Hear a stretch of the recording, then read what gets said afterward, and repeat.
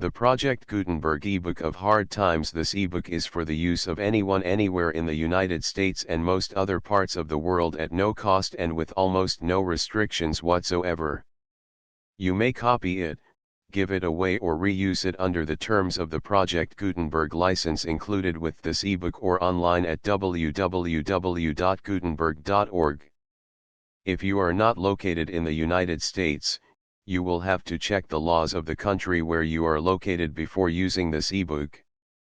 Title: Hard Times. Author: Charles Dickens. Release date: January 1, 1997. Ebook number 786. Most recently updated: December 18, 2023. Language: English. Credits: transcribed from the 1905 Chapman and Hall edition by David Price. Start of the Project Gutenberg ebook. Hard Times and reprinted pieces. 0 by Charles Dickens with illustrations by Marcus Stone, Maurice Greifenhagen and F. Walker. London, Chapman and Hall, LD. New York, Charles Scribner's Sons. 1905. Contents: Book the First. Sewing. Page. Chapter I. The One Thing Needful. 3. Chapter 2. Murdering the Innocents. 4. Chapter 3. A Loophole. 8. Chapter 4. Mr. Bounderby. 12. Chapter V. The Keynote. 18. Chapter 6. Leary's Horsemanship. 23. Chapter 7. Mrs. Sparsit. 33. Chapter 8. Never Wonder. 38. Chapter 9. Sissy's Progress. 43. Chapter X. Stephen Blackpool. 49. Chapter 11. No Way Out. 53. Chapter 12. The Old Woman. 59. Chapter 13. Rachel. 63. Chapter 14. The Great Manufacturer. 69. Chapter 15. Father and Daughter. 73. Chapter 16. Husband and Wife. 79. Book the Second. Reaping. Chapter I. Effects in the Bank. 84. Chapter 2. Mr. James Harthouse. 94. Chapter 3. The Whelp. 101. Chapter 4. Men and Brothers. 111. Chapter V. Men and Masters. 105. Chapter 6. Fading Away. 116. Chapter 7. Gunpowder. 126. Chapter 8. Explosion. 136. Chapter 9. Hearing the Last of It. 146. Chapter X. Mrs. Sparsit's Staircase. 152. Chapter 11. Lower and Lower. 156. Chapter 12. Down. 163. Book the Third.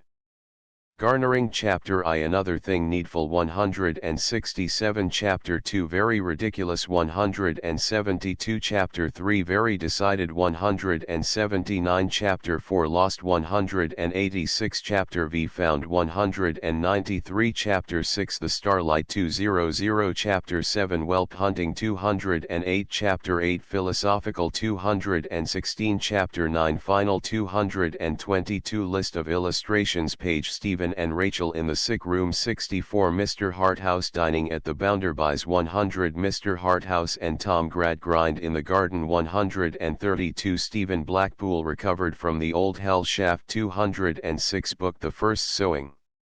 Chapter I. The One Thing Needful. Now, what I want is facts. Teach these boys and girls nothing but facts. Facts alone are wanted in life. Plant nothing else, and root out everything else. You can only form the minds of reasoning animals upon facts, nothing else will ever be of any service to them.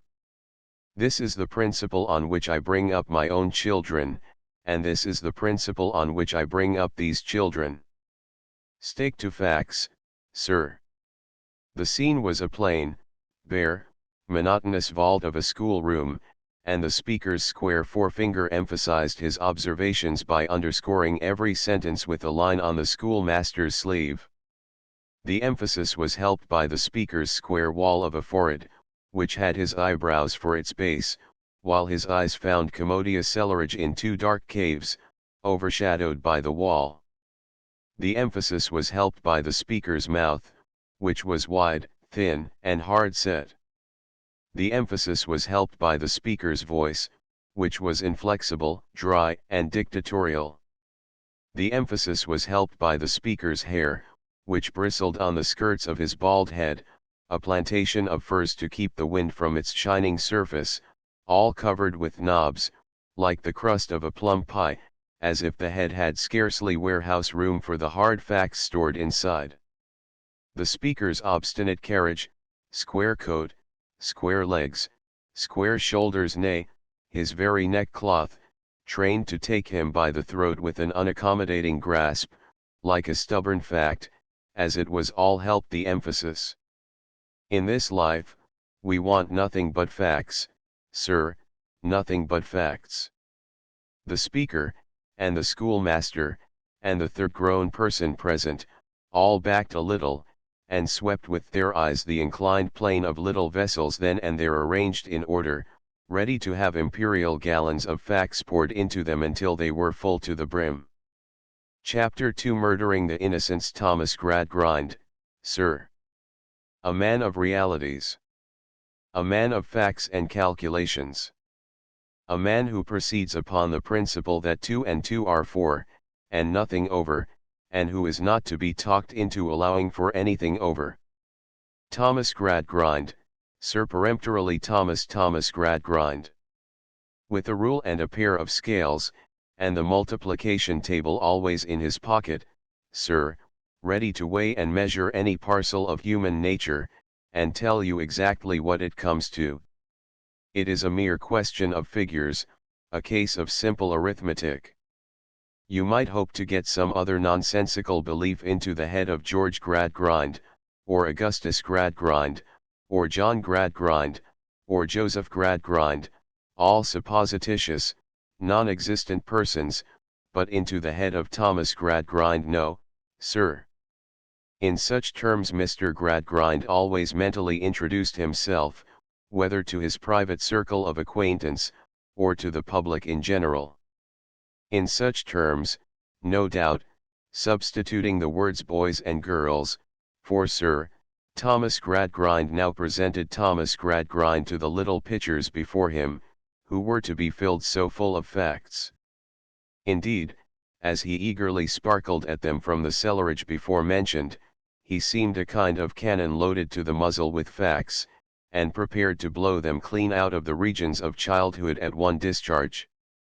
He seemed a galvanizing apparatus, too, charged with a grim mechanical substitute for the tender young imaginations that were to be stormed away.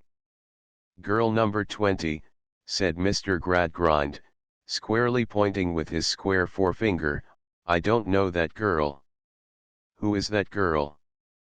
Sissy Jupe, sir, explained number 20, blushing, standing up, and curtsaying. Sissy is not a name, said Mr. Gradgrind.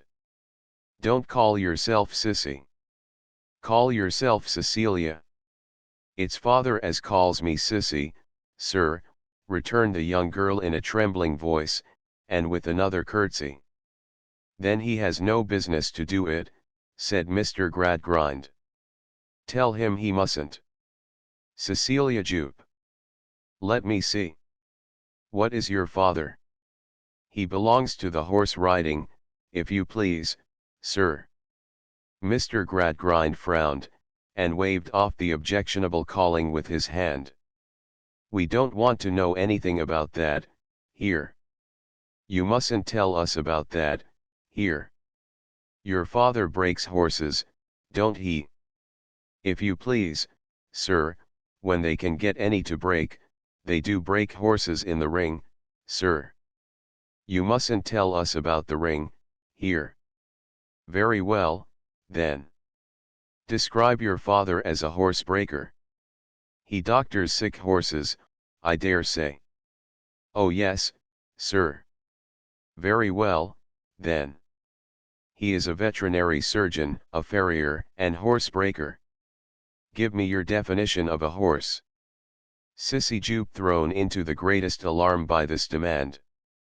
Girl number 20 unable to define a horse, said Mr. Gradgrind, for the general behoof of all the little pitchers. Girl number 20 possessed of no facts, in reference to one of the commonest of animals. Some boy's definition of a horse. Bitzer, yours. The square finger, moving here and there, lighted suddenly on Bitzer, perhaps because he chanced to sit in the same ray of sunlight which, darting in at one of the bare windows of the intensely whitewashed room, irradiated Sissy. For, the boys and girls sat on the face of the inclined plane in two compact bodies, divided up the center by a narrow interval, and Sissy, being at the corner of a row on the sunny side, came in for the beginning of a sunbeam, of which Bitzer, being at the corner of a row on the other side, a few rows in advance, caught the end. But, whereas the girl was so dark-eyed and dark-haired, that she seemed to receive a deeper and more lustrous color from the sun, when it shone upon her, the boy was so light-eyed and light-haired that the self-same rays appeared to draw out of him what little color he ever possessed.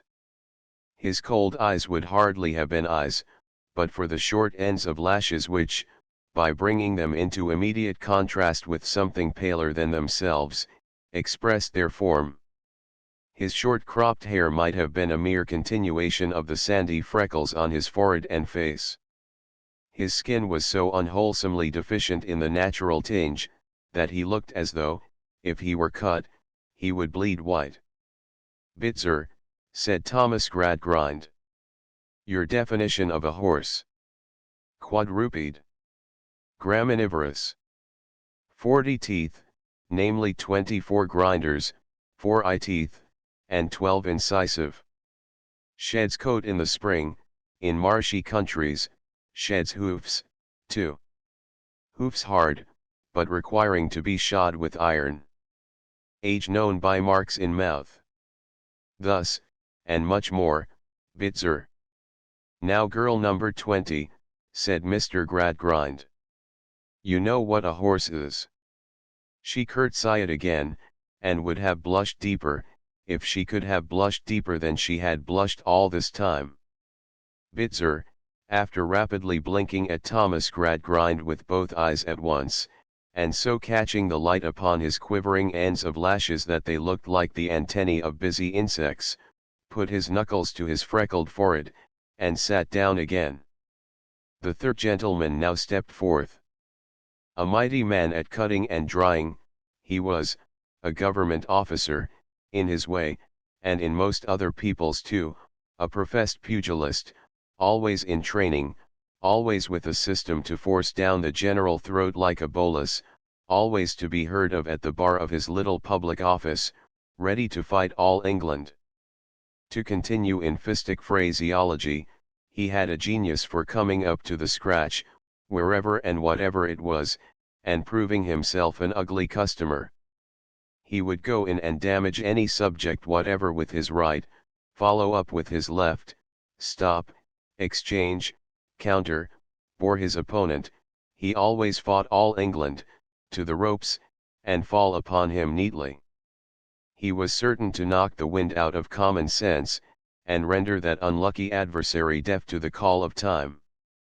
And he had it in charge from high authority to bring about the great public office millennium, when commissioners should reign upon earth. "Very well," said this gentleman, briskly smiling, and folding his arms. "That's a horse. Now, let me ask you girls and boys, would you paper a room with representations of horses?" After a pause, one half of the children cried in chorus, "Yes, sir." Upon which the other half, seeing in the gentleman's face that yes was wrong, cried out in chorus, "No, sir." As the custom is, in these examinations. Of course, no. Why wouldn't you? A pause. One corpulent slow boy, with a wheezy manner of breathing, ventured the answer, because he wouldn't paper a room at all, but would paint it. "You must paper it," said the gentleman, rather warmly. "You must paper it," said Thomas Gradgrind, "whether you like it or not. Don't tell us you wouldn't paper it." "What do you mean, boy?" "I'll explain to you, then," said the gentleman, after another and a dismal pause, "why you wouldn't paper a room with representations of horses. Do you ever see horses walking up and down the sides of rooms in reality, in fact? Do you?" "Yes, sir, from one half." "No, sir, from the other." "Of course no," said the gentleman, with an indignant look at the wrong half. Why, then, you are not to see anywhere, what you don't see in fact, you are not to have anywhere, what you don't have in fact. What is called taste, is only another name for fact. Thomas Gradgrind nodded his approbation. This is a new principle, a discovery, a great discovery, said the gentleman. Now, I'll try you again. Suppose you were going to carpet a room. Would you use a carpet having a representation of flowers upon it? There being a general conviction by this time that no, sir, was always the right answer to this gentleman, the chorus of no was very strong. Only a few feeble stragglers said yes, among them Sissy Jupe. Girl number 20, said the gentleman, smiling in the calm strength of knowledge. Sissy blushed, and stood up. So you would carpet your room or your husband's room, if you were a grown woman, and had a husband with representations of flowers, would you, said the gentleman. Why would you?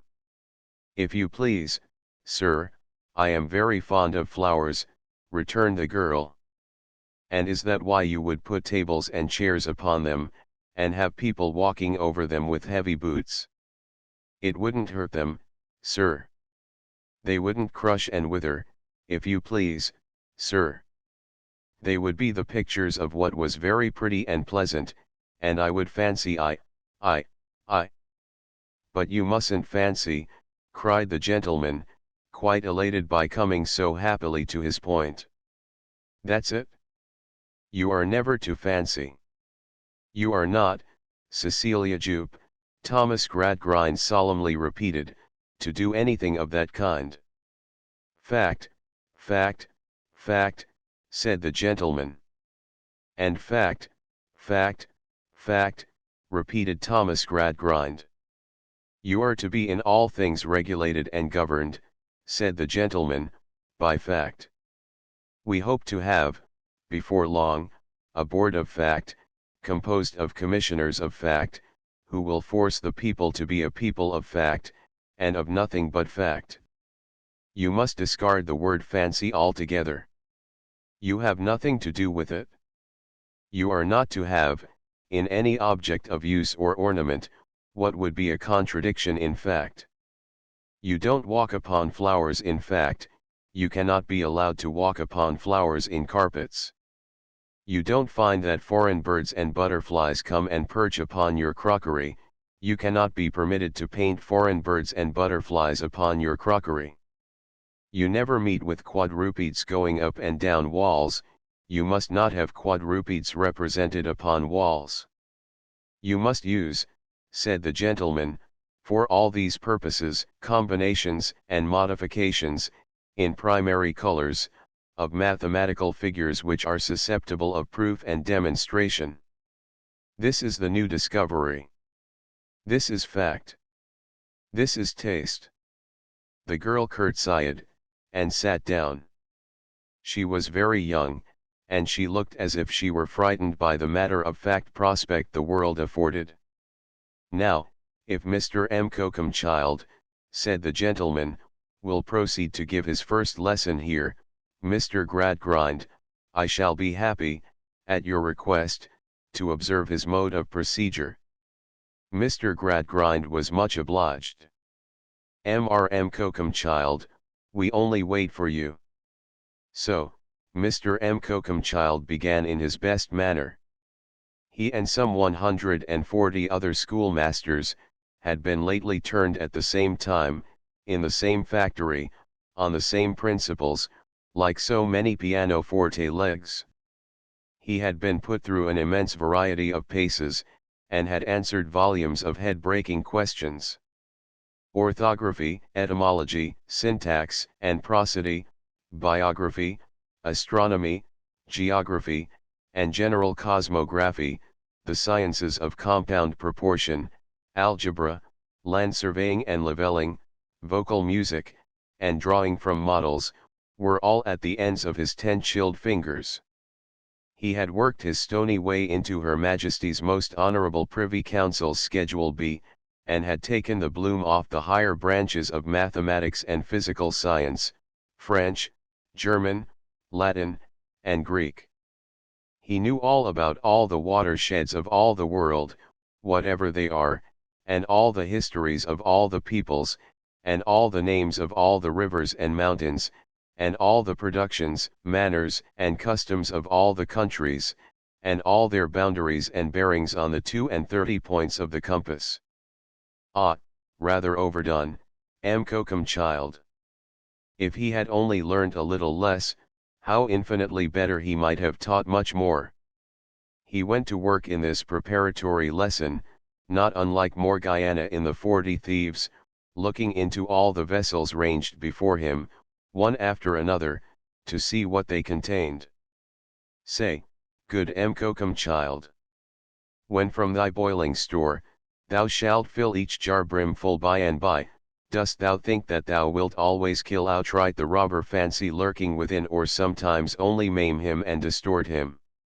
Chapter 3 A loophole. Mr. Gradgrind walked homeward from the school, in a state of considerable satisfaction. It was his school, and he intended it to be a model. He intended every child in it to be a model, just as the young Gradgrinds were all models. There were 5 young Gradgrinds, and they were models every one.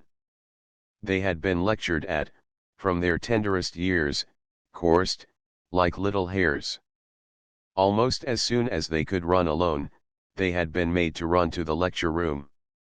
The first object with which they had an association, or of which they had a remembrance, was a large blackboard with a dry ogre chalking ghastly white figures on it.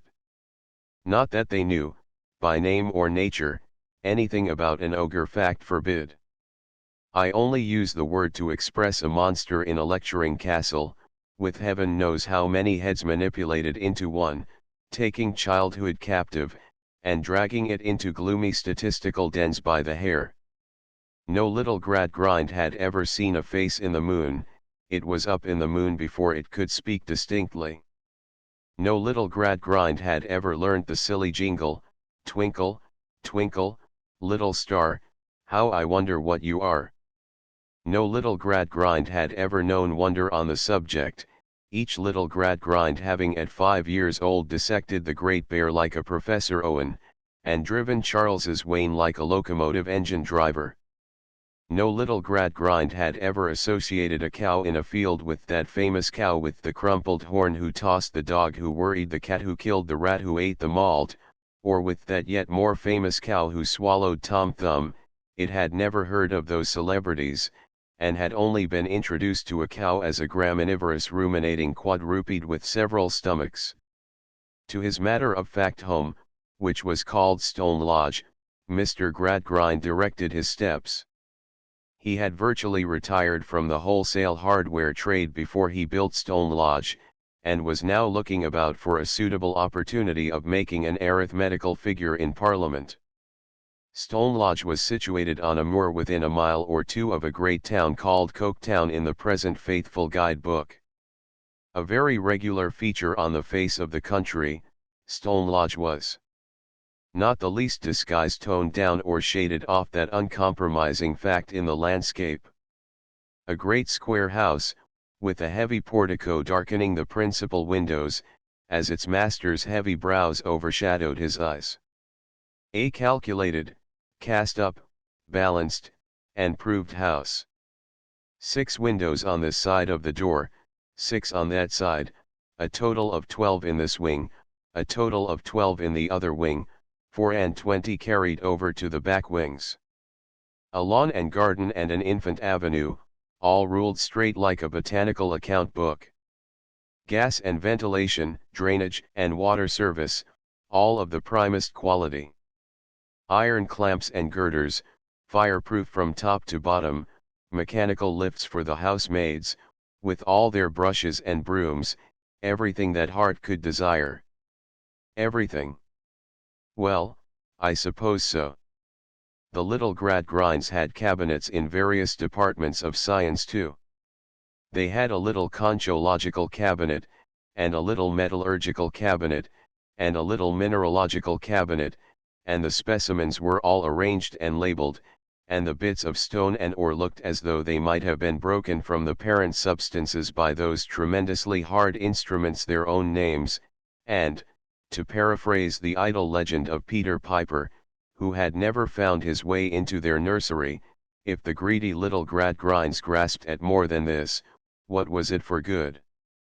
Gracious goodness sake, that the greedy little Gradgrinds grasped it. Their father walked on in a hopeful and satisfied frame of mind. He was an affectionate father, after his manner, but he would probably have described himself, if he had been put, like Sissy Jupe, upon a definition, as an eminently practical father. He had a particular pride in the phrase eminently practical, which was considered to have a special application to him. Whatsoever the public meeting held in Coketown, and whatsoever the subject of such meeting, some Coketowner was sure to seize the occasion of alluding to his eminently practical friend Gradgrind. This always pleased the eminently practical friend. He knew it to be his due, but his due was acceptable. He had reached the neutral ground upon the outskirts of the town, which was neither town nor country, and yet was either spoiled, when his ears were invaded by the sound of music. The clashing and banging band attached to the horse-riding establishment, which had there set up its rest in a wooden pavilion, was in full bray. A flag, floating from the summit of the temple, proclaimed to mankind that it was Sleary's horse riding which claimed their suffrages. Sleary himself, a stout modern statue with a money box at its elbow, in an ecclesiastical niche of early Gothic architecture, took the money. Miss Josephine Sleary, as some very long and very narrow strips of printed bill announced, was then inaugurating the entertainments with her graceful equestrian Tyrolean flower act. Among the other pleasing but always strictly moral wonders which must be seen to be believed, Senior Jupe was that afternoon to elucidate the diverting accomplishments of his highly trained performing dog Merrylegs. He was also to exhibit his astounding feat of throwing 7,500 weight in rapid succession backhanded over his head, thus forming a fountain of solid iron in mid-air, a feat never before attempted in this or any other country, and which having elicited such rapturous plaudits from enthusiastic throngs it cannot be withdrawn. The same Senior Jupe was to enliven the varied performances at frequent intervals with his chaste Shakespearean quips and retorts.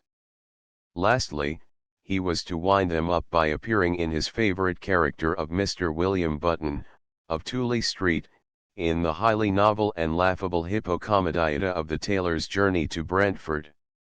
Thomas Gradgrind took no heed of these trivialities of course, but passed on as a practical man ought to pass on, either brushing the noisy insects from his thoughts, or consigning them to the house of correction.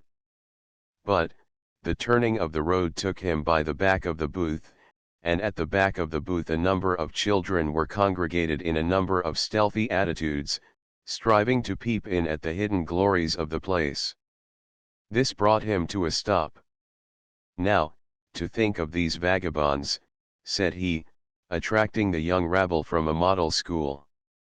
A space of stunted grass and dry rubbish being between him and the young rabble, he took his eyeglass out of his waistcoat to look for any child he knew by name, and might order off.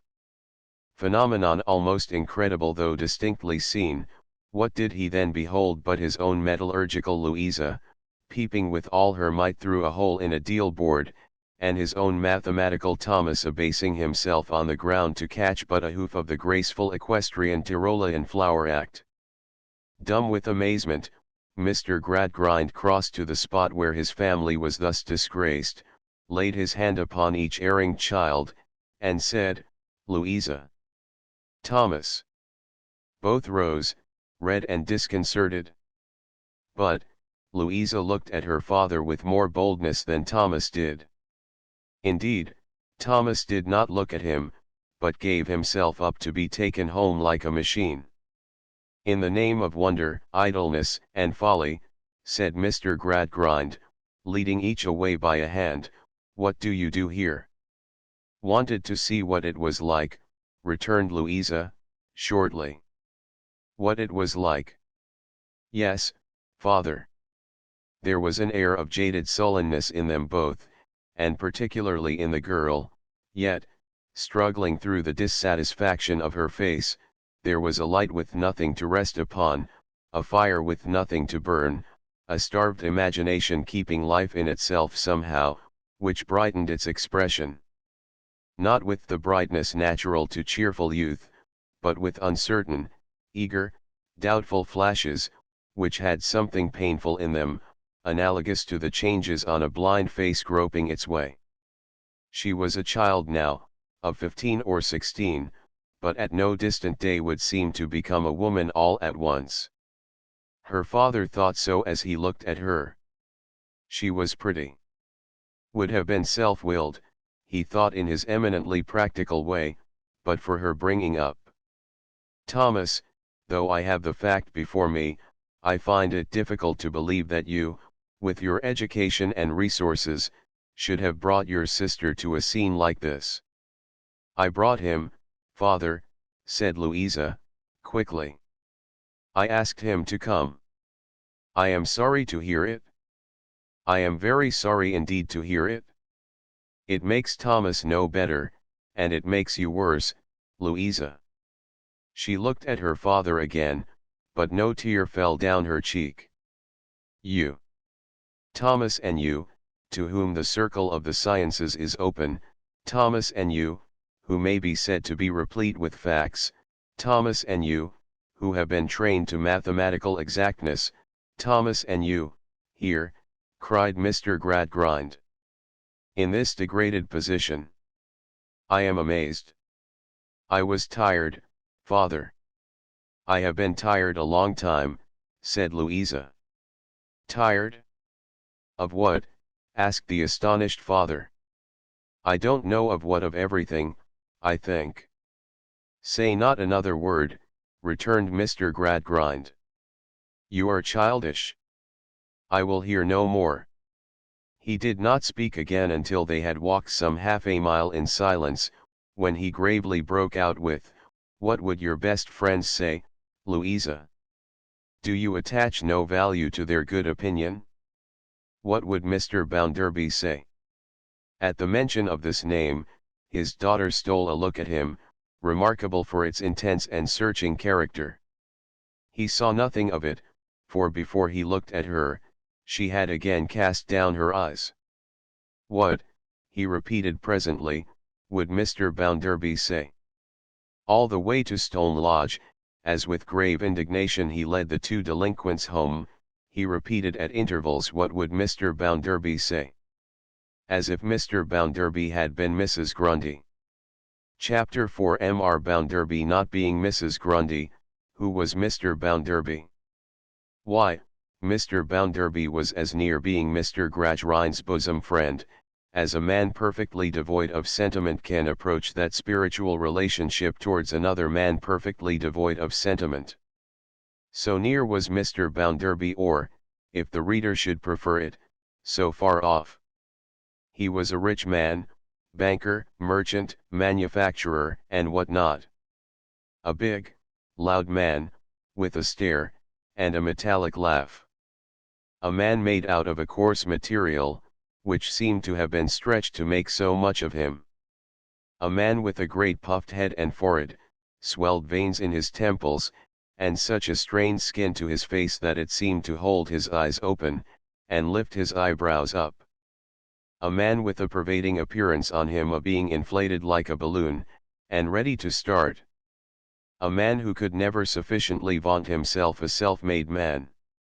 A man who was always proclaiming, through that brassy speaking trumpet of a voice of his old ignorance and his old poverty. A man who was the bully of humility. A year or two younger than his eminently practical friend, Mr. Bounderby looked older. His 7 or 8 and 40 might have had the 7 or 8 added to it again, without surprising anybody. He had not much hair. One might have fancied he had talked it off, and that what was left, all standing up in disorder, was in that condition from being constantly blown about by his windy boastfulness. In the formal drawing room of Stone Lodge, standing on the hearthrug, warming himself before the fire, Mr. Bounderby delivered some observations to Mrs. Gradgrind on the circumstance of its being his birthday.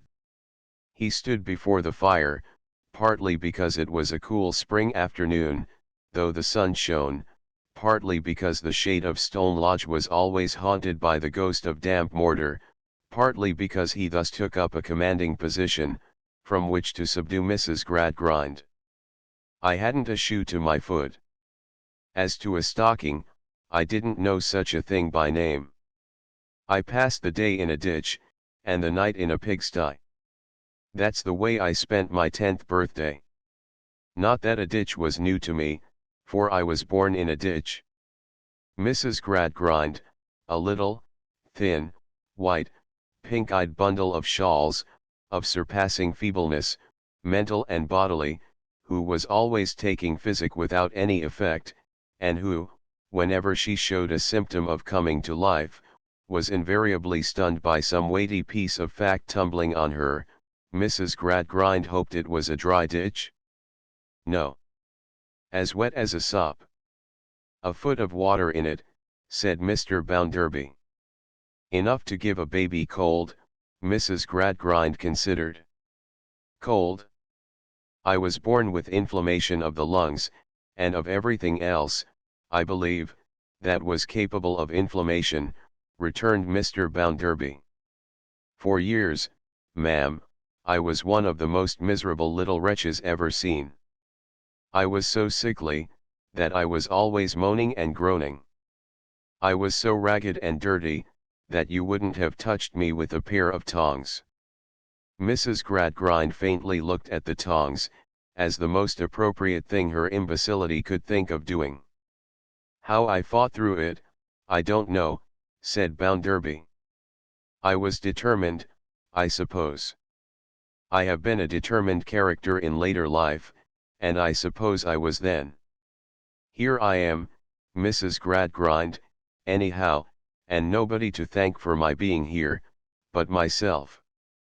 Mrs. Gradgrind meekly and weakly hoped that his mother, my mother? Bolted, ma'am, said Bounderby. Mrs. Gradgrind, stunned as usual, collapsed and gave it up.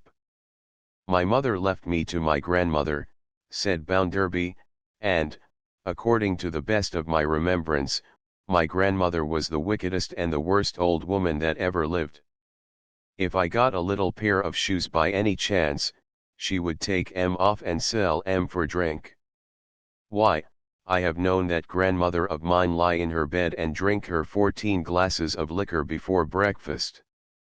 Mrs. Gradgrind, weakly smiling, and giving no other sign of vitality, looked, as she always did, like an indifferently executed transparency of a small female figure, without enough light behind it. She kept a chandler's shop, pursued Bounderby, and kept me in an egg box. That was the cot of my infancy, an old egg box. As soon as I was big enough to run away, of course I ran away. Then I became a young vagabond, and instead of one old woman knocking me about and starving me, everybody of all ages knocked me about and starved me. They were right, they had no business to do anything else. I was a nuisance, an encumbrance, and a pest. I know that very well. His pride in having at any time of his life achieved such a great social distinction as to be a nuisance, an encumbrance, and a pest, was only to be satisfied by 3 sonorous repetitions of the boast. I was to pull through it, I suppose, Mrs. Gradgrind. Whether I was to do it or not, ma'am, I did it. I pulled through it, though nobody threw me out a rope. Vagabond, errand boy, vagabond, laborer, porter, clerk, chief manager, small partner, Josiah Bounderby of Coketown. Those are the antecedents, and the culmination.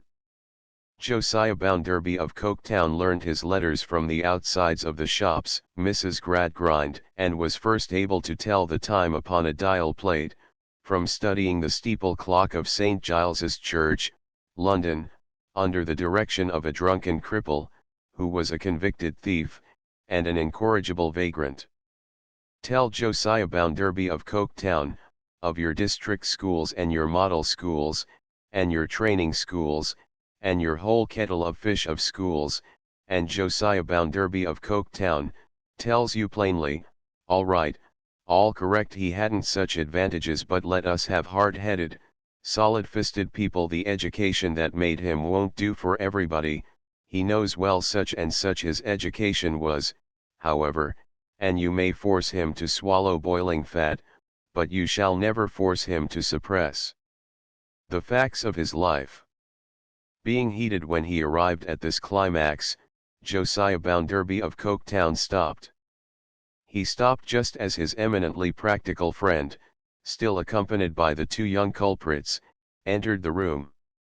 His eminently practical friend, on seeing him, stopped also, and gave Louisa a reproachful look that plainly said, "Behold your Bounderby."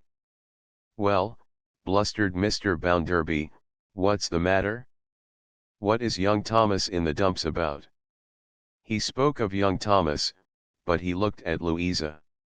"We were peeping at the circus," muttered Louisa, haughtily, without lifting up her eyes, "and father caught us." "And, Mrs. Gradgrind," said her husband in a lofty manner, "I should as soon have expected to find my children reading poetry." "Dear me," whimpered Mrs. Gradgrind. "How can you, Louisa and Thomas? I wonder at you. I declare you're enough to make one regret ever having had a family at all. I have a great mind to say I wish I hadn't. Then what would you have done, I should like to know?" Mr. Gradgrind did not seem favorably impressed by these cogent remarks. He frowned impatiently. "As if, with my head in its present throbbing state, you couldn't go and look at the shells and minerals and things provided for you, instead of circuses," said Mrs. Gradgrind. "You know, as well as I do, no young people have circus masters, or keep circuses in cabinets, or attend lectures about circuses. What can you possibly want to know of circuses then? I am sure you have enough to do, if that's what you want. With my head in its present state, I couldn't remember the mere names of half the facts you have got to attend to." "That's the reason," pouted Louisa. "Don't tell me that's the reason, because it can't be nothing of the sort," said Mrs. Gradgrind. "Go and be something illogical directly." Mrs. Gradgrind was not a scientific character, and usually dismissed her children to their studies with this general injunction to choose their pursuit. In truth, Mrs. Gradgrind's stock of facts in general was woefully defective, but Mr. Gradgrind, in raising her to her high matrimonial position, had been influenced by two reasons. Firstly, she was most satisfactory as a question of figures, and, secondly, she had no nonsense about her. By nonsense he meant fancy, and truly it is probable she was as free from any alloy of that nature, as any human being not arrived at the perfection of an absolute idiot, ever was. The simple circumstance of being left alone with her husband and Mr. Bounderby, was sufficient to stun this admirable lady again without collision between herself and any other fact. So, she once more died away, and nobody minded her. "Bounderby," said Mr. Gradgrind, drawing a chair to the fireside, "you are always so interested in my young people, particularly in Louisa, that I make no apology for saying to you, I am very much vexed by this discovery. I have systematically devoted myself, as you know, to the education of the reason of my family. The reason is, as you know, the only faculty to which education should be addressed. And yet, Bounderby, it would appear from this unexpected circumstance of today, though in itself a trifling one, as if something had crept into Thomas's and Louisa's minds which is, or rather, which is not I don't know that I can express myself better than by saying which has never been intended to be developed, and in which their reason has no part. There certainly is no reason in looking with interest at a parcel of vagabonds, returned Bounderby. When I was a vagabond myself, nobody looked with any interest at me, I know that. Then comes the question, said the eminently practical father, with his eyes on the fire, in what has this vulgar curiosity its rise? I'll tell you in what. In idle imagination. I hope not, said the eminently practical. I confess, however, that the misgiving has crossed me on my way home. In idle imagination, Gradgrind, repeated Bounderby. A very bad thing for anybody, but a cursed bad thing for a girl like Louisa. I should ask Mrs. Gradgrind's pardon for strong expressions, but that she knows very well I am not a refined character. Whoever expects refinement in me will be disappointed. I hadn't a refined bringing up. Whether, said Gradgrind, pondering with his hands in his pockets, and his cavernous eyes on the fire, whether any instructor or servant can have suggested anything. Whether Louisa or Thomas can have been reading anything. Whether, in spite of all precautions, any idle storybook can have got into the house. Because, in minds that have been practically formed by rule and line, from the cradle upwards, this is so curious, so incomprehensible. Stop a bit, cried Bounderby, who all this time had been standing, as before, on the hearth, bursting at the very furniture of the room with explosive humility. You have one of those strollers' children in the school. Cecilia Jupe, by name, said Mr. Gradgrind, with something of a stricken look at his friend. Now, stop a bit, cried Bounderby again. How did she come there? Why, the fact is, I saw the girl myself, for the first time, only just now. She specially applied here at the house to be admitted, as not regularly belonging to our town, and yes, you are right, Bounderby, you are right. Now, stop a bit, cried Bounderby, once more. Louisa saw her when she came. Louisa certainly did see her, for she mentioned the application to me. But Louisa saw her, I have no doubt, in Mrs. Gradgrind's presence. Pray, Mrs. Gradgrind, said Bounderby, what passed? Oh, my poor health, returned Mrs. Gradgrind. The girl wanted to come to the school, and Mr. Gradgrind wanted girls to come to the school, and Louisa and Thomas both said that the girl wanted to come, and that Mr. Gradgrind wanted girls to come, and how was it possible to contradict them when such was the fact? Now I tell you what, Gradgrind, said Mr. Bounderby. Turn this girl to the right about, and there's an end of it. I am much of your opinion. Do it at once, said Bounderby, has always been my motto from a child. When I thought I would run away from my egg box and my grandmother, I did it at once. Do you the same. Do this at once. Are you walking? Asked his friend. I have the father's address. Perhaps you would not mind walking to town with me. Not the least in the world, said Mr. Bounderby, as long as you do it at once. So, Mr. Bounderby threw on his hat. He always threw it on, as expressing a man who had been far too busily employed in making himself, to acquire any fashion of wearing his hat, and with his hands in his pockets, sauntered out into the hall. I never wear gloves, it was his custom to say. I didn't climb up the ladder in them, shouldn't be so high up, if I had. Being left to saunter in the hall a minute or two while Mr. Gradgrind went upstairs for the address, he opened the door of the children's study and looked into that serene floor-clothed apartment, which, notwithstanding its bookcases and its cabinets and its variety of learned and philosophical appliances, had much of the genial aspect of a room devoted to hair-cutting. Louisa languidly leaned upon the window looking out, without looking at anything, while young Thomas stood sniffing revengefully at the fire. Adam Smith and Malthus, two younger Gradgrinds, were out at lecture in custody, and little Jane, after manufacturing a good deal of moist pipe clay on her face with slate pencil and tears, had fallen asleep over vulgar fractions. "It's all right now, Louisa, it's all right, young Thomas," said Mr. Bounderby, "you won't do so any more. I'll answer for its being all over with father." "Well, Louisa, that's worth a kiss, isn't it?" "You can take one, Mr. Bounderby," returned Louisa, when she had coldly paused, and slowly walked across the room, and ungraciously raised her cheek towards him, with her face turned away. "Always my pet, ain't you, Louisa?" said Mr. Bounderby. "Goodbye, Louisa."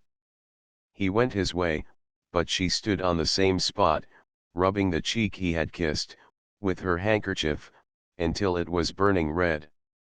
She was still doing this, 5 minutes afterwards. "What are you about, Lou?" her brother sulkily remonstrated. "You'll rub a hole in your face.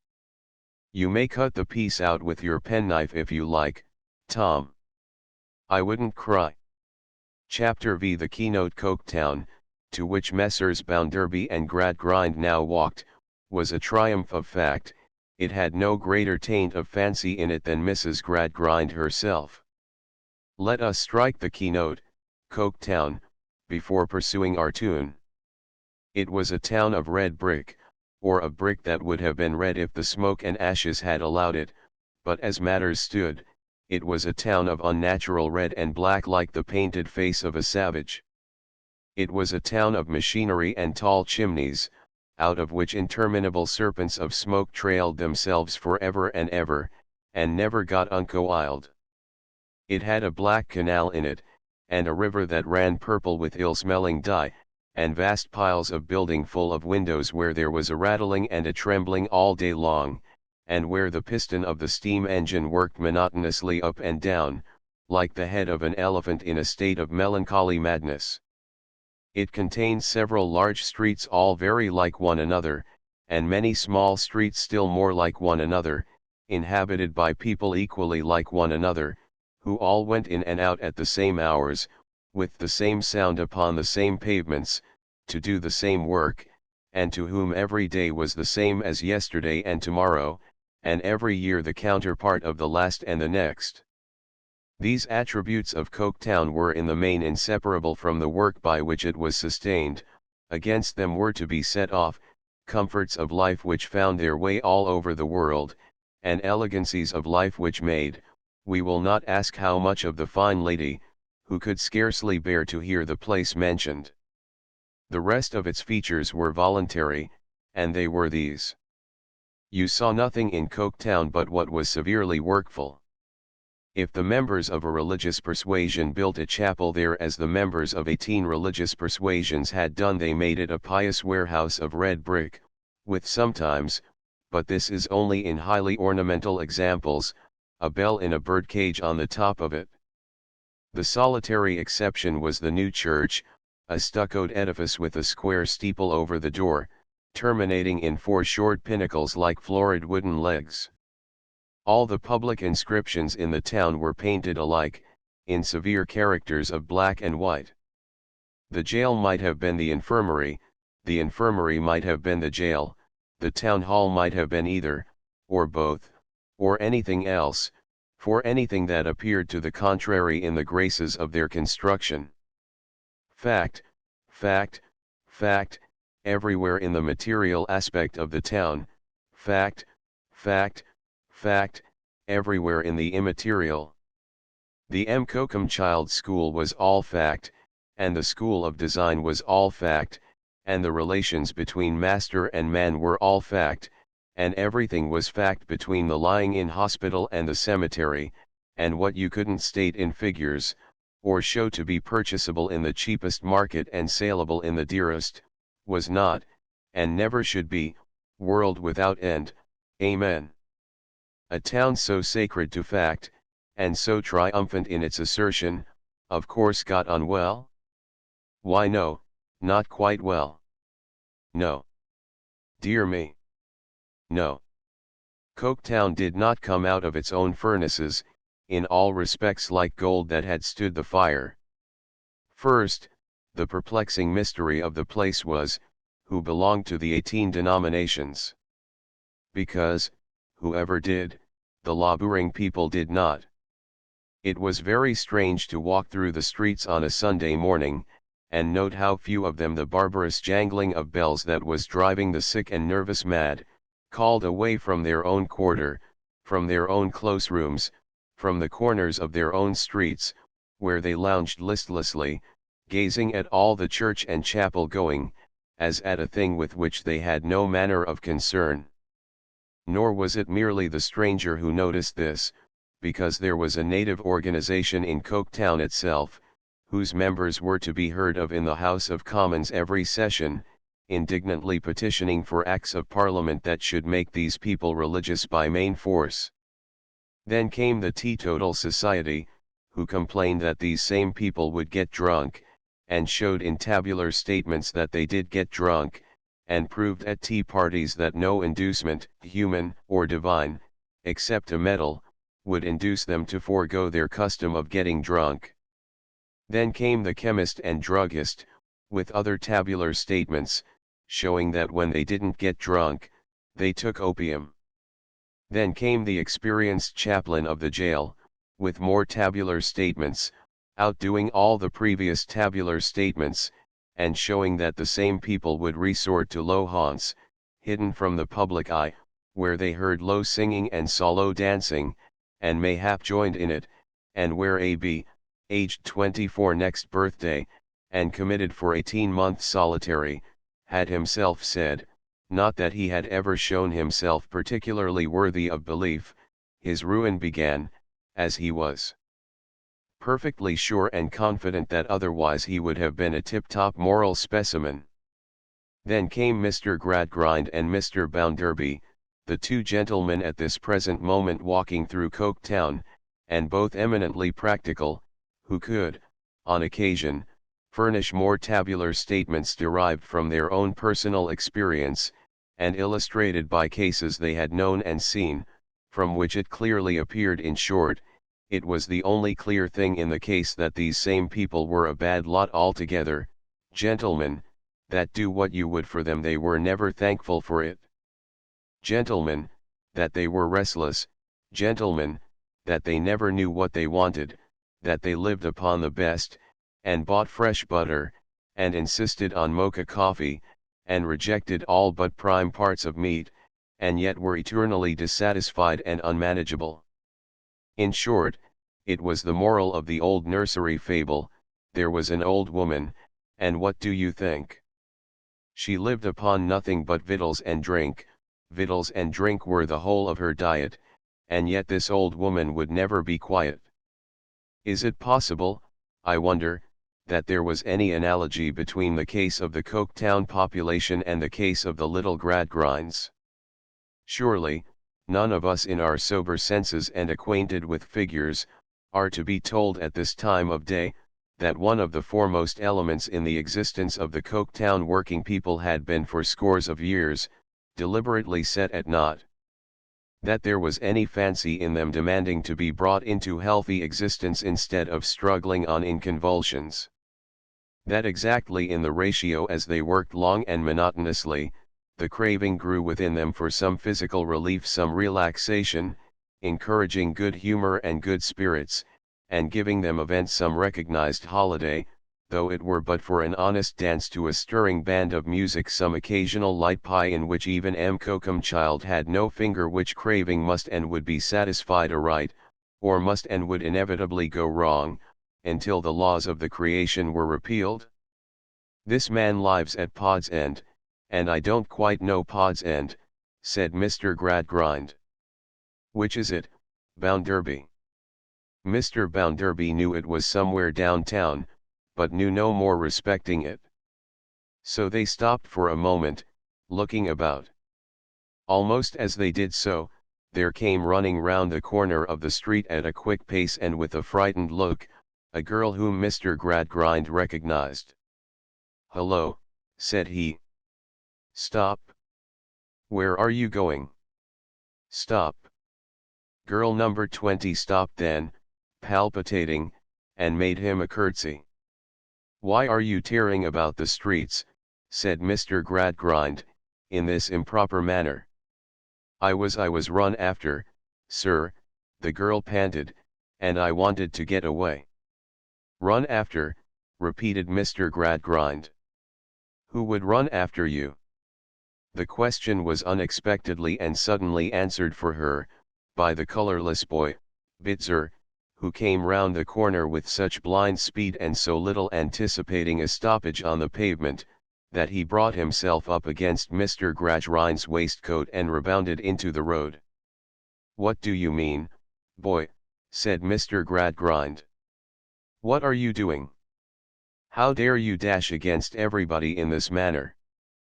Bitzer picked up his cap, which the concussion had knocked off, and backing, and knuckling his forehead, pleaded that it was an accident. "Was this boy running after you, Jupe?" asked Mr. Gradgrind. "Yes, sir," said the girl reluctantly. "No, I wasn't, sir," cried Bitzer. "Not till she run away from me. But the horse riders never mind what they say, sir, they're famous for it. You know the horse riders are famous for never minding what they say," addressing Sissy. "It's as well known in the town as please, sir, as the multiplication table isn't known to the horse riders." Bitzer tried Mr. Bounderby with this. "He frightened me so," said the girl, "with his cruel faces." "Oh," cried Bitzer. "Oh, and you one of the rest? And you a horse rider?" "I never looked at her, sir. I asked her if she would know how to define a horse tomorrow, and offered to tell her again, and she ran away, and I ran after her, sir, that she might know how to answer when she was asked." "You wouldn't have thought of saying such mischief if you hadn't been a horse rider."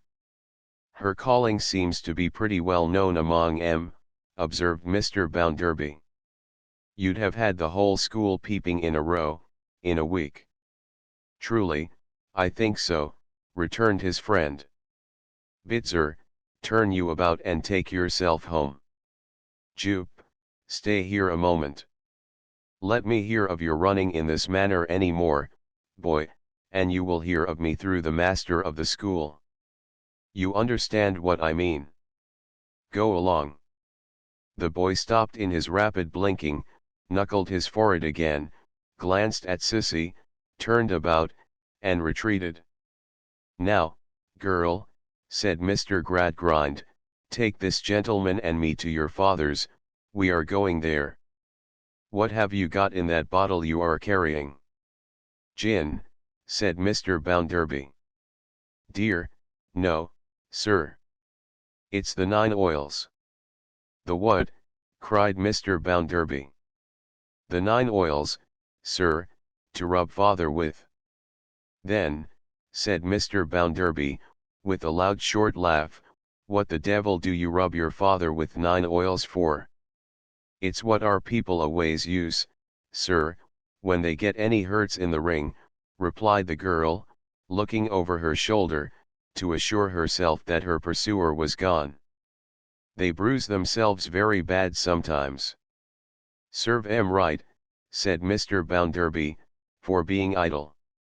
She glanced up at his face, with mingled astonishment and dread. "By George," said Mr. Bounderby, "when I was 4 or 5 years younger than you, I had worse bruises upon me than 10 oils, 20 oils, 40 oils, would have rubbed off. I didn't get 'em by posture making, but by being banged about. There was no rope dancing for me, I danced on the bare ground and was lar upped with the rope."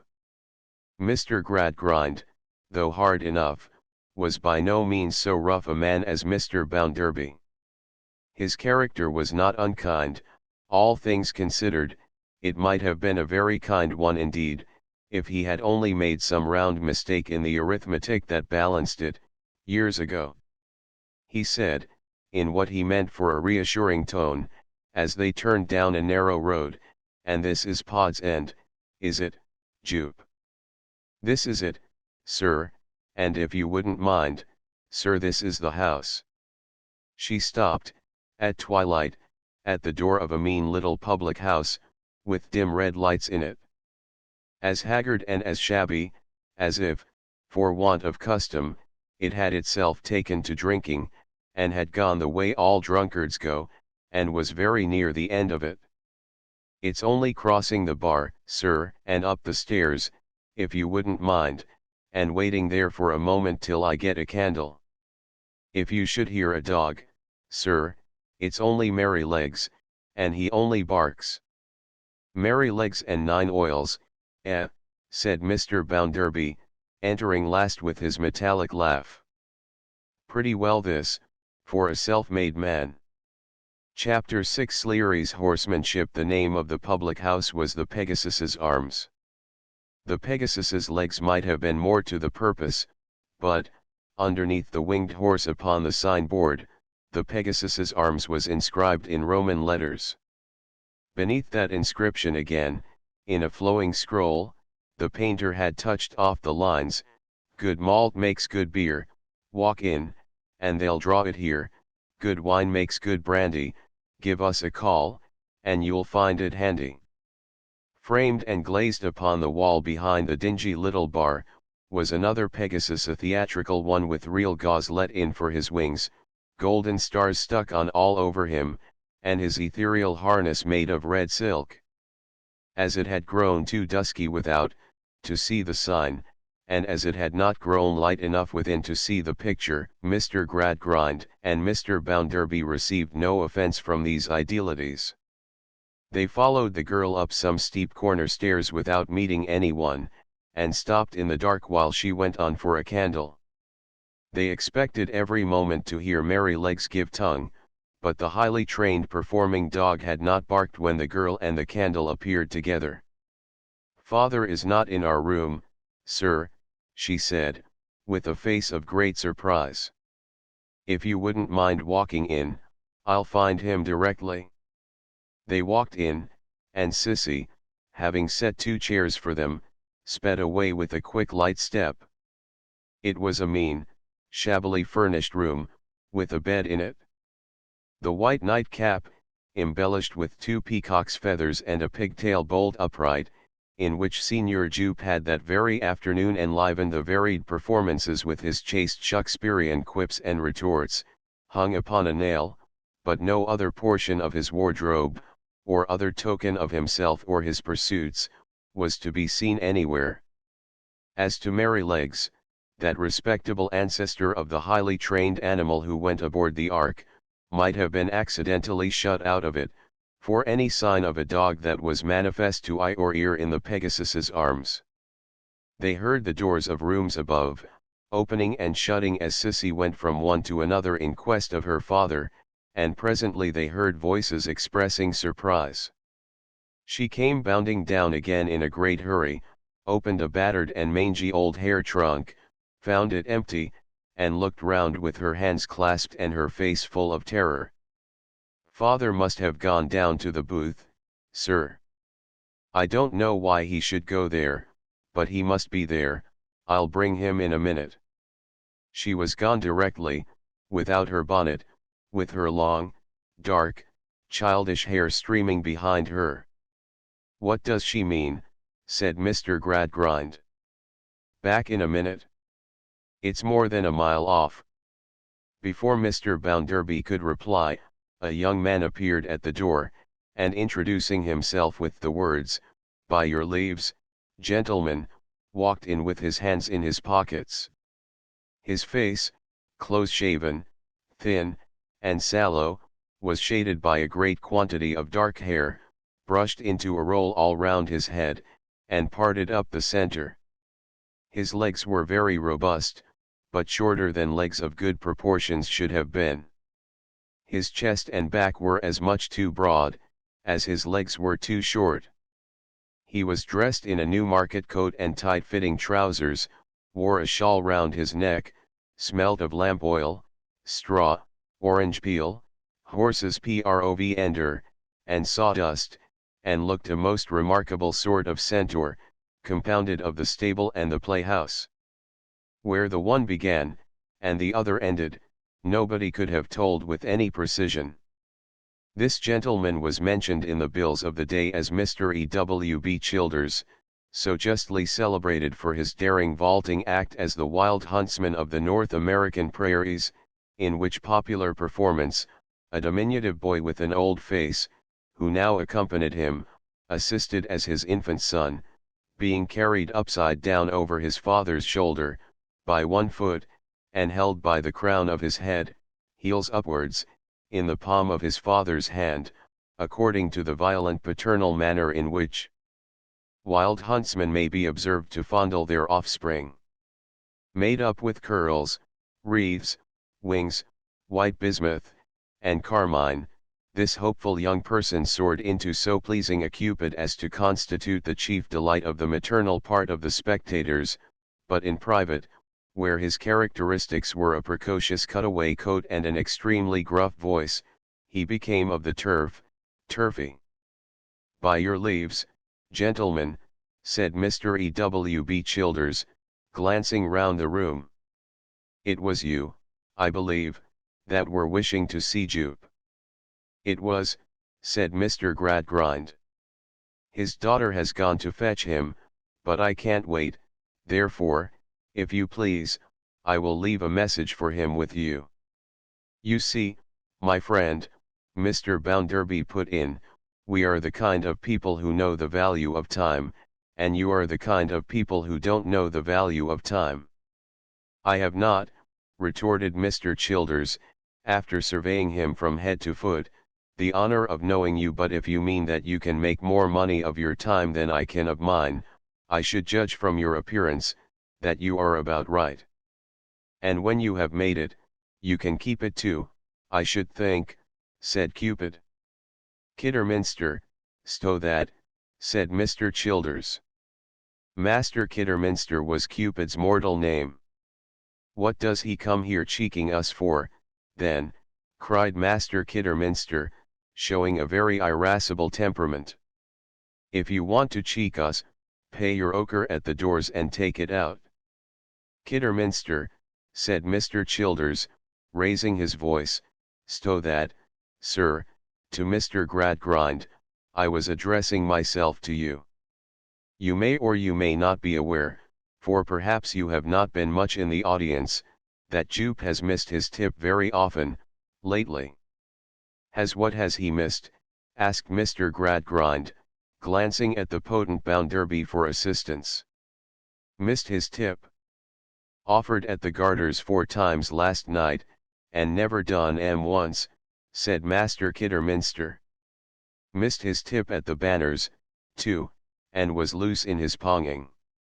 Didn't do what he ought to do. Was short in his leaps and bad in his tumbling," Mr. Childers interpreted. "Oh," said Mr. Gradgrind, "that is tip, is it?" "In a general way that's missing his tip," Mr. E.W.B. Childers answered. "9 oils, merry legs, missing tips, garters, banners, and ponging, ejaculated Bounderby, with his laugh of laughs. "Queer sort of company, too, for a man who has raised himself." "Lower yourself, then," retorted Cupid. "Oh Lord, if you've raised yourself so high as all that comes to, let yourself down a bit." "This is a very obtrusive lad," said Mr. Gradgrind, turning, and knitting his brows on him. "We'd have had a young gentleman to meet you, if we had known you were coming," retorted Master Kidderminster, nothing abashed.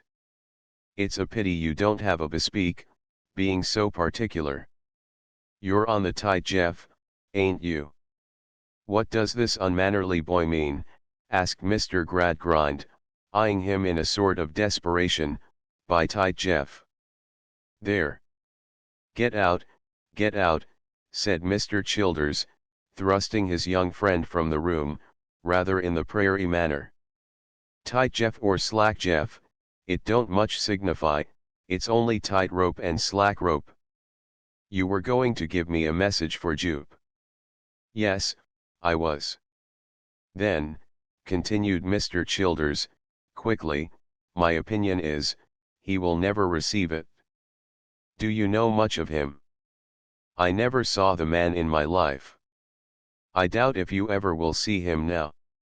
It's pretty plain to me, he's off. Do you mean that he has deserted his daughter? I mean, said Mr. Childers, with a nod, that he has cut. He was goosed last night, he was goosed the night before last, he was goosed today. He has lately got in the way of being always goosed, and he can't stand it. Why has he been so very much goosed? Asked Mr. Gradgrind, forcing the word out of himself, with great solemnity and reluctance. His joints are turning stiff, and he is getting used up, said Childers. He has his points as a cackler still, but he can't get a living out of them. A cackler? Bounderby repeated. Here we go again. A speaker, if the gentleman likes it better, said Mr. E.W.B. Childers, superciliously throwing the interpretation over his shoulder, and accompanying it with a shake of his long hair which all shook at once. Now, it's a remarkable fact, sir, that it cut that man deeper, to know that his daughter knew of his being goosed, than to go through with it. Good, interrupted Mr. Bounderby. This is good, Gradgrind. A man so fond of his daughter, that he runs away from her. This is devilish good. Ha! Ha! Now, I'll tell you what, young man. I haven't always occupied my present station of life. I know what these things are. You may be astonished to hear it, but my mother ran away from me. E.W.B. Childers replied pointedly, that he was not at all astonished to hear it. Very well, said Bounderby. I was born in a ditch, and my mother ran away from me. Do I excuse her for it? No. Have I ever excused her for it? Not I. What do I call her for it? I call her probably the very worst woman that ever lived in the world, except my drunken grandmother. There's no family pride about me, there's no imaginative sentimental humbug about me. I call a spade, and I call the mother of Josiah Bounderby of Coketown, without any fear or any favor, what I should call her if she had been the mother of Dick Jones of Wapping. So, with this man. He is a runaway rogue and a vagabond, that's what he is, in English. It's all the same to me what he is or what he is not, whether in English or whether in French, retorted Mr. E.W.B. Childers, facing about. I am telling your friend what's the fact. If you don't like to hear it, you can avail yourself of the open air. You give it mouth enough, you do, but give it mouth in your own building at least, remonstrated E.W.B. with stern irony. Don't give it mouth in this building, till you're called upon. You have got some building of your own, I dare say, now. Perhaps so, replied Mr. Bounderby, rattling his money and laughing. Then give it mouth in your own building, will you, if you please, said Childers. Because this isn't a strong building, and too much of you might bring it down. Eyeing Mr. Bounderby from head to foot again, he turned from him, as from a man finally disposed of, to Mr. Gradgrind. Jupe sent his daughter out on an errand not an hour ago, and then was seen to slip out himself, with his hat over his eyes, and a bundle tied up in a handkerchief under his arm. She will never believe it of him, but he has cut away and left her. Pray, said Mr. Gradgrind, why will she never believe it of him? Because those two were one. Because they were never asunder. Because, up to this time, he seemed to dote upon her, said Childers, taking a step or two to look into the empty trunk. Both Mr. Childers and Master Kidderminster walked in a curious manner, with their legs wider apart than the general run of men, and with a very knowing assumption of being stiff in the knees. This walk was common to all the male members of Sleary's company, and was understood to express, that they were always on horseback. Poor Sissy! He had better have apprenticed her, said Childers, giving his hair another shake, as he looked up from the empty box. Now, he leaves her without anything to take to. It is creditable to you, who have never been apprenticed, to express that opinion, returned Mr. Gradgrind, approvingly. I never apprenticed. I was apprenticed when I was 7-year-old. Oh! Indeed, said Mr. Gradgrind, rather resentfully, as having been defrauded of his good opinion. I was not aware of its being the custom to apprentice young persons to idleness, Mr. Bounderby put in with a loud laugh. No, by the Lord Harry. Nor I. Her father always had it in his head, resumed Childers, feigning unconsciousness of Mr. Bounderby's existence, that she was to be taught the deuce and all of education. How it got into his head, I can't say, I can only say that it never got out. He has been picking up a bit of reading for her, here and a bit of writing for her, there and a bit of ciphering for her, somewhere else these 7 years. Mr. E.W.B. Childers took one of his hands out of his pockets, stroked his face and chin, and looked, with a good deal of doubt and a little hope, at Mr. Gradgrind. From the first he had sought to conciliate that gentleman, for the sake of the deserted girl. When Sissy got into the school here, he pursued, her father was as pleased as Punch. I couldn't altogether make out why, myself, as we were not stationary here, being but comers and goers anywhere.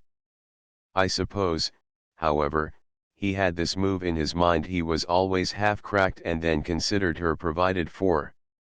If you should happen to have looked in tonight, for the purpose of telling him that you were going to do her any little service, said Mr. Childers, stroking his face again, and repeating his look, it would be very fortunate and well timed, very fortunate and well timed. On the contrary, returned Mr. Gradgrind.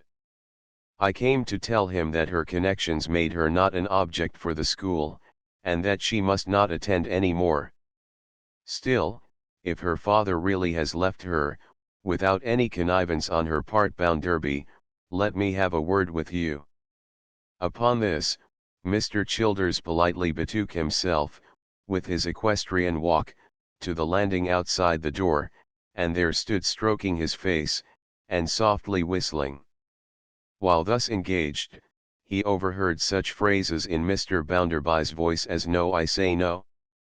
I advise you not. I say by no means." While, from Mr. Gradgrind, he heard in his much lower tone the words, "But even as an example to Louisa, of what this pursuit which has been the subject of a vulgar curiosity, leads to and ends in.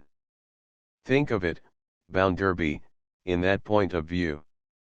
Meanwhile, the various members of Sleary's company gradually gathered together from the upper regions, where they were quartered, and, from standing about, talking in low voices to one another and to Mr. Childers, gradually insinuated themselves and him into the room.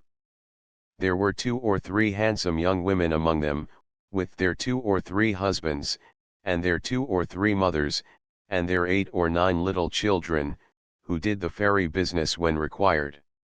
The father of one of the families was in the habit of balancing the father of another of the families on the top of a great pole. The father of a third family often made a pyramid of both those fathers, with Master Kidderminster for the apex, and himself for the base. All the fathers could dance upon rolling casks, stand upon bottles, catch knives and balls, twirl hand basins, ride upon anything, jump over everything, and stick at nothing. All the mothers could, and did, dance, upon the slack wire and the tight rope, and perform rapid acts on bareback steeds. None of them were at all particular in respect of showing their legs, and one of them, alone in a Greek chariot, drove 6 in hand into every town they came to. They all assumed to be mighty rakish and knowing. They were not very tidy in their private dresses, they were not at all orderly in their domestic arrangements, and the combined literature of the whole company would have produced but a poor letter on any subject. Yet there was a remarkable gentleness and childishness about these people, a special inaptitude for any kind of sharp practice, and an untiring readiness to help and pity one another, deserving often of as much respect, and always of as much generous construction, as the everyday virtues of any class of people in the world. Last of all appeared Mr. Sleary, a stout man as already mentioned, with one fixed eye, and one loose eye, a voice, if it can be called so, like the efforts of a broken old pair of bellows, a flabby surface, and a muddled head which was never sober and never drunk. "Thquire," said Mr. Sleary, who was troubled with asthma, and whose breath came far too thick and heavy for the letter S, "you're there vant. Thithith a bad pyathy of bithnith, thithith. You've heard of my clown and hith dog being thuputhid to have more ith."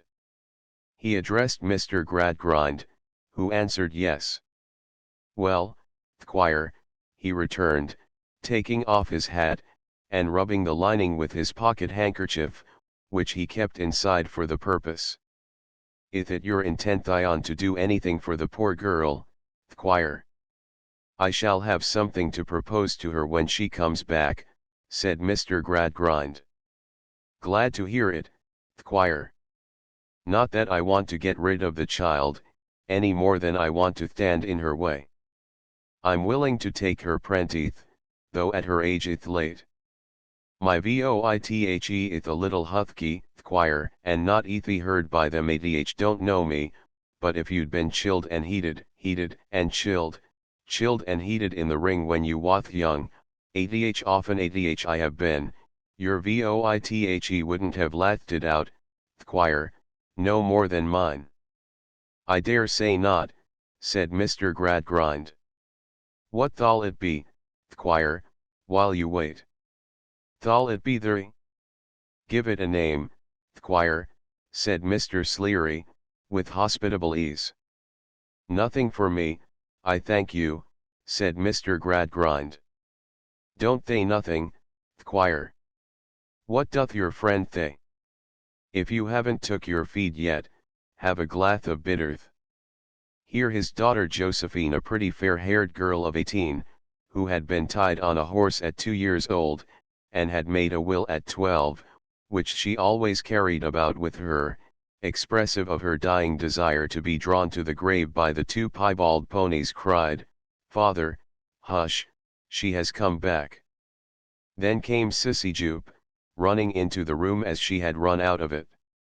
And when she saw them all assembled, and saw their looks, and saw no father there, she broke into a most deplorable cry, and took refuge on the bosom of the most accomplished tight-rope lady, herself in the family way, who knelt down on the floor to nurse her, and to weep over her. "Ith an internal thame, upon my thul it ith," said Sleary. "Oh my dear father, my good kind father, where are you gone? You are gone to try to do me some good, I know. You are gone away for my sake, I am sure. And how miserable and helpless you will be without me, poor father, until you come back." It was so pathetic to hear her saying many things of this kind, with her face turned upward, and her arms stretched out as if she were trying to stop his departing shadow and embrace it, that no one spoke a word until Mr. Bounderby, growing impatient, took the case in hand. "Now, good people all," said he, "this is wanton waste of time. Let the girl understand the fact. Let her take it from me, if you like, who have been run away from, myself. Here, what's your name?" Your father has deserted you, and you mustn't expect to see him again as long as you live. They cared so little for plain fact, these people, and were in that advanced state of degeneracy on the subject, that instead of being impressed by the speaker's strong common sense, they took it in extraordinary dudgeon. The men muttered shame, and the women brute, and Sleary, in some haste, communicated the following hint, apart to Mr. Bounderby. I tell you what, Thquire. To speak plain to you, my opinion ith that you had better cut it thort, and drop it. They're a very good natured people, my people, but they're accustomed to be quick in their movement, and if you don't act upon my advice, I'm damned if I don't believe they'll pith you out o' winder. Mr. Bounderby being restrained by this mild suggestion, Mr. Gradgrind found an opening for his eminently practical exposition of the subject. It is of no moment, said he, whether this person is to be expected back at any time, or the contrary. He is gone away, and there is no present expectation of his return. That, I believe, is agreed on all hands. Thth agreed, Thquire. Thick to that. From Sleary. Well then. I, who came here to inform the father of the poor girl, Jupe, that she could not be received at the school any more, in consequence of there being practical objections, into which I need not enter, to the reception there of the children of persons so employed, am prepared in these altered circumstances to make a proposal. I am willing to take charge of you, Jupe, and to educate you, and provide for you. The only condition, over and above your good behavior, I make is, that you decide now, at once, whether to accompany me or remain here. Also, that if you accompany me now, it is understood that you communicate no more with any of your friends who are here present. These observations comprise the whole of the case. At the same time, said Sleary, I must put in my word, Thquire, though that both tiddies of the banner may be equally thin. If you like, Thethilia, to be prentice, you know the nature of the work and you know your companion. Emma Gordon, in whoth lap you're a lying at present, would be a mother to you, and Josephine would be a sister to you. I don't pretend to be of the angel breed myself, and I don't say but what, when you missed your tip, you'd find me cut up rough, and swear an oath or two at you.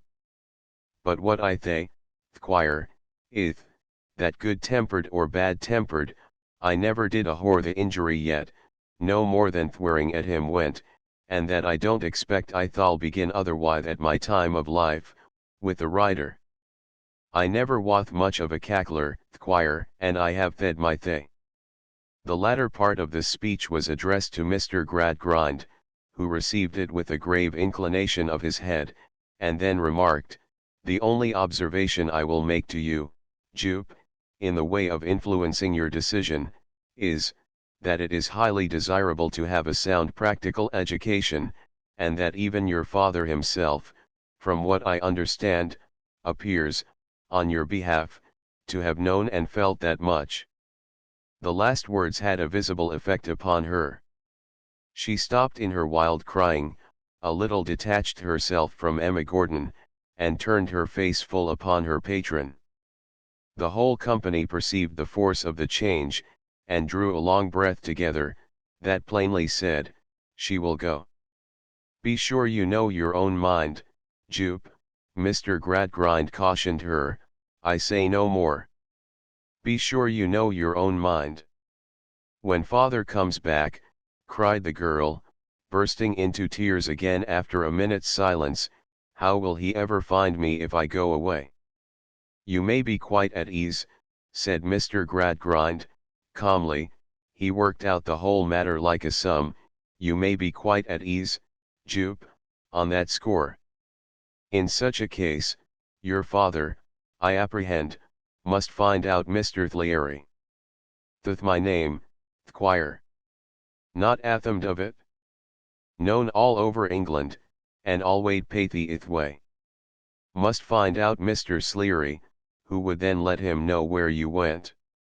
I should have no power of keeping you against his wish, and he would have no difficulty, at any time, in finding Mr. Thomas Gradgrind of Coketown. I am well known. Well known, assented Mr. Sleary, rolling his loose eye. You're one of the thort, thquire, that keep the pretty outside of money out of the houth. But never mind that at present. There was another silence, and then she exclaimed, sobbing with her hands before her face, "Oh, give me my clothes, and let me go away before I break my heart." The women sadly bestirred themselves to get the clothes together. It was soon done, for they were not many, and to pack them in a basket which had often travelled with them. Sissy sat all the time upon the ground, still sobbing, and covering her eyes. Mr. Gradgrind and his friend Bounderby stood near the door, ready to take her away. Mr. Sleary stood in the middle of the room, with the male members of the company about him, exactly as he would have stood in the centre of the ring during his daughter Josephine's performance. He wanted nothing but his whip. The basket packed in silence, they brought her bonnet to her, and smoothed her disordered hair, and put it on. Then they pressed about her, and bent over her in very natural attitudes, kissing and embracing her, and brought the children to take leave of her, and were a tender-hearted, simple, foolish set of women altogether. "Now, Jupe," said Mr. Gradgrind, "if you are quite determined, come." But she had to take her farewell of the male part of the company yet, and every one of them had to unfold his arms, for they all assumed the professional attitude when they found themselves near Sleary, and give her a parting kiss, Master Kidderminster excepted, in whose young nature there was an original flavour of the misanthrope, who was also known to have harboured matrimonial views, and who moodily withdrew. Mr. Sleary was reserved until the last. Opening his arms wide, he took her by both her hands, and would have sprung her up and down, after the riding master manner of congratulating young ladies on their dismounting from a rapid act, but there was no rebound in Sissy, and she only stood before him crying. "Goodbye, my dear," said Sleary. "You'll make your fortune, I hope, and none of our poor folk will ever trouble you, I'll pound it. I with your father hadn't taken hith dog with him, it'th ill conwenient to have the dog out of the bilth. But on thecond thought, he wouldn't have performed without hith master, though ith adh broad adh ith long." With that he regarded her attentively with his fixed eye, surveyed his company with his loose one, kissed her, shook his head, and handed her to Mr. Gradgrind as to a horse. "There the ith, thquire," he said, sweeping her with a professional glance as if she were being adjusted in her seat, "and they'll do you justice. Goodbye, Thethilia. Goodbye, Cecilia. Goodbye, Sissy. God bless you, dear." In a variety of voices from all the room. But the riding master I had observed the bottle of the 9 oils in her bosom, and he now interposed with, "Leave the bottle, my dear, ith large to carry, it will be of no use to you now. Give it to me." "No, no," she said, in another burst of tears. "Oh, no. Pray let me keep it for father till he comes back. He will want it when he comes back. He had never thought of going away, when he sent me for it. I must keep it for him, if you please." "Though be it, my dear. You thee how it ith, thquire. Farewell, Thethilia. My last word to you ith thith, take to the termth of your engagement, be obedient to the thquire, and forget uth. But if, when you're grown up and married and well off, you come upon any horth riding ever, don't be hard upon it, don't be croth with it, give it a beth peek if you can, and think you might do worth. People mutht be a muthed, thquire, Tommy how," continued Sleary, rendered more pursy than ever, by so much talking, they can't be alwait a working, nor yet they can't be alwait a learning. Make the best of uth, not the worth. I've got my living out of the horth riding all my life, I know, but I can't hide her that I lay down the philothopy of the subject when I thay to you, Thquire, make the best of uth, not the worth. The Sleary philosophy was propounded as they went downstairs, and the fixed eye of philosophy and its rolling eye, too soon lost the three figures and the basket in the darkness of the street. Chapter 7 Mrs. Sparsit. Mr. Bounderby being a bachelor, an elderly lady presided over his establishment, in consideration of a certain annual stipend. Mrs. Sparsit was this lady's name, and she was a prominent figure in attendance on Mr. Bounderby's car, as it rolled along in triumph with the bully of humility inside. For, Mrs. Sparsit had not only seen different days, but was highly connected. She had a great aunt living in these very times called Lady Scadgers. Mr. Sparsit, deceased, of whom she was the relict, had been by the mother's side what Mrs. Sparsit still called a powler. Strangers of limited information and dull apprehension were sometimes observed not to know what a powler was, and even to appear uncertain whether it might be a business, or a political party, or a profession of faith.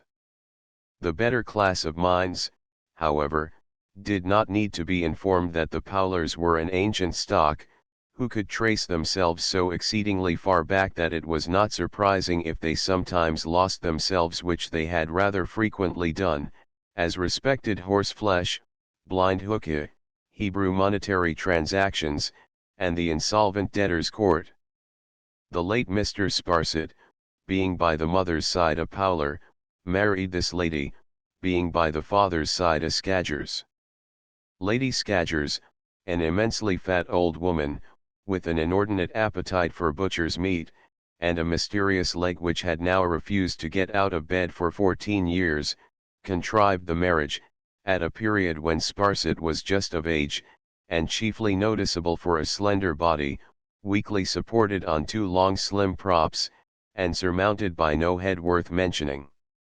He inherited a fair fortune from his uncle, but owed it all before he came into it, and spent it twice over immediately afterwards. Thus, when he died, at 24, the scene of his decease, Calais, and the cause, brandy, he did not leave his widow, from whom he had been separated soon after the honeymoon, in affluent circumstances. That bereaved lady, 15 years older than he, fell presently at deadly feud with her only relative, Lady Scadgers, and, partly to spite her ladyship, and partly to maintain herself, went out at a salary. And here she was now, in her elderly days, with the Coriolanian style of nose and the dense black eyebrows which had captivated Sparsit, making Mr. Bounderby's tea as he took his breakfast.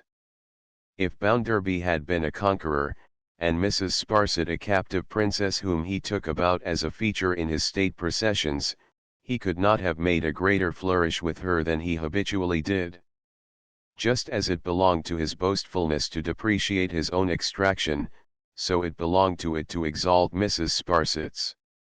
In the measure that he would not allow his own youth to have been attended by a single favorable circumstance, he brightened Mrs. Sparsit's juvenile career with every possible advantage, and showered wagon loads of early roses all over that lady's path. And yet, sir, he would say, how does it turn out after all? Why, here she is at 100 a year, I give her 100, which she is pleased to term handsome, keeping the house of Josiah Bounderby of Coketown.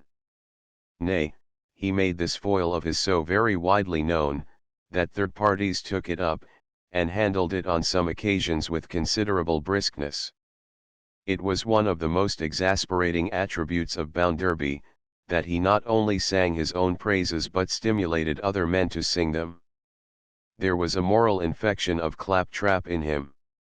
Strangers, modest enough elsewhere, started up at dinners in Coketown, and boasted, in quite a rampant way, of Bounderby. They made him out to be the Royal Arms, the Union Jack, Magna Carta, John Bull, Habeas Corpus, the Bill of Rights, an Englishman's house is his castle, church and state, and God save the Queen, all put together. And as often, and it was very often, as an orator of this kind brought into his peroration, princes and lords may flourish or may fade, a breath can make them, as a breath has made, it was, for certain, more or less understood among the company that he had heard of Mrs. Sparsit. "M.R. Bounderby," said Mrs. Sparsit, "you are unusually slow, sir, with your breakfast this morning." "Why, ma'am," he returned, "I am thinking about Tom Gradgrind's whim, Tom Gradgrind, for a bluff independent manner of speaking as if somebody were always endeavouring to bribe him with immense sums to say Thomas, and he wouldn't, Tom Gradgrind's whim, ma'am, of bringing up the tumbling girl." "The girl is now waiting to know," said Mrs. Sparsit, "whether she is to go straight to the school, or up to the lodge." "She must wait, ma'am," answered Bounderby, "till I know myself. We shall have Tom Gradgrind down here presently, I suppose. If he should wish her to remain here a day or two longer, of course she can, ma'am." "Of course she can if you wish it, Mr. Bounderby.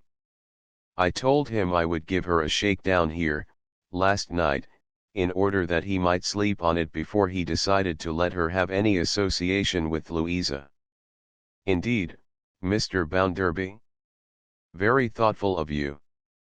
Mrs. Sparsit's Coriolanian nose underwent a slight expansion of the nostrils, and her black eyebrows contracted as she took a sip of tea.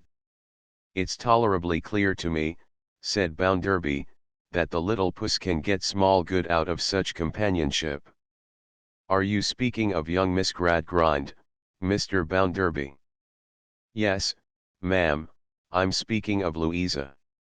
"Your observation being limited to little puss," said Mrs. Sparsit, "and there being two little girls in question, I did not know which might be indicated by that expression."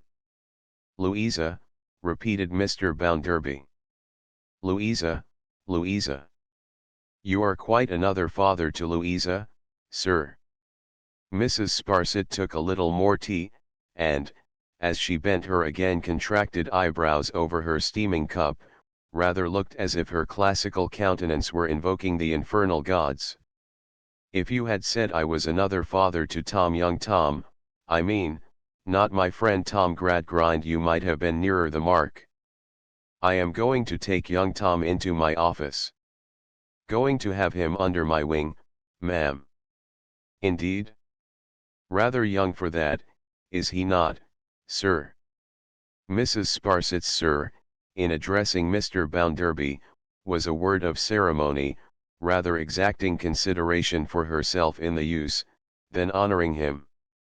"I'm not going to take him at once, he is to finish his educational cramming before then," said Bounderby. "By the Lord Harry, he'll have enough of it, first and last. He'd open his eyes, that boy would, if he knew how empty of learning my young ma was, at his time of life." Which, by the by, he probably did know, for he had heard of it often enough. But it's extraordinary the difficulty I have on scores of such subjects, in speaking to any one on equal terms. Here, for example, I have been speaking to you this morning about tumblers. Why, what do you know about tumblers? At the time when, to have been a tumbler in the mud of the streets, would have been a godsend to me, a prize in the lottery to me, you were at the Italian Opera. You were coming out of the Italian Opera, ma'am, in white satin and jewels, a blaze of splendour, when I hadn't a penny to buy a link to light you." "I certainly, sir," returned Mrs. Sparsit, with a dignity serenely mournful, "was familiar with the Italian opera at a very early age." "Egad, ma'am, so was I," said Bounderby, "with the wrong side of it. A hard bed the pavement of its arcade used to make, I assure you. People like you, ma'am, accustomed from infancy to lie on down feathers, have no idea how hard a paving stone is, without trying it.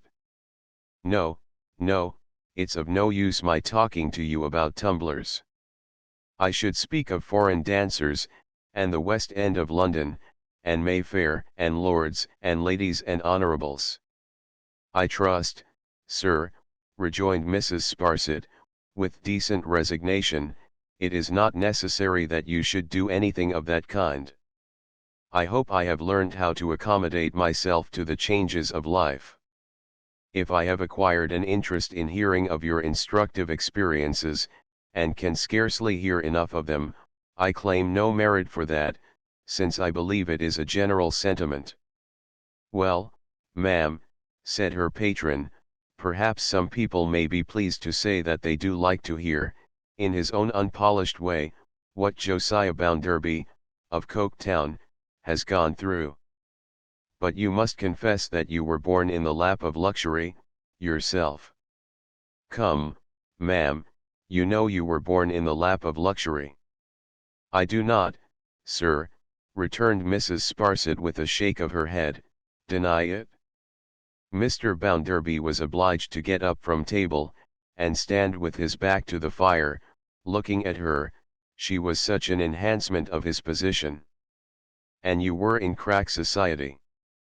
Devilish high society, he said, warming his legs.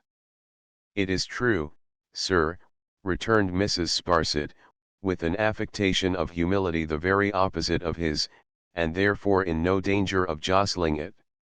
You were in the tip-top fashion, and all the rest of it, said Mr. Bounderby. Yes, sir, returned Mrs. Sparsit, with a kind of social widowhood upon her. It is unquestionably true.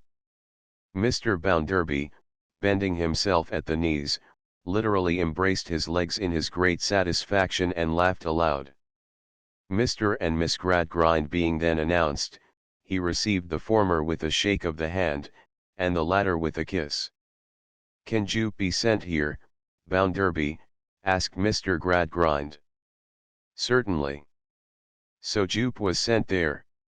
On coming in, she curtsied to Mr. Bounderby, and to his friend Tom Gradgrind, and also to Louisa, but in her confusion unluckily omitted Mrs. Sparsit. Observing this, the blustrous Bounderby had the following remarks to make: Now, I tell you what, my girl. The name of that lady by the teapot, is Mrs. Sparsit. That lady acts as mistress of this house, and she is a highly connected lady. Consequently, if ever you come again into any room in this house, you will make a short stay in it if you don't behave towards that lady in your most respectful manner. Now, I don't care a button what you do to me, because I don't affect to be anybody. So far from having high connections, I have no connections at all, and I come of the scum of the earth. But towards that lady, I do care what you do, and you shall do what is deferential and respectful, or you shall not come here. I hope, Bounderby, said Mr. Gradgrind, in a conciliatory voice, that this was merely an oversight.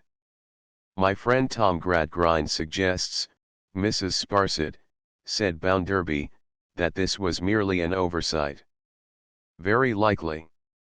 However, as you are aware, ma'am, I don't allow of even oversights towards you.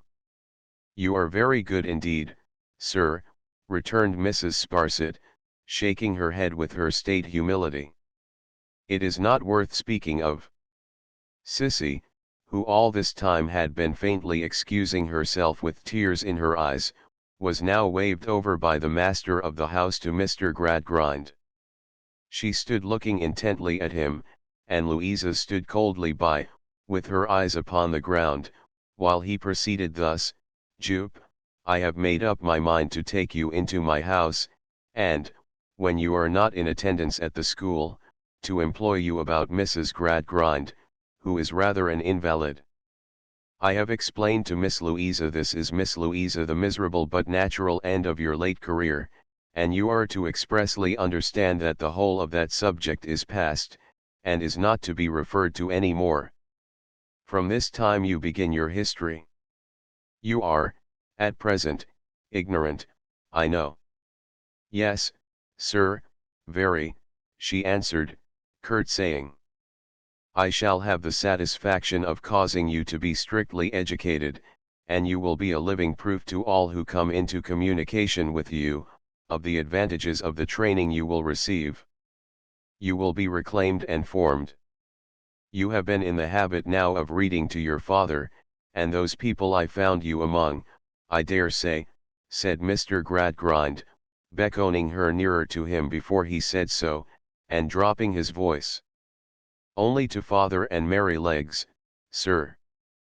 At least I mean to father, when Merrylegs was always there. Never mind Merrylegs, Jupe, said Mr. Gradgrind, with a passing frown. I don't ask about him.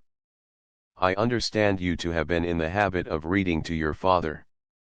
Oh, yes, sir, thousands of times. They were the happiest of all the happy times we had together, sir. It was only now when her sorrow broke out, that Louisa looked at her. And what, asked Mr. Gradgrind, in a still lower voice, did you read to your father, Jupe? About the fairies, sir, and the dwarf, and the hunchback, and the genies, she sobbed out, and about hush, said Mr. Gradgrind, that is enough. Never breathe a word of such destructive nonsense any more. Bounderby, this is a case for rigid training, and I shall observe it with interest. Well, returned Mr. Bounderby, I have given you my opinion already, and I shouldn't do as you do. But, very well, very well. Since you are bent upon it, very well. So, Mr. Gradgrind and his daughter took Cecilia Jupe off with them to Stone Lodge, and on the way Louisa never spoke one word, good or bad. And Mr. Bounderby went about his daily pursuits.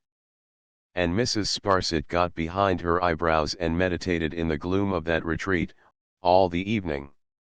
Chapter 8. Never wonder. Let us strike the keynote again, before pursuing the tune.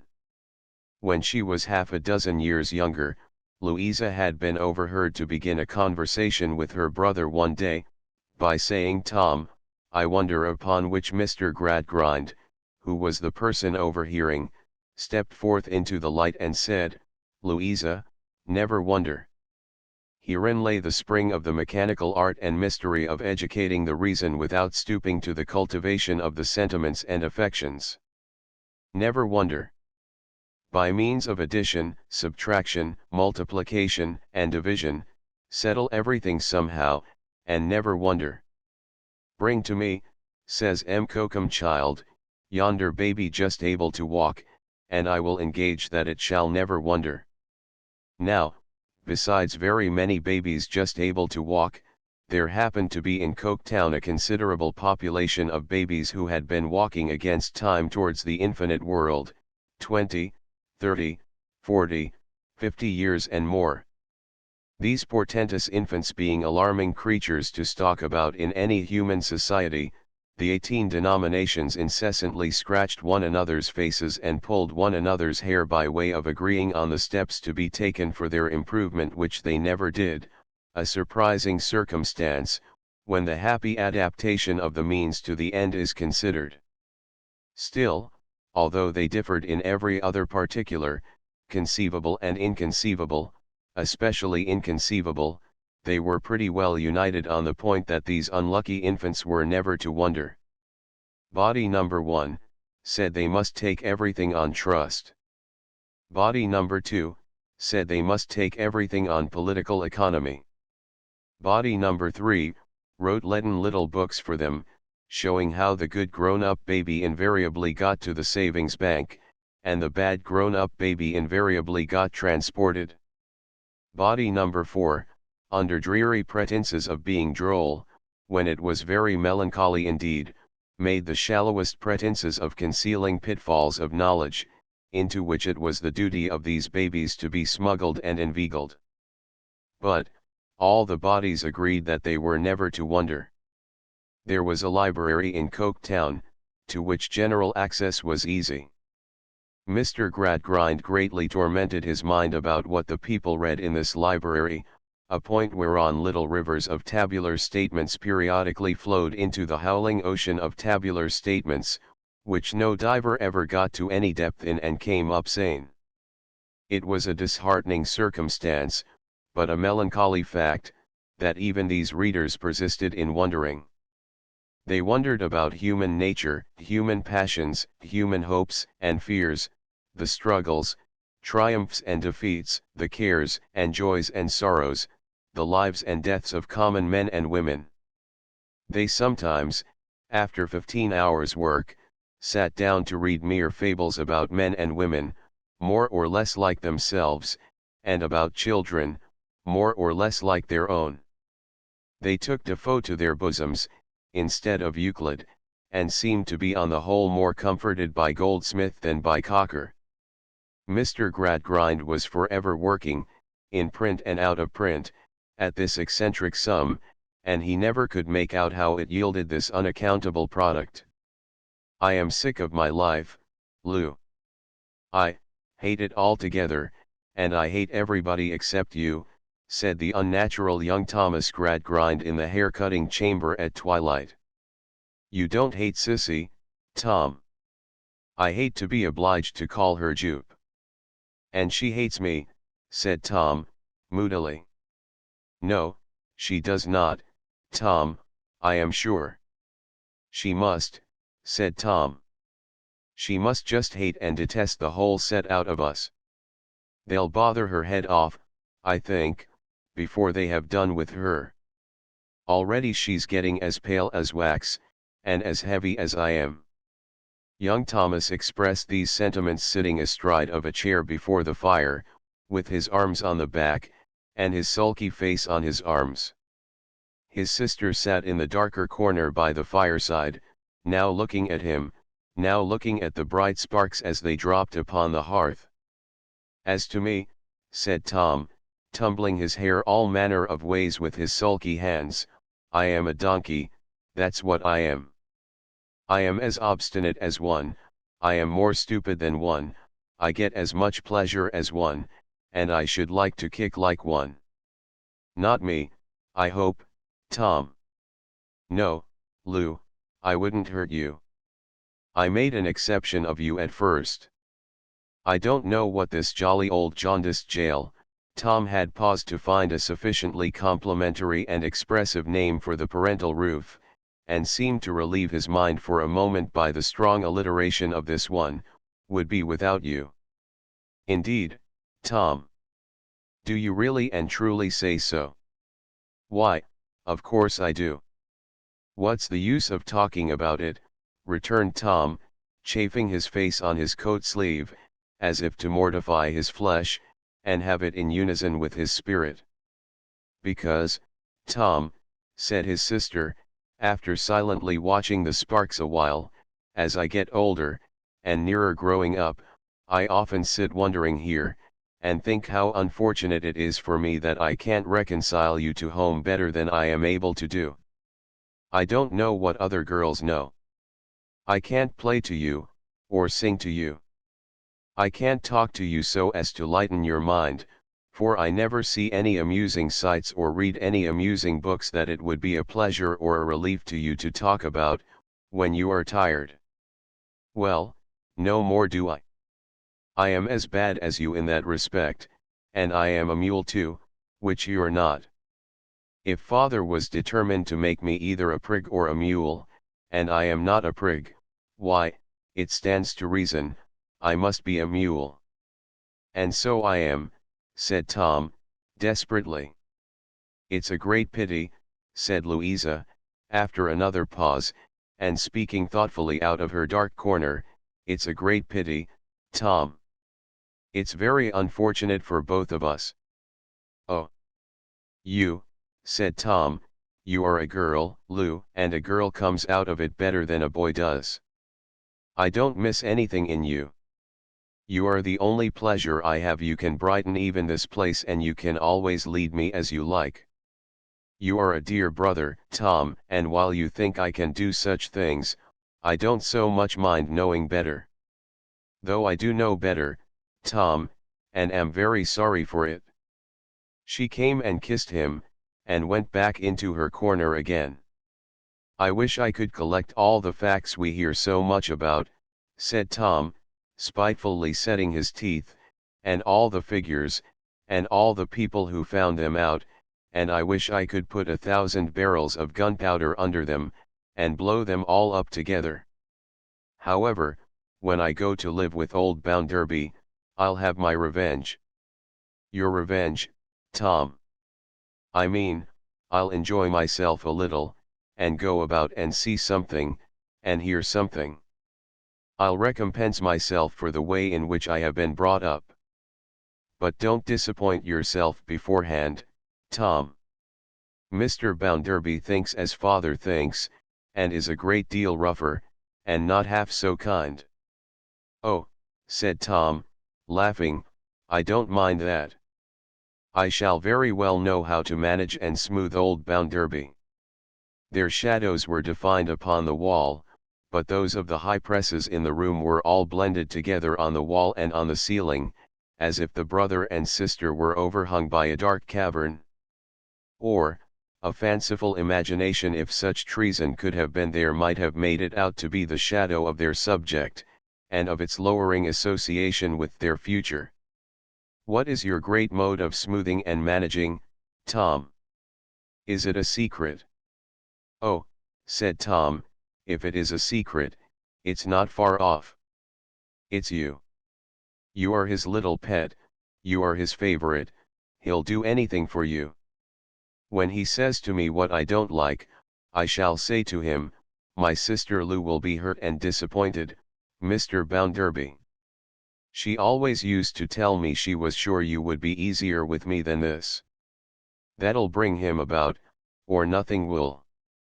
After waiting for some answering remark, and getting none, Tom wearily relapsed into the present time, and twined himself yawning round and about the rails of his chair, and rumpled his head more and more, until he suddenly looked up, and asked, "Have you gone to sleep, Lou?"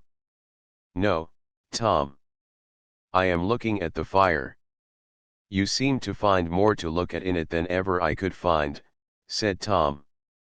"Another of the advantages, I suppose, of being a girl."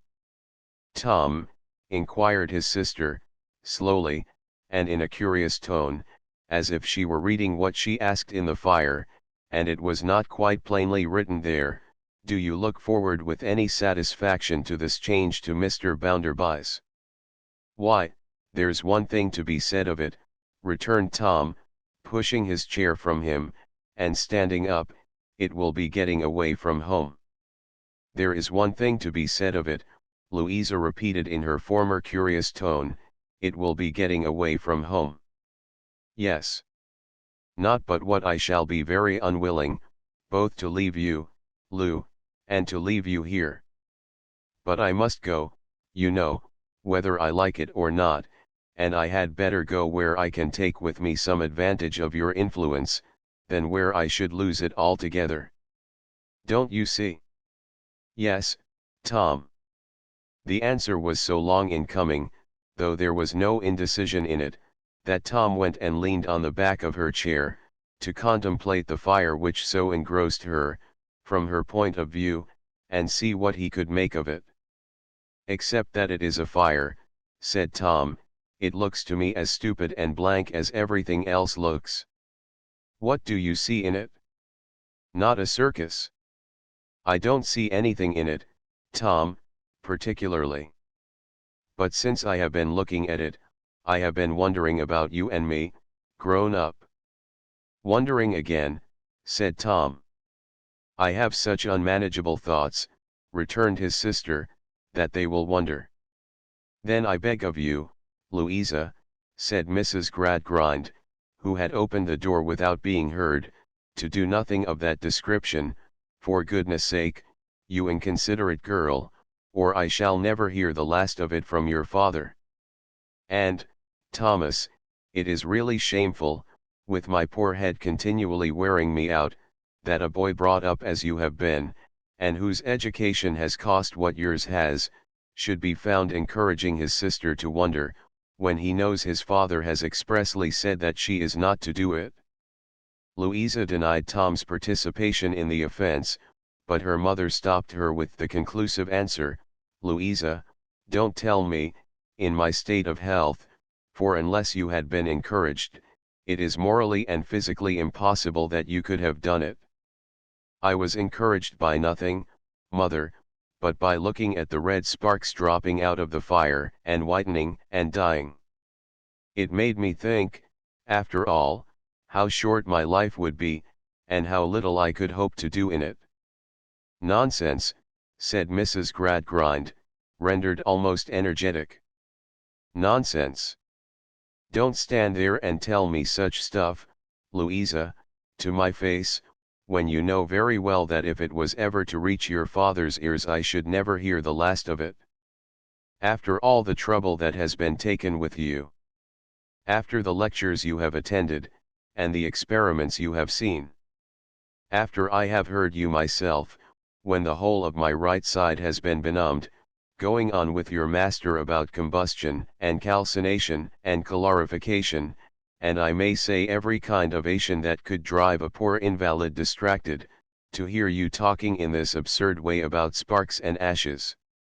I wish," whimpered Mrs. Gradgrind, taking a chair, and discharging her strongest point before succumbing under these mere shadows of facts, "yes, I really do wish that I had never had a family, and then you would have known what it was to do without me."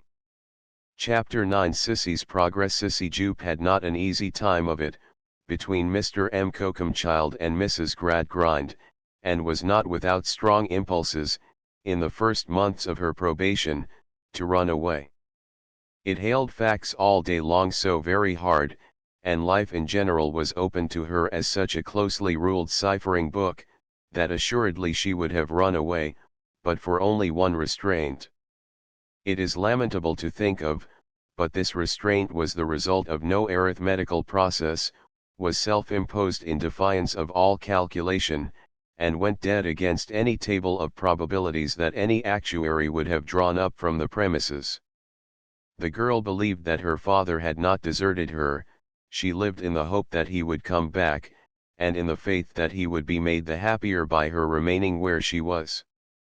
The wretched ignorance with which Jupe clung to this consolation, rejecting the superior comfort of knowing, on a sound arithmetical basis, that her father was an unnatural vagabond, filled Mr. Gradgrind with pity. Yet, what was to be done?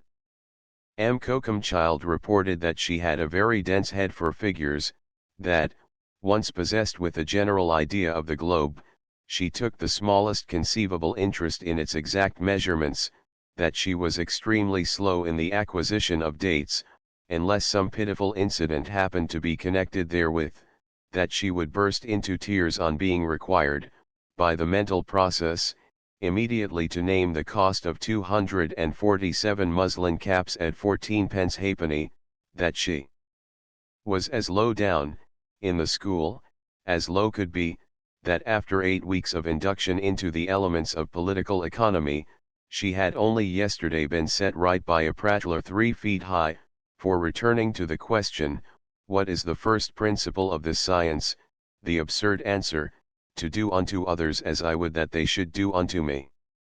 Mr. Gradgrind observed, shaking his head, that all this was very bad, that it showed the necessity of infinite grinding at the mill of knowledge, as per system, schedule, blue book, report, and tabular statements A to Z, and that Jupe must be kept to it. So Jupe was kept to it, and became low-spirited, but no wiser. "It would be a fine thing to be you, Miss Louisa," she said, one night, when Louisa had endeavored to make her perplexities for next day something clearer to her. "Do you think so?" "I should know so much, Miss Louisa. All that is difficult to me now, would be so easy then." You might not be the better for it, Sissy. Sissy submitted, after a little hesitation. I should not be the worse, Miss Louisa. To which Miss Louisa answered, I don't know that. There had been so little communication between these two, both because life at Stone Lodge went monotonously round like a piece of machinery which discouraged human interference, and because of the prohibition relative to Sissy's past career, that they were still almost strangers. Sissy, with her dark eyes wonderingly directed to Louisa's face, was uncertain whether to say more or to remain silent. You are more useful to my mother, and more pleasant with her than I can ever be, Louisa resumed.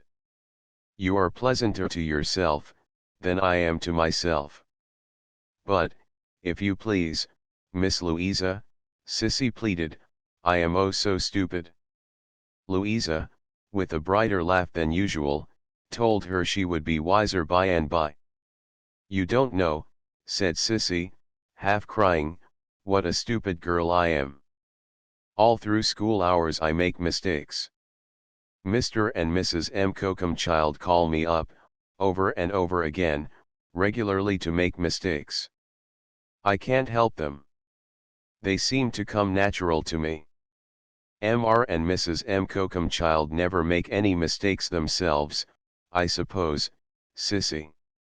Oh no, she eagerly returned. They know everything. Tell me some of your mistakes.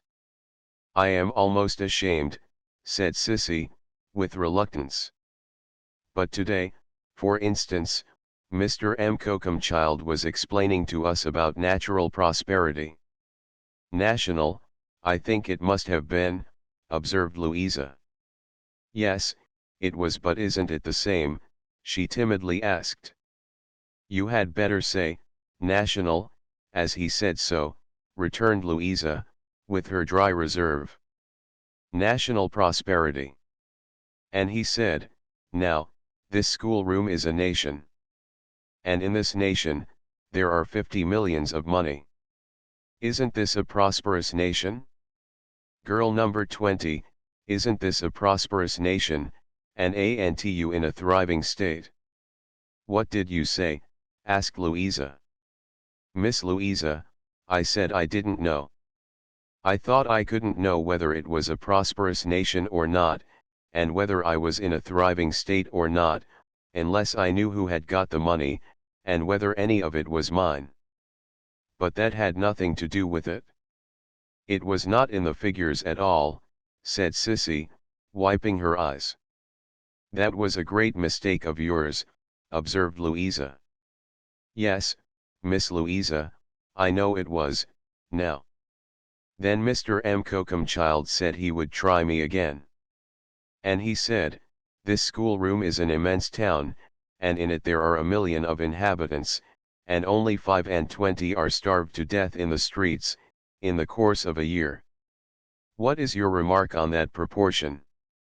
And my remark was, for I couldn't think of a better one, that I thought it must be just as hard upon those who were starved, whether the others were 1 million, or 1 million. And that was wrong, too. Of course it was. Then Mr. M. Cocomchild said he would try me once more. And he said, here are the stuttering statistics, said Louisa. Yes, Miss Louisa, they always remind me of stutterings, and that's another of my mistakes of accidents upon the sea. And I find, Mr. M. Cocomchild said, that in a given time 100,000 persons went to sea on long voyages, and only 500 of them were drowned or burned to death. What is the percentage? And I said, Miss, here Sissy fairly sobbed as confessing with extreme contrition to her greatest error, I said it was nothing. Nothing, Sissy. Nothing, Miss, to the relations and friends of the people who were killed. I shall never learn, said Sissy. And the worst of all is, that although my poor father wished me so much to learn, and although I am so anxious to learn, because he wished me to, I am afraid I don't like it. Louisa stood looking at the pretty modest head, as it drooped abashed before her, until it was raised again to glance at her face. Then she asked, "Did your father know so much himself, that he wished you to be well taught too, Sissy?" Sissy hesitated before replying, and so plainly showed her sense that they were entering on forbidden ground, that Louisa added, "No one hears us, and if any one did, I am sure no harm could be found in such an innocent question."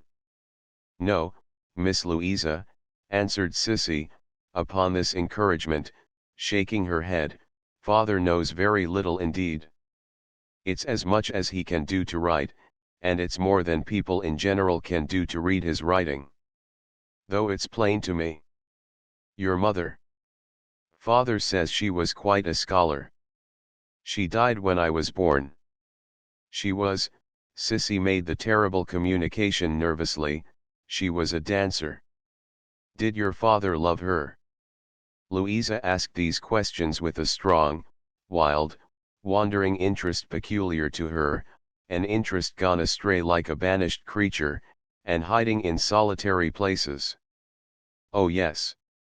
As dearly as he loves me. Father loved me, first, for her sake. He carried me about with him when I was quite a baby. We have never been asunder from that time. Yet he leaves you now, Sissy. Only for my good. Nobody understands him as I do, nobody knows him as I do. When he left me for my good he never would have left me for his own. I know he was almost broken-hearted with the trial. He will not be happy for a single minute, till he comes back." "Tell me more about him," said Louisa, "I will never ask you again." "Where did you live?" "We travelled about the country, and had no fixed place to live in." "Father's Sissy whispered the awful word, "a clown." "To make the people laugh," said Louisa, with a nod of intelligence. "Yes.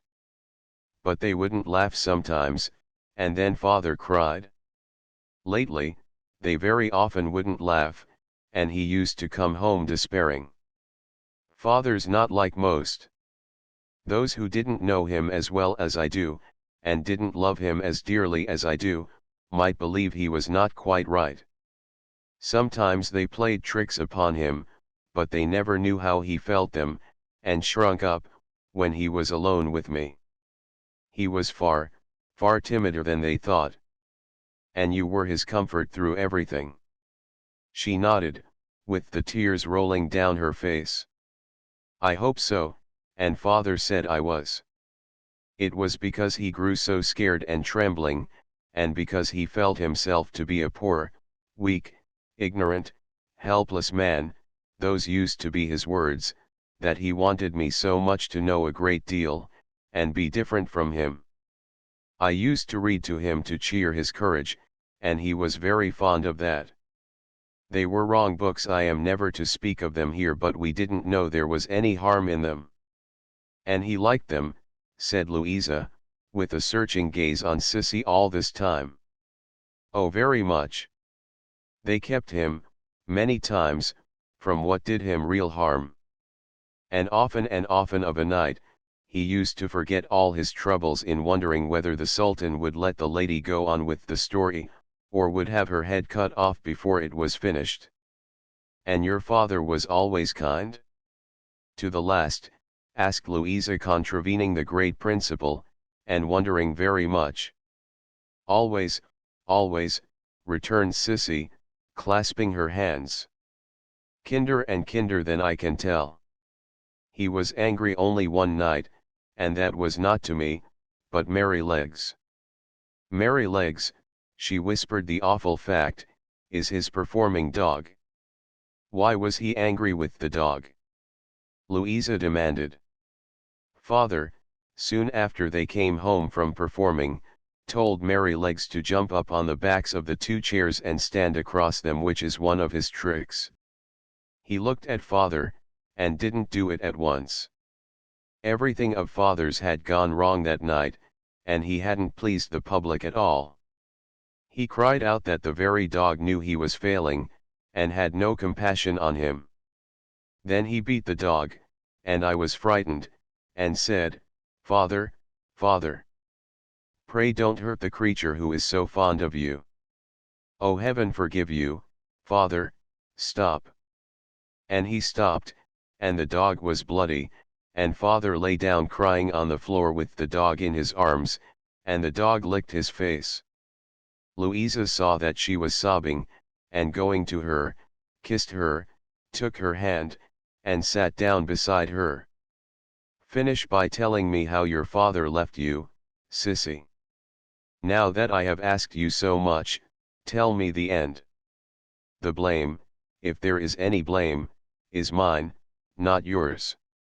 Dear Miss Louisa, said Sissy, covering her eyes, and sobbing yet, I came home from the school that afternoon, and found poor father just come home too, from the booth. And he sat rocking himself over the fire, as if he was in pain. And I said, have you hurt yourself, father? As he did sometimes, like they all did, and he said, a little, my darling. And when I came to stoop down and look up at his face, I saw that he was crying. The more I spoke to him, the more he hid his face, and at first he shook all over, and said nothing but my darling, and my love. Here Tom came lounging in, and stared at the two with a coolness not particularly savoring of interest in anything but himself, and not much of that at present. I am asking Sissy a few questions, Tom, observed his sister.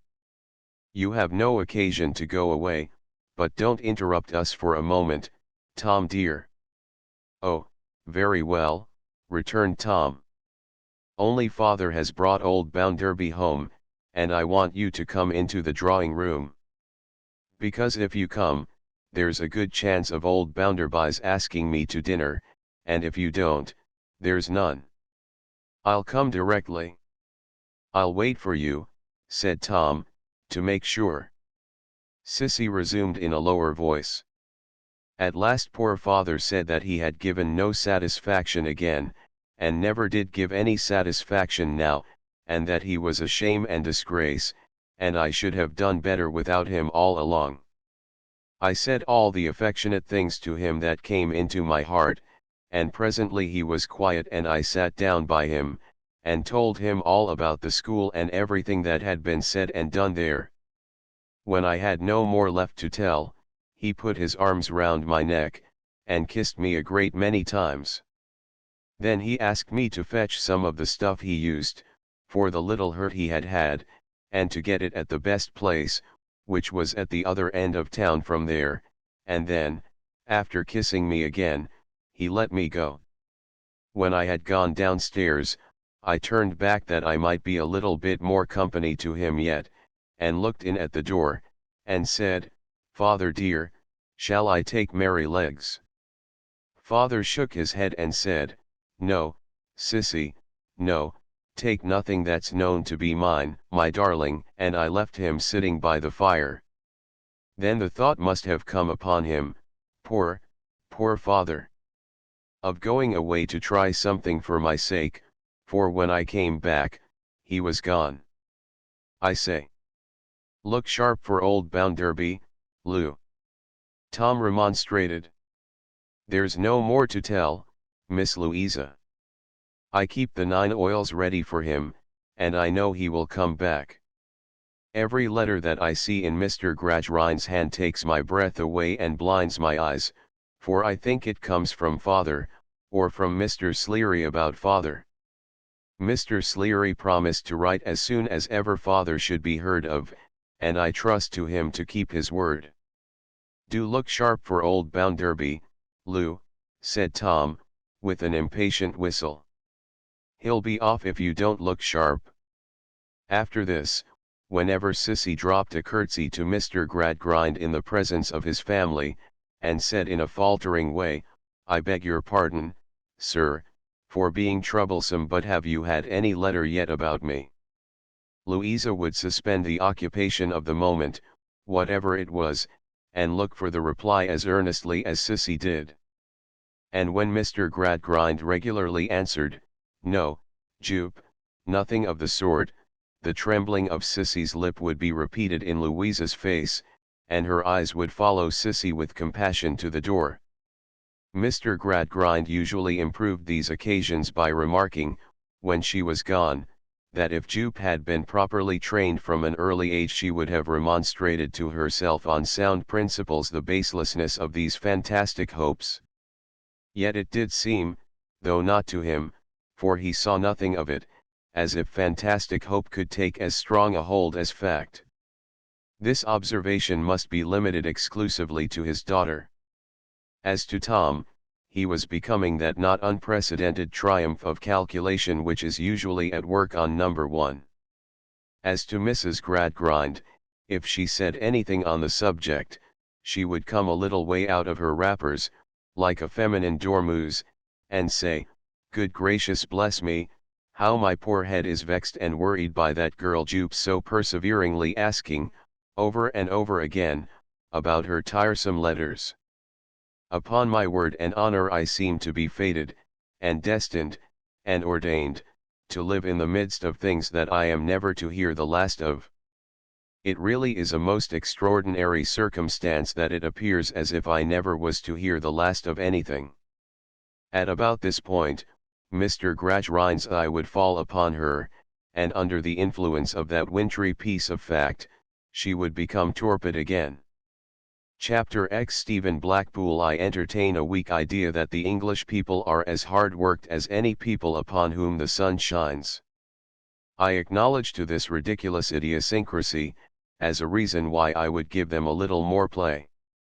In the hardest working part of Coketown, in the innermost fortifications of that ugly citadel, where nature was as strongly bricked out as killing airs and gases were bricked in, at the heart of the labyrinth of narrow courts upon courts, and close streets upon streets, which had come into existence piecemeal, every piece in a violent hurry for some one man's purpose, and the whole an unnatural family, shouldering, and trampling, and pressing one another to death, in the last close nook of this great exhausted receiver, where the chimneys, for want of air to make a draught, were built in an immense variety of stunted and crooked shapes, as though every house put out a sign of the kind of people who might be expected to be born in it, among the multitude of Coketown, generically called the Hands, a race who would have found more favor with some people, if Providence had seen fit to make them only hands,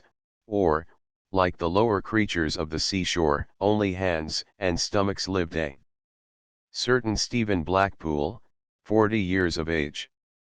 Stephen looked older, but he had had a hard life. It is said that every life has its roses and thorns. There seemed, however, to have been a misadventure or mistake in Stephen's case, whereby somebody else had become possessed of his roses, and he had become possessed of the same somebody else's thorns in addition to his own.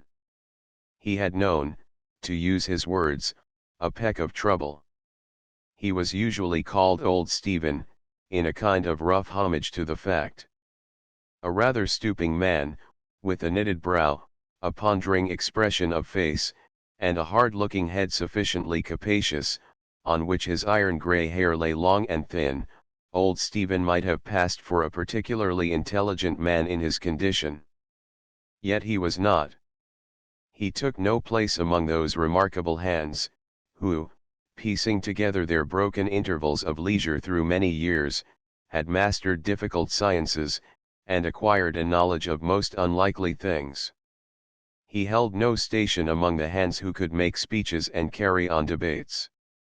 Thousands of his compeers could talk much better than he, at any time. He was a good power loom weaver, and a man of perfect integrity. What more he was, or what else he had in him, if anything, let him show for himself. The lights in the great factories, which looked, when they were illuminated, like fairy palaces, or the travellers by express train said so, were all extinguished, and the bells had rung for knocking off for the night, and had ceased again, and the hands, men and women, boy and girl, were clattering home.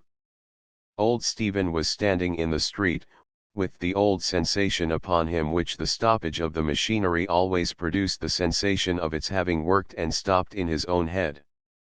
"Yet I don't see Rachel, still," said he. It was a wet night, and many groups of young women passed him, with their shawls drawn over their bare heads and held close under their chins to keep the rain out. He knew Rachel well, for a glance at any one of these groups was sufficient to show him that she was not there. At last, there were no more to come, and then he turned away, saying in a tone of disappointment, "Why, then, ha missed her."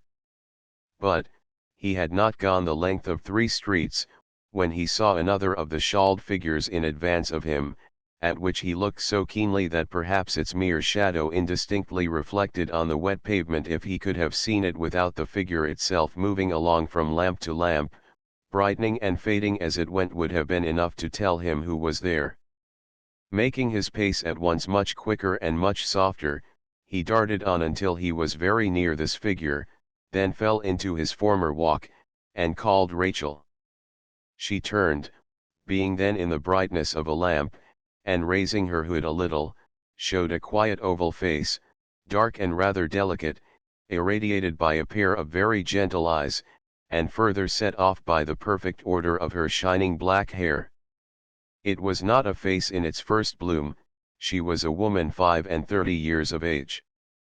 "Ah, lad! 'Tis thou." When she had said this, with a smile which would have been quite expressed, though nothing of her had been seen but her pleasant eyes, she replaced her hood again, and they went on together. "I thought thou wast ahind me, Rachel." "No, early tea night, lass." "Times I'm a little early, Stephen." "Times a little late." "I'm never to be counted on, going home." "Nor going t' other way, neither, t seems to me, Rachel." "No, Stephen." He looked at her with some disappointment in his face, but with a respectful and patient conviction that she must be right in whatever she did. The expression was not lost upon her. She laid her hand lightly on his arm a moment as if to thank him for it. "We are such true friends, lad, and such old friends, and getting to be such old folk, now." "No, Rachel, thou art as young as ever thou wast." "One of us would be puzzled how to get old, Stephen, without t' other getting so too, both being alive," she answered, laughing, "but, anyways, we're such old friends, and t' hide a word of honest truth fro one another would be a sin and a pity. 'Tis better not to walk too much together." "Times, yes. 'Twould be hard, indeed, if 'twas not to be at all," she said, with a cheerfulness she sought to communicate to him. "'Tis hard, anyways, Rachel. Try to think not, and 'twill seem better. I've tried a long time, and t got better. But thou art right, t might mak folk talk, even of thee. Thou hast been that to me, Rachel, through so many year, thou hast done me so much good, and heartened of me in that cheering way, that thy word is a law to me. Ah, lass, and a bright good law. Better than some real ones. Never fret about them, Stephen," she answered quickly, and not without an anxious glance at his face. "Let the laws be." "Yes," he said, with a slow nod or two. "Let 'em be. Let everything be. Let all sorts alone. 'Tis a muddle, and that's always a muddle," said Rachel, with another gentle touch upon his arm, as if to recall him out of the thoughtfulness, in which he was biting the long ends of his loose neckerchief as he walked along. The touch had its instantaneous effect. He let them fall, turned a smiling face upon her, and said, as he broke into a good-humoured laugh, Rachel, lass, allus a muddle. That's where I stick. I come to the muddle many times and again, and I never get beyond it." They had walked some distance, and were near their own homes. The woman's was the first reached.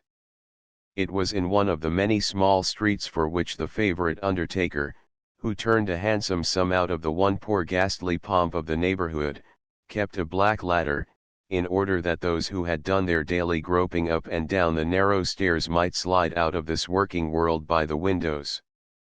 She stopped at the corner, and putting her hand in his, wished him good night. "Good night, dear lass, good night." She went, with her neat figure and her sober womanly step, down the dark street, and he stood looking after her until she turned into one of the small houses. There was not a flutter of her coarse shawl, perhaps, but had its interest in this man's eyes, not a tone of her voice but had its echo in his innermost heart. When she was lost to his view, he pursued his homeward way, glancing up sometimes at the sky, where the clouds were sailing fast and wildly. But, they were broken now, and the rain had ceased, and the moon shone looking down the high chimneys of Coketown on the deep furnaces below, and casting titanic shadows of the steam engines at rest, upon the walls where they were lodged. The man seemed to have brightened with the night, as he went on. His home, in such another street as the first, saving that it was narrower, was over a little shop. How it came to pass that any people found it worth their while to sell or buy the wretched little toys, mixed up in its window with cheap newspapers and pork, there was a leg to be raffled for tomorrow night, matters not here.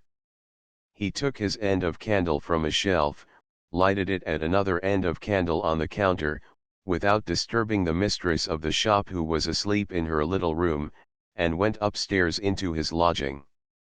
It was a room, not unacquainted with the black ladder under various tenants, but as neat, at present, as such a room could be. A few books and writings were on an old bureau in a corner, the furniture was decent and sufficient, and, though the atmosphere was tainted, the room was clean. Going to the hearth to set the candle down upon a round three-legged table standing there, he stumbled against something. As he recoiled, looking down at it, it raised itself up into the form of a woman in a sitting attitude. "Heaven's mercy, woman," he cried, falling farther off from the figure. "Hast thou come back again? Such a woman! A disabled, drunken creature, barely able to preserve her sitting posture by steadying herself with one begrimed hand on the floor, while the other was so purposeless in trying to push away her tangled hair from her face, that it only blinded her the more with the dirt upon it.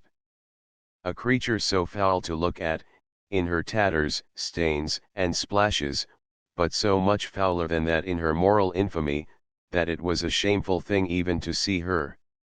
After an impatient oath or two, and some stupid clawing of herself with the hand not necessary to her support, she got her hair away from her eyes sufficiently to obtain a sight of him. Then she sat swaying her body to and fro, and making gestures with her unnerved arm, which seemed intended as the accompaniment to a fit of laughter, though her face was stolid and drowsy. "Eh, lad? What, yo are there?" Some hoarse sounds meant for this, came mockingly out of her at last, and her head dropped forward on her breast. "Back again," she screeched, after some minutes, as if he had that moment said it. "Yes. And back again. Back again ever and ever so often. Back. Yes, back. Why not?" Roused by the unmeaning violence with which she cried it out, she scrambled up, and stood supporting herself with her shoulders against the wall, dangling in one hand by the string, a dunghill fragment of a bonnet, and trying to look scornfully at him. "I'll sell thee off again, and I'll sell thee off again, and I'll sell thee off a score of times," she cried, with something between a furious menace and an effort at a defiant dance. "Come awa from th bed." He was sitting on the side of it, with his face hidden in his hands. "Come awa, from tea. 'Tis mine, and I've a right to tea." As she staggered to it, he avoided her with a shudder, and passed his face still hidden to the opposite end of the room. She threw herself upon the bed heavily, and soon was snoring hard. He sunk into a chair, and moved but once all that night. It was to throw a covering over her, as if his hands were not enough to hide her, even in the darkness. Chapter 11. No way out. The fairy palaces burst into illumination, before pale morning showed the monstrous serpents of smoke trailing themselves over Coketown. A clattering of clogs upon the pavement, a rapid ringing of bells, and all the melancholy mad elephants, polished and oiled up for the day's monotony, were at their heavy exercise again. Stephen bent over his loom, quiet, watchful, and steady. A special contrast, as every man was in the forest of looms where Stephen worked, to the crashing, smashing, tearing piece of mechanism at which he laboured. Never fear, good people of an anxious turn of mind, that art will consign nature to oblivion. Set anywhere, side by side, the work of God and the work of man, and the former, even though it be a troop of hands of very small account, will gain in dignity from the comparison. So many hundred hands in this mill, so many hundred horse steam power.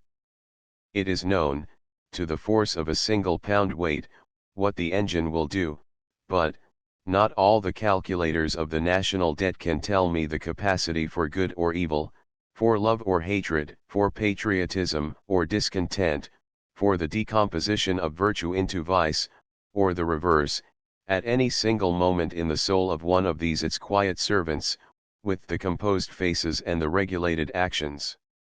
There is no mystery in it, there is an unfathomable mystery in the meanest of them, for ever supposing we were to reverse our arithmetic for material objects, and to govern these awful unknown quantities by other means.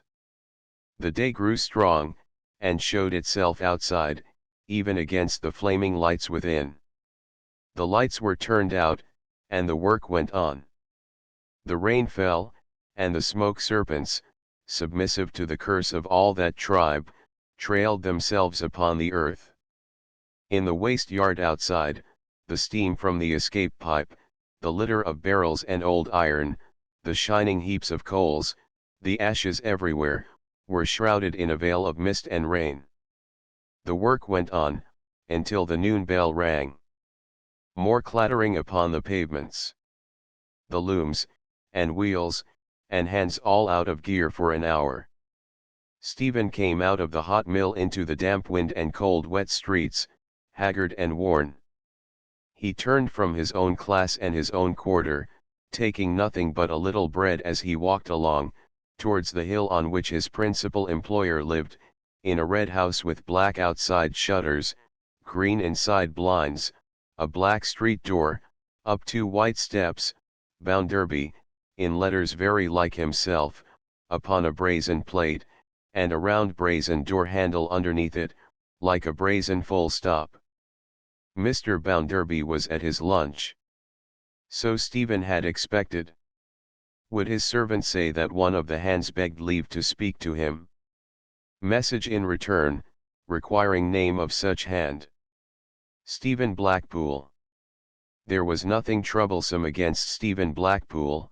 Yes, he might come in. Stephen Blackpool in the parlour. Mr. Bounderby, whom he just knew by sight, at lunch on chop and sherry. Mrs. Sparsit netting at the fireside, in a side-saddle attitude, with one foot in a cotton stirrup. It was a part, at once of Mrs. Sparsit's dignity and service, not to lunch. She supervised the meal officially, but implied that in her own stately person she considered lunch a weakness. "Now, Stephen," said Mr. Bounderby, "what's the matter with you?" Stephen made a bow. "Not a servile one, these hands will never do that. Lord bless you, sir, you'll never catch them at that, if they have been with you 20 years, and, as a complimentary toilet for Mrs. Sparsit, tucked his neckerchief ends into his waistcoat. "Now, you know," said Mr. Bounderby, taking some sherry, we have never had any difficulty with you, and you have never been one of the unreasonable ones. You don't expect to be set up in a coach and six, and to be fed on turtle soup and venison, with a gold spoon, as a good many of 'em do. Mr. Bounderby always represented this to be the sole, immediate, and direct object of any hand who was not entirely satisfied, and therefore I know already that you have not come here to make a complaint. Now, you know, I am certain of that, beforehand. No, sir, sure I ha not come for nout oth kind. Mr. Bounderby seemed agreeably surprised, notwithstanding his previous strong conviction. Very well, he returned. You're a steady hand, and I was not mistaken. Now, let me hear what it's all about. As it's not that, let me hear what it is. What have you got to say? Out with it, lad. Stephen happened to glance towards Mrs. Sparsit. I can go, Mr. Bounderby, if you wish it, said that self-sacrificing lady, making a feint of taking her foot out of the stirrup. Mr. Bounderby stayed her, by holding a mouthful of chop in suspension before swallowing it, and putting out his left hand. Then, withdrawing his hand and swallowing his mouthful of chop, he said to Stephen, Now you know, this good lady is a born lady, a high lady. You are not to suppose because she keeps my house for me, that she hasn't been very high up the tree up at the top of the tree. Now, if you have got anything to say that can't be said before a born lady, this lady will leave the room. If what you have got to say can be said before a born lady, this lady will stay where she is. Sir, I hope I never had nowt to say, not fitten for a born lady to year, sin I were born mission, was the reply, accompanied with a slight flush. Very well, said Mr. Bounderby, pushing away his plate, and leaning back. Fire away. I hakum, Stephen began, raising his eyes from the floor, after a moment's consideration, to ask yo advice. I need tea overmuch. I were married on EASR Monday 19 years sin, long and dree. She were a young lass pretty enow wi good accounts of herseln. Well. She went bad soon. Not along of me. God knows I were not a unkind husband to her. I have heard all this before, said Mr. Bounderby. She took to drinking, left off working, sold the furniture, pawned the clothes, and played old gooseberry. I were patient wi her. The more fool you, I think, said Mr. Bounderby, in confidence to his wine-glass. I were very patient wi her. I tried to wean her frat tea hour and hour again. I tried this, I tried that, I tried tea other. I ha gone home, many's the time, and found all vanished as I had in the world, and her without a sense left to bless herseln lying on bare ground. I ha done tea not once, not twice 20 time. Every line in his face deepened as he said it, and put in its affecting evidence of the suffering he had undergone. From bad to worse, from worse to worsen. She left me. She disgraced herseln every ways, bitter and bad. She coom back, she coom back, she coom back. What could I do to hinder her? I ha walked the streets nights long, ere ever I'd go home. I ha gone th brig, minded to fling Mijel hour, and ha no more on tea. I ha bore that much, that I were out when I were young. Mrs. Sparsit, easily ambling along with her netting needles, raised the Coriolanian eyebrows and shook her head, as much as to say, the great no trouble as well as the small. Please to turn your humble eye in my direction. I ha paid her to keep awa frammy. These 5 year I ha paid her. I ha gotten decent futrals about me again. I ha lived hard and sad, but not ashamed and fearful o' the minutes o' my life. Last night, I went home. There she lay upon my hearthstone. There she is. In the strength of his misfortune, and the energy of his distress, he fired for the moment like a proud man. In another moment, he stood as he had stood all the time, his usual stoop upon him, his pondering face addressed to Mr. Bounderby, with a curious expression on it, half shrewd, half perplexed, as if his mind were set upon unravelling something very difficult, his hat held tight in his left hand, which rested on his hip, his right arm, with a rugged propriety and force of action, very earnestly emphasizing what he said, not least so when it always paused, a little bent, but not withdrawn, as he paused. I was acquainted with all this, you know, said Mr. Bounderby, except the last clause, long ago. It's a bad job, that's what it is. You had better have been satisfied as you were, and not have got married. However, it's too late to say that. Was it an unequal marriage, sir, in point of years? Asked Mrs. Sparsit. You hear what this lady asks. Was it an unequal marriage in point of years, this unlucky job of yours? Said Mr. Bounderby. Not e'en so. I were 21 Mijaln, she were 20 Nibet. Indeed, sir, said Mrs. Sparsit to her chief, with great placidity. I inferred, from its being so miserable a marriage, that it was probably an unequal one in point of years. Mr. Bounderby looked very hard at the good lady in a sidelong way that had an odd sheepishness about it.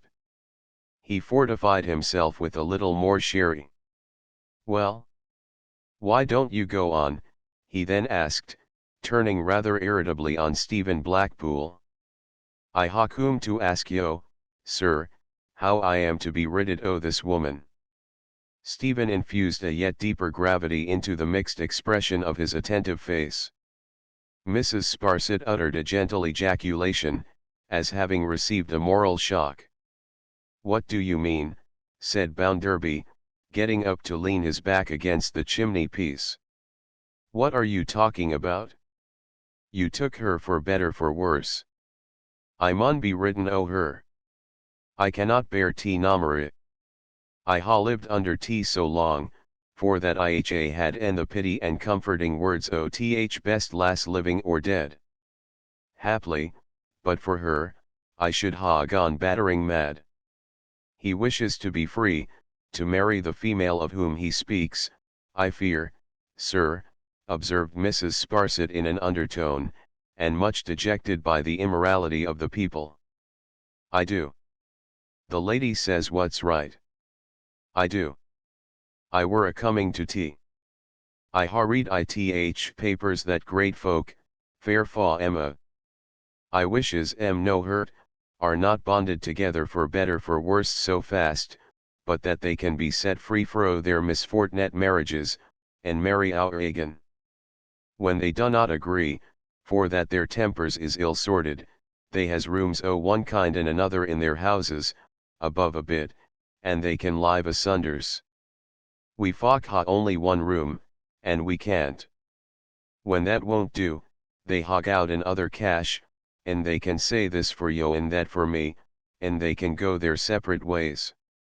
We can't. Spite o' all that, they can be set free for smaller wrongs than mine. So, I mun be ridden o' this woman, and I want know how. Know how, returned Mr. Bounderby. If I do her any hurt, sir, there's a law to punish me. Of course there is. If I flee from her, there's a law to punish me. Of course there is. If I marry with her dear lass, there's a law to punish me. Of course there is. If I was to live wi her and not marry her, saying such a thing could be, which it never could or would, and her so good, there's a law to punish me, in every innocent child belonging to me. Of course there is. Now, a God's name, said Stephen Blackpool, show me the law to help me. Hem. There's a sanctity in this relation of life, said Mr. Bounderby, and it must be kept up. No, no, do not say that, sir. Tan't kept up that way. Not that way. 'Tis kept down that way. I'm a weaver, I were in a factory when it chilled, but I ha gotten een to CWI and earn to year WI. I read in th papers every sizes, every sessions, and you read too I know it, with dismay how th supposed impossibility o ever getting unchained from one another, at any price, on any terms, brings blood upon this land, and brings many common married folk to battle, murder, and sudden death. Let us ha this, right understood. Mine's a grievous case, and I want if yo will be so good to know the law that helps me. Now, I tell you what, said Mr. Bounderby, putting his hands in his pockets. There is such a law. Stephen, subsiding into his quiet manner, and never wandering in his attention, gave a nod. But it's not for you at all. It costs money. It costs a mint of money. How much might that be? Stephen calmly asked. Why, you'd have to go to Doctors' Commons with a suit, and you'd have to go to a court of common law with a suit, and you'd have to go to the House of Lords with a suit, and you'd have to get an Act of Parliament to enable you to marry again, and it would cost you, if it was a case of very plain sailing, I suppose from £1,000 to £1,500, said Mr. Bounderby. Perhaps twice the money. There's no other law. Certainly not. Why then, sir, said Stephen, turning white, and motioning with that right hand of his, as if he gave everything to the four winds, 'tis a muddle. 'Tis just a muddle together, and the sooner I am dead, the better. Mrs. Sparsit again dejected by the impiety of the people. Pooh, pooh. Don't you talk nonsense, my good fellow, said Mr. Bounderby, about things you don't understand, and don't you call the institutions of your country a muddle, or you'll get yourself into a real muddle one of these fine mornings. The institutions of your country are not your piecework, and the only thing you have got to do, is, to mind your piecework. You didn't take your wife for fast and for loose, but for better for worse. If she has turned out worse, why, all we have got to say is, she might have turned out better. 'Tis a muddle, said Stephen, shaking his head as he moved to the door. 'Tis a muddle. Now, I'll tell you what. Mr. Bounderby resumed, as a valedictory address. With what I shall call your unhallowed opinions, you have been quite shocking this lady, who, as I have already told you, is a born lady, and who, as I have not already told you, has had her own marriage misfortunes to the tune of tens of thousands of pounds. Tens of thousands of pounds. He repeated it with great relish. Now, you have always been a steady hand hitherto, but my opinion is, and so I tell you plainly, that you are turning into the wrong road. You have been listening to some mischievous stranger or other there always about, and the best thing you can do is, to come out of that. Now you know, here his countenance expressed marvellous acuteness, I can see as far into a grindstone as another man, farther than a good many, perhaps, because I had my nose well kept to it when I was young. I see traces of the turtle soup, and venison, and gold spoon in this. Yes, I do, cried Mr. Bounderby, shaking his head with obstinate cunning. By the Lord Harry, I do. With a very different shake of the head and deep sigh, Stephen said, Thank you, sir, I wish you good day. So he left Mr. Bounderby swelling at his own portrait on the wall, as if he were going to explode himself into it, and Mrs. Sparsit still ambling on with her foot in her stirrup, looking quite cast down by the popular vices. Chapter 12. The old woman. Old Stephen descended the 2 white steps, shutting the black door with the brazen door plate, by the aid of the brazen full stop, to which he gave a parting polish with the sleeve of his coat, observing that his hot hand clouded it. He crossed the street with his eyes bent upon the ground, and thus was walking sorrowfully away, when he felt a touch upon his arm. It was not the touch he needed most at such a moment, the touch that could calm the wild waters of his soul, as the uplifted hand of the sublimest love and patience could abate the raging of the sea, yet it was a woman's hand too. It was an old woman, tall and shapely still, though withered by time, on whom his eyes fell when he stopped and turned. She was very cleanly and plainly dressed, had country mud upon her shoes, and was newly come from a journey. The flutter of her manner, in the unwonted noise of the streets, the spare shawl, carried unfolded on her arm, the heavy umbrella, and little basket, the loose long-fingered gloves, to which her hands were unused, all bespoke an old woman from the country, in her plain holiday clothes, come into Coketown on an expedition of rare occurrence. Remarking this at a glance, with the quick observation of his class, Stephen Blackpool bent his attentive face, his face, which, like the faces of many of his order, by dint of long working with eyes and hands in the midst of a prodigious noise, had acquired the concentrated look with which we are familiar in the countenances of the deaf, the better to hear what she asked him. "Pray, sir," said the old woman, "didn't I see you come out of that gentleman's house?" pointing back to Mr. Bounderby's. "I believe it was you, unless I have had the bad luck to mistake the person in following." "Yes, missus," returned Stephen, "it were me." "Have you, you'll excuse an old woman's curiosity, have you seen the gentleman?" "Yes, missus." "And how did he look, sir? Was he portly, bold, outspoken, and hearty?" As she straightened her own figure, and held up her head in adapting her action to her words, the idea crossed Stephen that he had seen this old woman before, and had not quite liked her. "Oh yes," he returned, observing her more attentively, "he were all that." "And healthy," said the old woman, "as the fresh wind." "Yes," returned Stephen. "He were eaten and drinking as large and as loud as a hummoby." "Thank you," said the old woman, with infinite content. "Thank you." He certainly never had seen this old woman before. Yet there was a vague remembrance in his mind, as if he had more than once dreamed of some old woman like her. She walked along at his side, and, gently accommodating himself to her humor, he said Coketown was a busy place, was it not? To which she answered, sure. Dreadful busy. Then he said, she came from the country, he saw. To which she answered in the affirmative. By Parliamentary, this morning. I came 40 mile by Parliamentary this morning, and I'm going back the same 40 mile this afternoon. I walked 9 mile to the station this morning, and if I find nobody on the road to give me a lift, I shall walk the 9 mile back tonight.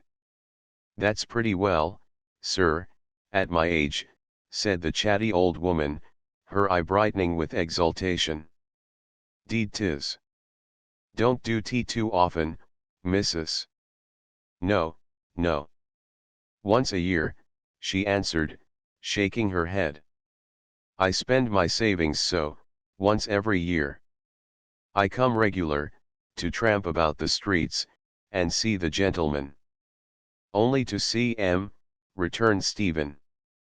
"That's enough for me," she replied, with great earnestness and interest of manner. "I ask no more. I have been standing about, on this side of the way, to see that gentleman," turning her head back towards Mr. Bounderby's again, "come out. But, he's late this year, and I have not seen him. You came out instead. Now, if I am obliged to go back without a glimpse of him, I only want a glimpse. Well, I have seen you, and you have seen him, and I must make that do." Saying this, She looked at Stephen as if to fix his features in her mind, and her eye was not so bright as it had been. With a large allowance for difference of tastes, and with all submission to the patricians of Coketown, this seemed so extraordinary a source of interest to take so much trouble about, that it perplexed him. But they were passing the church now, and as his eye caught the clock, he quickened his pace. He was going to his work? The old woman said, quickening hers, too, quite easily. Yes, time was nearly out. On his telling her where he worked, the old woman became a more singular old woman than before. "Ain't you happy?" she asked him. "Why, there's almost nobody but has their troubles, missus." He answered evasively, because the old woman appeared to take it for granted that he would be very happy indeed, and he had not the heart to disappoint her. He knew that there was trouble enough in the world, and if the old woman had lived so long, and could count upon his having so little, why so much the better for her, and none the worse for him. I. You have your troubles at home, you mean," she said. "Times. Just now and then," he answered, slightly.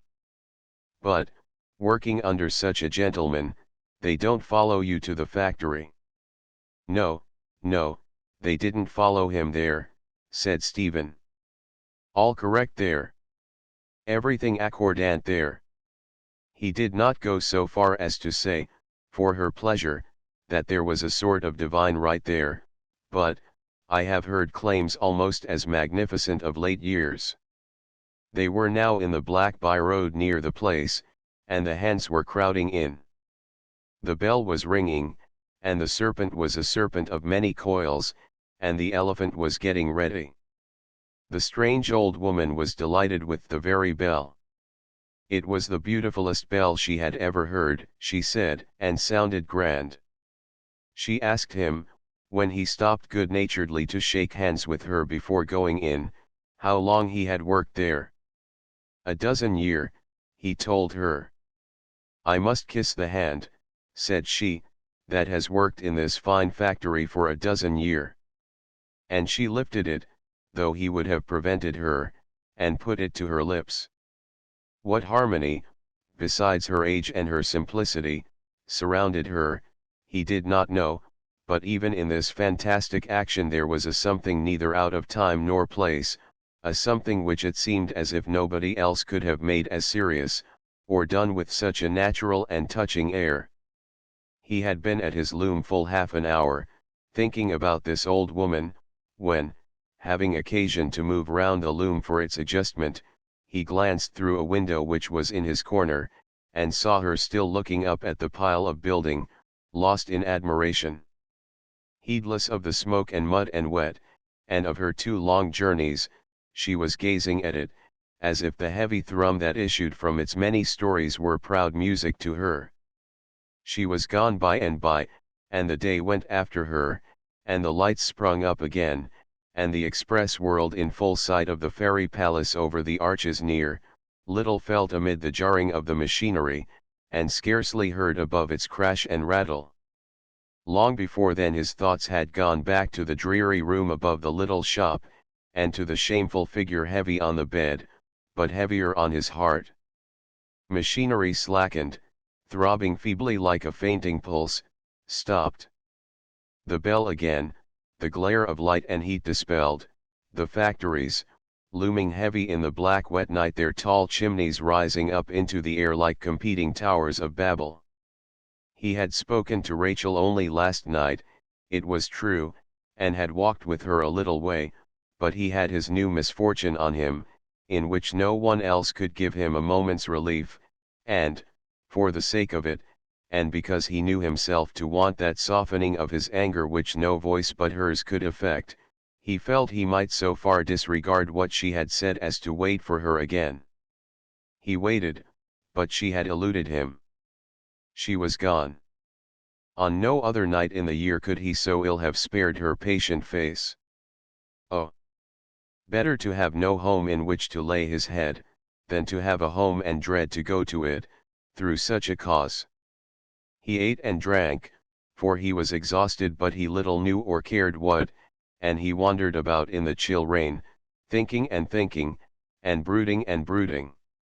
No word of a new marriage had ever passed between them, but Rachel had taken great pity on him years ago, and to her alone he had opened his closed heart all this time, on the subject of his miseries, and he knew very well that if he were free to ask her, she would take him.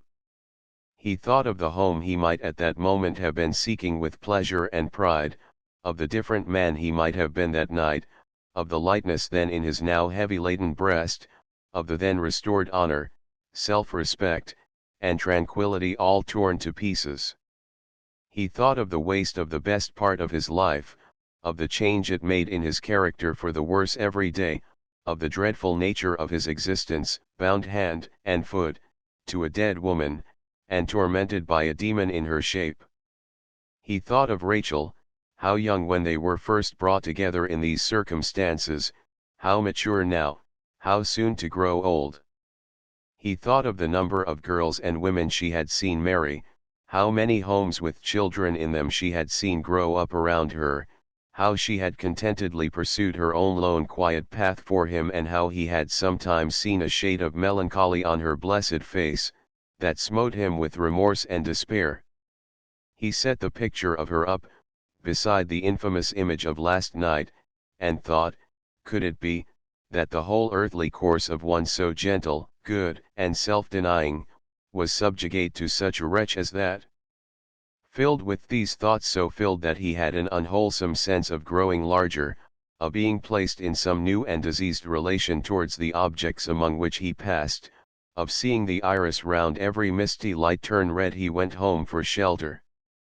Chapter 13. Rachel. A candle faintly burned in the window, to which the black ladder had often been raised for the sliding away of all that was most precious in this world to a striving wife and a brood of hungry babies, and Stephen added to his other thoughts the stern reflection, that of all the casualties of this existence upon earth, not one was dealt out with so unequal a hand as death. The inequality of birth was nothing to it. For, say that the child of a king and the child of a weaver were born tonight in the same moment, what was that disparity, to the death of any human creature who was serviceable to, or beloved by, another, while this abandoned woman lived on? From the outside of his home he gloomily passed to the inside, with suspended breath and with a slow footstep.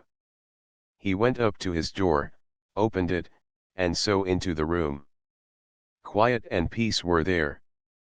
Rachel was there, sitting by the bed. She turned her head, and the light of her face shone in upon the midnight of his mind. She sat by the bed, watching and tending his wife. That is to say, he saw that someone lay there, and he knew too well it must be she, but Rachel's hands had put a curtain up, so that she was screened from his eyes. Her disgraceful garments were removed, and some of Rachel's were in the room. Everything was in its place and order as he had always kept it, the little fire was newly trimmed, and the hearth was freshly swept. It appeared to him that he saw all this in Rachel's face, and looked at nothing besides. While looking at it, it was shut out from his view by the softened tears that filled his eyes, but not before he had seen how earnestly she looked at him, and how her own eyes were filled too. She turned again towards the bed, and satisfying herself that all was quiet there, spoke in a low, calm, cheerful voice. "I am glad you have come at last, Stephen. You are very late. I ha' been walking up and down."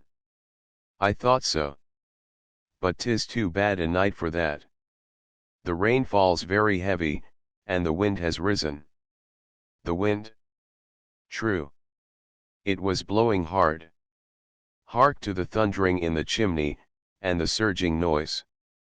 To have been out in such a wind, and not to have known it was blowing. I have been here once before, today, Stephen. Landlady came round for me at dinner time.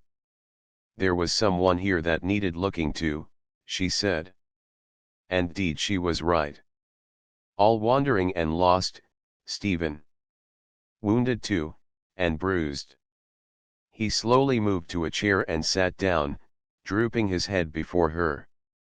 I came to do what little I could, Stephen, first, for that she worked with me when we were girls both, and for that you courted her and married her when I was her friend. He laid his furrowed forehead on his hand, with a low groan. And next, for that I know your heart, and am right sure and certain that 'tis far too merciful to let her die, or even so much as suffer, for want of aid. Thou knowest who said, let him who is without sin among you cast the first stone at her. There have been plenty to do that. Thou art not the man to cast the last stone, Stephen, when she is brought so low. O Rachel, Rachel! Thou hast been a cruel sufferer, heaven reward thee, she said, in compassionate accents. I am thy poor friend, with all my heart and mind. The wounds of which she had spoken, seemed to be about the neck of the self-made outcast. She dressed them now, still without showing her. She steeped a piece of linen in a basin, into which she poured some liquid from a bottle, and laid it with a gentle hand upon the sore.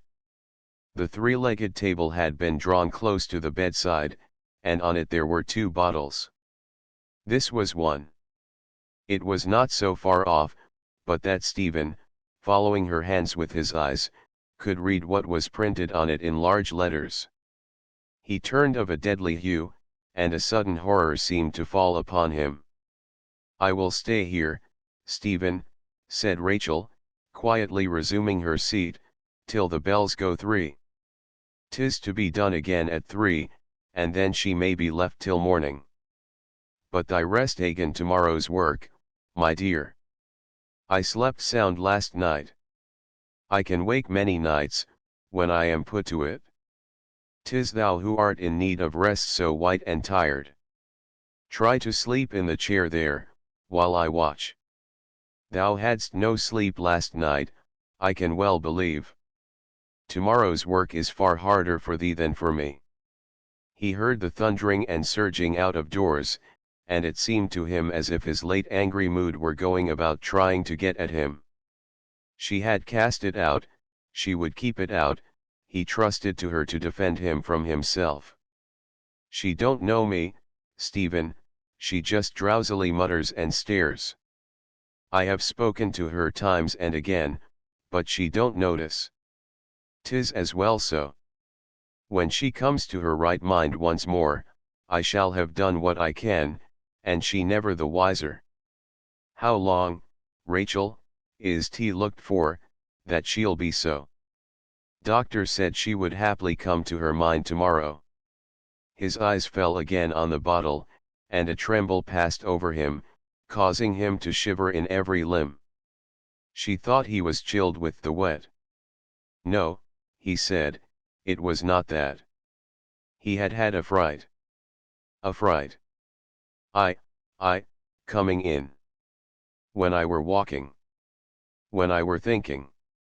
When it seized him again, and he stood up, holding by the mantel shelf, as he pressed his dank cold hair down with a hand that shook as if it were palsied. Stephen. She was coming to him, but he stretched out his arm to stop her. No. Don't, please, don't. Let me see thee settin' by the bed. Let me see thee, so good, and so forgiving. Let me see thee as I see thee when I come in. I can never see thee better than so. Never, never, never. He had a violent fit of trembling, and then sunk into his chair. After a time he controlled himself, and, resting with an elbow on one knee, and his head upon that hand, could look towards Rachel. Seen across the dim candle with his moistened eyes, she looked as if she had a glory shining round her head. He could have believed she had. He did believe it, as the noise without shook the window, rattled at the door below, and went about the house clamouring and lamenting. When she gets better, Stephen, 'tis to be hoped she'll leave thee to thyself again, and do thee no more hurt. Anyways we will hope so now. And now I shall keep silence, for I want thee to sleep. He closed his eyes, more to please her than to rest his weary head, but, by slow degrees as he listened to the great noise of the wind, he ceased to hear it, or it changed into the working of his loom, or even into the voices of the day, his own included, saying what had been really said. Even this imperfect consciousness faded away at last, and he dreamed a long, troubled dream. He thought that he, and some one on whom his heart had long been set, but she was not Rachel, and that surprised him, even in the midst of his imaginary happiness, stood in the church being married. While the ceremony was performing, and while he recognized among the witnesses some whom he knew to be living, and many whom he knew to be dead, darkness came on, succeeded by the shining of a tremendous light. It broke from one line in the table of commandments at the altar, and illuminated the building with the words. They were sounded through the church, too, as if there were voices in the fiery letters. Upon this, the whole appearance before him and around him changed, and nothing was left as it had been, but himself and the clergyman. They stood in the daylight before a crowd so vast, that if all the people in the world could have been brought together into one space, they could not have looked, he thought, more numerous, and they all abhorred him, and there was not one pitying or friendly eye among the millions that were fastened on his face. He stood on a raised stage, under his own loom, and, looking up at the shape the loom took, and hearing the burial service distinctly read, he knew that he was there to suffer death. In an instant what he stood on fell below him, and he was gone. Out of what mystery he came back to his usual life, and to places that he knew, he was unable to consider, but he was back in those places by some means, and with this condemnation upon him, that he was never, in this world or the next, through all the unimaginable ages of eternity, to look on Rachel's face or hear her voice. Wandering to and fro, unceasingly, without hope, and in search of he knew not what, he only knew that he was doomed to seek it, he was the subject of a nameless, horrible dread, a mortal fear of one particular shape which everything took. Whatsoever he looked at, grew into that form sooner or later. The object of his miserable existence was to prevent its recognition by any one among the various people he encountered. Hopeless labor. If he led them out of rooms where it was, if he shut up drawers and closets where it stood, if he drew the curious from places where he knew it to be secreted, and got them out into the streets, the very chimneys of the mills assumed that shape, and round them was the printed word. The wind was blowing again, the rain was beating on the housetops, and the larger spaces through which he had strayed contracted to the four walls of his room. Saving that the fire had died out, it was as his eyes had closed upon it. Rachel seemed to have fallen into a doze, in the chair by the bed. She sat wrapped in her shawl, perfectly still. The table stood in the same place, close by the bedside, and on it, in its real proportions and appearance, was the shape so often repeated. He thought he saw the curtain move. He looked again, and he was sure it moved. He saw a hand come forth and grope about a little. Then the curtain moved more perceptibly, and the woman in the bed put it back, and sat up. With her woeful eyes, so haggard and wild, so heavy and large, she looked all round the room, and past the corner where he slept in his chair. Her eyes returned to that corner, and she put her hand over them as a shade, while she looked into it. Again they went all round the room, scarcely heeding Rachel if at all, and returned to that corner. He thought, as she once more shaded them, not so much looking at him, as looking for him with a brutish instinct that he was there, that no single trace was left in those debauched features, or in the mind that went along with them, of the woman he had married 18 years before. But that he had seen her come to this by inches, he never could have believed her to be the same. All this time, as if a spell were on him, he was motionless and powerless, except to watch her. Stupidly dozing, or communing with her incapable self about nothing, she sat for a little while with her hands at her ears, and her head resting on them. Presently, she resumed her staring round the room. And now, for the first time, her eyes stopped at the table with the bottles on it. Straightway she turned her eyes back to his corner, with the defiance of last night, and moving very cautiously and softly, stretched out her greedy hand. She drew a mug into the bed, and sat for a while considering which of the two bottles she should choose. Finally, she laid her insensate grasp upon the bottle that had swift and certain death in it, and, before his eyes, pulled out the cork with her teeth. Dream or reality, he had no voice, nor had he power to stir. If this be real, and her allotted time be not yet come, wake, Rachel, wake.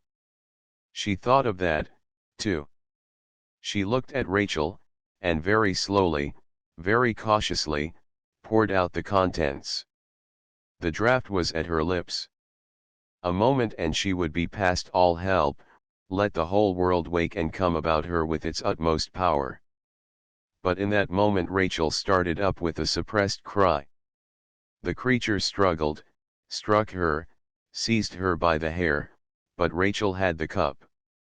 Stephen broke out of his chair. "Rachel, am I waken or dreamin' this dreadful night?" "'Tis all well, Stephen. I have been asleep, myself. 'Tis near 3. Hush! I hear the bells." The wind brought the sounds of the church clock to the window. They listened, and it struck 3.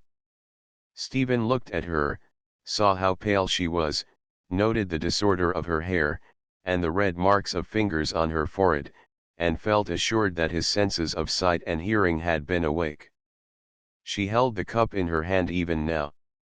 "I thought it must be near 3, she said, calmly pouring from the cup into the basin, and steeping the linen as before.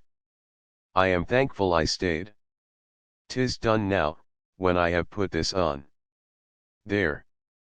And now she's quiet again. The few drops in the basin I'll pour away, for 'tis bad stuff to leave about, though ever so little of it." As she spoke, she drained the basin into the ashes of the fire, and broke the bottle on the hearth. She had nothing to do, then, but to cover herself with her shawl before going out into the wind and rain. "Thou'lt let me walk with thee at this hour, Rachel?" "No, Stephen. 'Tis but a minute, and I'm home." "Thou art not fearful," he said it in a low voice, as they went out at the door, "to leave me alone with her?" As she looked at him, saying, "Stephen," he went down on his knee before her, on the poor mean stairs, and put an end of her shawl to his lips. "Thou art an angel. Bless thee, bless thee. I am, as I have told thee, Stephen, thy poor friend. Angels are not like me. Between them, and a working woman full of faults, there is a deep gulf set. My little sister is among them, but she is changed." She raised her eyes for a moment as she said the words, and then they fell again, in all their gentleness and mildness, on his face. "Thou changest me from bad to good. Thou mak'st me humbly wishful to be more like thee, and fearful to lose thee when this life is ower, and the muddle cleared awa. Thou art an angel, it may be, thou hast saved my soul alive." She looked at him, on his knee at her feet, with her shawl still in his hand, and the reproof on her lips died away when she saw the working of his face. "I come home desperate. I come home out o' hope, and mad thinking that when I said a word o' complaint I was reckoned a unreasonable hand. I told thee I had had a fright. It were the poison bottle on table. I never hurt a living creatur, but happen so suddenly upon tea, I thought, How can I say what I might ha done to Mijeln, or her, or both? She put her two hands on his mouth, with a face of terror, to stop him from saying more. He caught them in his unoccupied hand, and holding them, and still clasping the border of her shawl, said hurriedly, "But I see thee, Rachel, setten by the bed. I ha seen thee, this night. In my true blue sleep I ha known thee still to be there. Evermore I will see thee there. I never more will see her or think o' her, but thou shalt be beside her. I never more will see or think o' anything that angers me, but thou, so much better than me, shalt be by th side on t. And so I will try t look th time, and so I will try t trust th time, when thou and me at last shall walk together far awa, beyond the deep gulf, in th country where thy little sister is." He kissed the border of her shawl again, and let her go. She bade him good night in a broken voice, and went out into the street. The wind blew from the quarter where the day would soon appear, and still blew strongly. It had cleared the sky before it, and the rain had spent itself or travelled elsewhere, and the stars were bright. He stood bareheaded in the road, watching her quick disappearance. As the shining stars were to the heavy candle in the window, so was Rachel, in the rugged fancy of this man, to the common experiences of his life. Chapter 14. The great manufacturer time went on in Coketown like its own machinery, so much material wrought up, so much fuel consumed, so many powers worn out, so much money made. But, less inexorable than iron, steel, and brass, it brought its varying seasons even into that wilderness of smoke and brick, and made the only stand that ever was made in the place against its direful uniformity. "Louisa is becoming," said Mr. Gradgrind, "almost a young woman." Time, with his innumerable horsepower, worked away, not minding what anybody said, and presently turned out young Thomas a foot taller than when his father had last taken particular notice of him. "Thomas is becoming," said Mr. Gradgrind, "almost a young man." Time passed Thomas on in the mill, while his father was thinking about it, and there he stood in a long-tailed coat and a stiff shirt collar. "Really," said Mr. Gradgrind, "the period has arrived when Thomas ought to go to Bounderby."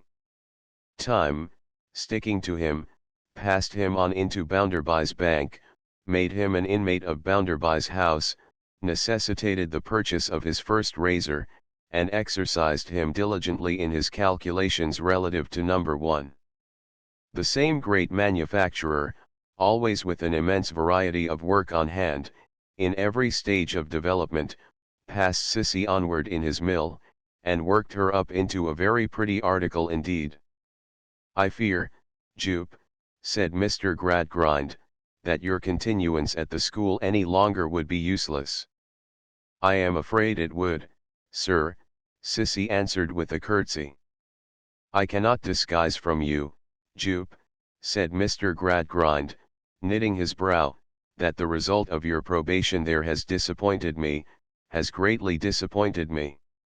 You have not acquired, under Mr. and Mrs. M. Cocomchild, anything like that amount of exact knowledge which I looked for. You are extremely deficient in your facts. Your acquaintance with figures is very limited. You are altogether backward, and below the mark." "I am sorry, sir," she returned, "but I know it is quite true. Yet I have tried hard, sir." "Yes," said Mr. Gradgrind, "yes, I believe you have tried hard, I have observed you, and I can find no fault in that respect." "Thank you, sir. I have thought sometimes," Sissy very timid here, "that perhaps I tried to learn too much, and that if I had asked to be allowed to try a little less, I might have." "No, Jupe, no," said Mr. Gradgrind, shaking his head in his profoundest and most eminently practical way. "No. The course you pursued, You pursued according to the system, and there is no more to be said about it. I can only suppose that the circumstances of your early life were too unfavorable to the development of your reasoning powers, and that we began too late. Still, as I have said already, I am disappointed. I wish I could have made a better acknowledgment, sir, of your kindness to a poor forlorn girl who had no claim upon you, and of your protection of her. Don't shed tears, said Mr. Gradgrind. Don't shed tears. I don't complain of you. You are an affectionate, earnest, good young woman, and we must make that do. Thank you, sir, very much, said Sissy, with a grateful curtsy. You are useful to Mrs. Gradgrind, and, in a generally pervading way, you are serviceable in the family also, so I understand from Miss Louisa, and, indeed, so I have observed myself. I therefore hope, said Mr. Gradgrind, that you can make yourself happy in those relations. I should have nothing to wish, sir, if I understand you, said Mr. Gradgrind. You still refer to your father. I have heard from Miss Louisa that you still preserve that bottle. Well, if your training in the science of arriving at exact results had been more successful, you would have been wiser on these points. I will say no more. He really liked Sissy too well to have a contempt for her, otherwise he held her calculating powers in such very slight estimation that he must have fallen upon that conclusion. Somehow or other, he had become possessed by an idea that there was something in this girl which could hardly be set forth in a tabular form. Her capacity of definition might be easily stated at a very low figure, her mathematical knowledge at nothing, yet he was not sure that if he had been required, for example, to tick her off into columns in a parliamentary return, he would have quite known how to divide her. In some stages of his manufacture of the human fabric, the processes of time are very rapid. Young Thomas and Sissy being both at such a stage of their working up, these changes were effected in a year or two, while Mr. Gradgrind himself seemed stationary in his course, and underwent no alteration. Except one, which was apart from his necessary progress through the mill. Time hustled him into a little noisy and rather dirty machinery, in a bicomber, and made him Member of Parliament for Coketown, one of the respected members for ounce weights and measures, one of the representatives of the multiplication table, one of the deaf honourable gentlemen, dumb honourable gentlemen, blind honourable gentlemen, lame honourable gentlemen, dead honourable gentlemen, to every other consideration.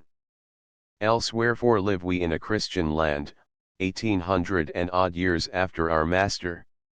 All this while, Louisa had been passing on, so quiet and reserved, and so much given to watching the bright ashes at twilight as they fell into the grate, and became extinct, that from the period when her father had said she was almost a young woman, which seemed but yesterday, she had scarcely attracted his notice again, when he found her quite a young woman. Quite a young woman, said Mr. Gradgrind, musing. Dear me! Soon after this discovery, he became more thoughtful than usual for several days, and seemed much engrossed by one subject. On a certain night, when he was going out, and Louisa came to bid him good-bye before his departure, as he was not to be home until late and she would not see him again until the morning, he held her in his arms, looking at her in his kindest manner, and said, "My dear Louisa, you are a woman." She answered with the old, quick, searching look of the night when she was found at the circus, then cast down her eyes. "Yes, father." "My dear," said Mr. Gradgrind, "I must speak with you alone and seriously. Come to me in my room after breakfast tomorrow, will you?" "Yes, father." "Your hands are rather cold, Louisa. Are you not well?" "Quite well, father." "And cheerful?" She looked at him again, and smiled in her peculiar manner. I am as cheerful, father, as I usually am, or usually have been. That's well, said Mr. Gradgrind. So, he kissed her and went away, and Louisa returned to the serene apartment of the hair-cutting character, and leaning her elbow on her hand, looked again at the short-lived sparks that so soon subsided into ashes. "Are you there, Lou?" said her brother, looking in at the door. He was quite a young gentleman of pleasure now, and not quite a prepossessing one. "Dear Tom," she answered, rising and embracing him, "how long it is since you have been to see me." "Why, I have been otherwise engaged, Lou, in the evenings, and in the daytime old Bounderby has been keeping me at it rather. But I touch him up with you when he comes it too strong, and so we preserve an understanding. I say, has father said anything particular to you today or yesterday, Lou?" "No, Tom. But he told me tonight that he wished to do so in the morning." "Ah, that's what I mean," said Tom. "Do you know where he is tonight?" With a very deep expression. "No, then I'll tell you. He's with old Bounderby. They are having a regular confab together up at the bank." "Why at the bank, do you think?" "Well, I'll tell you again. To keep Mrs. Sparsit's ears as far off as possible, I expect." With her hand upon her brother's shoulder, Louisa still stood looking at the fire. Her brother glanced at her face with greater interest than usual, and, encircling her waist with his arm, drew her coaxingly to him. "You are very fond of me, aren't you, Lou?" "Indeed I am, Tom, though you do let such long intervals go by without coming to see me."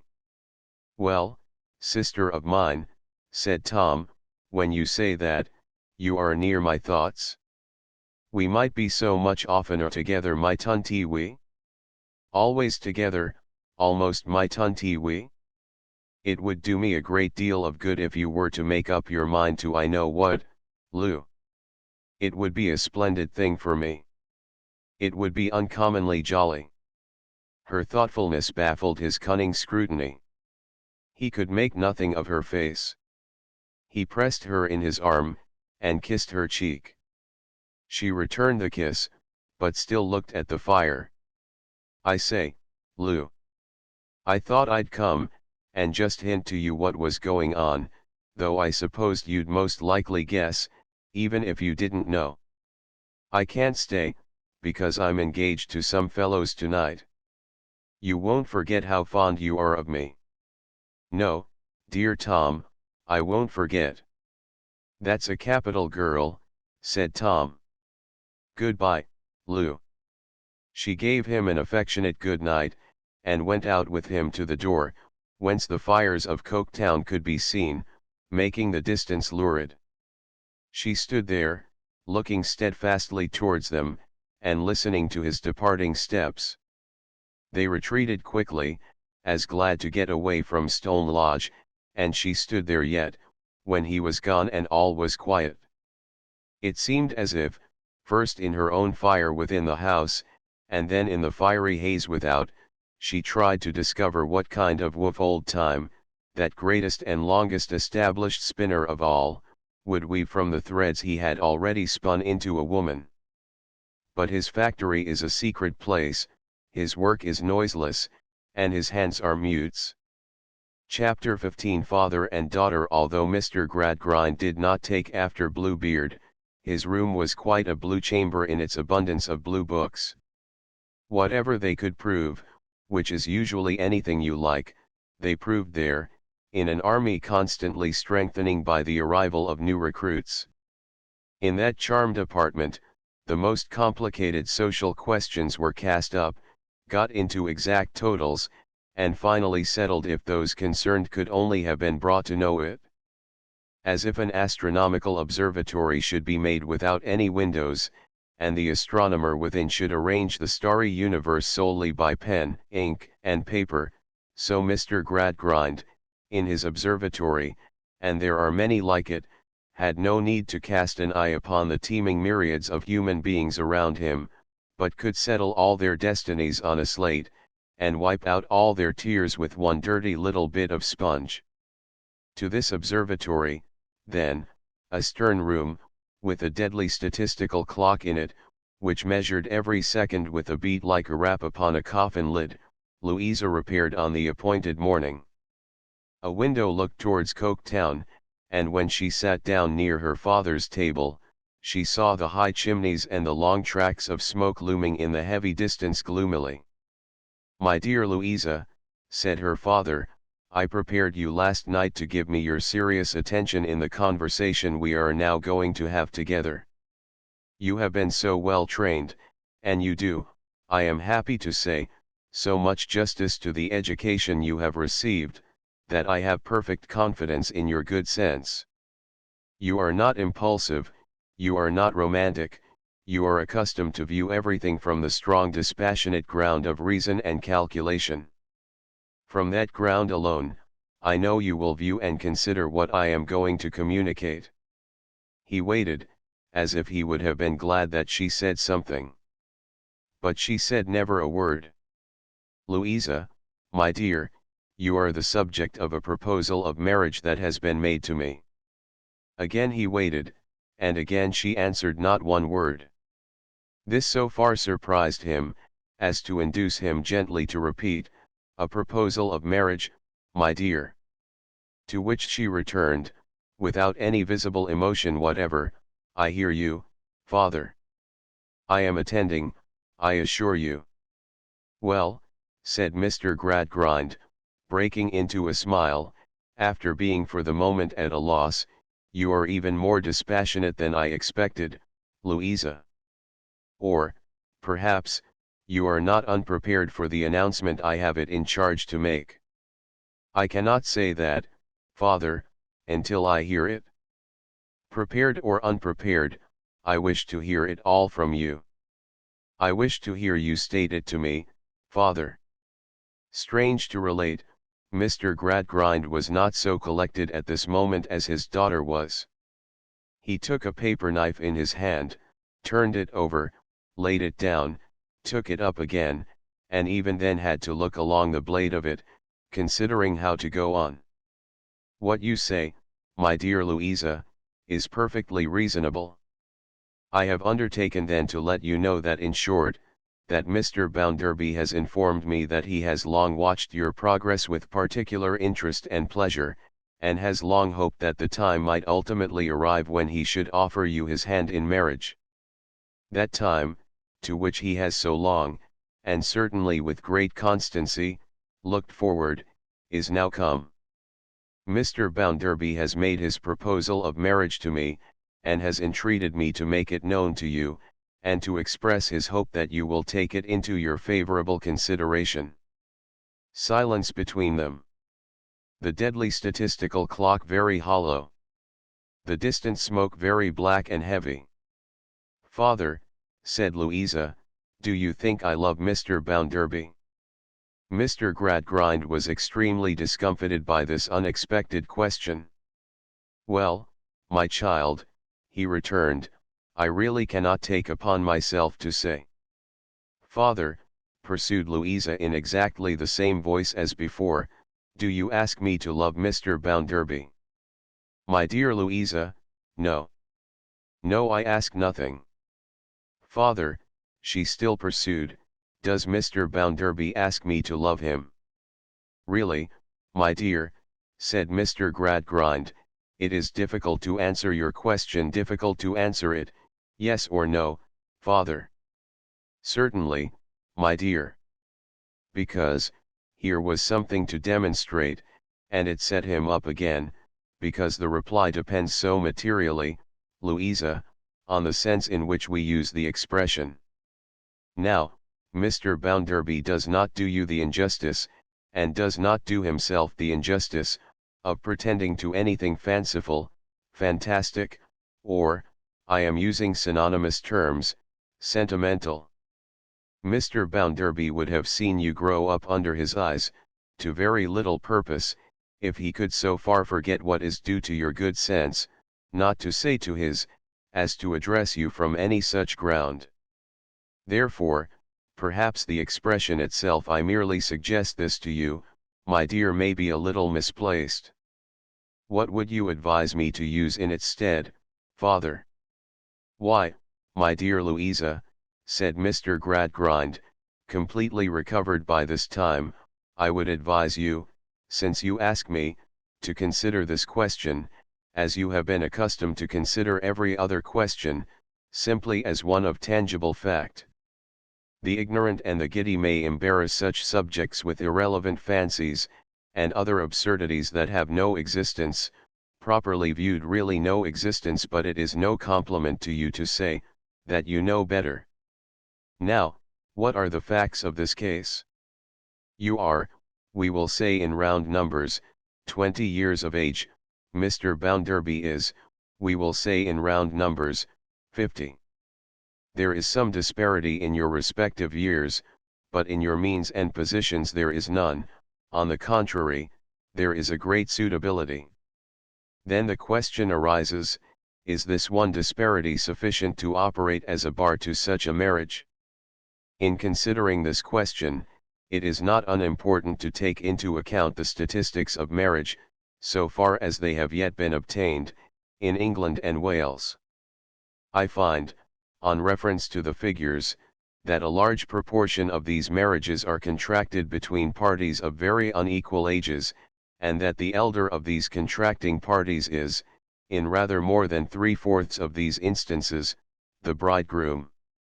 It is remarkable as showing the wide prevalence of this law, that among the natives of the British possessions in India, also in a considerable part of China, and among the Kalmucks of Tartary, the best means of computation yet furnished us by travelers, yield similar results. The disparity I have mentioned, therefore, almost ceases to be disparity, and, virtually, all but disappears. What do you recommend, father? Asked Louisa, her reserved composure not in the least affected by these gratifying results, that I should substitute for the term I used just now. For the misplaced expression. Louisa, returned her father, it appears to me that nothing can be plainer. Confining yourself rigidly to fact, the question of fact you state to yourself is, does Mr. Bounderby ask me to marry him? Yes, he does. The sole remaining question then is, shall I marry him? I think nothing can be plainer than that. Shall I marry him? Repeated Louisa, with great deliberation. Precisely. And it is satisfactory to me, as your father, my dear Louisa, to know that you do not come to the consideration of that question with the previous habits of mind, and habits of life, that belong to many young women. No, father, she returned, I do not. I now leave you to judge for yourself, said Mr. Gradgrind. I have stated the case, as such cases are usually stated among practical minds. I have stated it, as the case of your mother and myself was stated in its time. The rest, my dear Louisa, is for you to decide. From the beginning, she had sat looking at him fixedly. As he now leaned back in his chair, and bent his deep-set eyes upon her in his turn, perhaps he might have seen one wavering moment in her, when she was impelled to throw herself upon his breast, and give him the pent-up confidences of her heart. But, to see it, he must have overleaped at a bound the artificial barriers he had for many years been erecting, between himself and all those subtle essences of humanity which will elude the utmost cunning of algebra until the last trumpet ever to be sounded shall blow even algebra to wreck. The barriers were too many and too high for such a leap. With his unbending, utilitarian, matter-of-fact face, he hardened her again, and the moment shot away into the plumbless depths of the past, to mingle with all the lost opportunities that are drowned there. Removing her eyes from him, she sat so long looking silently towards the town, that he said, at length, "Are you consulting the chimneys of the Coketown works, Louisa?" There seems to be nothing there but languid and monotonous smoke. Yet when the night comes, fire bursts out. Father, she answered, turning quickly. Of course I know that, Louisa. I do not see the application of the remark. To do him justice, he did not, at all. She passed it away with a slight motion of her hand, and concentrating her attention upon him again, said, Father, I have often thought that life is very short. This was so distinctly one of his subjects that he interposed. It is short, no doubt, my dear. Still, the average duration of human life is proved to have increased of late years.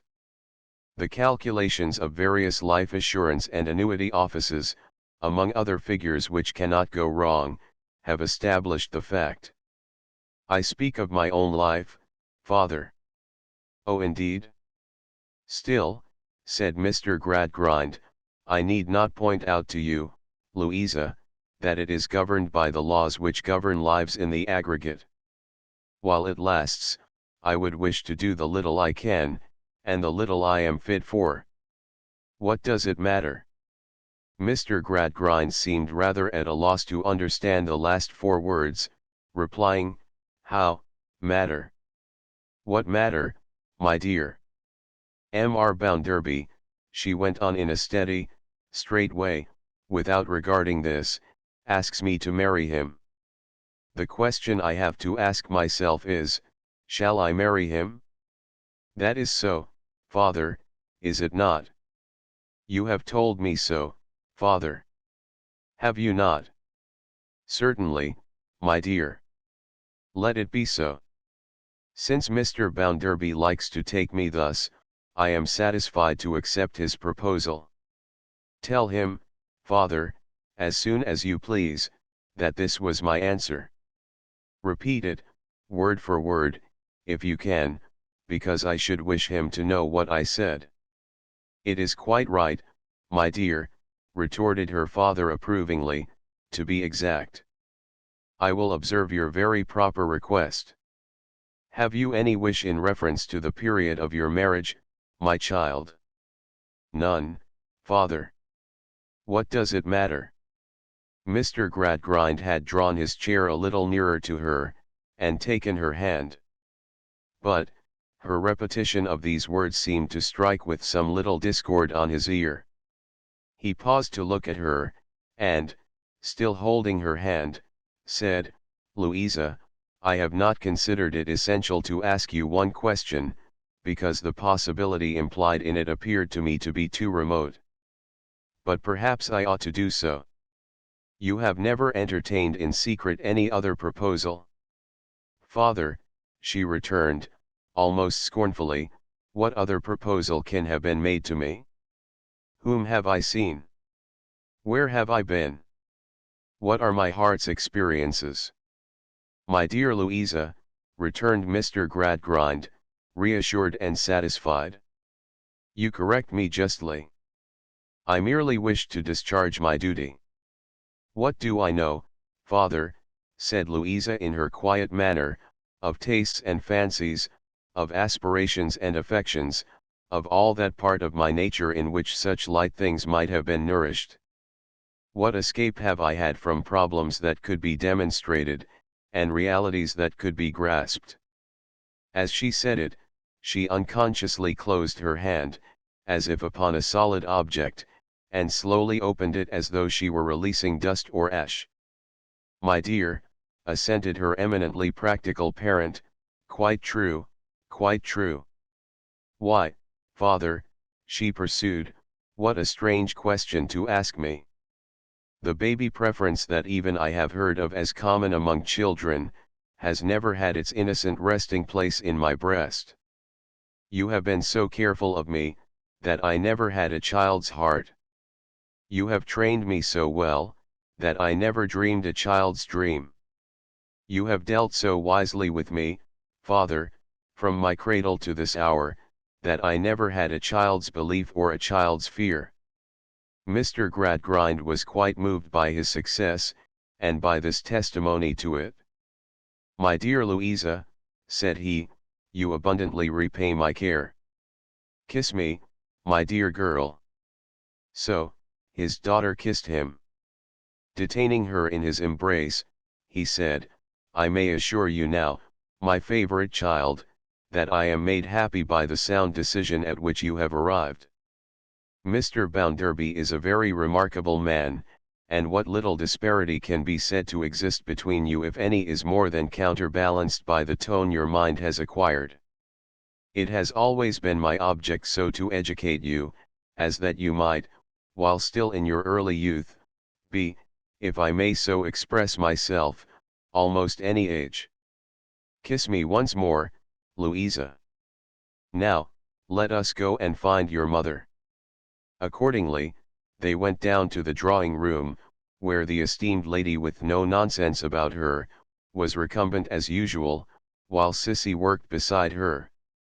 She gave some feeble signs of returning animation when they entered, and presently the faint transparency was presented in a sitting attitude. Mrs. Gradgrind, said her husband, who had waited for the achievement of this feat with some impatience, allow me to present to you Mrs. Bounderby. Oh, said Mrs. Gradgrind, so you have settled it? Well, I'm sure I hope your health may be good, Louisa, for if your head begins to split as soon as you are married, which was the case with mine, I cannot consider that you are to be envied, though I have no doubt you think you are, as all girls do. However, I give you joy, my dear, and I hope you may now turn all your ological studies to good account. I am sure I do. I must give you a kiss of congratulation, Louisa, but don't touch my right shoulder, for there's something running down it all day long. And now you see, whimpered Mrs. Gradgrind, adjusting her shawls after the affectionate ceremony, I shall be worrying myself, morning, noon, and night, to know what I am to call him. Mrs. Gradgrind, said her husband, solemnly, what do you mean? Whatever I am to call him, Mr. Gradgrind, when he is married to Louisa. I must call him something. It's impossible, said Mrs. Gradgrind, with a mingled sense of politeness and injury, to be constantly addressing him and never giving him a name. I cannot call him Josiah, for the name is insupportable to me. You yourself wouldn't hear of Joe, you very well know. Am I to call my own son-in-law, Mr.? Not, I believe, unless the time has arrived when, as an invalid, I am to be trampled upon by my relations. Then, what am I to call him? Nobody present having any suggestion to offer in the remarkable emergency, Mrs. Gradgrind departed this life for the time being, after delivering the following codicil to her remarks already executed, as to the wedding, all I ask, Louisa, is, and I ask it with a fluttering in my chest, which actually extends to the solace of my feet, that it may take place soon. Otherwise, I know it is one of those subjects I shall never hear the last of. When Mr. Gradgrind had presented Mrs. Bounderby, Sissy had suddenly turned her head, and looked, in wonder, in pity, in sorrow, in doubt, in a multitude of emotions, towards Louisa. Louisa had known it, and seen it, without looking at her. From that moment she was impassive, proud, and cold, held Sissy at a distance, changed to her altogether. Chapter 16. Husband and wife. Mr. Bounderby's first disquietude on hearing of his happiness, was occasioned by the necessity of imparting it to Mrs. Sparsit. He could not make up his mind how to do that, or what the consequences of the step might be. Whether she would instantly depart, bag and baggage, to Lady Scadger's, or would positively refuse to budge from the premises, whether she would be plaintive or abusive, tearful or tearing, whether she would break her heart, or break the looking-glass, Mr. Bounderby could not all foresee. However, as it must be done, he had no choice but to do it, so, after attempting several letters, and failing in them all, he resolved to do it by word of mouth. On his way home, on the evening he set aside for this momentous purpose, he took the precaution of stepping into a chemist's shop and buying a bottle of the very strongest smelling salts. "By George," said Mr. Bounderby, "if she takes it in the fainting way, I'll have the skin off her nose, at all events." But, in spite of being thus forearmed, he entered his own house with anything but a courageous air, and appeared before the object of his misgivings, like a dog who was conscious of coming direct from the pantry. "Good evening, Mr. Bounderby." "Good evening, ma'am, good evening." He drew up his chair, and Mrs. Sparsit drew back hers, as who should say, "Your fireside, sir. I freely admit it. It is for you to occupy it all, if you think proper." "Don't go to the North Pole, ma'am," said Mr. Bounderby. "Thank you, sir," said Mrs. Sparsit, and returned, though short of her former position. Mr. Bounderby sat looking at her, as, with the points of a stiff, sharp pair of scissors, she picked out holes for some inscrutable ornamental purpose, in a piece of cambric. An operation which, taken in connection with the bushy eyebrows and the Roman nose, suggested with some liveliness the idea of a hawk engaged upon the eyes of a tough little bird. She was so steadfastly occupied, that many minutes elapsed before she looked up from her work. When she did so, Mr. Bounderby bespoke her attention with a hitch of his head. "Mrs. Sparsit, ma'am," said Mr. Bounderby, putting his hands in his pockets, and assuring himself with his right hand that the cork of the little bottle was ready for use, "I have no occasion to say to you, that you are not only a lady born and bred, but a devilish sensible woman." "Sir," returned the lady, "this is indeed not the first time that you have honoured me with similar expressions of your good opinion." "Mrs. Sparsit, ma'am," said Mr. Bounderby, "I am going to astonish you." "Yes, sir," returned Mrs. Sparsit, interrogatively, and in the most tranquil manner possible. She generally wore mittens, and she now laid down her work, and smoothed those mittens.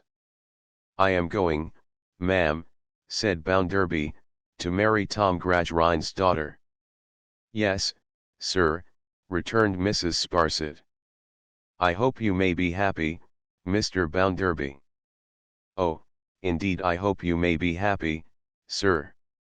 And she said it with such great condescension as well as with such great compassion for him, that Bounderby, far more disconcerted than if she had thrown her work-box at the mirror, or swooned on the hearthrug, corked up the smelling salts tight in his pocket, and thought, "Now confound this woman, who could have even guessed that she would take it in this way." "I wish with all my heart, sir," said Mrs. Sparsit, in a highly superior manner. Somehow she seemed, in a moment, to have established a right to pity him ever afterwards, "that you may be in all respects very happy."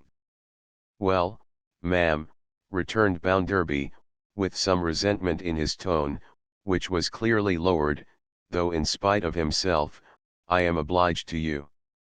"I hope I shall be." "Do you, sir?" said Mrs. Sparsit, with great affability. "But naturally you do, of course you do." A very awkward pause on Mr. Bounderby's part succeeded. Mrs. Sparsit sedately resumed her work and occasionally gave a small cough, which sounded like the cough of conscious strength and forbearance. "Well, ma'am," resumed Bounderby, "under these circumstances, I imagine it would not be agreeable to a character like yours to remain here, though you would be very welcome here." "Oh, dear no, sir, I could on no account think of that." Mrs. Sparsit shook her head, still in her highly superior manner, and a little changed the small cough, coughing now, as if the spirit of prophecy rose within her, but had better be coughed down.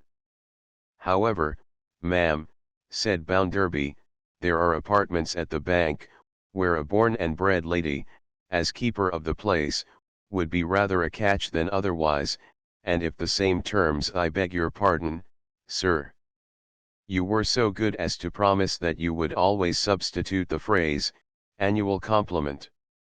Well, ma'am, annual compliment.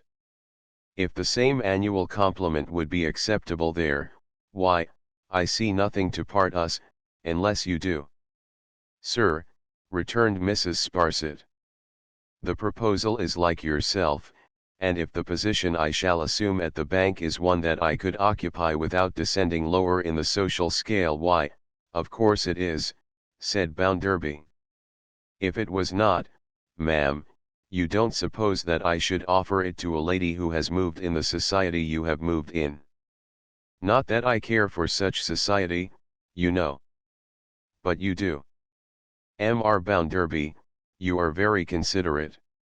You'll have your own private apartments, and you'll have your coals and your candles, and all the rest of it, and you'll have your maid to attend upon you, and you'll have your light porter to protect you, and you'll be what I take the liberty of considering precious comfortable, said Bounderby.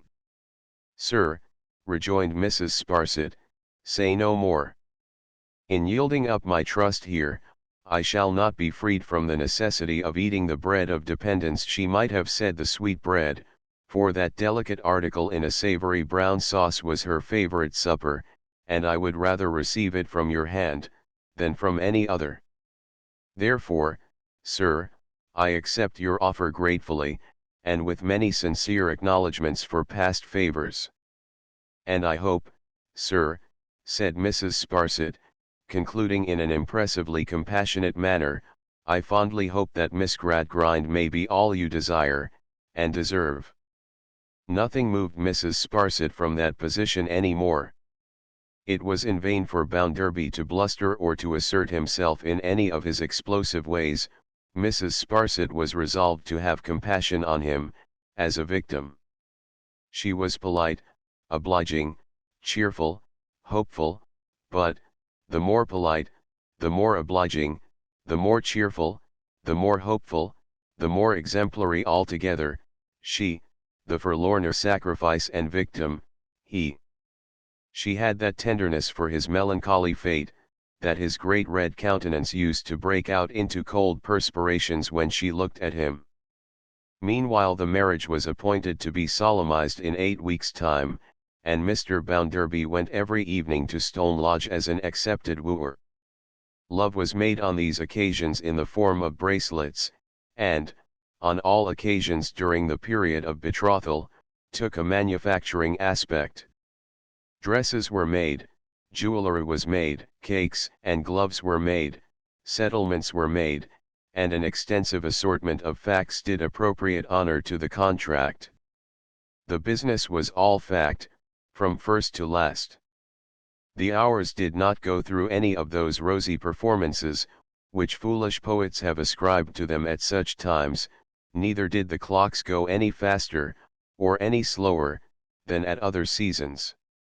The deadly statistical recorder in the Gradgrind Observatory knocked every second on the head as it was born, and buried it with his accustomed regularity. So the day came, as all other days come to people who will only stick to reason, and when it came, there were married in the church of the florid wooden legs that popular order of architecture Josiah Bounderby Esquire of Coketown, to Louisa eldest daughter of Thomas Gradgrind Esquire of Stone Lodge, MP for that borough. And when they were united in holy matrimony, they went home to breakfast at Stone Lodge aforesaid. There was an improving party assembled on the auspicious occasion, who knew what everything they had to eat and drink was made of, and how it was imported or exported, and in what quantities, and in what bottoms, whether native or foreign, and all about it. The bridesmaids, down to little Jane Gradgrind, were, in an intellectual point of view, fit helpmates for the calculating boy, and there was no nonsense about any of the company. After breakfast, the bridegroom addressed them in the following terms: Ladies and gentlemen, I am Josiah Bounderby of Coketown. Since you have done my wife and myself the honour of drinking our healths and happiness, I suppose I must acknowledge the same, though, as you all know me, and know what I am, and what my extraction was, you won't expect a speech from a man who, when he sees a post, says that's a post, and when he sees a pump, says that's a pump, and is not to be got to call a post a pump, or a pump a post, or either of them a toothpick. If you want a speech this morning, my friend and father-in-law, Tom Gradgrind, is a member of Parliament, and you know where to get it. I am not your man. However, if I feel a little independent when I look around this table today, and reflect how little I thought of marrying Tom Gradgrind's daughter when I was a ragged street boy, who never washed his face unless it was at a pump, and that not oftener than once a fortnight, I hope I may be excused. So, I hope you like my feeling independent. If you don't, I can't help it. I do feel independent. Now I have mentioned, and you have mentioned, that I am this day married to Tom Gradgrind's daughter. I am very glad to be so. It has long been my wish to be so. I have watched her bringing up, and I believe she is worthy of me. At the same time, not to deceive you, I believe I am worthy of her. So, I thank you, on both our parts, for the goodwill you have shown towards us, and the best wish I can give the unmarried part of the present company, is this: I hope every bachelor may find as good a wife as I have found. And I hope every spinster may find as good a husband as my wife has found. Shortly after which oration, as they were going on a nuptial trip to Lyons, in order that Mr. Bounderby might take the opportunity of seeing how the hands got on in those parts, and whether they, too, required to be fed with gold spoons, the happy pair departed for the railroad. The bride, in passing downstairs, dressed for her journey, found Tom waiting for her flushed, either with his feelings, or the vinous part of the breakfast. "What a game girl you are, to be such a first-rate sister, Lou," whispered Tom. She clung to him as she should have clung to some far better nature that day, and was a little shaken in her reserved composure for the first time. "Old Bounderby's quite ready," said Tom. "Time's up. Goodbye. I shall be on the lookout for you, when you come back. I say, my dear Lou. An't it uncommonly jolly now?" End of the first book. Book the second. Reaping. Chapter I. Effects in the bank. A sunny midsummer day. There was such a thing sometimes, even in Coketown. Seen from a distance in such weather, Coketown lay shrouded in a haze of its own, which appeared impervious to the sun's rays. You only knew the town was there, because you knew there could have been no such sulky blotch upon the prospect without a town. A blur of soot and smoke, now confusedly tending this way, now that way, now aspiring to the vault of heaven, now murkily creeping along the earth, as the wind rose and fell, or changed its quarter, a dense formless jumble, with sheets of cross light in it, that showed nothing but masses of darkness. Coketown in the distance was suggestive of itself, though not a brick of it could be seen. The wonder was, it was there at all. It had been ruined so often, that it was amazing how it had borne so many shocks. Surely there never was such fragile chinaware as that of which the millers of Coketown were made. Handle them never so lightly, and they fell to pieces with such ease that you might suspect them of having been flawed before. They were ruined, when they were required to send laboring children to school; they were ruined when inspectors were appointed to look into their works; they were ruined, when such inspectors considered it doubtful whether they were quite justified in chopping people up with their machinery; they were utterly undone, when it was hinted that perhaps they need not always make quite so much smoke. Besides Mr. Bounderby's gold spoon, which was generally received in Coketown, another prevalent fiction was very popular there. It took the form of a threat. Whenever a Coketowner felt he was ill-used, that is to say, whenever he was not left entirely alone, and it was proposed to hold him accountable for the consequences of any of his acts, he was sure to come out with the awful menace, that he would sooner pitch his property into the Atlantic. This had terrified the Home Secretary within an inch of his life, on several occasions. However, the Coketowners were so patriotic after all, that they never had pitched their property into the Atlantic yet, but, on the contrary, had been kind enough to take mighty good care of it. So there it was, in the haze yonder, and it increased and multiplied. The streets were hot and dusty on the summer day, and the sun was so bright that it even shone through the heavy vapor drooping over Coketown, and could not be looked at steadily. Stokers emerged from low underground doorways into factory yards, and sat on steps and posts and palings, wiping their swarthy visages, and contemplating coals. The whole town seemed to be frying in oil. There was a stifling smell of hot oil everywhere. The steam engines shone with it, the dresses of the hands were soiled with it, the mills throughout their many stories oozed and trickled it.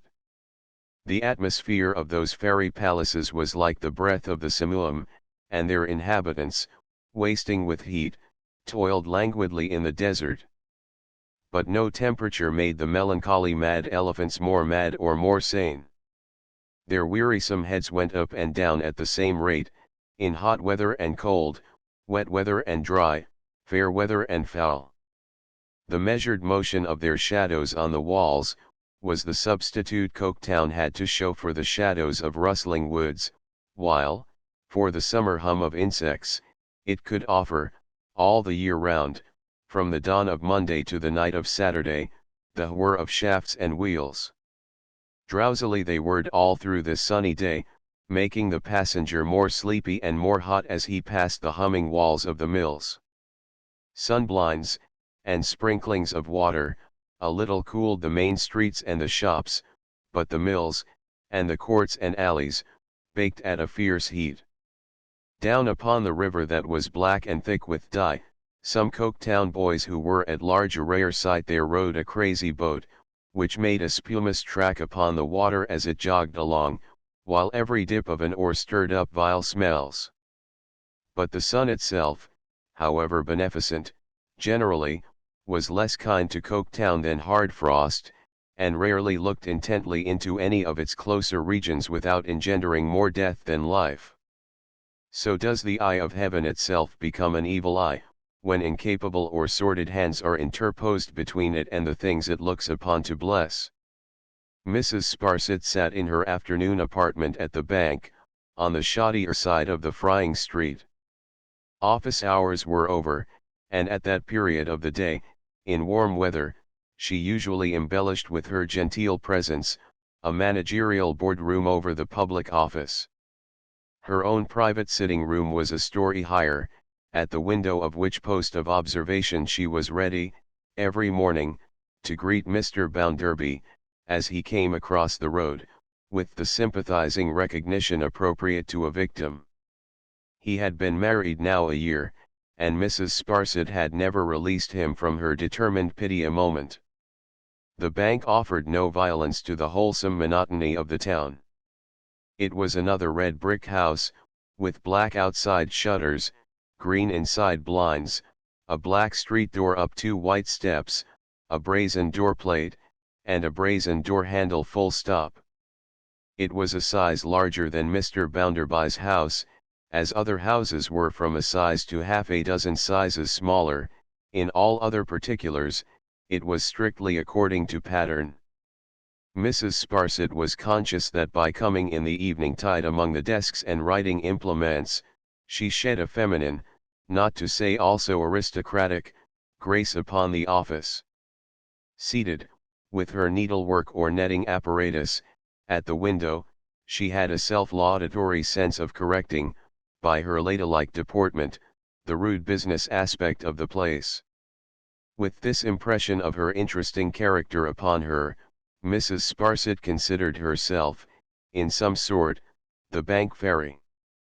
The townspeople who, in their passing and repassing, saw her there, regarded her as the bank dragon keeping watch over the treasures of the mine. What those treasures were, Mrs. Sparsit knew as little as they did. Gold and silver coin, precious paper, secrets that if divulged would bring vague destruction upon vague persons, generally, however, people whom she disliked, were the chief items in her ideal catalogue thereof. For the rest, she knew that after office hours, she reigned supreme over all the office furniture, and over a locked-up iron room with 3 locks, against the door of which strong chamber the light porter laid his head every night, on a truckle bed, that disappeared at cock-crow.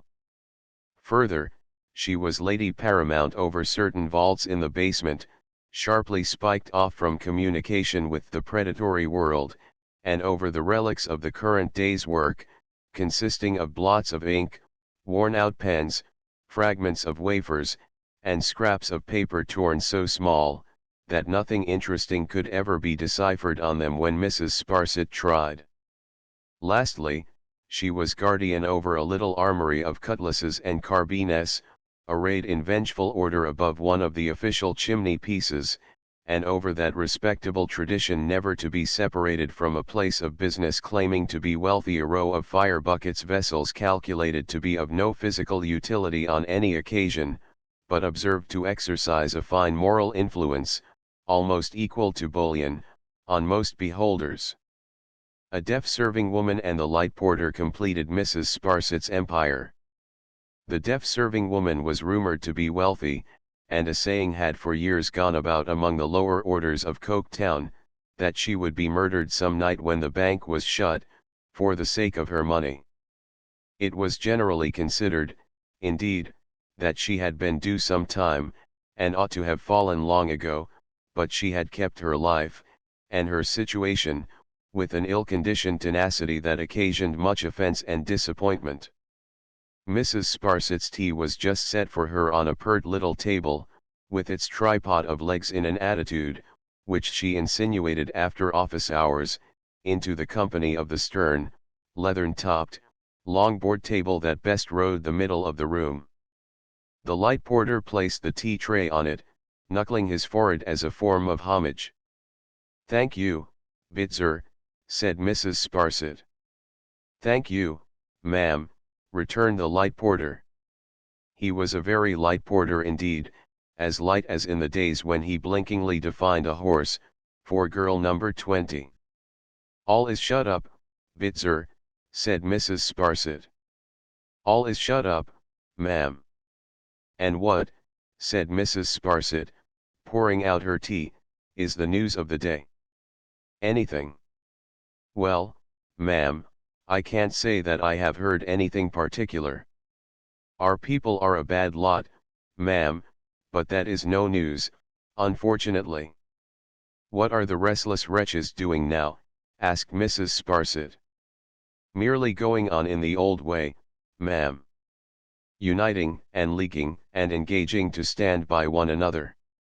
"It is much to be regretted," said Mrs. Sparsit, making her nose more Roman and her eyebrows more Coriolanian in the strength of her severity, "that the United Masters allow of any such class combinations." "Yes, ma'am," said Bitzer. "Being united themselves, they ought one and all to set their faces against employing any man who is united with any other man," said Mrs. Sparsit. "They have done that, ma'am," returned Bitzer, "but it rather fell through, ma'am."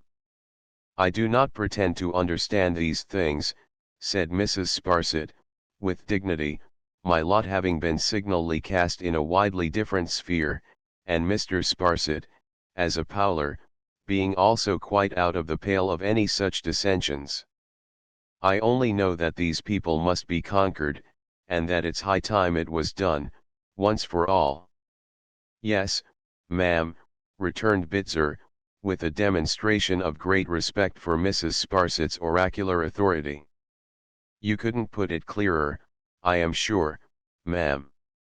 As this was his usual hour for having a little confidential chat with Mrs. Sparsit, and as he had already caught her eye and seen that she was going to ask him something, he made a pretence of arranging the rulers, inkstands, and so forth, while that lady went on with her tea, glancing through the open window, down into the street. Has it been a busy day, Bitzer? Asked Mrs. Sparsit. Not a very busy day, my lady. About an average day. He now and then slided into my lady, instead of ma'am, as an involuntary acknowledgement of Mrs. Sparsit's personal dignity and claims to reverence. The clerks, said Mrs. Sparsit, carefully brushing an imperceptible crumb of bread and butter from her left-hand mitten, are trustworthy, punctual, and industrious, of course. Yes, ma'am, pretty fair, ma'am. With the usual exception. He held the respectable office of general spy and informer in the establishment, for which volunteer service he received a present at Christmas, over and above his weekly wage. He had grown into an extremely clear-headed, cautious, prudent young man, who was safe to rise in the world. His mind was so exactly regulated, that he had no affections or passions.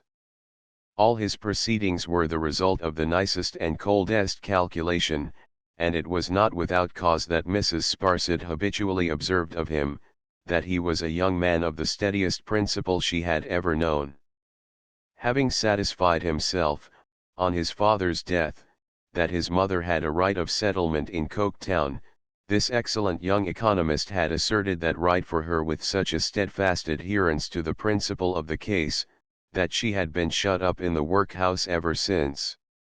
It must be admitted that he allowed her £half of tea a year, which was weak in him, first, because all gifts have an inevitable tendency to pauperize the recipient, and secondly, because his only reasonable transaction in that commodity would have been to buy it for as little as he could possibly give, and sell it for as much as he could possibly get, it having been clearly ascertained by philosophers that in this is comprised the whole duty of man, not a part of man's duty, but the whole. Pretty fair, ma'am. With the usual exception, ma'am, repeated Bitzer. Said Mrs. Sparsit, shaking her head over her teacup, and taking a long gulp. Mr. Thomas, ma'am, I doubt Mr. Thomas very much, ma'am, I don't like his ways at all. Bitzer, said Mrs. Sparsit, in a very impressive manner, do you recollect my having said anything to you respecting names? I beg your pardon, ma'am. It's quite true that you did object to names being used, and they're always best avoided. Please to remember that I have a charge here, said Mrs. Sparsit, with her air of state. I hold a trust here, Bitzer, under Mr. Bounderby. However improbable both Mr. Bounderby and myself might have deemed it years ago, that he would ever become my patron, making me an annual compliment, I cannot but regard him in that light. From Mr. Bounderby I have received every acknowledgement of my social station, and every recognition of my family descent, that I could possibly expect. More, far more. Therefore, to my patron I will be scrupulously true. And I do not consider, I will not consider, I cannot consider, said Mrs. Sparsit, with a most extensive stock on hand of honor and morality, that I should be scrupulously true, if I allowed names to be mentioned under this roof, that are unfortunately, most unfortunately, no doubt of that, connected with his. Bitzer knuckled his forehead again, and again begged pardon. No, Bitzer, continued Mrs. Sparsit, say an individual, and I will hear you, say Mr. Thomas, and you must excuse me. With the usual exception, ma'am, said Bitzer, trying back, of an individual. Mrs. Sparsit repeated the ejaculation, the shake of the head over her teacup, and the long gulp, as taking up the conversation again at the point where it had been interrupted. An individual, ma'am, said Bitzer, has never been what he ought to have been, since he first came into the place. He is a dissipated, extravagant idler. He is not worth his salt, ma'am. He wouldn't get it either, if he hadn't a friend and relation at court, ma'am. said Mrs. Sparsit, with another melancholy shake of her head. I only hope, ma'am, pursued Bitzer, that his friend and relation may not supply him with the means of carrying on. Otherwise, ma'am, we know out of whose pocket that money comes. Sighed Mrs. Sparsit again, with another melancholy shake of her head. He is to be pitied, ma'am. The last party I have alluded to, is to be pitied, ma'am, said Bitzer. Yes, Bitzer, said Mrs. Sparsit. I have always pitied the delusion, always. As to an individual, ma'am, said Bitzer, dropping his voice and drawing nearer, he is as improvident as any of the people in this town. And you know what their improvidence is, ma'am. No one could wish to know it better than a lady of your eminence does. They would do well, returned Mrs. Sparsit, to take example by you, Bitzer. Thank you, ma'am. But, since you do refer to me, now look at me, ma'am. I have put by a little, ma'am, already. That gratuity which I receive at Christmas, ma'am, I never touch it. I don't even go the length of my wages, though they're not high, ma'am. Why can't they do as I have done, ma'am? What one person can do, another can do. This, again, was among the fictions of Coketown. Any capitalist there, who had made £60,000 out of sixpence, always professed to wonder why the 60,000 nearest hands didn't each make £60,000 out of sixpence, and more or less reproached them every one for not accomplishing the little feat. What I did you can do. Why don't you go and do it? As to their wanting recreations, ma'am, said Bitzer, it's stuff and nonsense. I don't want recreations. I never did, and I never shall. I don't like 'em. As to their combining together, there are many of them, I have no doubt, that by watching and informing upon one another could earn a trifle now and then, whether in money or goodwill, and improve their livelihood. Then, why don't they improve it, ma'am? It's the first consideration of a rational creature, and it's what they pretend to want. Pretend indeed, said Mrs. Sparsit. I am sure we are constantly hearing, ma'am, till it becomes quite nauseous, concerning their wives and families, said Bitzer. Why look at me, ma'am. I don't want a wife and family. Why should they? Because they are improvident, said Mrs. Sparsit. Yes, ma'am, returned Bitzer, that's where it is. If they were more provident and less perverse, ma'am, what would they do? They would say, while my hat covers my family, or while my bonnet covers my family, as the case might be, ma'am, I have only one to feed, and that's the person I most like to feed. To be sure, assented Mrs. Sparsit, eating muffin. Thank you, ma'am, said Bitzer, knuckling his forehead again, in return for the favor of Mrs. Sparsit's improving conversation. Would you wish a little more hot water, ma'am, or is there anything else that I could fetch you? Nothing just now, Bitzer. Thank you, ma'am.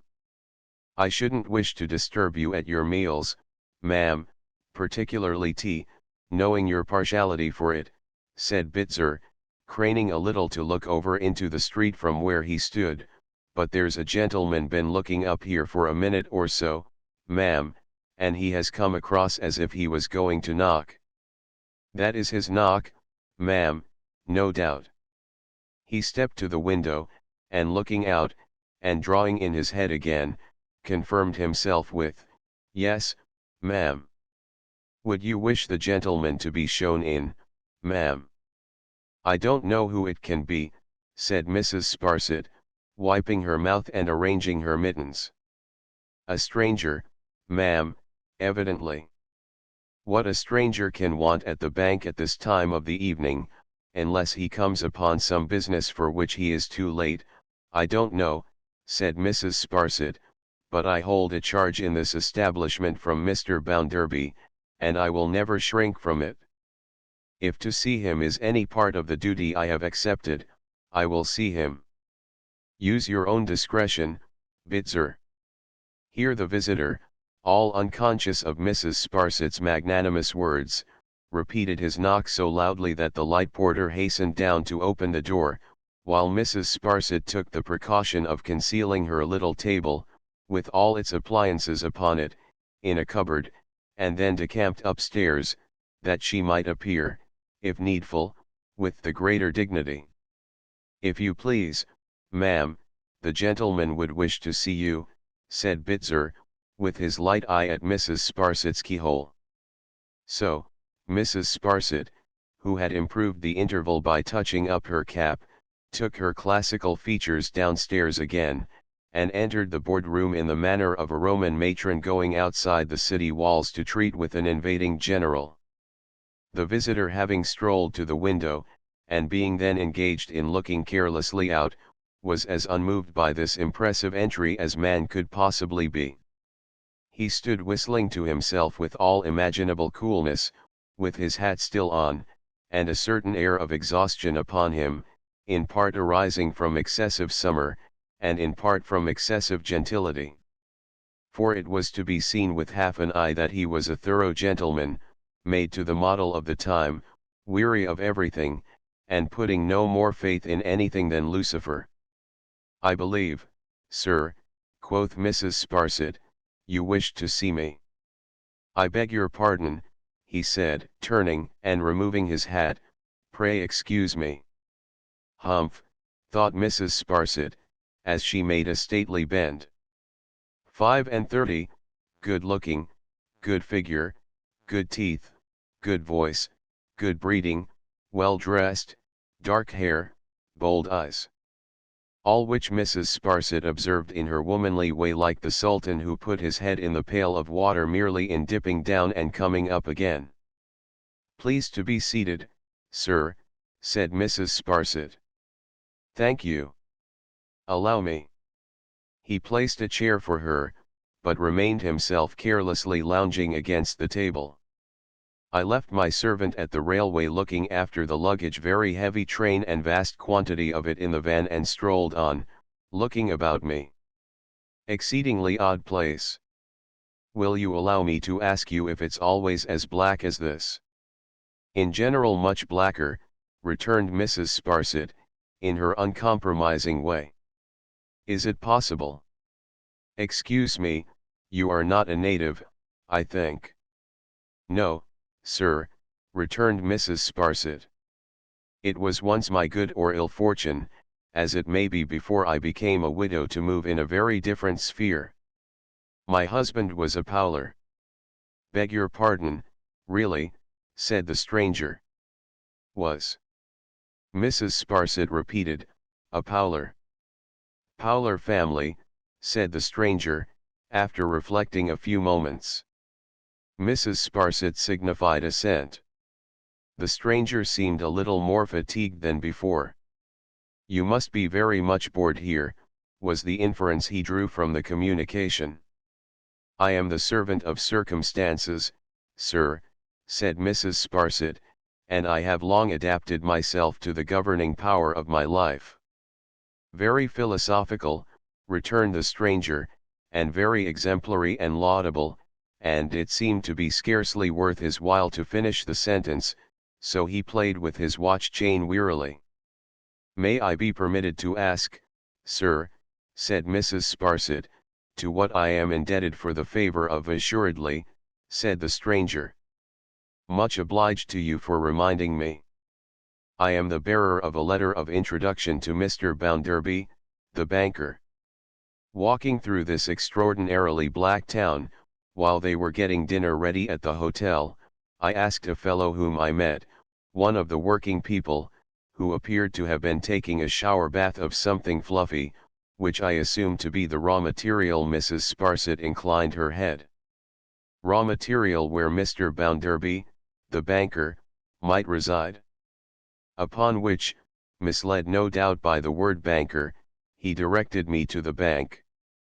Fact being, I presume, that Mr. Bounderby the banker does not reside in the edifice in which I have the honor of offering this explanation.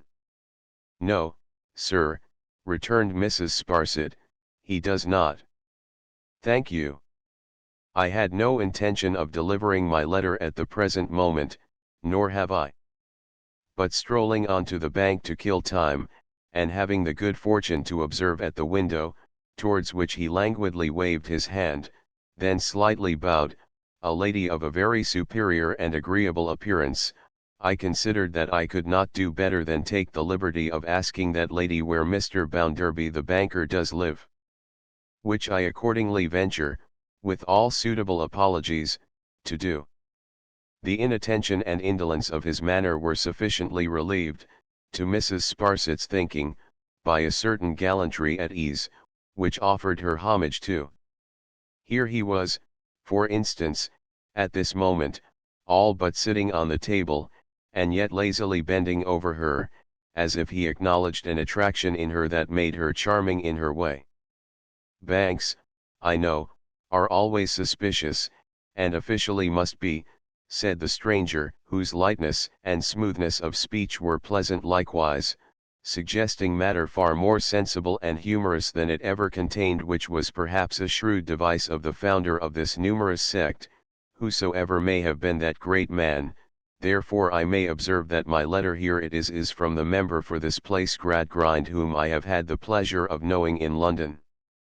Mrs. Sparsit recognized the hand, intimated that such confirmation was quite unnecessary, and gave Mr. Bounderby's address, with all needful clues and directions in aid.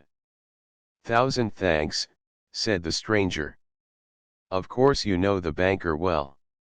"Yes, sir," rejoined Mrs. Sparsit. "In my dependent relation towards him, I have known him 10 years. Quite an eternity. I think he married Gradgrind's daughter." "Yes," said Mrs. Sparsit, suddenly compressing her mouth, "he had that honor. The lady is quite a philosopher, I am told." "Indeed, sir," said Mrs. Sparsit. "Is she?"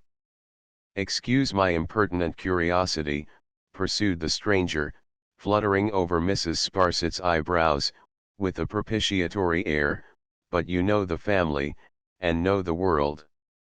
"I am about to know the family, and may have much to do with them." "Is the lady so very alarming?" "Her father gives her such a portentously hard-headed reputation, that I have a burning desire to know." "Is she absolutely unapproachable? Repellently and stunningly clever?" "I see, by your meaning smile, you think not. You have poured balm into my anxious soul. As to age, now?" 40. 35. Mrs. Sparsit laughed outright. "A chit," said she. "Not 20 when she was married." "I give you my honor, Mrs. Powler," returned the stranger, detaching himself from the table, "that I never was so astonished in my life." It really did seem to impress him, to the utmost extent of his capacity of being impressed. He looked at his informant for full a quarter of a minute, and appeared to have the surprise in his mind all the time. "I assure you, Mrs. Powler," he then said, much exhausted, "that the father's manner prepared me for a grim and stony maturity. I am obliged to you, of all things, for correcting so absurd a mistake. Pray excuse my intrusion." "Many thanks. Good day." He bowed himself out, and Mrs. Sparsit, hiding in the window curtain, saw him languishing down the street on the shady side of the way, observed of all the town. "What do you think of the gentleman, Bitzer?" she asked the light porter, when he came to take away. "Spends a deal of money on his dress, ma'am." "It must be admitted," said Mrs. Sparsit, "that it's very tasteful." "Yes, ma'am," returned Bitzer, "if that's worth the money." "Besides which, ma'am," resumed Bitzer, while he was polishing the table, he looks to me as if he gamed. It's immoral to game, said Mrs. Sparsit. It's ridiculous, ma'am, said Bitzer, because the chances are against the players.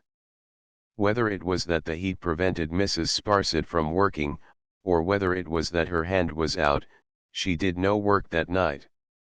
She sat at the window, when the sun began to sink behind the smoke, she sat there, when the smoke was burning red, when the color faded from it, when darkness seemed to rise slowly out of the ground, and creep upward, upward, up to the housetops, up the church steeple, up to the summits of the factory chimneys, up to the sky. Without a candle in the room, Mrs. Sparsit sat at the window, with her hands before her, not thinking much of the sounds of evening, the whooping of boys, the barking of dogs, the rumbling of wheels, the steps and voices of passengers, the shrill street cries, the clogs upon the pavement when it was their hour for going by, the shutting up of shop shutters. Not until the light porter announced that her nocturnal sweetbread was ready, did Mrs. Sparsit arouse herself from her reverie, and convey her dense black eyebrows by that time creased with meditation, as if they needed ironing out upstairs. "Oh, you fool," said Mrs. Sparsit, when she was alone at her supper. Whom she meant, she did not say, but she could scarcely have meant the sweetbread. Chapter 2 Mr. James Harthouse. The Gradgrind party wanted assistance in cutting the throats of the Graces. They went about recruiting, and where could they enlist recruits more hopefully, than among the fine gentlemen who, having found out everything to be worth nothing, were equally ready for anything? Moreover, the healthy spirits who had mounted to this sublime height were attractive to many of the Gradgrind school. They liked fine gentlemen. They pretended that they did not, but they did. They became exhausted in imitation of them, and they yaw-yawed in their speech like them, and they served out, with an enervated air, the little mouldy rations of political economy, on which they regaled their disciples. There never before was seen on earth such a wonderful hybrid race as was thus produced.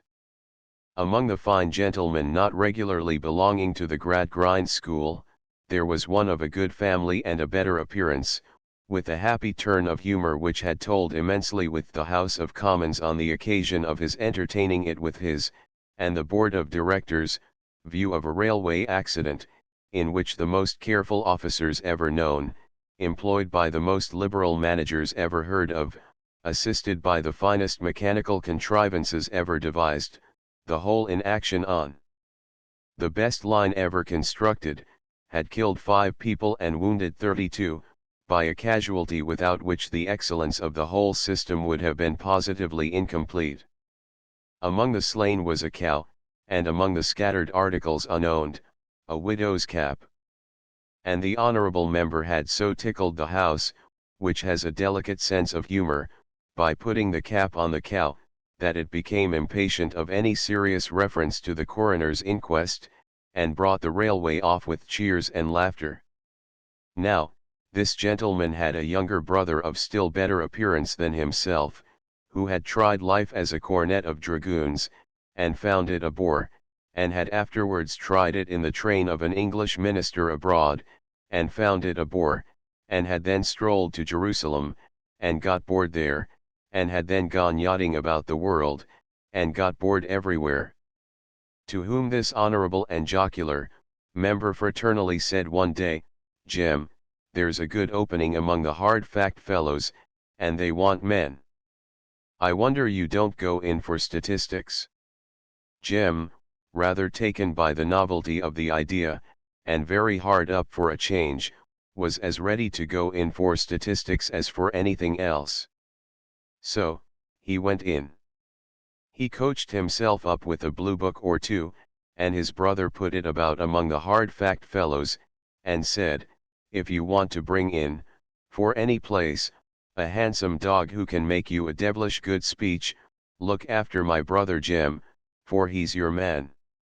After a few dashes in the public meeting way, Mr. Gradgrind and a council of political sages approved of Jem, and it was resolved to send him down to Coketown, to become known there and in the neighborhood. Hence the letter Jem had last night shown to Mrs. Sparsit, which Mr. Bounderby now held in his hand, superscribed, Josiah Bounderby, Esquire, Banker, Coketown. Specially to introduce James Harthouse, Esquire. Thomas Gradgrind.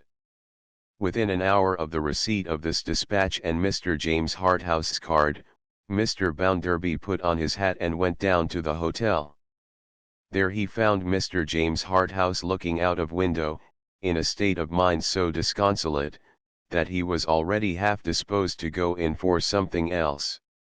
"My name, sir," said his visitor, "is Josiah Bounderby, of Coketown." Mr. James Harthouse was very happy indeed, though he scarcely looked so, to have a pleasure he had long expected. "Coketown, sir," said Bounderby, obstinately taking a chair, "is not the kind of place you have been accustomed to. Therefore, if you will allow me, or whether you will or not, for I am a plain man, I'll tell you something about it before we go any further." Mr. Harthouse would be charmed.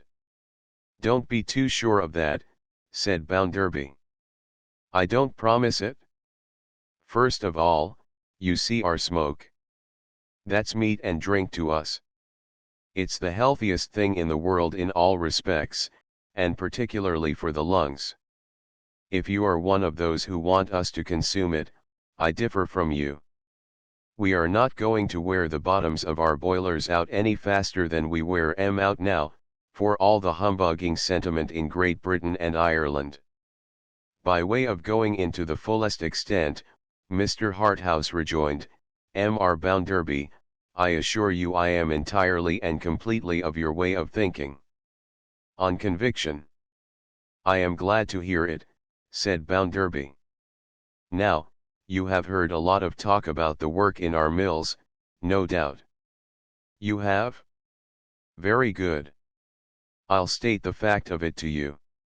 It's the pleasantest work there is, and it's the lightest work there is, and it's the best paid work there is.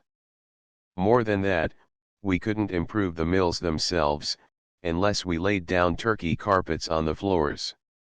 Which we're not going to do." Mr. Bounderby, "Perfectly right." "Lastly," said Bounderby, "as to our hands. There's not a hand in this town, sir, man, woman, or child, but has one ultimate object in life. That object is, to be fed on turtle soup and venison with a gold spoon. Now, they're not going none of 'em ever to be fed on turtle soup and venison with a gold spoon. And now you know the place." Mr. Harthouse professed himself in the highest degree instructed and refreshed, by this condensed epitome of the whole Coketown question. "Why, you see," replied Mr. Bounderby, "it suits my disposition to have a full understanding with a man, particularly with a public man, when I make his acquaintance. I have only one thing more to say to you, Mr. Harthouse, before assuring you of the pleasure with which I shall respond, to the utmost of my poor ability, to my friend Tom Gradgrind's letter of introduction. You are a man of family. Don't you deceive yourself by supposing for a moment that I am a man of family. I am a bit of dirty riffraff, and a genuine scrap of tag, rag, and bobtail.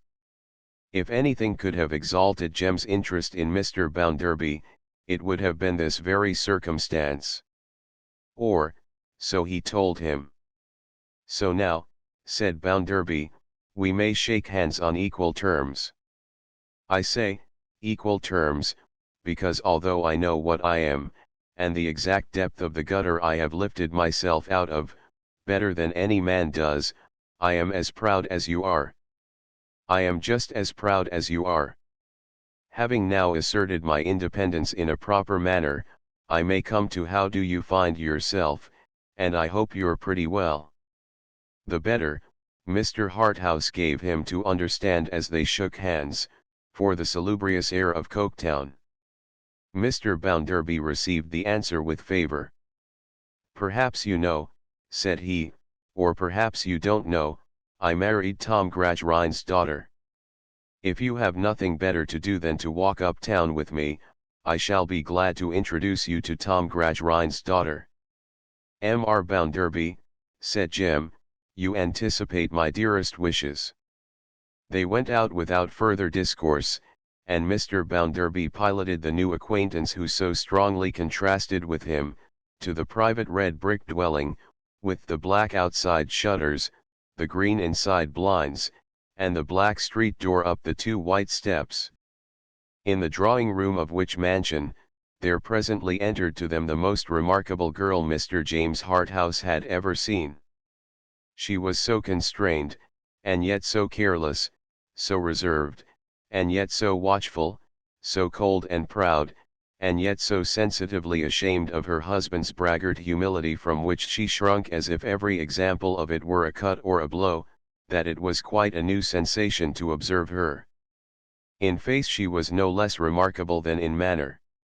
Her features were handsome, but their natural play was so locked up, that it seemed impossible to guess at their genuine expression.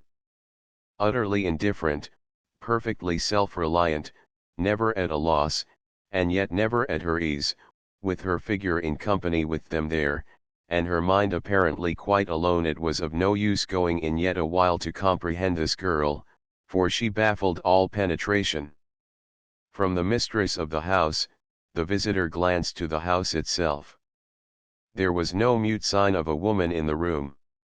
No graceful little adornment, no fanciful little device, however trivial, anywhere expressed her influence.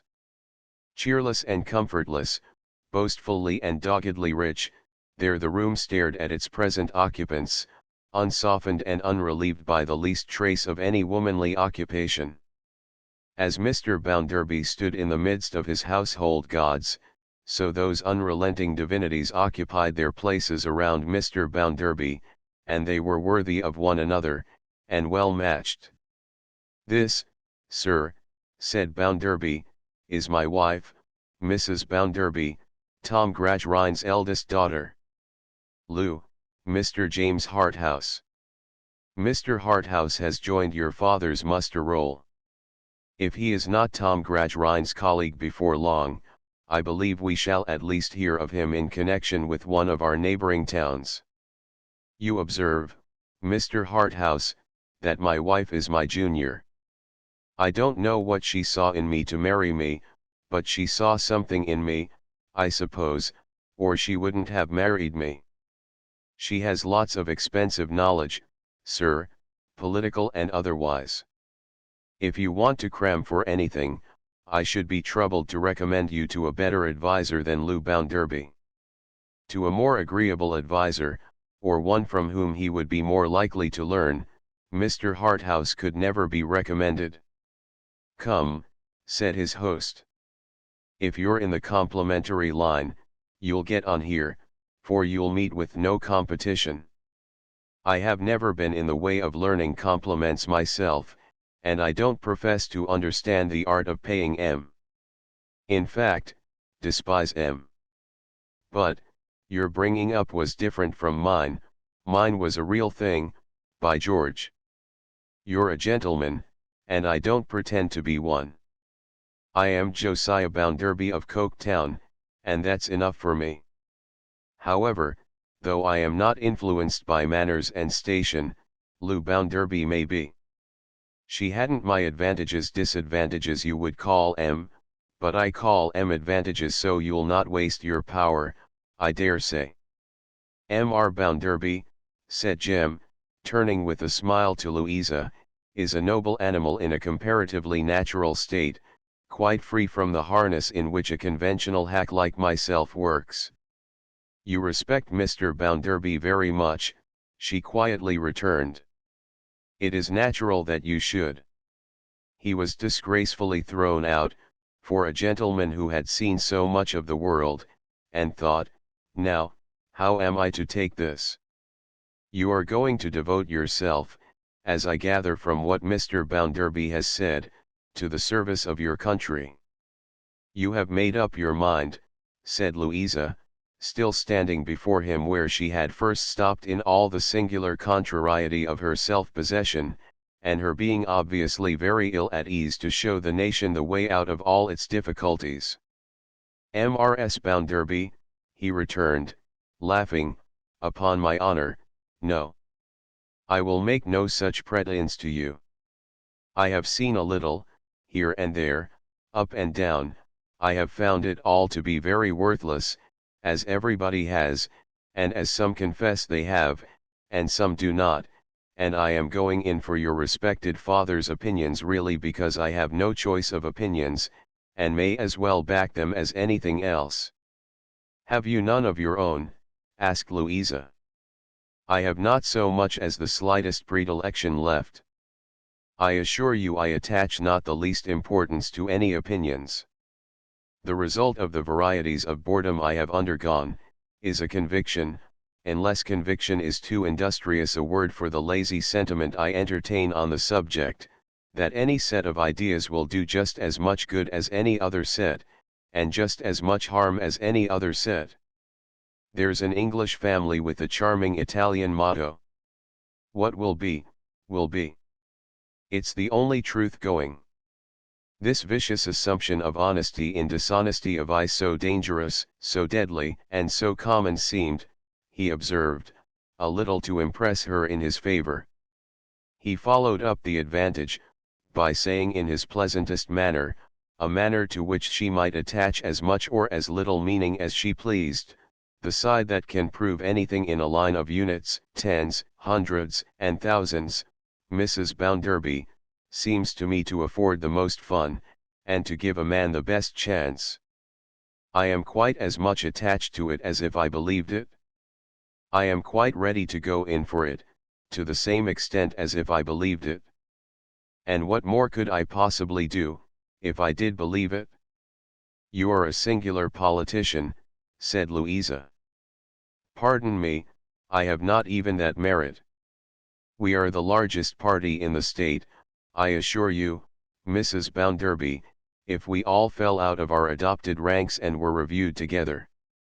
Mr. Bounderby, who had been in danger of bursting in silence, interposed here with a project for postponing the family dinner till 6:30, and taking Mr. James Harthouse in the meantime on a round of visits to the voting and interesting notabilities of Coketown and its vicinity. The round of visits was made, and Mr. James Harthouse, with a discreet use of his blue coaching, came off triumphantly, though with a considerable accession of boredom. In the evening, he found the dinner table laid for 4, but they sat down only 3. It was an appropriate occasion for Mr. Bounderby to discuss the flavour of the ha'porth of stewed eels he had purchased in the streets at 8 years old, and also of the inferior water, specially used for laying the dust, with which he had washed down that repast. He likewise entertained his guest over the soup and fish, with the calculation that he, Bounderby, had eaten in his youth at least 3 horses under the guise of Polonaise and Saveloys. These recitals, Jem, in a languid manner, received with charming, every now and then, and they probably would have decided him to go in for Jerusalem again tomorrow morning, had he been less curious respecting Louisa. "Is there nothing," he thought, glancing at her as she sat at the head of the table, where her youthful figure, small and slight, but very graceful, looked as pretty as it looked misplaced, "is there nothing that will move that face?" Yes. By Jupiter, there was something, and here it was, in an unexpected shape. Tom appeared. She changed as the door opened, and broke into a beaming smile. A beautiful smile.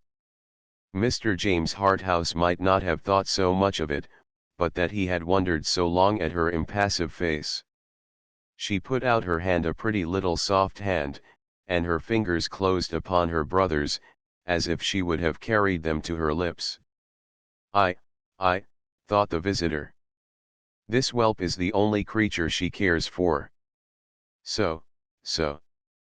The whelp was presented, and took his chair. The appellation was not flattering, but not unmerit. When I was your age, young Tom, said Bounderby, I was punctual, or I got no dinner. When you were my age, resumed Tom, you hadn't a wrong balance to get right, and hadn't to dress afterwards. Never mind that now, said Bounderby. Well, then, grumbled Tom. Don't begin with me. Mrs. Bounderby, said Harthouse, perfectly hearing this under strain as it went on, your brother's face is quite familiar to me. Can I have seen him abroad? Or at some public school, perhaps? No, she resumed, quite interested, he has never been abroad yet, and was educated here, at home. Tom, love, I am telling Mr. Harthouse that he never saw you abroad. No such luck, sir, said Tom. There was little enough in him to brighten her face, for he was a sullen young fellow, and ungracious in his manner even to her. So much the greater must have been the solitude of her heart, and her need of some one on whom to bestow it. So much the more is this whelp the only creature she has ever cared for, thought Mr. James Harthouse, turning it over and over. So much the more. So much the more. Both in his sister's presence, and after she had left the room, the whelp took no pains to hide his contempt for Mr. Bounderby, whenever he could indulge it without the observation of that independent man, by making wry faces, or shutting one eye. Without responding to these telegraphic communications, Mr. Harthouse encouraged him much in the course of the evening, and showed an unusual liking for him. At last, when he rose to return to his hotel, and was a little doubtful whether he knew the way by night, the whelp immediately proffered his services as guide, and turned out with him to escort him thither. Chapter 3 The Whelp. It was very remarkable that a young gentleman who had been brought up under one continuous system of unnatural restraint, should be a hypocrite, but it was certainly the case with Tom. It was very strange that a young gentleman who had never been left to his own guidance for 5 consecutive minutes, should be incapable at last of governing himself, but so it was with Tom. It was altogether unaccountable that a young gentleman whose imagination had been strangled in his cradle, should be still inconvenienced by its ghost in the form of grovelling sensualities, but such a monster, beyond all doubt, was Tom. "Do you smoke?" asked Mr. James Harthouse, when they came to the hotel. "I believe you," said Tom. He could do no less than ask Tom up, and Tom could do no less than go up. What with a cooling drink adapted to the weather, but not so weak as cool, and what with a rarer tobacco than was to be bought in those parts, Tom was soon in a highly free and easy state at his end of the sofa, and more than ever disposed to admire his new friend at the other end. Tom blew his smoke aside, after he had been smoking a little while, and took an observation of his friend. "He don't seem to care about his dress," thought Tom, "and yet how capitally he does it. What an easy swell he is." Mr. James Harthouse, happening to catch Tom's eye, remarked that he drank nothing, and filled his glass with his own negligent hand. "Thank ye," said Tom. "Thank ye. Well, Mr. Harthouse, I hope you have had about a dose of old Bounderby tonight." Tom said this with one eye shut up again, and looking over his glass knowingly, at his entertainer. "A very good fellow indeed," returned Mr. James Harthouse. "You think so, don't you?" said Tom. And shut up his eye again. Mr. James Harthouse smiled, and rising from his end of the sofa, and lounging with his back against the chimney-piece, so that he stood before the empty fire-grate as he smoked, in front of Tom and looking down at him, observed, "What a comical brother-in-law you are." "What a comical brother-in-law old Bounderby is, I think you mean," said Tom. "You are a piece of caustic, Tom," retorted Mr. James Harthouse.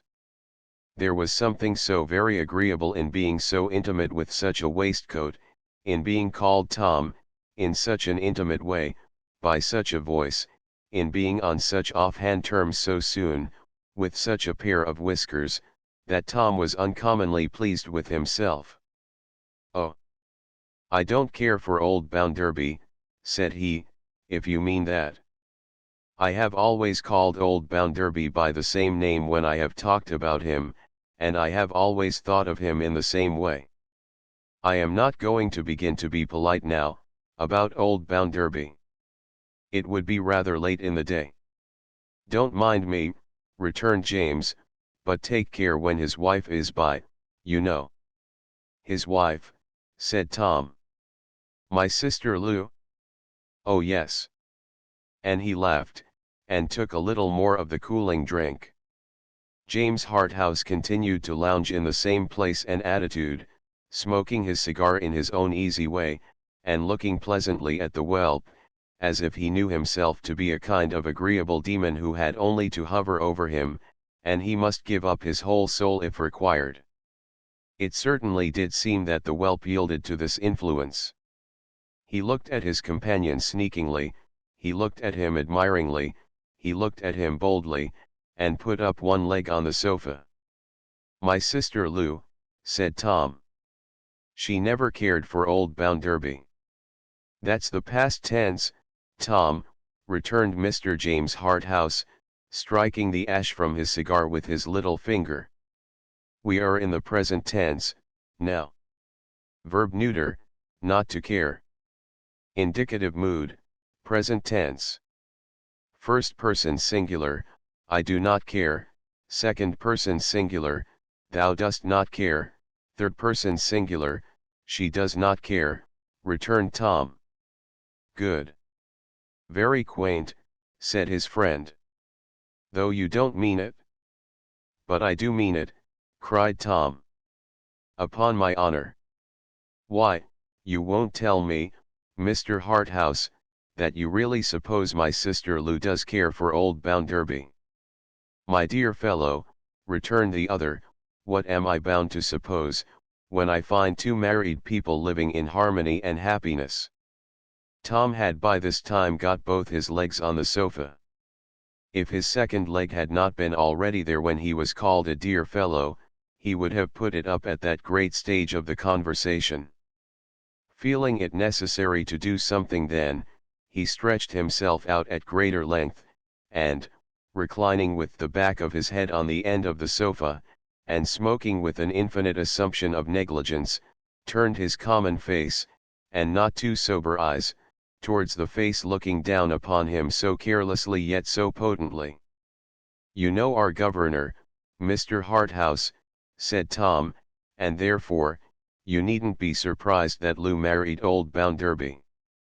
She never had a lover, and the governor proposed old Bounderby, and she took him." "Very dutiful in your interesting sister," said Mr. James Harthouse. "Yes, but she wouldn't have been as dutiful, and it would not have come off as easily," returned the whelp, "if it hadn't been for me." The tempter merely lifted his eyebrows, but the whelp was obliged to go on. "I persuaded her," he said, with an edifying air of superiority.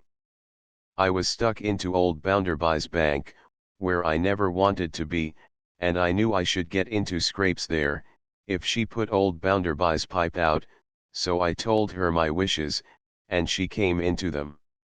She would do anything for me. It was very game of her, wasn't it?" "It was charming, Tom." "Not that it was altogether so important to her as it was to me," continued Tom coolly, "because my liberty and comfort, and perhaps my getting on, depended on it, and she had no other lover, and staying at home was like staying in jail, especially when I was gone. It wasn't as if she gave up another lover for old Bounderby, but still it was a good thing in her.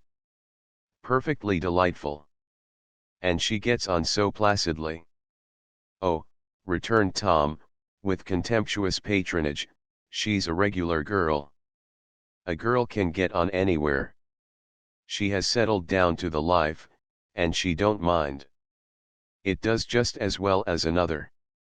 Besides, though Lou is a girl, she's not a common sort of girl. She can shut herself up within herself, and think, as I have often known her sit and watch the fire for an hour at a stretch. I has resources of her own, said Harthouse, smoking quietly. Not so much of that as you may suppose, returned Tom, for our governor had her crammed with all sorts of dry bones and sawdust. It's his system. Formed his daughter on his own model, suggested Harthouse. His daughter? Ah! And everybody else. Why, he formed me that way, said Tom. Impossible. He did, though, said Tom, shaking his head. I mean to say, Mr. Harthouse, that when I first left home and went to old Bounderby's, I was as flat as a warming pan, and knew no more about life, than any oyster does. Come, Tom. I can hardly believe that. A joke's a joke. Upon my soul, said the whelp. I am serious, I am indeed. He smoked with great gravity and dignity for a little while, and then added, in a highly complacent tone, oh! I have picked up a little since. I don't deny that. But I have done it myself, no thanks to the governor. And your intelligent sister? My intelligent sister is about where she was. She used to complain to me that she had nothing to fall back upon, that girls usually fall back upon, and I don't see how she is to have got over that since. But she don't mind, he sagaciously added, puffing at his cigar again. Girls can always get on, somehow. Calling at the bank yesterday evening, for Mr. Bounderby's address, I found an ancient lady there, who seems to entertain great admiration for your sister, observed Mr. James Harthouse, throwing away the last small remnant of the cigar he had now smoked out. Mother Sparsit, said Tom. What, you have seen her already, have you? His friend nodded. Tom took his cigar out of his mouth, to shut up his eye, which had grown rather unmanageable, with the greater expression, and to tap his nose several times with his finger. Mother Sparsit's feeling for Lou is more than admiration, I should think, said Tom. Say affection and devotion. Mother Sparsit never set her cap at Bounderby when he was a bachelor. Oh no. These were the last words spoken by the whelp, before a giddy drowsiness came upon him, followed by complete oblivion.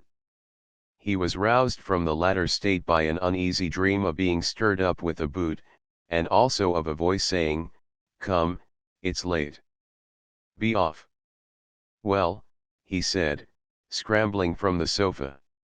I must take my leave of you though. I say. Yours is very good tobacco. But it's too mild. Yes, it's too mild, returned his entertainer. It's ridiculously mild, said Tom. Where's the door? Good night. He had another odd dream of being taken by a waiter through a mist, which, after giving him some trouble and difficulty, resolved itself into the main street, in which he stood alone. He then walked home pretty easily, though not yet free from an impression of the presence and influence of his new friend, as if he were lounging somewhere in the air, in the same negligent attitude, regarding him with the same look. The whelp went home, and went to bed. If he had had any sense of what he had done that night, and had been less of a whelp and more of a brother, he might have turned short on the road, might have gone down to the ill-smelling river that was dyed black, might have gone to bed in it for good and all, and have curtained his head for ever with its filthy waters. Chapter 4 Men and Brothers. Oh, my friends, the downtrodden operatives of Coketown.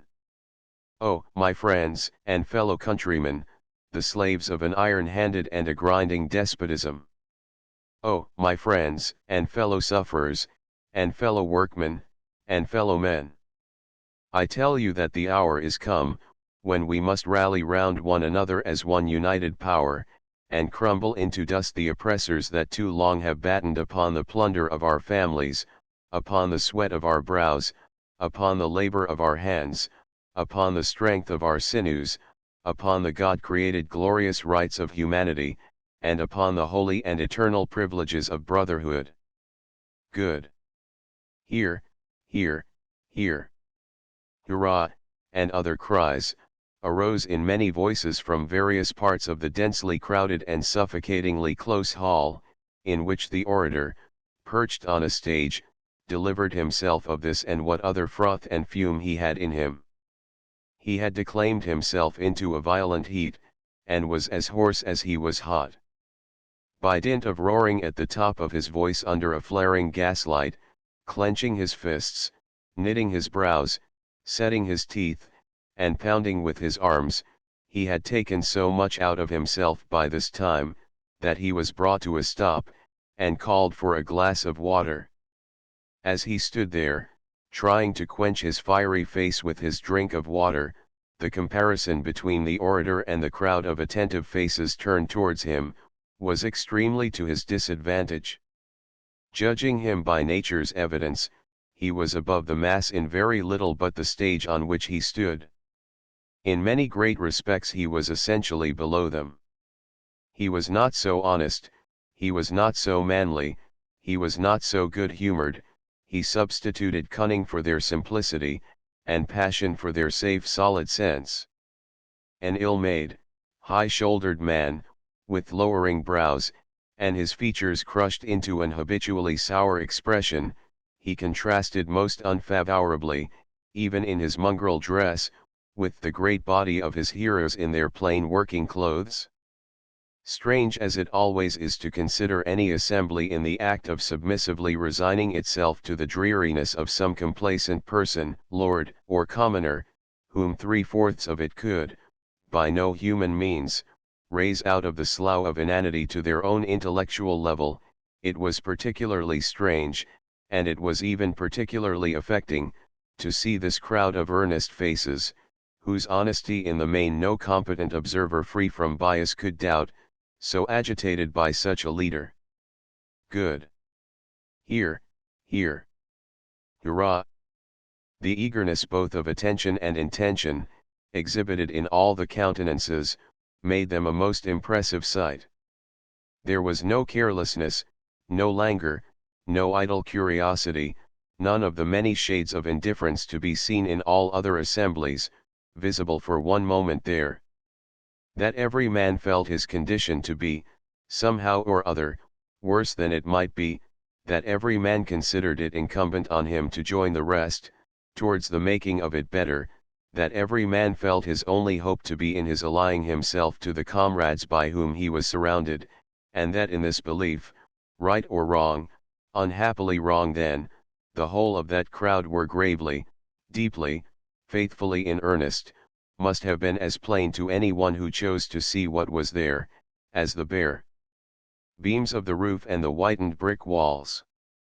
Nor could any such spectator fail to know in his own breast, that these men, through their very delusions, showed great qualities, susceptible of being turned to the happiest and best account, and that to pretend, on the strength of sweeping axioms, howsoever cut and dried, that they went astray wholly without cause, and of their own irrational wills, was to pretend that there could be smoke without fire, death without birth, harvest without seed, anything or everything produced from nothing.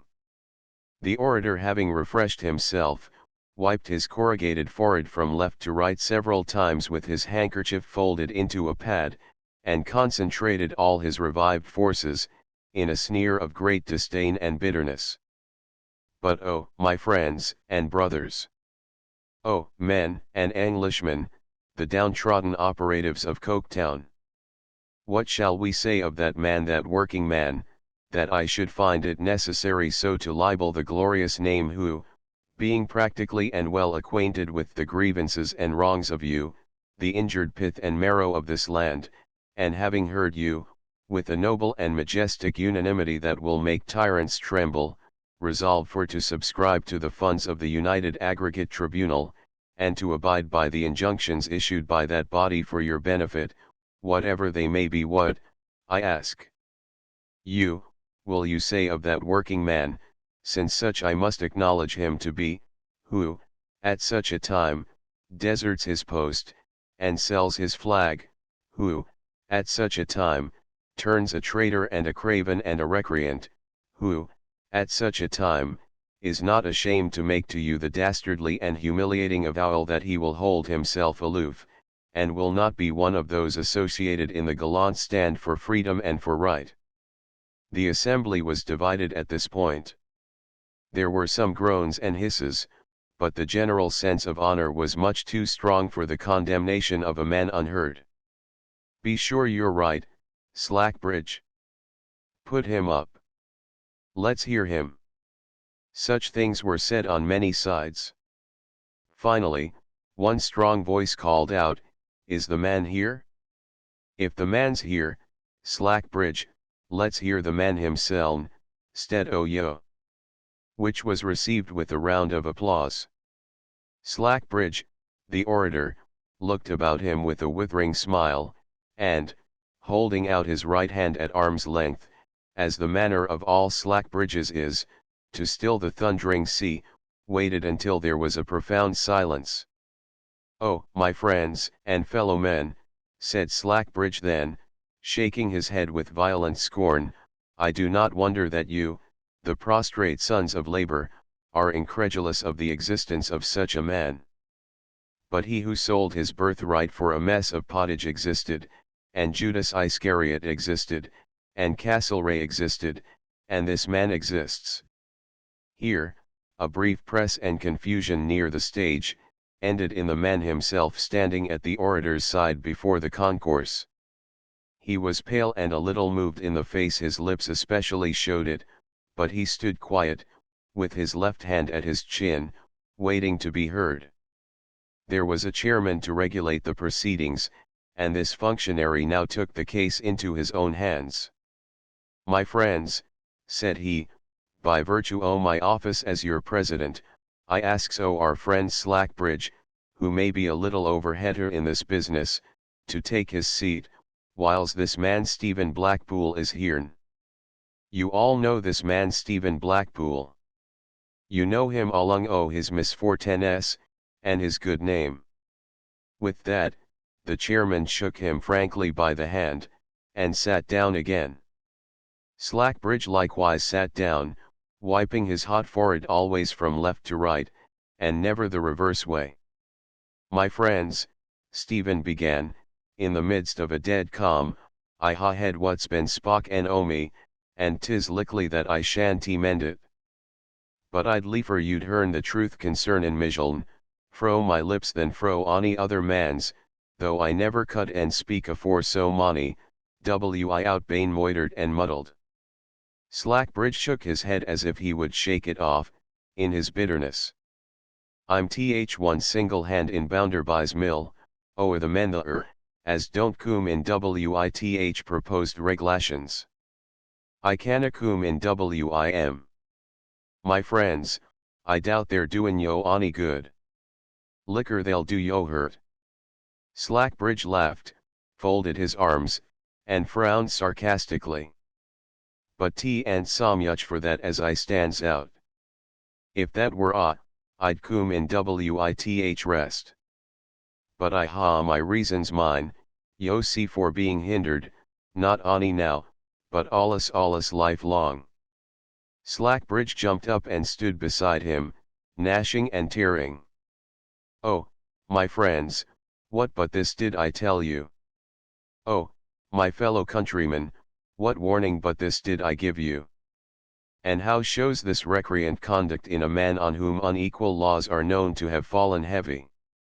Oh, you Englishmen, I ask you, how does the subordination show in one of yourselves, who is thus consenting to his own undoing and to yours, and to your children's and your children's children's?" There was some applause, and some crying of shame upon the man, but the greater part of the audience were quiet. They looked at Stephen's worn face, rendered more pathetic by the homely emotions it evinced, and, in the kindness of their nature, they were more sorry than indignant.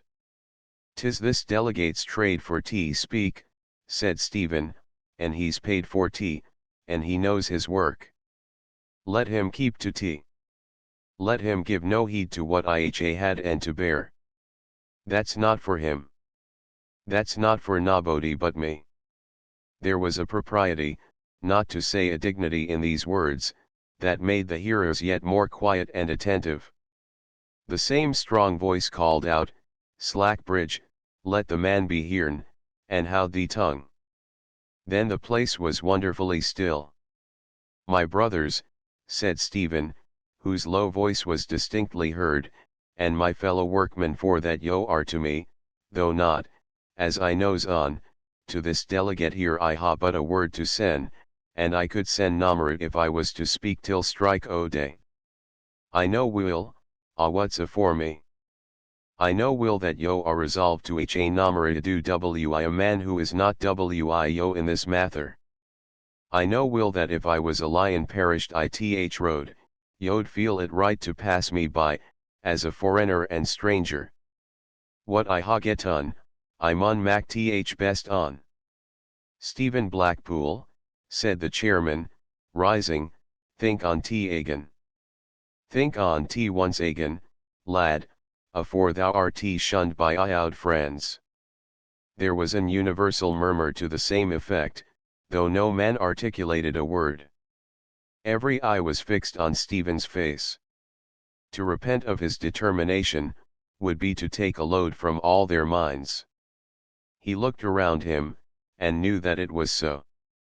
Not a grain of anger with them was in his heart, he knew them, far below their surface weaknesses and misconceptions, as no one but their fellow laborer could.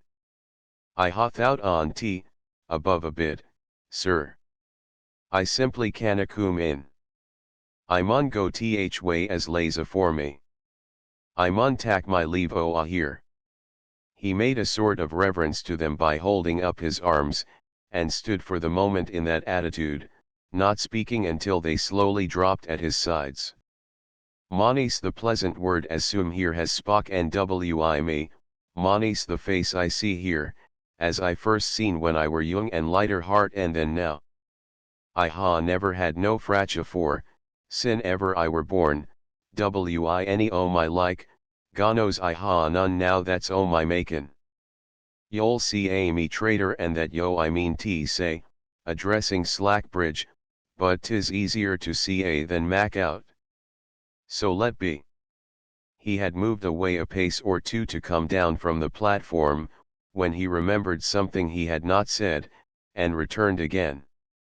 "Haply," he said, turning his furrowed face slowly about, that he might as it were individually address the whole audience, those both near and distant, "haply, when this question has been taken up and discussed, there'll be a thread to turn out if I'm let to work among yo.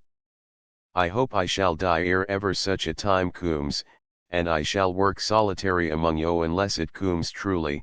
I mun duty, my friends, not to brave yo, but to live. I ha nobbut work to live by, and wherever can I go, I who ha work sin I were no height at in Coketown here? I mak no complaints o bane turn to the wa, o bane outcassin and overlookin fro this time for'ard, but hope I shall be let to work. If there is any right for me at my friends, I think 'tis that." Not a word was spoken. Not a sound was audible in the building, but the slight rustle of men moving a little apart, all along the center of the room, to open a means of passing out, to the man with whom they had all bound themselves to renounce companionship. Looking at no one, and going his way with a lowly steadiness upon him that asserted nothing and sought nothing, old Stephen, with all his troubles on his head, left the scene.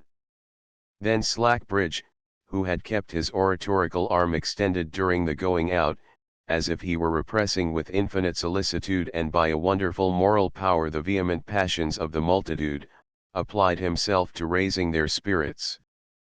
Had not the Roman Brutus, oh, my British countrymen, condemned his son to death, and had not the Spartan mothers, O my soon-to-be victorious friends, driven their flying children on the points of their enemies' swords? Then was it not the sacred duty of the men of Coketown, with forefathers before them, an admiring world in company with them, and a posterity to come after them, to hurl out traitors from the tents they had pitched in a sacred and a godlike cause? The winds of heaven answered yes, and bore yes, east, west, north, and south. And consequently 3 cheers for the United Aggregate Tribunal. Slackbridge acted as fugleman, and gave the time. The multitude of doubtful faces, a little conscience-stricken, brightened at the sound, and took it up. Private feeling must yield to the common cause. Hurrah! The roof yet vibrated with the cheering, when the assembly dispersed. Thus easily did Stephen Blackpool fall into the loneliest of lives, the life of solitude among a familiar crowd. The stranger in the land who looks into 10,000 faces for some answering look and never finds it, is in cheering society as compared with him who passes 10 averted faces daily, that were once the countenances of friends. Such experience was to be Stephen's now, in every waking moment of his life, at his work, on his way to it and from it, at his door, at his window, everywhere. By general consent, they even avoided that side of the street on which he habitually walked, and left it, of all the working men, to him only. He had been for many years, a quiet silent man, associating but little with other men, and used to companionship with his own thoughts. He had never known before the strength of the want in his heart for the frequent recognition of a nod, a look, a word, or the immense amount of relief that had been poured into it by drops through such small means. It was even harder than he could have believed possible, to separate in his own conscience his abandonment by all his fellows from a baseless sense of shame and disgrace. The first 4 days of his endurance were days so long and heavy, that he began to be appalled by the prospect before him. Not only did he see no Rachel all the time, but he avoided every chance of seeing her, for, although he knew that the prohibition did not yet formally extend to the women working in the factories, he found that some of them with whom he was acquainted were changed to him, and he feared to try others, and dreaded that Rachel might be even singled out from the rest if she were seen in his company. So, he had been quite alone during the 4 days, and had spoken to no one, when, as he was leaving his work at night, a young man of a very light complexion accosted him in the street. "Your name's Blackpool, ain't it?" said the young man. Stephen colored to find himself with his hat in his hand, in his gratitude for being spoken to, or in the suddenness of it, or both. He made a feint of adjusting the lining, and said, "Yes. You are the hand they have sent to Coventry, I mean," said Bitzer, the very light young man in question. Stephen answered yes, again. "I supposed so, from their all appearing to keep away from you. Mr. Bounderby wants to speak to you. You know his house, don't you?" Stephen said yes, again. "Then go straight up there, will you?" said Bitzer. "You're expected, and have only to tell the servant it's you. I belong to the bank, so, if you go straight up without me, I was sent to fetch you, you'll save me a walk." Stephen, whose way had been in the contrary direction, turned about, and betook himself as in duty bound, to the red brick castle of the giant Bounderby. Chapter V. Men and Masters. "Well, Stephen," said Bounderby, in his windy manner, "what's this I hear? What have these pests of the earth been doing to you? Come in, and speak up." It was into the drawing-room that he was thus bidden. A tea-table was set out, and Mr. Bounderby's young wife, and her brother, and a great gentleman from London, were present. To whom Stephen made his obeisance, closing the door and standing near it, with his hat in his hand. "This is the man I was telling you about, Harthouse," said Mr. Bounderby. The gentleman he addressed, who was talking to Mrs. Bounderby on the sofa, got up, saying in an indolent way, "Oh really," and dawdled to the hearthrug where Mr. Bounderby stood. "Now," said Bounderby, "speak up." After the 4 days he had passed, this address fell rudely and discordantly on Stephen's ear. Besides being a rough handling of his wounded mind, it seemed to assume that he really was the self-interested deserter he had been called. "What were it, sir?" said Stephen, "as yo were pleased to want wi me?" "Why, I have told you," returned Bounderby. "Speak up like a man, since you are a man, and tell us about yourself and this combination." "Wi yo pardon, sir," said Stephen Blackpool, "I ha'n out to sen about it." Mr. Bounderby, who was always more or less like a wind, finding something in his way here, began to blow at it directly. "Now, look here, Harthouse," said he, "here's a specimen of M. When this man was here once before, I warned this man against the mischievous strangers who are always about and who ought to be hanged wherever they are found, and I told this man that he was going in the wrong direction. Now, would you believe it, that although they have put this mark upon him, he is such a slave to them still, that he's afraid to open his lips about them. I said as I had nowt to sen, sir, not as I was fearfo o openin my lips." "You said?"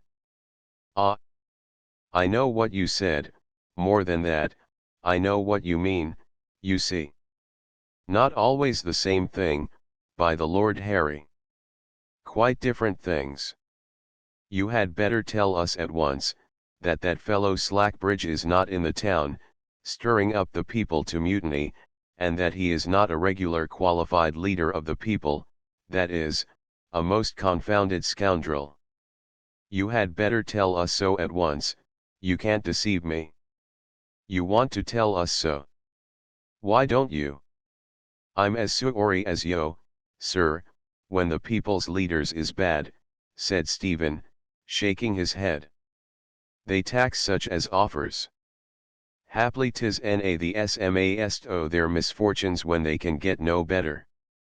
The wind began to get boisterous. "Now, you'll think this pretty well, Harthouse," said Mr. Bounderby. "You'll think this tolerably strong.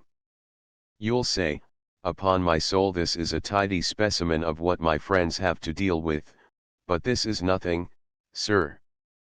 You shall hear me ask this man a question. Pray, Mr. Blackpool, when springing up very fast, may I take the liberty of asking you how it happens that you refuse to be in this combination?" "How 't happens?"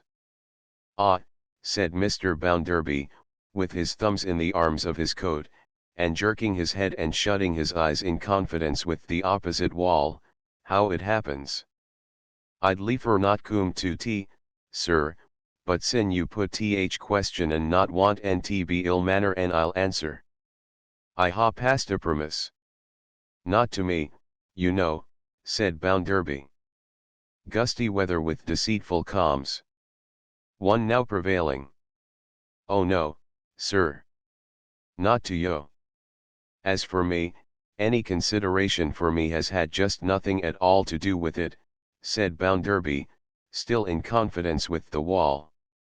"If only Josiah Bounderby of Coketown had been in question, you would have joined and made no bones about it."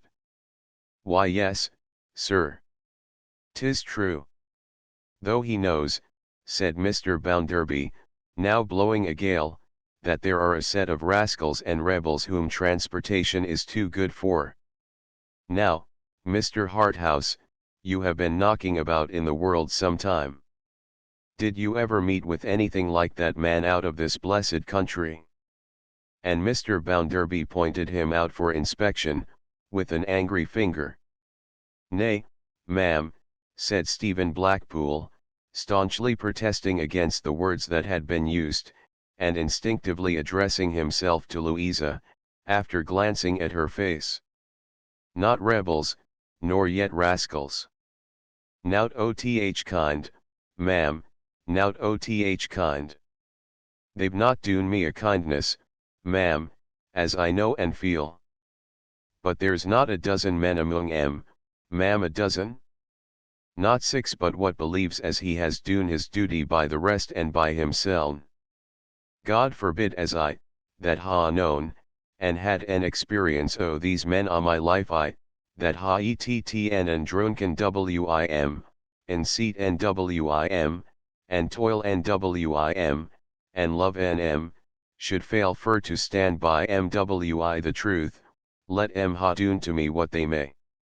He spoke with the rugged earnestness of his place and character, deepened perhaps by a proud consciousness that he was faithful to his class under all their mistrust, but he fully remembered where he was, and did not even raise his voice. No, ma'am, no. They're true to one another, faithful to one another, affectionate to one another, and to death. Be poor among em, be sick among em, grieve among em for any oth many causes that carries grief to the poor man's door, and they'll be tender wio, gentle wio, comfortable wio, cries and wio. Be sure o' that, ma'am. They'd be riven to bits, ere ever they'd be different. In short, said Mr. Bounderby, it's because they are so full of virtues that they have turned you adrift. Go through with it while you are about it. Out with it. How 'tis, ma'am, resumed Stephen, appearing still to find his natural refuge in Louisa's face, that what is best in us folk, seems to turn us most to trouble and misfortune and mistake, I do know. But 'tis so. I know 'tis, as I know the heavens is over me ahint the smoke.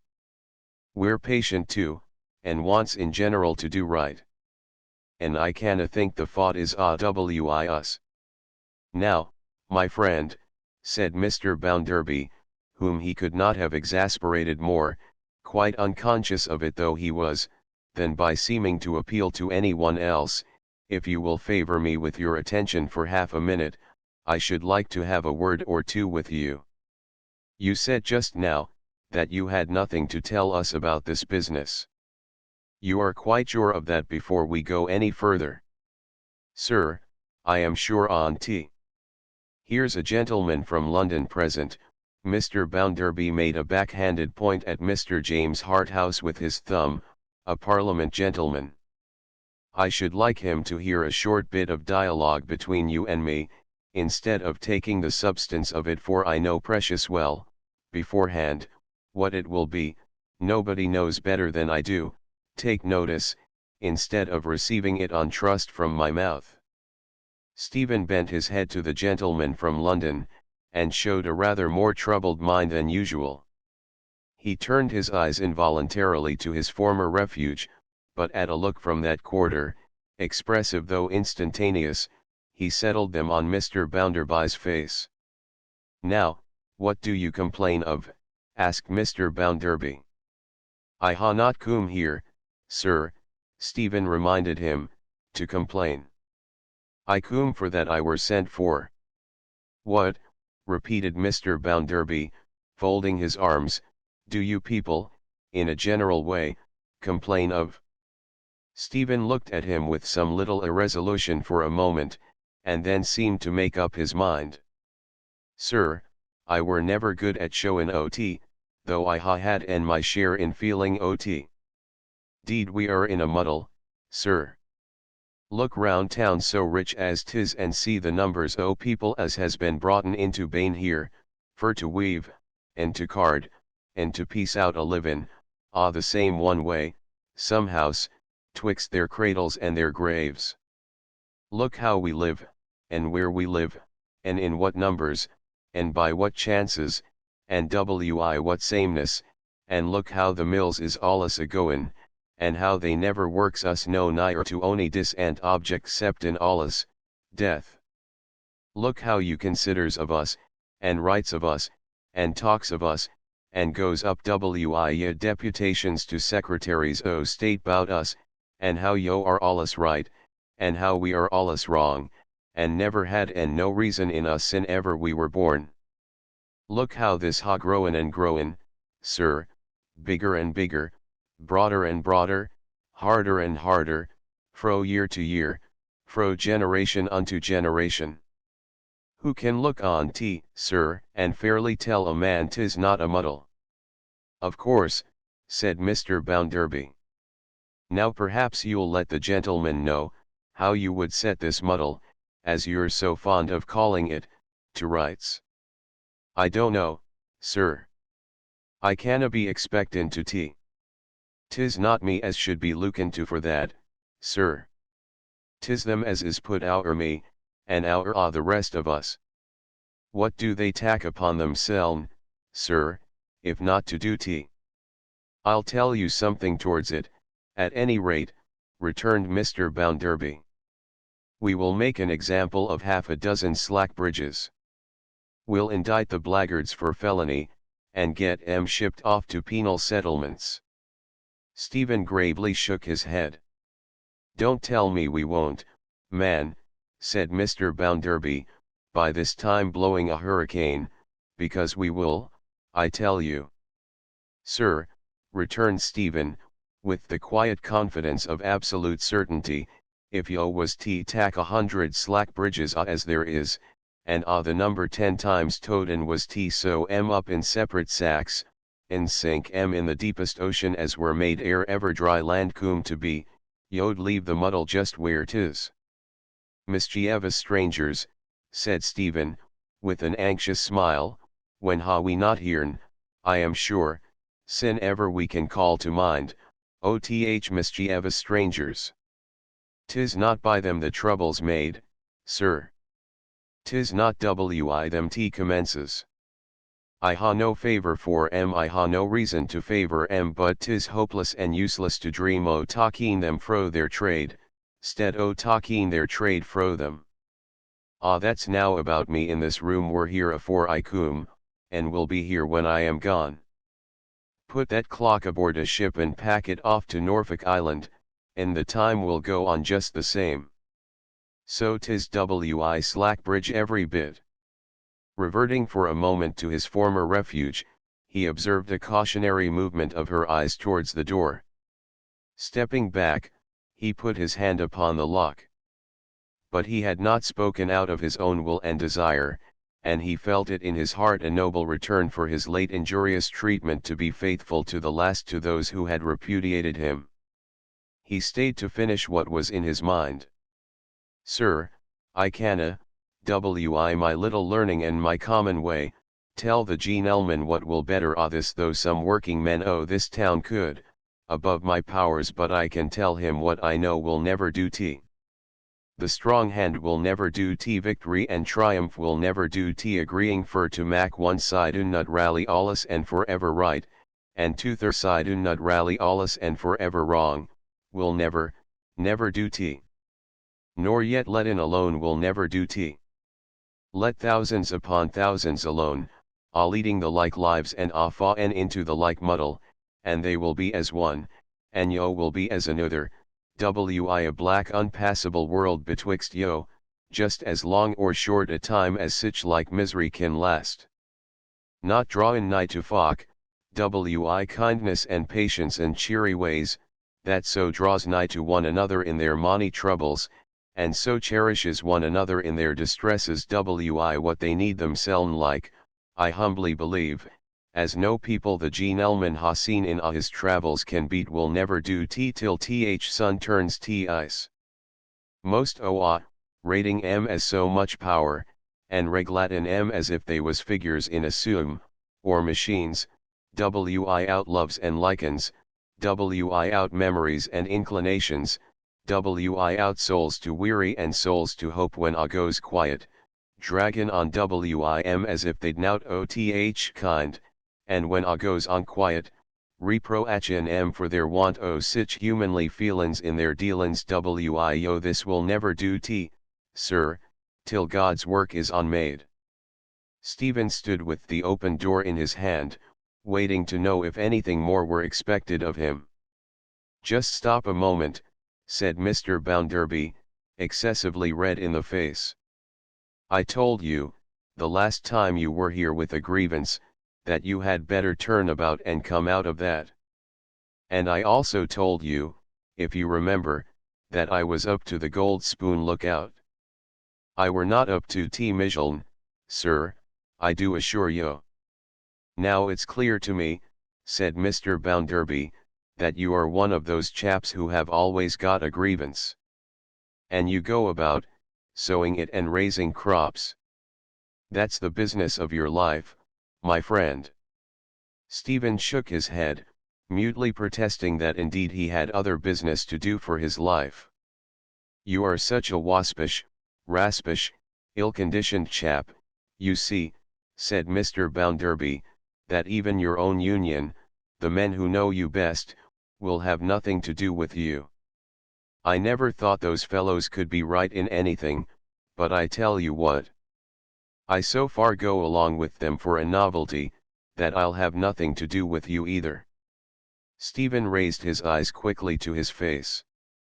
You can finish off what you're at, said Mr. Bounderby, with a meaning nod, and then go elsewhere. Sir, yo know will, said Stephen expressively, that if I canna get work wio, I canna get it elsewhere. The reply was, what I know, and what you know, you know. I have no more to say about it. Stephen glanced at Louisa again, but her eyes were raised to his no more, therefore, with a sigh, and saying, barely above his breath, Heaven help us in this world, he departed. Chapter 6 Fading away. It was falling dark when Stephen came out of Mr. Bounderby's house. The shadows of night had gathered so fast, that he did not look about him when he closed the door, but plodded straight along the street. Nothing was further from his thoughts than the curious old woman he had encountered on his previous visit to the same house, when he heard a step behind him that he knew, and turning, saw her in Rachel's company. He saw Rachel first, as he had heard her only. Ah, Rachel, my dear. Missus, thou wi her. Well, and now you are surprised to be sure, and with reason I must say, the old woman returned. Here I am again, you see. But how wi Rachel, said Stephen, falling into their step, walking between them, and looking from the one to the other. Why, I come to be with this good lass pretty much as I came to be with you, said the old woman, cheerfully, taking the reply upon herself. My visiting time is later this year than usual, for I have been rather troubled with shortness of breath, and so put it off till the weather was fine and warm. For the same reason I don't make all my journey in one day, but divide it into 2 days, and get a bed tonight at the Traveller's Coffee House down by the railroad, a nice clean house, and go back parliamentary, at 6 in the morning. Well, but what has this to do with this good lass, says you? I'm going to tell you. I have heard of Mr. Bounderby being married. I read it in the paper, where it looked grand. Oh, it looked fine, the old woman dwelt on it with strange enthusiasm, and I want to see his wife. I have never seen her yet. Now, if you'll believe me, she hasn't come out of that house since noon today. So not to give her up too easily, I was waiting about, a little last bit more, when I passed close to this good lass 2 or 3 times, and her face being so friendly I spoke to her, and she spoke to me. There, said the old woman to Stephen, you can make all the rest out for yourself now, a deal shorter than I can, I dare say. Once again, Stephen had to conquer an instinctive propensity to dislike this old woman, though her manner was as honest and simple as a manner possibly could be. With a gentleness that was as natural to him as he knew it to be to Rachel, he pursued the subject that interested her in her old age. Well, missus, said he, I ha seen the lady, and she were young and handsome. Wi fine dark thinkin' eyes, and a still way, Rachel, as I never seen the like on. Young and handsome. Yes, cried the old woman, quite delighted. As bonny as a rose. And what a happy wife. Missus, I suppose she be, said Stephen. But with a doubtful glance at Rachel. Suppose she be? She must be. She's your master's wife, returned the old woman. Stephen nodded assent. Though as to master, said he, glancing again at Rachel, not master any more. That's a endin' twixt him and me. Have you left his work, Stephen? Asked Rachel, anxiously and quickly. Why, Rachel, he replied, whether I ha left en his work, or whether his work ha left en me, cooms tth same. His work and me are parted. 'Tis as will so better, I were thinkin' when yo coom up wi me. It would ha brought en trouble upon trouble if I had stayed there. Haply 'tis a kindness to Monty that I go, haply 'tis a kindness to Mijaln, anyways it mun be done. I mun turn my face fro Coketown for time, and seek a fort en, dear, by beginnin' fresh. Where will you go, Stephen? I don't know night, said he, lifting off his hat, and smoothing his thin hair with the flat of his hand. But I'm not goin' night, Rachel, nor yet morrow. Tan easy over much know where turn, but a good heart will coom to me. Herein, too, the sense of even thinking unselfishly aided him. Before he had so much as closed Mr. Bounderby's door, he had reflected that at least his being obliged to go away was good for her, as it would save her from the chance of being brought into question for not withdrawing from him. Though it would cost him a hard pang to leave her, and though he could think of no similar place in which his condemnation would not pursue him, perhaps it was almost a relief to be forced away from the endurance of the last 4 days, even to unknown difficulties and distresses. So he said, with truth, I'm more leetsome, Rachel, under than I could nha believed.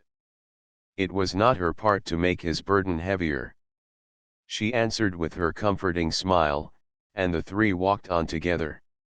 Age, especially when it strives to be self-reliant and cheerful, finds much consideration among the poor. The old woman was so decent and contented, and made so light of her infirmities, though they had increased upon her since her former interview with Stephen, that they both took an interest in her. She was too sprightly to allow of their walking at a slow pace on her account, but she was very grateful to be talked to, and very willing to talk to any extent, so, when they came to their part of the town, she was more brisk and vivacious than ever. Come to my poor place, missus, said Stephen, and tak a cup o' tea.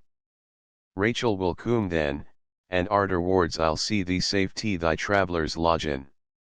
Tea may be long, Rachel, ere ever I ha chance o' thy coom pani again.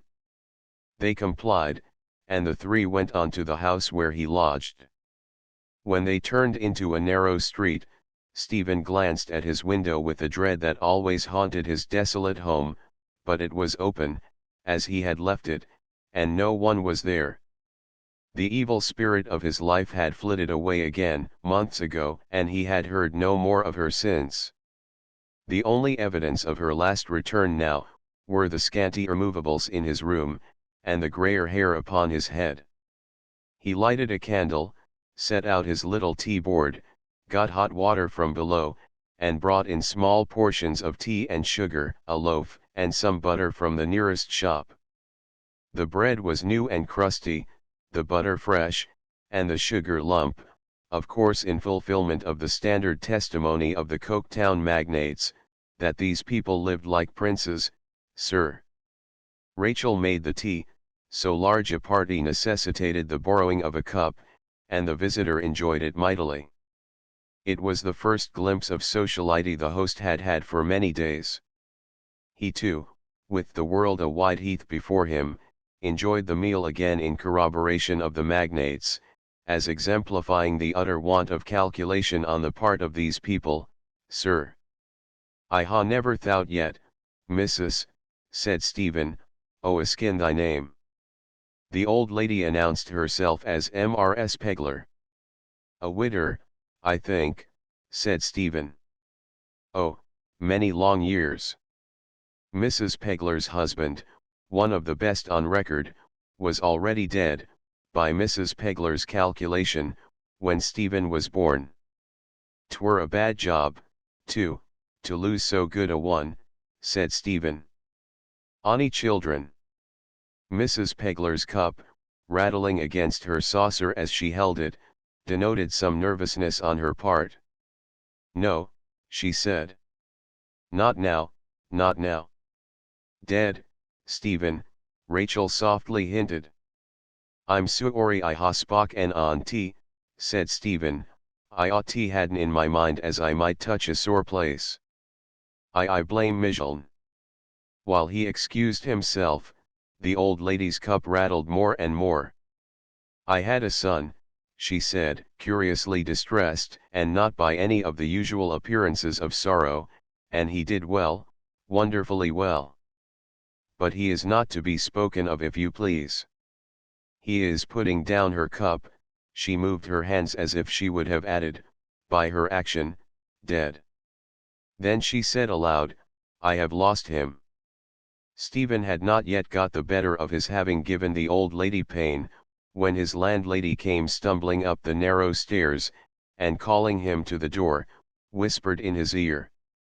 Mrs. Pegler was by no means deaf, for she caught a word as it was uttered. Bounderby, she cried, in a suppressed voice, starting up from the table. Oh, hide me. Don't let me be seen for the world. Don't let him come up till I've got away. Pray, pray. She trembled, and was excessively agitated, getting behind Rachel, when Rachel tried to reassure her, and not seeming to know what she was about. But hearken, missus, hearken, said Stephen, astonished. 'Tisn't Mr. Bounderby, 'tis his wife. Yo are not fearful o' her. Yo was hago mad about her, but an hour sin. But are you sure it's the lady, and not the gentleman, she asked, still trembling. Certain sure. Well then, pray don't speak to me, nor yet take any notice of me, said the old woman. Let me be quite to myself in this corner. Stephen nodded, looking to Rachel for an explanation, which she was quite unable to give him, took the candle, went downstairs, and in a few moments returned, lighting Louisa into the room. She was followed by the whelp. Rachel had risen, and stood apart with her shawl and bonnet in her hand, when Stephen, himself profoundly astonished by this visit, put the candle on the table. Then he too stood, with his doubled hand upon the table near it, waiting to be addressed. For the first time in her life Louisa had come into one of the dwellings of the Coketown hands. For the first time in her life she was face to face with anything like individuality in connection with them. She knew of their existence by hundreds and by thousands. She knew what results in work a given number of them would produce in a given space of time. She knew them in crowds passing to and from their nests, like ants or beetles. But she knew from her reading infinitely more of the ways of toiling insects than of these toiling men and women. Something to be worked so much and paid so much, and there ended, something to be infallibly settled by laws of supply and demand, something that blundered against those laws, and floundered into difficulty, something that was a little pinched when wheat was dear, and overate itself when wheat was cheap, something that increased at such a rate of percentage, and yielded such another percentage of crime, and such another percentage of pauperism, something wholesale, of which vast fortunes were made, something that occasionally rose like a sea, and did some harm and waste, chiefly to itself, and fell again, this she knew the Coketown hands to be. But, She had scarcely thought more of separating them into units, than of separating the sea itself into its component drops. She stood for some moments looking round the room. From the few chairs, the few books, the common prints, and the bed, she glanced to the two women, and to Stephen. "I have come to speak to you, in consequence of what passed just now. I should like to be serviceable to you, if you will let me. Is this your wife?" Rachel raised her eyes, and they sufficiently answered no, and dropped again. "I remember," said Louisa, reddening at her mistake, "I recollect, now, to have heard your domestic misfortunes spoken of, though I was not attending to the particulars at the time. It was not my meaning to ask a question that would give pain to any one here. If I should ask any other question that may happen to have that result, give me credit, if you please, for being in ignorance how to speak to you as I ought." As Stephen had but a little while ago instinctively addressed himself to her, so she now instinctively addressed herself to Rachel. Her manner was short and abrupt, yet faltering and timid. "He has told you what has passed between himself and my husband? You would be his first resource, I think." "I have heard the end of it, young lady," said Rachel. "Did I understand, that, being rejected by one employer, he would probably be rejected by all? I thought he said as much." "The chances are very small, young lady, next to nothing for a man who gets a bad name among them." "What shall I understand that you mean by a bad name?" "The name of being troublesome."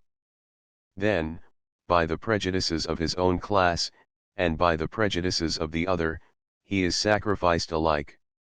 Are the two so deeply separated in this town, that there is no place whatever for an honest workman between them?" Rachel shook her head in silence. "He fell into suspicion," said Louisa, "with his fellow weavers, because he had made a promise not to be one of them. I think it must have been to you that he made that promise. Might I ask you why he made it?" Rachel burst into tears. "I didn't seek it of him, poor lad. I prayed him to avoid trouble for his own good, little thinking he'd come to it through me. But I know he'd die 100 deaths, ere ever he'd break his word. I know that of him well." Stephen had remained quietly attentive, in his usual thoughtful attitude, with his hand at his chin. He now spoke in a voice rather less steady than usual. "No one, excepting Migeon, can ever know what honor, and what love, and respect, I bear to Rachel, or what cause. When I passed that promise, I told her true, she were angel o' my life. 'Twere a solemn promise. 'Tis gone fro me, for ever." Louisa turned her head to him, and bent it with a deference that was new in her. She looked from him to Rachel, and her features softened. "What will you do?" she asked him. And her voice had softened too. "Will, ma'am," said Stephen, making the best of it, with a smile, "when I ha' finished off, I mun quit this part, and try another. Fortnet or misfortnet, a man can but try, there's nowt to be done out tryin' 'cept laying down and dying. How will you travel?" "Afoot, my kind leddy, afoot." Louisa colored, and a purse appeared in her hand. The rustling of a banknote was audible, as she unfolded one and laid it on the table. "Rachel, will you tell him, for you know how, without offense, that this is freely his, to help him on his way? Will you entreat him to take it?" "I canna do that, young lady," she answered, turning her head aside. "Bless you for thinking o' the poor lad wi' such tenderness. But 'tis for him to know his heart, and what is right according to it." Louisa looked, in part incredulous, in part frightened, in part overcome with quick sympathy, when this man of so much self-command, who had been so plain and steady through the late interview, lost his composure in a moment, and now stood with his hand before his face. She stretched out hers, as if she would have touched him, then checked herself, and remained still. "Not en Rachel," said Stephen, when he stood again with his face uncovered, "could mak such a kind offerin, by ony words, kinder. T show that I'm not a man wi out reason and gratitude, I'll tak £2. I'll borrow tea for tea pay tea back. 'Twill be the sweetest work as ever I ha done, that puts it in my power to acknowledge once more my lastin' thankfulness for this present action." She was fain to take up the note again, and to substitute the much smaller sum he had named. He was neither courtly, nor handsome, nor picturesque, in any respect, and yet his manner of accepting it, and of expressing his thanks without more words, had a grace in it that Lord Chesterfield could not have taught his son in a century. Tom had sat upon the bed, swinging one leg and sucking his walking stick with sufficient unconcern, until the visit had attained this stage. Seeing his sister ready to depart, he got up, rather hurriedly, and put in a word. "Just wait a moment, Lou. Before we go, I should like to speak to him a moment. Something comes into my head. If you'll step out on the stairs, Blackpool, I'll mention it. Never mind a light, man." Tom was remarkably impatient of his moving towards the cupboard, to get one. "It don't want a light."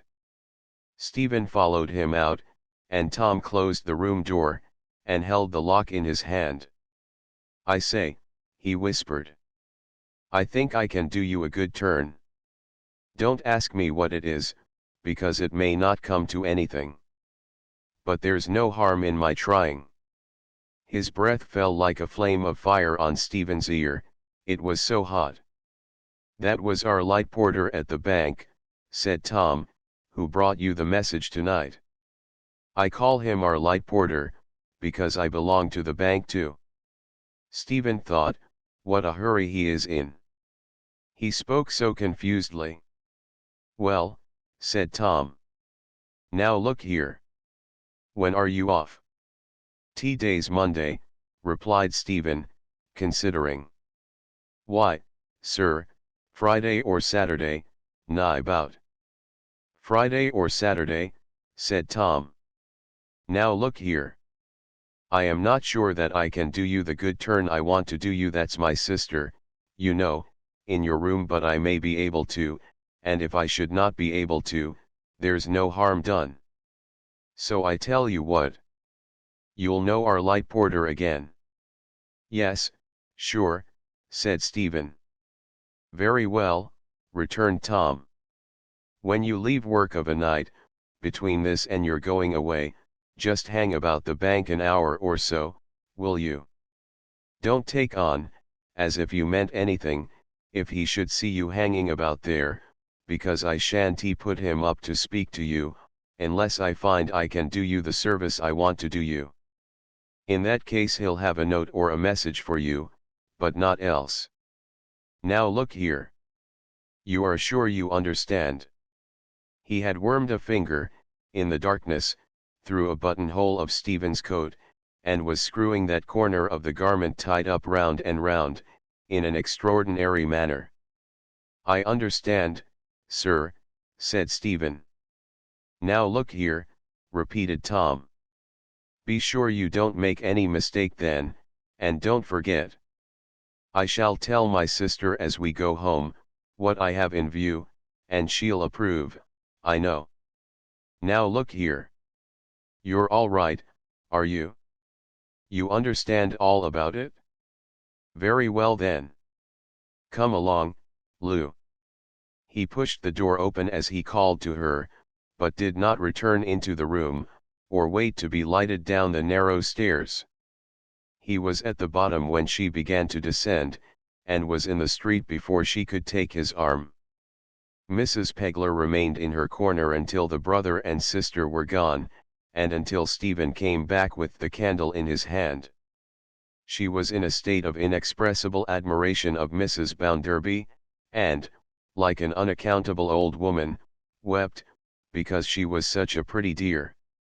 Yet Mrs. Pegler was so flurried lest the object of her admiration should return by chance, or anybody else should come, that her cheerfulness was ended for that night. It was late too, to people who rose early and worked hard, therefore the party broke up, and Stephen and Rachel escorted their mysterious acquaintance to the door of the Traveller's Coffee House, where they parted from her. They walked back together to the corner of the street where Rachel lived, and as they drew nearer and nearer to it, silence crept upon them. When they came to the dark corner where their unfrequent meetings always ended, they stopped, still silent, as if both were afraid to speak. "I shall strive to see thee again, Rachel, afore I go, but if not thou wilt not, Stephen, I know. 'Tis better that we make up our minds to be open wi one another. Thou art allus right. 'Tis bolder and better. I ha been thinkin' then, Rachel, that as 'tis but a day or two that remains, 'twere better for thee, my dear, not to be seen wi me. 'T might bring thee into trouble, for no good. 'Tis not for that, Stephen, that I mind. But thou knowest our old agreement. 'Tis for that." "Well, well," said he. "'Tis better, anyways. Thou lt write to me, and tell me all that happens, Stephen." "Yes. What can I say now, but heaven be wi thee, heaven bless thee, heaven thank thee and reward thee. May it bless thee, Stephen, too, in all thy wanderings, and send thee peace and rest at last. I told thee, my dear," said Stephen Blackpool that night, "that I would never see or think o' anything that angered me, but thou, so much better than me, shouldst be beside it. Thou art beside it now. Thou macst me see it wi a better eye. Bless thee. Good night. Goodbye." It was but a hurried parting in a common street, yet it was a sacred remembrance to these two common people. Utilitarian economists, skeletons of schoolmasters, commissioners of fact, genteel and used-up infidels, gabblers of many little dog's-eared creeds, the poor you will have always with you. Cultivate in them, while there is yet time, the utmost graces of the fancies and affections, to adorn their lives so much in need of ornament, or, in the day of your triumph, when romance is utterly driven out of their souls, and they and a bare existence stand face to face, reality will take a wolfish turn, and make an end of you. Stephen worked the next day, and the next, uncheered by a word from anyone, and shunned in all his comings and goings as before. At the end of the second day, he saw land; at the end of the third, his loom stood empty. He had overstayed his hour in the street outside the bank, on each of the two first evenings, and nothing had happened there, good or bad. That he might not be remiss in his part of the engagement, he resolved to wait full 2 hours, on this third and last night. There was the lady who had once kept Mr. Bounderby's house, sitting at the first-floor window as he had seen her before, and there was the light porter, sometimes talking with her there, and sometimes looking over the blind below which had bank upon it, and sometimes coming to the door and standing on the steps for a breath of air. When he first came out, Stephen thought he might be looking for him, and passed near, but the light porter only cast his winking eyes upon him slightly, and said nothing. 2 hours were a long stretch of lounging about, after a long day's labor. Stephen sat upon the step of a door, leaned against a wall under an archway, strolled up and down, listened for the church clock, stopped and watched children playing in the street. Some purpose or other is so natural to every one, that a mere loiterer always looks and feels remarkable.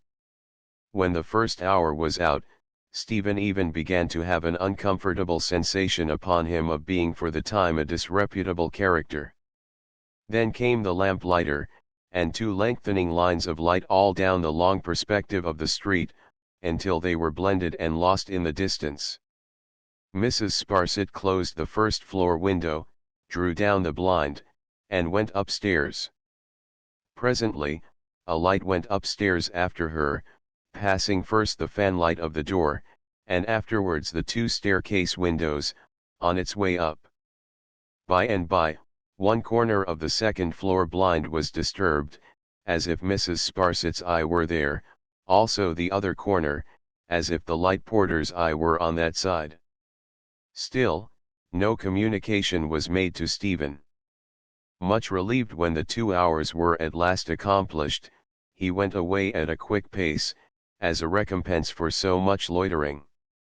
He had only to take leave of his landlady, and lie down on his temporary bed upon the floor, for his bundle was made up for tomorrow, and all was arranged for his departure.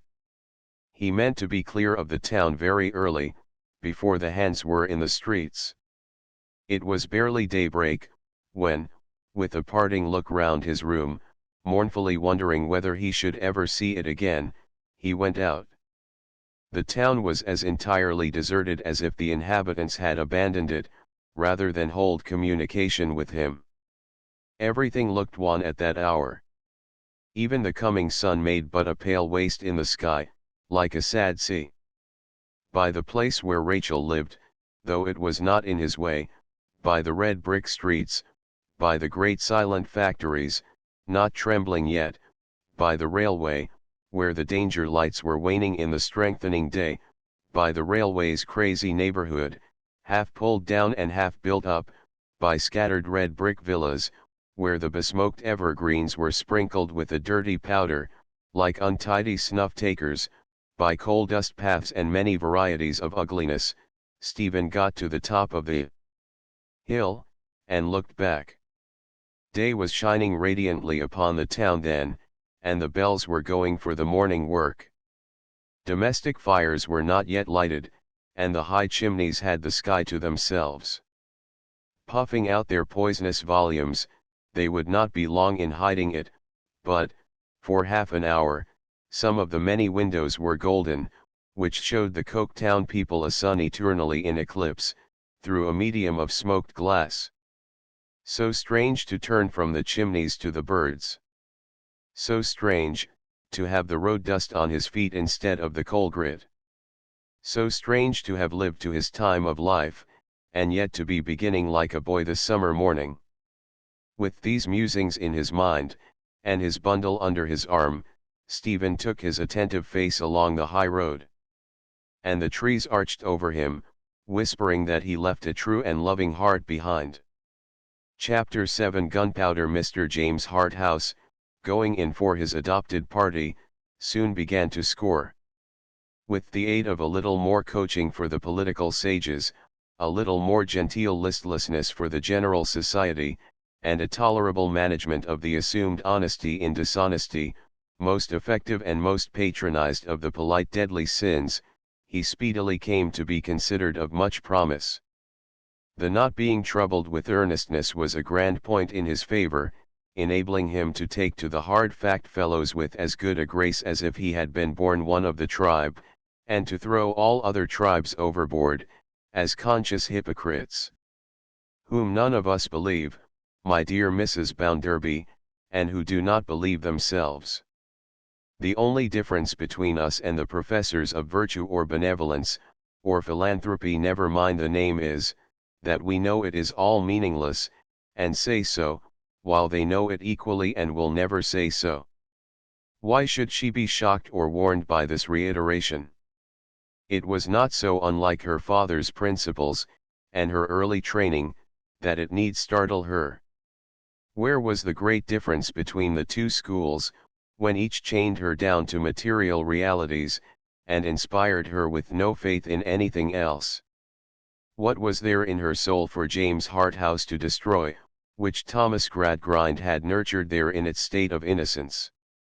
It was even the worse for her at this pass, that in her mind implanted there before her eminently practical father began to form it a struggling disposition to believe in a wider and nobler humanity than she had ever heard of, constantly strove with doubts and resentments. With doubts, because the aspiration had been so laid waste in her youth. With resentments, because of the wrong that had been done her, if it were indeed a whisper of the truth. Upon a nature long accustomed to self-suppression, thus torn and divided, the Harthouse philosophy came as a relief and justification. Everything being hollow and worthless, she had missed nothing and sacrificed nothing. What did it matter, she had said to her father, when he proposed her husband? What did it matter, she said still. With a scornful self-reliance, she asked herself, what did anything matter, and went on. Towards what?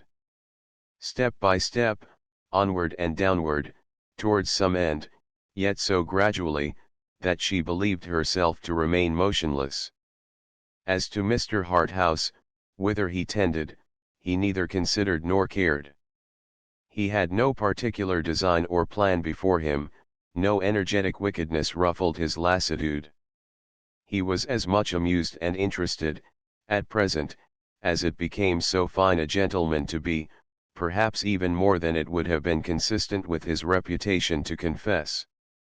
Soon after his arrival he languidly wrote to his brother, the honourable and jocular member, that the Bounderbys were great fun, and further, that the female Bounderby, instead of being the gorgon he had expected, was young, and remarkably pretty.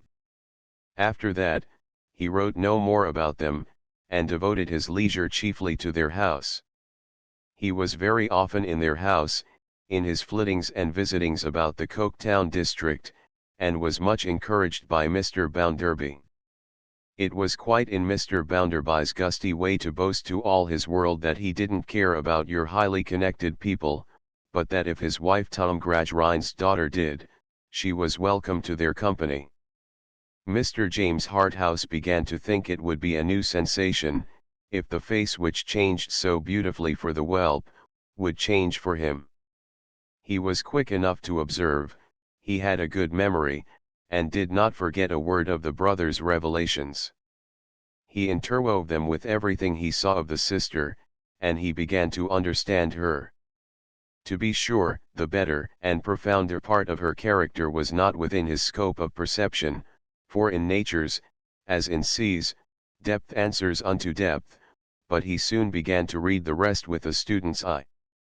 Mr. Bounderby had taken possession of a house and grounds, about 15 miles from the town, and accessible within a mile or two, by a railway striding on many arches over a wild country, undermined by deserted coal shafts, and spotted at night by fires and black shapes of stationary engines at pits' mouths. This country, gradually softening towards the neighbourhood of Mr. Bounderby's retreat, there mellowed into a rustic landscape, golden with heath, and snowy with hawthorn in the spring of the year, and tremulous with leaves and their shadows all the summer time.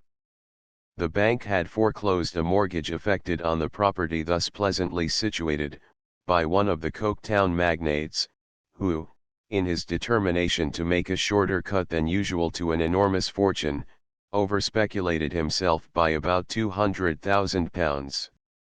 These accidents did sometimes happen in the best regulated families of Coketown, but the bankrupts had no connection whatever with the improvident classes.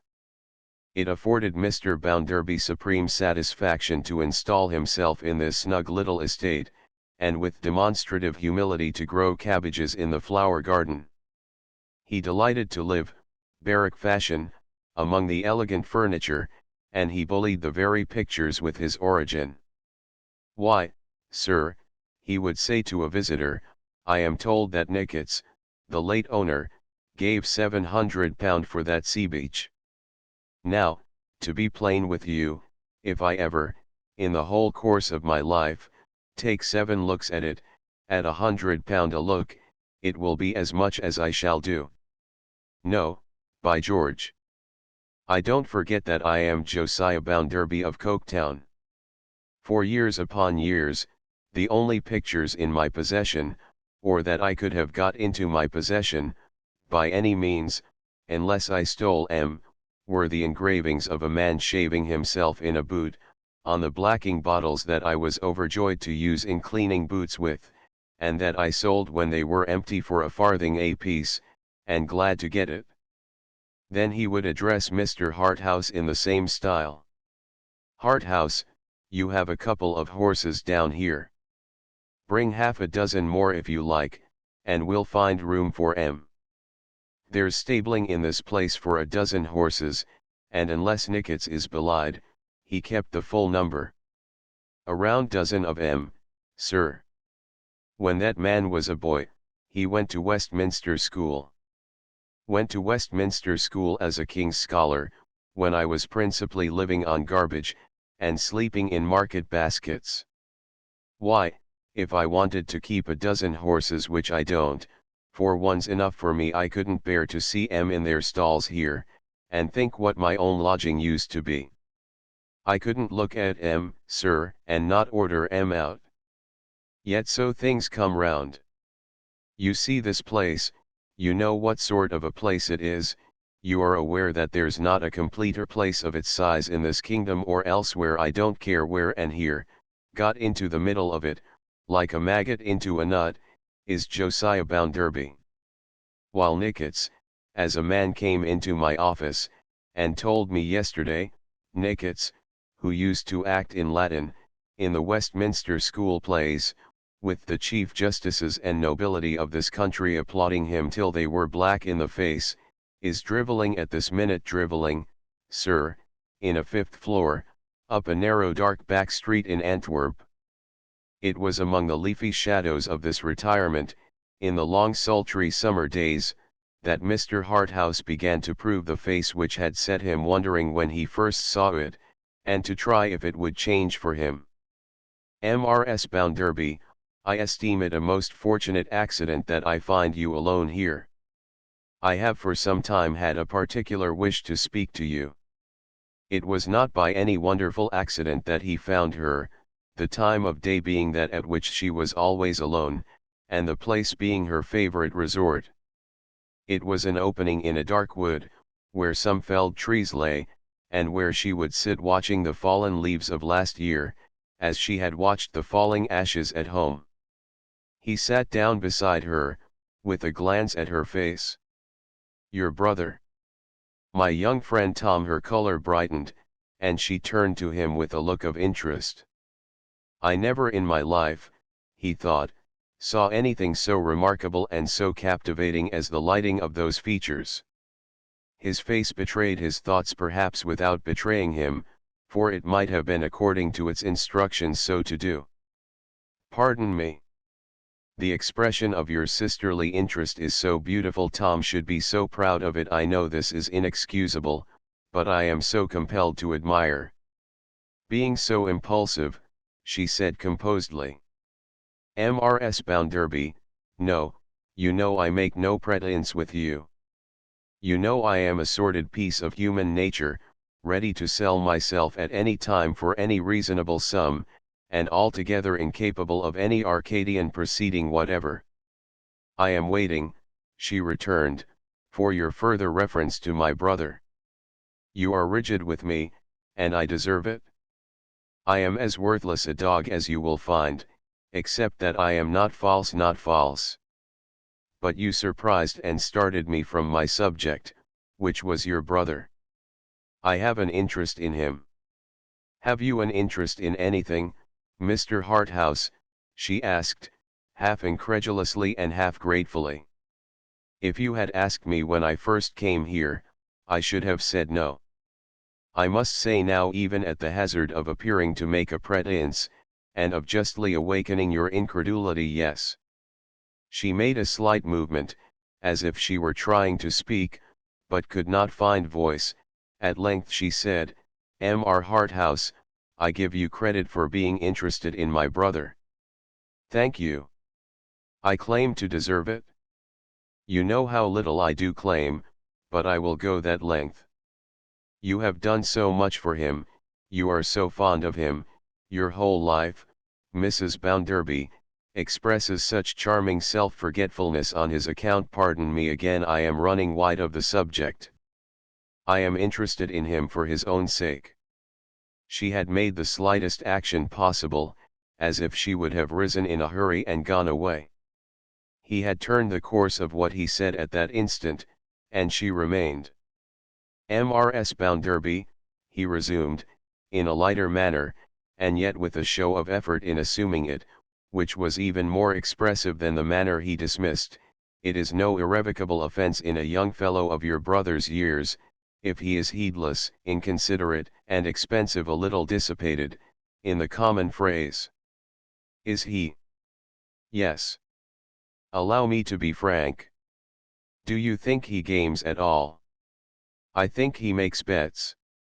Mr. Harthouse, waiting, as if that were not her whole answer, she added, I know he does. Of course he loses. Yes. Everybody does lose who bets. May I hint at the probability of your sometimes supplying him with money for these purposes? She sat, looking down, but, at this question, raised her eyes searchingly and a little resentfully. Acquit me of impertinent curiosity, my dear Mrs. Bounderby. I think Tom may be gradually falling into trouble, and I wish to stretch out a helping hand to him from the depths of my wicked experience. Shall I say again, for his sake? Is that necessary? She seemed to try to answer, but nothing came of it. Candidly to confess everything that has occurred to me, said James Harthouse, again gliding with the same appearance of effort into his more airy manner, I will confide to you my doubt whether he has had many advantages.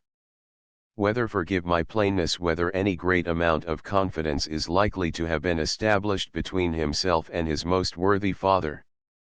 I do not, said Louisa, flushing with her own great remembrance in that wise, think it likely. Or, between himself, and I may trust to your perfect understanding of my meaning, I am sure, and his highly esteemed brother-in-law. She flushed deeper and deeper, and was burning red when she replied in a fainter voice, I do not think that likely, either. Mrs. Bounderby, said Harthouse, after a short silence, may there be a better confidence between yourself and me? Tom has borrowed a considerable sum of you. You will understand, Mr. Harthouse, she returned, after some indecision. She had been more or less uncertain, and troubled throughout the conversation, and yet had in the main preserved her self-contained manner. You will understand that if I tell you what you press to know, it is not by way of complaint or regret. I would never complain of anything, and what I have done I do not in the least regret. So spirited, too, thought James Harthouse. When I married, I found that my brother was even at that time heavily in debt. Heavily for him, I mean. Heavily enough to oblige me to sell some trinkets. They were no sacrifice. I sold them very willingly. I attached no value to them. They were quite worthless to me. Either she saw in his face that he knew, or she only feared in her conscience that he knew, that she spoke of some of her husband's gifts. She stopped, and reddened again. If he had not known it before, he would have known it then, though he had been a much duller man than he was. Since then, I have given my brother, at various times, what money I could spare, in short, what money I have had. Confiding in you at all, on the faith of the interest you profess for him, I will not do so by halves. Since you have been in the habit of visiting here, he has wanted in one sum as much as £100. I have not been able to give it to him. I have felt uneasy for the consequences of his being so involved, but I have kept these secrets until now, when I trust them to your honor. I have held no confidence with any one, because you anticipated my reason just now. She abruptly broke off. He was a ready man, and he saw, and seized, an opportunity here of presenting her own image to her, slightly disguised as her brother. Mrs. Bounderby, though a graceless person, of the world worldly, I feel the utmost interest, I assure you, in what you tell me. I cannot possibly be hard upon your brother. I understand and share the wise consideration with which you regard his errors. With all possible respect both for Mr. Gradgrind and for Mr. Bounderby, I think I perceive that he has not been fortunate in his training. Bred at a disadvantage towards the society in which he has his part to play, he rushes into these extremes for himself, from opposite extremes that have long been forced with the very best intentions we have no doubt upon him. Mr. Bounderby's fine bluff English independence, though a most charming characteristic, does not as we have agreed invite confidence. If I might venture to remark that it is the least in the world deficient in that delicacy to which a youth mistaken, a character misconceived, and abilities misdirected, would turn for relief and guidance, I should express what it presents to my own view. As she sat looking straight before her, across the changing lights upon the grass into the darkness of the wood beyond, he saw in her face her application of his very distinctly uttered words. All allowance, he continued, must be made. I have one great fault to find with Tom, however, which I cannot forgive, and for which I take him heavily to account. Louisa turned her eyes to his face, and asked him what fault was that. Perhaps, he returned, I have said enough. Perhaps it would have been better, on the whole, if no allusion to it had escaped me. You alarm me, Mr. Harthouse. Pray let me know it.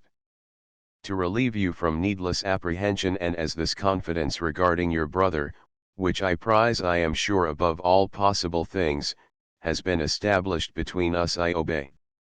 I cannot forgive him for not being more sensible in every word, look, and act of his life, of the affection of his best friend, of the devotion of his best friend, of her unselfishness, of her sacrifice.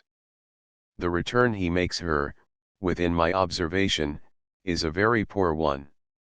What she has done for him demands his constant love and gratitude, not his ill humor and caprice.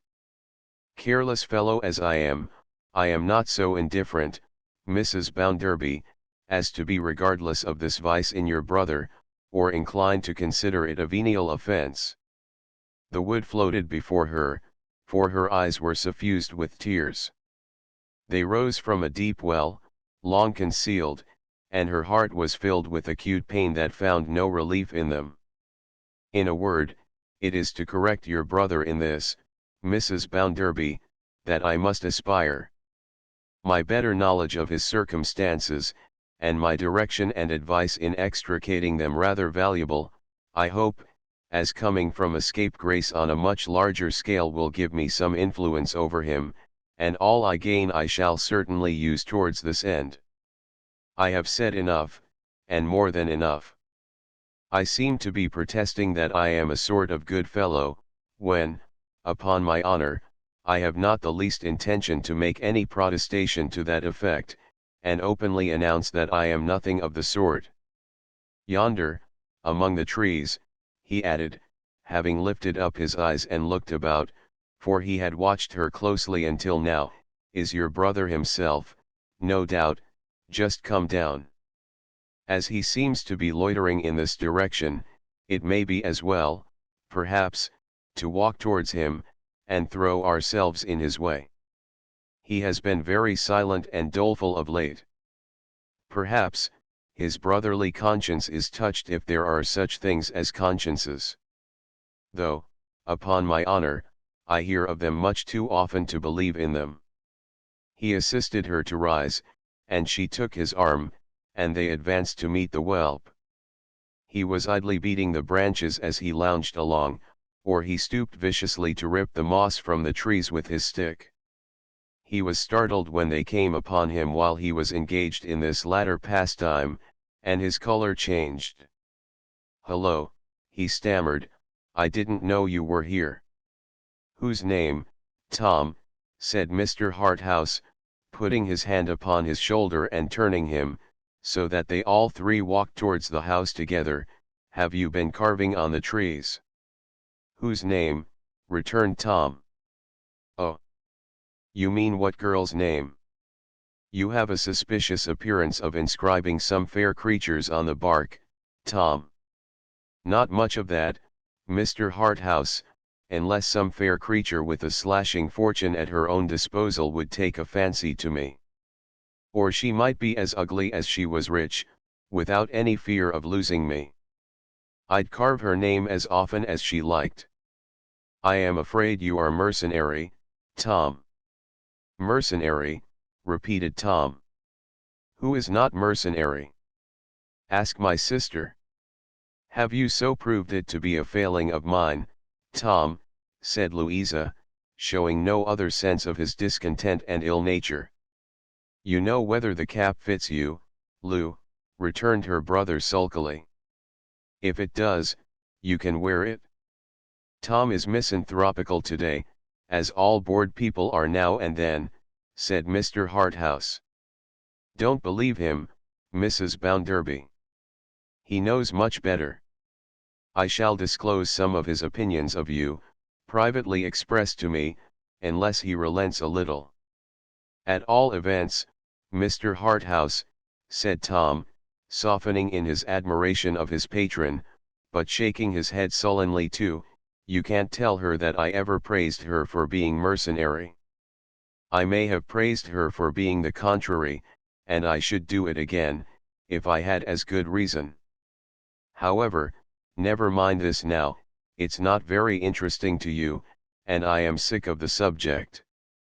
They walked on to the house, where Louisa quitted her visitor's arm and went in. He stood looking after her, as she ascended the steps, and passed into the shadow of the door, then put his hand upon her brother's shoulder again, and invited him with a confidential nod to a walk in the garden. Tom, my fine fellow, I want to have a word with you. They had stopped among a disorder of roses. It was part of Mr. Bounderby's humility to keep Nichots's roses on a reduced scale, and Tom sat down on a terrace parapet, plucking buds and picking them to pieces, while his powerful familiar stood over him, with a foot upon the parapet, and his figure easily resting on the arm supported by that knee. They were just visible from her window. Perhaps she saw them. Tom, what's the matter? Oh, Mr. Harthouse, said Tom with a groan, I am hard up, and bothered out of my life. My good fellow, so am I. You, returned Tom. You are the picture of independence. Mr. Harthouse, I am in a horrible mess. You have no idea what a state I have got myself into, what a state my sister might have got me out of, if she would only have done it. He took to biting the rosebuds now, and tearing them away from his teeth with a hand that trembled like an infirm old man's. After one exceedingly observant look at him, his companion relapsed into his lightest air. Tom, you are inconsiderate, you expect too much of your sister. You have had money of her, you dog, you know you have. Well, Mr. Harthouse, I know I have. How else was I to get it? Here's old Bounderby always boasting that at my age he lived upon twopence a month, or something of that sort. Here's my father drawing what he calls a line, and tying me down to it from a baby, neck and heels. Here's my mother who never has anything of her own, except her complaints. What is a fellow to do for money, and where am I to look for it, if not to my sister? He was almost crying, and scattered the buds about by dozens. Mr. Harthouse took him persuasively by the coat. But, my dear Tom, if your sister has not got it, Mr. Harthouse. I don't say she has got it. I may have wanted more than she was likely to have got. But then she ought to get it. She could get it. It's of no use pretending to make a secret of matters now, after what I have told you already. You know she didn't marry old Bounderby for her own sake, or for his sake, but for my sake. Then why doesn't she get what I want, out of him, for my sake? She is not obliged to say what she is going to do with it, She is sharp enough, she could manage to coax it out of him, if she chose. Then why doesn't she choose, when I tell her of what consequence it is? But no. There she sits in his company like a stone, instead of making herself agreeable and getting it easily. I don't know what you may call this, but I call it unnatural conduct. There was a piece of ornamental water immediately below the parapet, on the other side, into which Mr. James Harthouse had a very strong inclination to pitch Mr. Thomas Gradgrind Jr., as the injured men of Coketown threatened to pitch their property into the Atlantic. But he preserved his easy attitude, and nothing more solid went over the stone balustrades than the accumulated rosebuds now floating about, a little surface island. "My dear Tom," said Harthouse, "let me try to be your banker." "For God's sake," replied Tom, suddenly, "don't talk about bankers." And very white he looked, in contrast with the roses. Very white. Mr. Harthouse, as a thoroughly well-bred man, accustomed to the best society, was not to be surprised he could as soon have been affected, but he raised his eyelids a little more, as if they were lifted by a feeble touch of wonder. Albeit it was as much against the precepts of his school to wonder, as it was against the doctrines of the Gradgrind College. "What is the present need, Tom?" "3 figures." "Out with them." "Say what they are." "M.R. Harthouse," returned Tom, now actually crying, and his tears were better than his injuries, however pitiful a figure he made, "it's too late, the money is of no use to me at present. I should have had it before to be of use to me. But I am very much obliged to you, you're a true friend." "A true friend." "Welp, welp," thought Mr. Harthouse, lazily, "what an ass you are." "And I take your offer as a great kindness," said Tom, grasping his hand. "As a great kindness, Mr. Harthouse." "Well," returned the other, "it may be of more use by and by. And, my good fellow, if you will open your bedevilments to me when they come thick upon you, I may show you better ways out of them than you can find for yourself." "Thank you," said Tom, shaking his head dismally, and chewing rosebuds. "I wish I had known you sooner, Mr. Harthouse." "Now, you see, Tom," said Mr. Harthouse in conclusion, himself tossing over a rose or two, as a contribution to the island, which was always drifting to the wall as if it wanted to become a part of the mainland, "every man is selfish in everything he does, and I am exactly like the rest of my fellow creatures. I am desperately intent, the languor of his desperation being quite tropical, on your softening towards your sister, which you ought to do, and on your being a more loving and agreeable sort of brother, which you ought to be." "I will be, Mr. Harthouse." "No time like the present, Tom. Begin at once." "Certainly I will. And my sister Lou shall say so." "Having made which bargain, Tom," said Harthouse, clapping him on the shoulder again, with an air which left him at liberty to infer as he did, poor fool, that this condition was imposed upon him in mere careless good nature to lessen his sense of obligation, "we will tear ourselves asunder until dinner time." When Tom appeared before dinner, though his mind seemed heavy enough, his body was on the alert, and he appeared before Mr. Bounderby came in. "I didn't mean to be cross, Lou," he said, giving her his hand, and kissing her. "I know you are fond of me, and you know I am fond of you."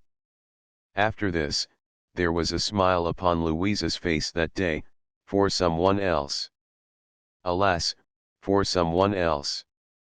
So much the less is the whelp the only creature that she cares for, thought James Harthouse, reversing the reflection of his first day's knowledge of her pretty face.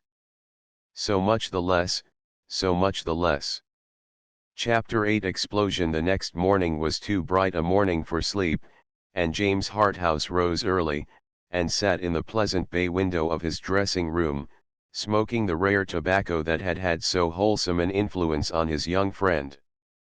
Reposing in the sunlight, with the fragrance of his Eastern pipe about him, and the dreamy smoke vanishing into the air, so rich and soft with summer odors, he reckoned up his advantages as an idle winner might count his gains. He was not at all bored for the time, and could give his mind to it. He had established a confidence with her, from which her husband was excluded. He had established a confidence with her, that absolutely turned upon her indifference towards her husband, and the absence, now and at all times, of any congeniality between them. He had artfully, but plainly, assured her that he knew her heart in its last most delicate recesses, he had come so near to her through its tenderest sentiment, he had associated himself with that feeling, and the barrier behind which she lived, had melted away.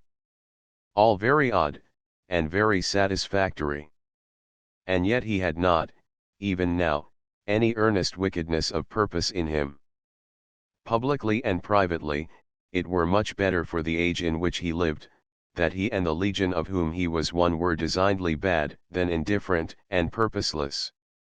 It is the drifting icebergs setting with any current anywhere, that wreck the ships.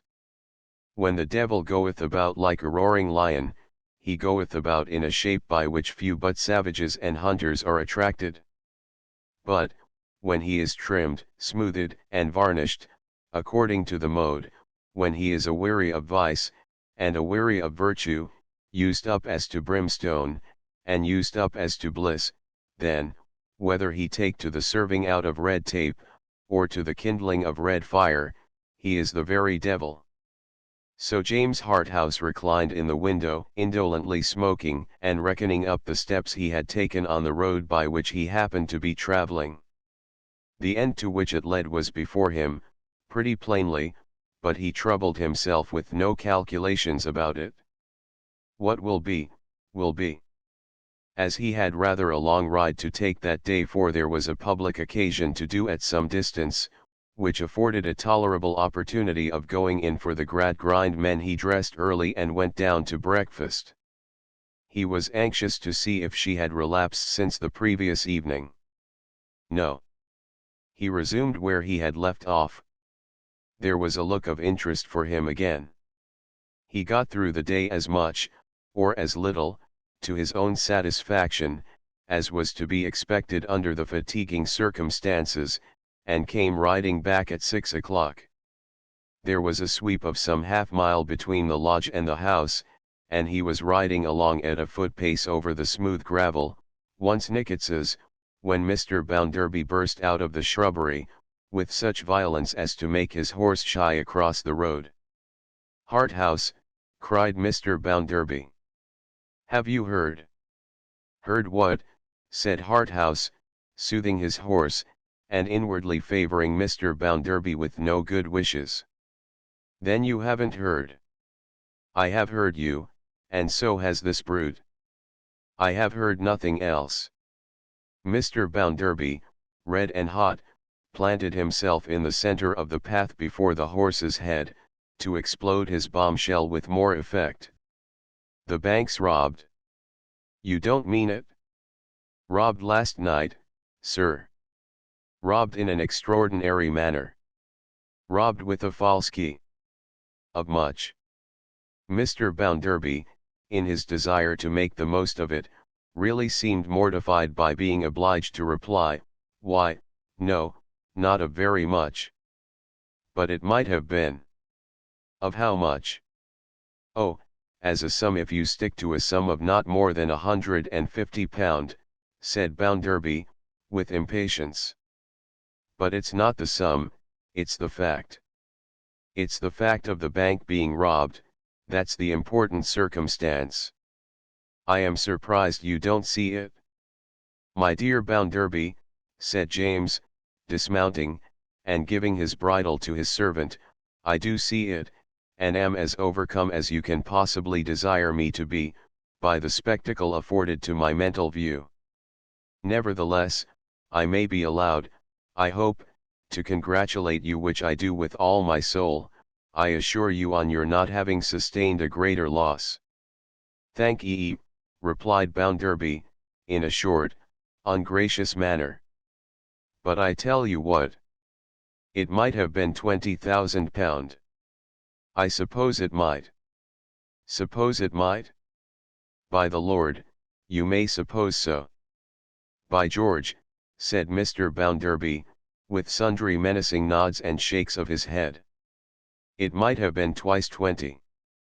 There's no knowing what it would have been, or wouldn't have been, as it was, but for the fellow's being disturbed.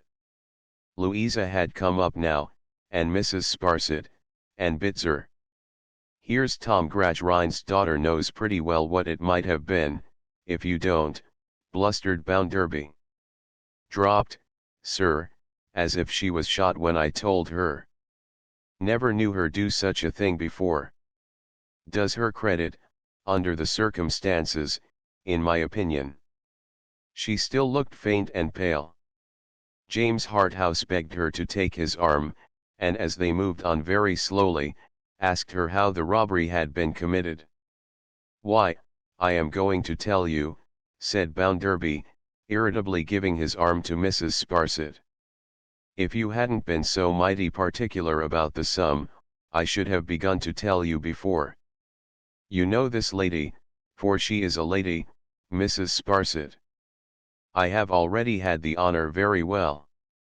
And this young man, Bitzer, you saw him too on the same occasion. Mr. Harthouse inclined his head in assent, and Bitzer knuckled his forehead. Very well. They live at the bank. You know they live at the bank, perhaps. Very well. Yesterday afternoon, at the close of business hours, everything was put away as usual. In the iron room that this young fellow sleeps outside of, there was never mind how much. In the little safe in young Tom's closet, the safe used for petty purposes, there was £150 odd. £154, 7, 1, said Bitzer. Come, retorted Bounderby, stopping to wheel round upon him, let's have none of your interruptions. It's enough to be robbed while you're snoring because you're too comfortable, without being put right with your 471s. I didn't snore, myself, when I was your age, let me tell you. I hadn't victuals enough to snore. And I didn't 471. Not if I knew it. Bitzer knuckled his forehead again, in a sneaking manner, and seemed at once particularly impressed and depressed by the instance last given of Mr. Bounderby's moral abstinence.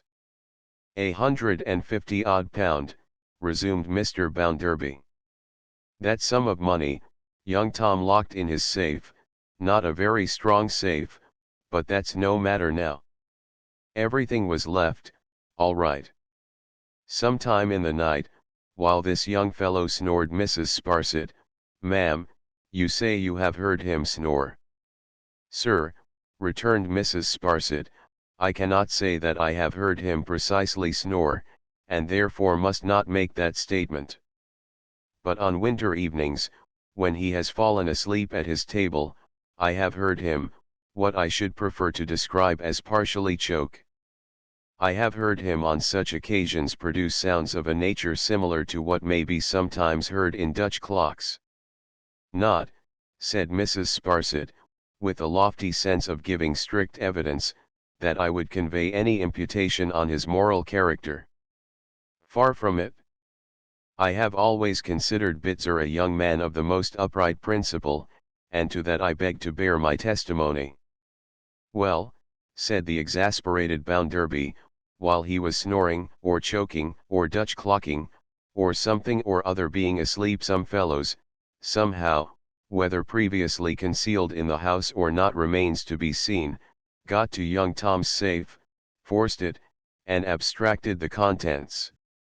Being then disturbed, they made off, letting themselves out at the main door, and double locking it again. It was double locked, and the key under Mrs. Sparsit's pillow, with a false key, which was picked up in the street near the bank, about 12 o'clock today. No alarm takes place, till this chap, Bitzer, turns out this morning, and begins to open and prepare the offices for business. Then, looking at Tom's safe, he sees the door ajar, and finds the lock forced, and the money gone. "Where is Tom, by the by?" asked Harthouse, glancing round. "He has been helping the police," said Bounderby, "and stays behind at the bank. I wish these fellows had tried to rob me when I was at his time of life. They would have been out of pocket if they had invested 18 pence in the job, I can tell 'em that." "Is anybody suspected?" "Suspected? I should think there was somebody suspected." "Egod," said Bounderby, relinquishing Mrs. Sparsit's arm to wipe his heated head. "Josiah Bounderby of Coketown is not to be plundered and nobody suspected?" "No, thank you." Might Mr. Harthouse inquire who was suspected? "Well," said Bounderby, stopping and facing about to confront them all, "I'll tell you. It's not to be mentioned everywhere, it's not to be mentioned anywhere, in order that the scoundrels concerned, there's a gang of 'em, may be thrown off their guard. So take this in confidence. Now wait a bit." Mr. Bounderby wiped his head again. "What should you say to," here he violently exploded, "to a hand being in it?" "I hope," said Harthouse, lazily, "not our friend Blackpot." "Say Pool instead of Pot, sir," returned Bounderby, "and that's the man." Louisa faintly uttered some word of incredulity and surprise. "Oh yes. I know," said Bounderby, immediately catching at the sound. "I know. I am used to that. I know all about it. They are the finest people in the world, these fellows are. They have got the gift of the gab, they have. They only want to have their rights explained to them, they do. But I tell you what. Show me a dissatisfied hand, and I'll show you a man that's fit for anything bad, I don't care what it is." Another of the popular fictions of Coketown, which some pains had been taken to disseminate and which some people really believed. "But I am acquainted with these chaps," said Bounderby. "I can read 'em off, like books. Mrs. Sparsit, ma'am, I appeal to you. What warning did I give that fellow, the first time he set foot in the house, when the express object of his visit was to know how he could knock religion over, and floor the established church? Mrs. Sparsit, in point of high connections, you are on a level with the aristocracy. Did I say, or did I not say, to that fellow, you can't hide the truth from me, you are not the kind of fellow I like, you'll come to no good." "Assuredly, sir," returned Mrs. Sparsit, "you did, in a highly impressive manner, give him such an admonition." "When he shocked you, ma'am," said Bounderby, "when he shocked your feelings." "Yes, sir," returned Mrs. Sparsit, with a meek shake of her head, "he certainly did so. Though I do not mean to say but that my feelings may be weaker on such points, more foolish if the term is preferred, than they might have been, if I had always occupied my present position." Mr. Bounderby stared with a bursting pride at Mr. Harthouse, as much as to say, "I am the proprietor of this female, and she's worth your attention, I think." Then, resumed his discourse. "You can recall for yourself, Harthouse, what I said to him when you saw him. I didn't mince the matter with him. I am never mealy with 'em. I know 'em. Very well, sir. 3 days after that, he bolted. Went off, nobody knows where, as my mother did in my infancy, only with this difference, that he is a worse subject than my mother, if possible. What did he do before he went? What do you say?" Mr. Bounderby, with his hat in his hand, gave a beat upon the crown at every little division of his sentences, as if it were a tambourine, to his being seen night after night watching the bank, to his lurking about there after dark, to its striking Mrs. Sparsit that he could be lurking for no good, to her calling Bitzer's attention to him, and they're both taking notice of him, and to its appearing on inquiry today that he was also noticed by the neighbors. Having come to the climax, Mr. Bounderby, like an oriental dancer, put his tambourine on his head. "Suspicious," said James Harthouse, "certainly." "I think so, sir," said Bounderby, with a defiant nod. "I think so. But there are more of 'em in it. There's an old woman. One never hears of these things till the mischief's done. All sorts of defects are found out in the stable door after the horse is stolen. There's an old woman turns up now. An old woman who seems to have been flying into town on a broomstick, every now and then.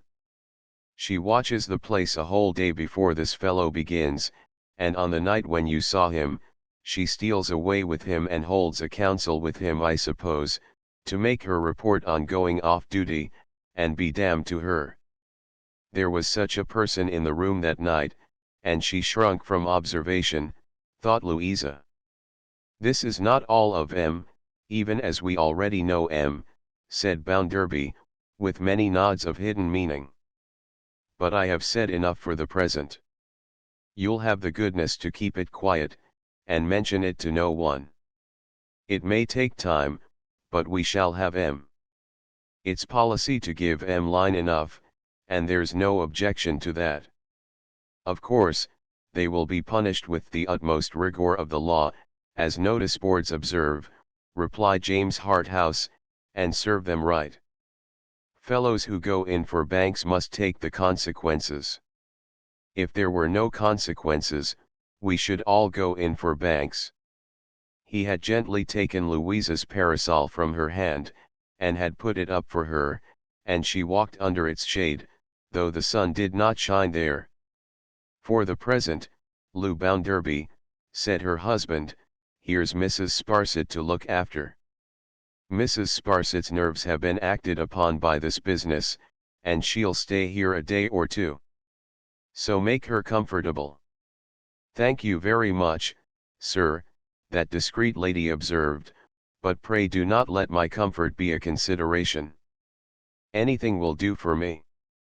It soon appeared that if Mrs. Sparsit had a failing in her association with that domestic establishment, it was that she was so excessively regardless of herself and regardful of others, as to be a nuisance.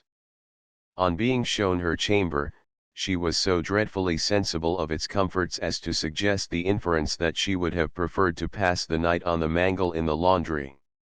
True, the Powlers and the Scadgerses were accustomed to splendour, but it is my duty to remember, Mrs. Sparsit was fond of observing with a lofty grace, particularly when any of the domestics were present, that what I was, I am no longer. "Indeed," said she, "if I could altogether cancel the remembrance that Mr. Sparsit was a Powler, or that I myself am related to the Scadgers family, or if I could even revoke the fact, and make myself a person of common descent and ordinary connections, I would gladly do so. I should think it, under existing circumstances, right to do so."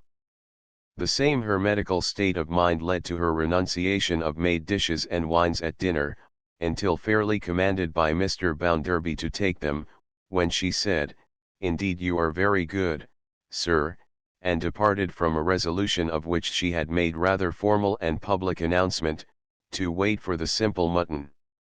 She was likewise deeply apologetic for wanting the salt, and, feeling amiably bound to bear out Mr. Bounderby to the fullest extent in the testimony he had borne to her nerves, occasionally sat back in her chair and silently wept, at which periods a tear of large dimensions, like a crystal earring, might be observed, or rather, must be, for it insisted on public notice, sliding down her Roman nose.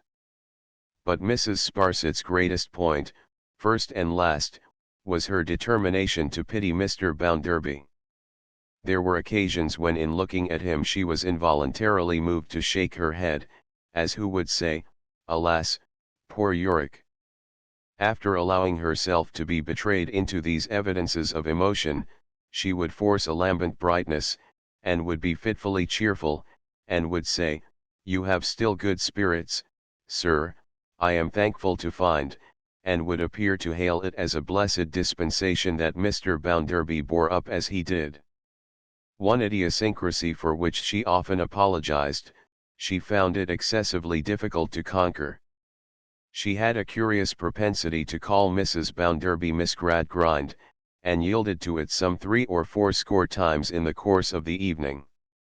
Her repetition of this mistake covered Mrs. Sparsit with modest confusion, but indeed, she said, it seemed so natural to say Miss Gradgrind, whereas, to persuade herself that the young lady whom she had had the happiness of knowing from a child could be really and truly Mrs. Bounderby, she found almost impossible. It was a further singularity of this remarkable case, that the more she thought about it, the more impossible it appeared, the differences, she observed, being such. In the drawing-room after dinner, Mr. Bounderby tried the case of the robbery, examined the witnesses, made notes of the evidence, found the suspected persons guilty, and sentenced them to the extreme punishment of the law. That done, Bitzer was dismissed to town with instructions to recommend Tom to come home by the mail train. When candles were brought, Mrs. Sparsit murmured, "Don't be low, sir. Pray let me see you cheerful, sir, as I used to do." Mr. Bounderby, upon whom these consolations had begun to produce the effect of making him, in a bull-headed blundering way, sentimental, sighed like some large sea animal. "I cannot bear to see you so, sir," said Mrs. Sparsit. "Try a hand at backgammon, sir, as you used to do when I had the honor of living under your roof." "I haven't played backgammon, ma'am," said Mr. Bounderby, "since that time." "No, sir," said Mrs. Sparsit, soothingly, "I am aware that you have not. I remember that Miss Gradgrind takes no interest in the game. But I shall be happy, sir, if you will condescend." They played near a window, opening on the garden. It was a fine night, not moonlight, but sultry and fragrant.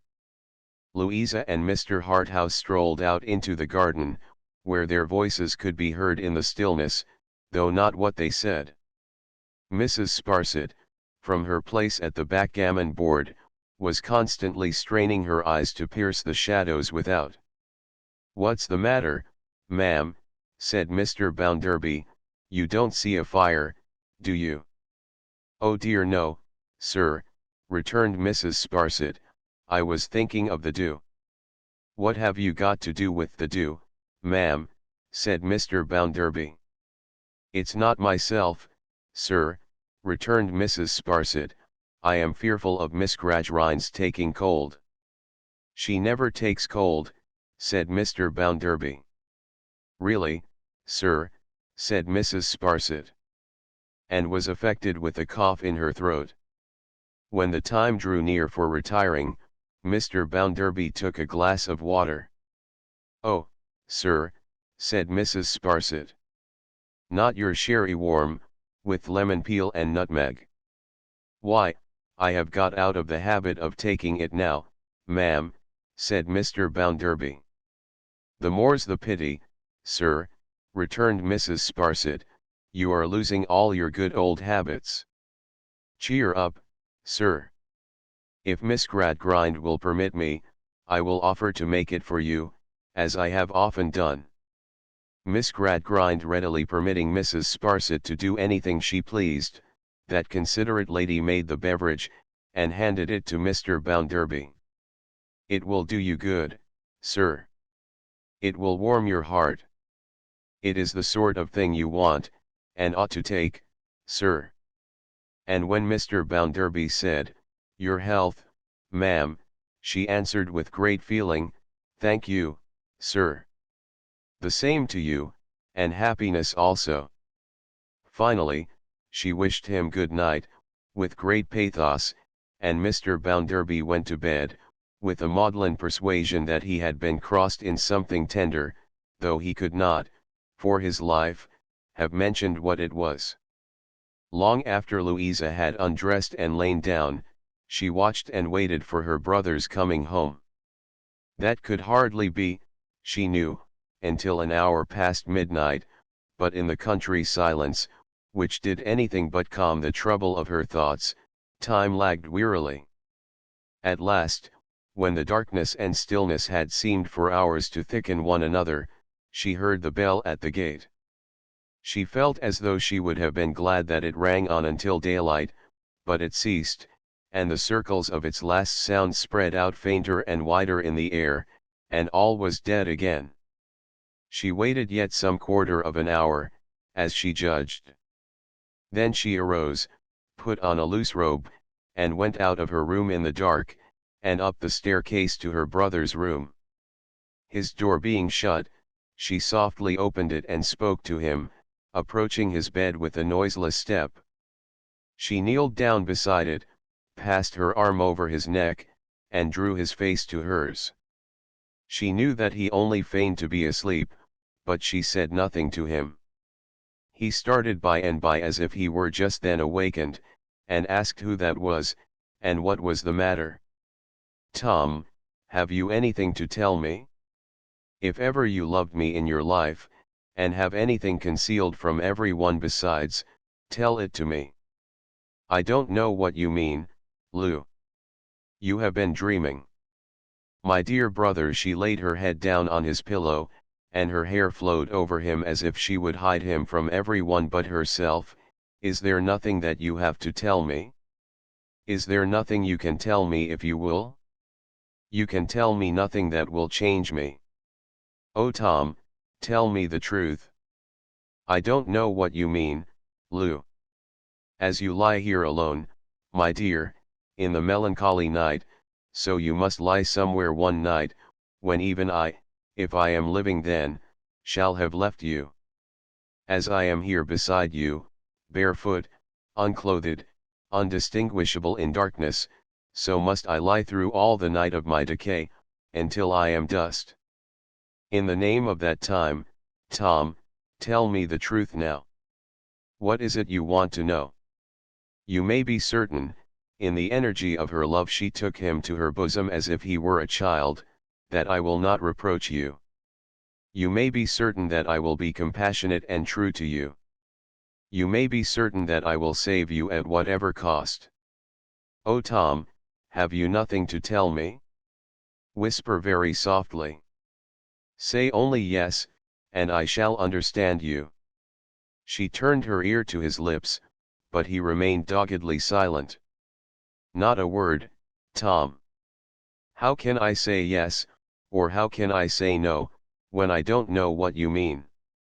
Lou, you are a brave, kind girl, worthy I begin to think of a better brother than I am. But I have nothing more to say. Go to bed, go to bed. You are tired," she whispered presently, more in her usual way. "Yes, I am quite tired out. You have been so hurried and disturbed today. Have any fresh discoveries been made?" "Only those you have heard of, from him." "Tom, have you said to anyone that we made a visit to those people, and that we saw those three together?" "No." "Didn't you yourself particularly ask me to keep it quiet when you asked me to go there with you?" "Yes. But I did not know then what was going to happen." "Nor I neither." "How could I?" He was very quick upon her with this retort.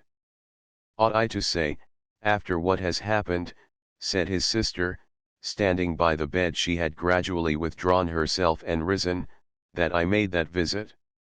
Should I say so? Must I say so?" "Good heavens, Lou," returned her brother, "you are not in the habit of asking my advice. Say what you like. If you keep it to yourself, I shall keep it to myself. If you disclose it, there's an end of it." It was too dark for either to see the other's face, but each seemed very attentive, and to consider before speaking. Tom, do you believe the man I gave the money to, is really implicated in this crime? I don't know. I don't see why he shouldn't be. He seemed to me an honest man. Another person may seem to you dishonest, and yet not be so. There was a pause, for he had hesitated and stopped. In short, resumed Tom, as if he had made up his mind, if you come to that, perhaps I was so far from being altogether in his favor, that I took him outside the door to tell him quietly, that I thought he might consider himself very well off to get such a windfall as he had got from my sister, and that I hoped he would make good use of it. You remember whether I took him out or not. I say nothing against the man, he may be a very good fellow, for anything I know, I hope he is. Was he offended by what you said? No, he took it pretty well, he was civil enough. Where are you, Lou? He sat up in bed and kissed her. Good night, my dear, good night. You have nothing more to tell me? No. What should I have? You wouldn't have me tell you a lie. I wouldn't have you do that tonight, Tom, of all the nights in your life, many and much happier as I hope they will be. Thank you, my dear Lou. I am so tired, that I am sure I wonder I don't say anything to get to sleep. Go to bed, go to bed. Kissing her again, he turned round, drew the coverlet over his head, and lay as still as if that time had come by which she had adjured him. She stood for some time at the bedside before she slowly moved away. She stopped at the door, looked back when she had opened it, and asked him if he had called her. But he lay still, and she softly closed the door and returned to her room.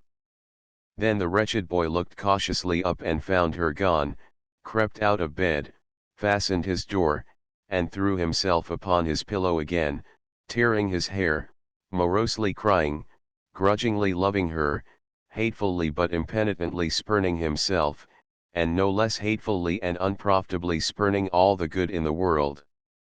Chapter 9. Hearing the last of it, Mrs. Sparsit, lying by to recover the tone of her nerves in Mr. Bounderby's retreat, kept such a sharp lookout, night and day, under her Coriolanian eyebrows, that her eyes, like a couple of lighthouses on an iron-bound coast, might have warned all prudent mariners from that bold rock her Roman nose and the dark and craggy region in its neighborhood, but for the placidity of her manner.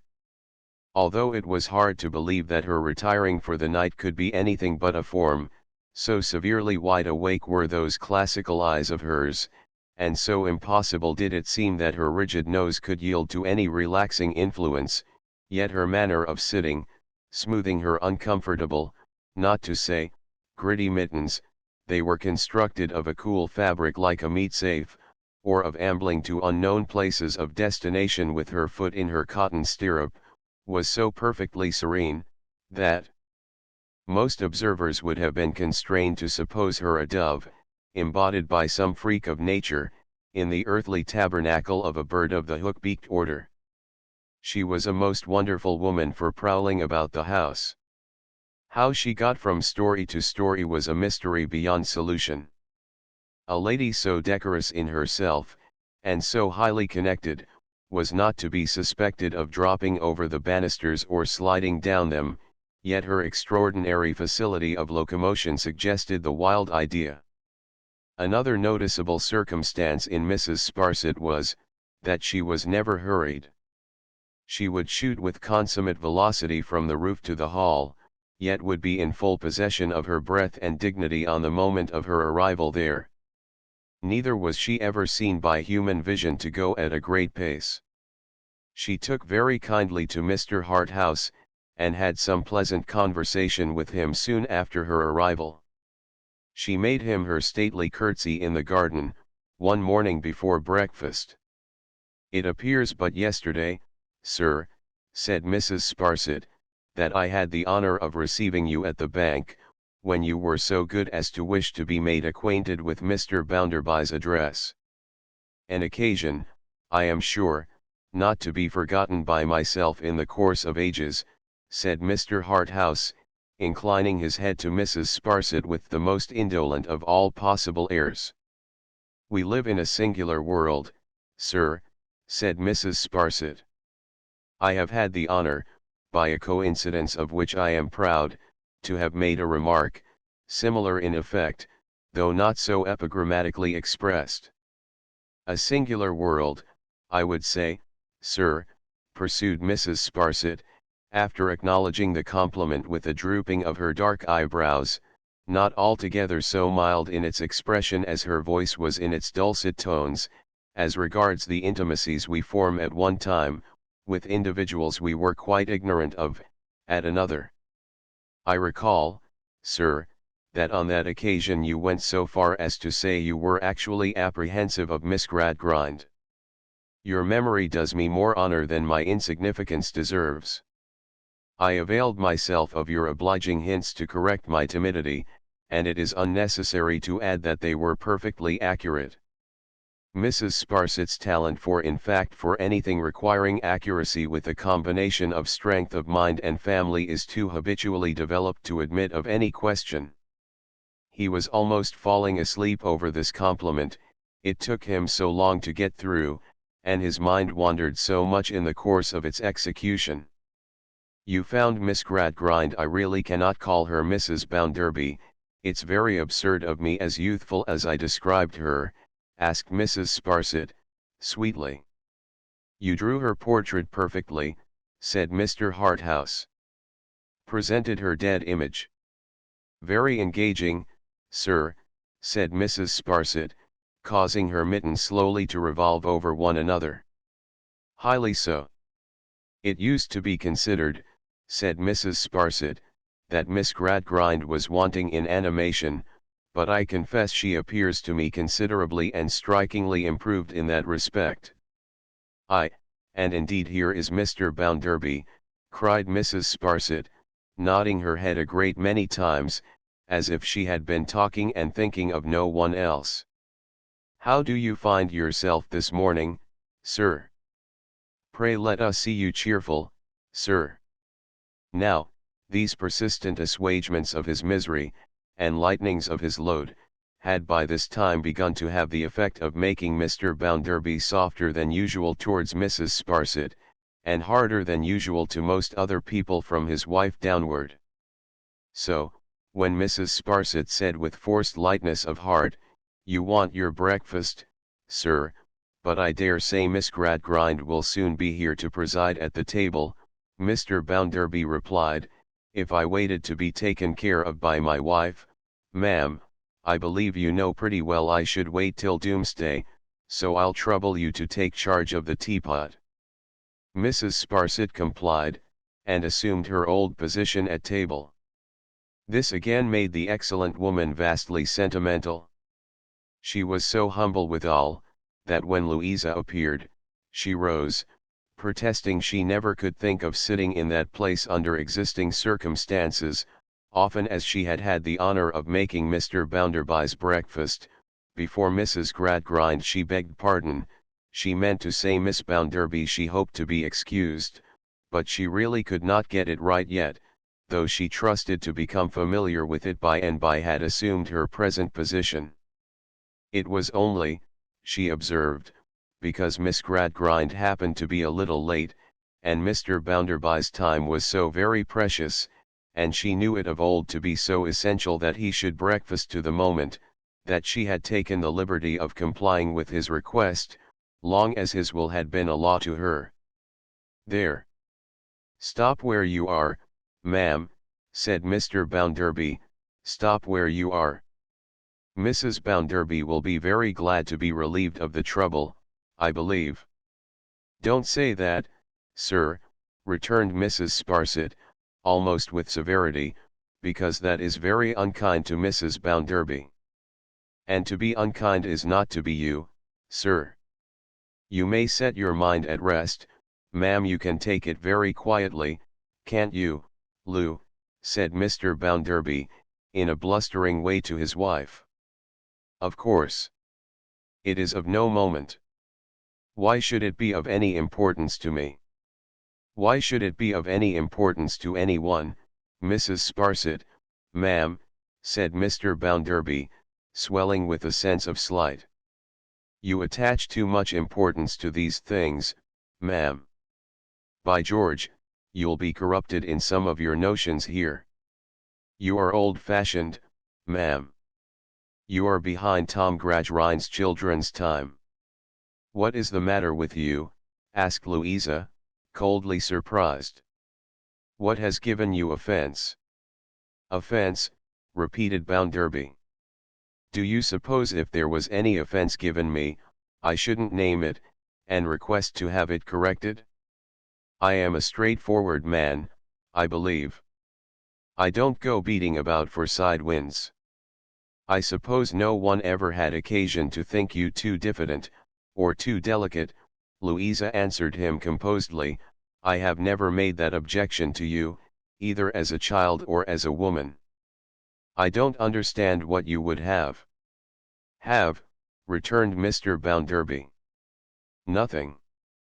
Otherwise, don't you, Lou Bounderby, know thoroughly well that I, Josiah Bounderby of Coketown, would have it. She looked at him, as he struck the table and made the teacups ring, with a proud color in her face that was a new change, Mr. Harthouse thought. You are incomprehensible this morning, said Louisa. Pray take no further trouble to explain yourself. I am not curious to know your meaning. What does it matter? Nothing more was said on this theme, and Mr. Harthouse was soon idly gay on indifferent subjects. But from this day, the Sparsit action upon Mr. Bounderby threw Louisa and James Harthouse more together, and strengthened the dangerous alienation from her husband and confidence against him with another, into which she had fallen by degrees so fine that she could not retrace them if she tried.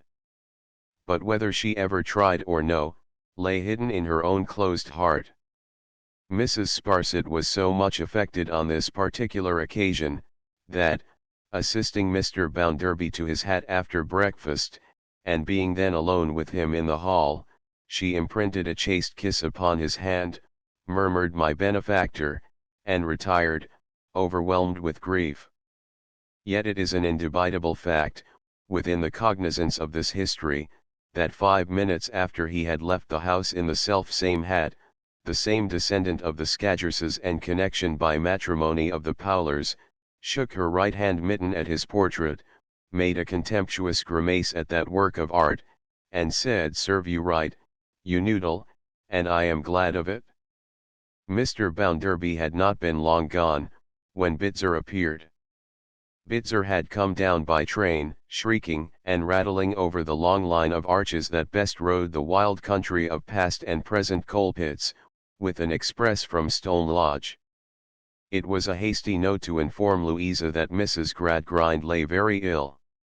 She had never been well within her daughter's knowledge, but, she had declined within the last few days, had continued sinking all through the night, and was now as nearly dead, as her limited capacity of being in any state that implied the ghost of an intention to get out of it, allowed. Accompanied by the lightest of porters, fit colourless servitor at death's door when Mrs. Gradgrind knocked, Louisa rumbled to Coketown, over the coal pits past and present, and was whirled into its smoky jaws. She dismissed the messenger to his own devices, and rode away to her old home. She had seldom been there since her marriage. Her father was usually sifting and sifting at his parliamentary cinder heap in London, without being observed to turn up many precious articles among the rubbish, and was still hard at it in the National Dust Yard.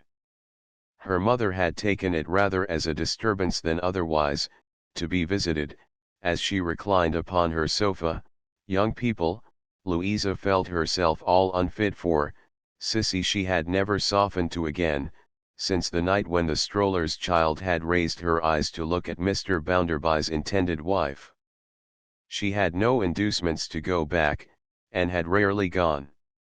Neither, as she approached her old home now, did any of the best influences of old home descend upon her. The dreams of childhood, its airy fables, its graceful, beautiful, humane, impossible adornments of the world beyond, so good to be believed in once, so good to be remembered when outgrown, for then the least among them rises to the stature of a great charity in the heart, suffering little children to come into the midst of it, and to keep with their pure hands a garden in the stony ways of this world, wherein it were better for all the children of Adam that they should oftener sun themselves. Simple and trustful, and not worldly wise, what had she to do with these remembrances of how she had journeyed to the little that she knew, by the enchanted roads of what she and millions of innocent creatures had hoped and imagined, of how, first coming upon reason through the tender light of fancy, she had seen it a beneficent God, deferring to gods as great as itself, not a grim idol, cruel and cold, with its victims bound hand to foot, and its big dumb shape set up with a sightless stare, never to be moved by anything but so many calculated tons of leverage. What had she to do with these? Her remembrances of home and childhood were remembrances of the drying up of every spring and fountain in her young heart as it gushed out. The golden waters were not there. They were flowing for the fertilization of the land where grapes are gathered from thorns, and figs from thistles. She went, with a heavy, hardened kind of sorrow upon her, into the house and into her mother's room. Since the time of her leaving home, Sissy had lived with the rest of the family on equal terms. Sissy was at her mother's side, and Jane, her sister, now 10 or 12 years old, was in the room. There was great trouble before it could be made known to Mrs. Gradgrind that her eldest child was there. She reclined, propped up, from mere habit, on a couch, as nearly in her old usual attitude, as anything so helpless could be kept in. She had positively refused to take to her bed, on the ground that if she did, she would never hear the last of it. Her feeble voice sounded so far away in her bundle of shawls, and the sound of another voice addressing her seemed to take such a long time in getting down to her ears, that she might have been lying at the bottom of a well. The poor lady was nearer truth than she ever had been, which had much to do with it. On being told that Mrs. Bounderby was there, she replied, at cross purposes, that she had never called him by that name since he married Louisa, that pending her choice of an objectionable name, she had called him J, and that she could not at present depart from that regulation, not being yet provided with a permanent substitute. Louisa had sat by her for some minutes, and had spoken to her often, before she arrived at a clear understanding who it was. She then seemed to come to it all at once. "Well, my dear," said Mrs. Gradgrind, "and I hope you are going on satisfactorily to yourself. It was all your father's doing. He set his heart upon it. And he ought to know. I want to hear of you, mother, not of myself. You want to hear of me, my dear? That's something new, I am sure, when anybody wants to hear of me. Not at all well, Louisa. Very faint and giddy. Are you in pain, dear mother?" "I think there's a pain somewhere in the room," said Mrs. Gradgrind, "but I couldn't positively say that I have got it." After this strange speech, she lay silent for some time. Louisa, holding her hand, could feel no pulse, but kissing it, could see a slight thin thread of life in fluttering motion. "You very seldom see your sister," said Mrs. Gradgrind. "She grows like you. I wish you would look at her. Sissy, bring her here." She was brought, and stood with her hand in her sister's. Louisa had observed her with her arm round Sissy's neck, and she felt the difference of this approach. "Do you see the likeness, Louisa?" "Yes, mother. I should think her like me." "But yes, I always say so," Mrs. Gradgrind cried, with unexpected quickness. "And that reminds me. I want to speak to you, my dear. Sissy, my good girl, leave us alone a minute. Louisa had relinquished the hand, had thought that her sister's was a better and brighter face than hers had ever been, had seen in it, not without a rising feeling of resentment, even in that place and at that time, something of the gentleness of the other face in the room, the sweet face with the trusting eyes, made paler than watching and sympathy made it, by the rich dark hair. Left alone with her mother, Louisa saw her lying with an awful lull upon her face, like one who was floating away upon some great water, all resistance over, content to be carried down the stream. She put the shadow of a hand to her lips again, and recalled her. "You were going to speak to me, mother." "Eh? Yes, to be sure, my dear. You know your father is almost always away now, and therefore I must write to him about it." "About what, mother? Don't be troubled." "About what? You must remember, my dear, that whenever I have said anything, on any subject, I have never heard the last of it, and consequently, that I have long left off saying anything." "I can hear you, mother." But, it was only by dint of bending down to her ear, and at the same time attentively watching the lips as they moved, that she could link such faint and broken sounds into any chain of connection. "You learnt a great deal, Louisa, and so did your brother. Ologies of all kinds from morning to night. If there is any ology left, of any description, that has not been worn to rags in this house, all I can say is, I hope I shall never hear its name. I can hear you, mother, when you have strength to go on." This, to keep her from floating away. "But there is something not an ology at all that your father has missed, or forgotten, Louisa. I don't know what it is. I have often sat with Sissy near me, and thought about it. I shall never get its name now. But your father may. It makes me restless. I want to write to him, to find out for God's sake, what it is. Give me a pen, give me a pen." Even the power of restlessness was gone, except from the poor head, which could just turn from side to side. She fancied, however, that her request had been complied with, and that the pen she could not have held was in her hand. It matters little what figures of wonderful no meaning she began to trace upon her wrappers. The hand soon stopped in the midst of them, the light that had always been feeble and dim behind the weak transparency, went out, and even Mrs. Gradgrind, emerged from the shadow in which man walketh and disquieteth himself in vain, took upon her the dread solemnity of the sages and patriarchs. Chapter XMRS Sparsit's staircase. Mrs. Sparsit's nerves being slow to recover their tone, the worthy woman made a stay of some weeks in duration at Mr. Bounderby's retreat, where, notwithstanding her ancho-right turn of mind based upon her becoming consciousness of her altered station, she resigned herself with noble fortitude to lodging, as one may say, in clover, and feeding on the fat of the land. During the whole term of this recess from the guardianship of the bank, Mrs. Sparsit was a pattern of consistency, continuing to take such pity on Mr. Bounderby to his face, as is rarely taken on man, and to call his portrait a noodle to its face, with the greatest acrimony and contempt.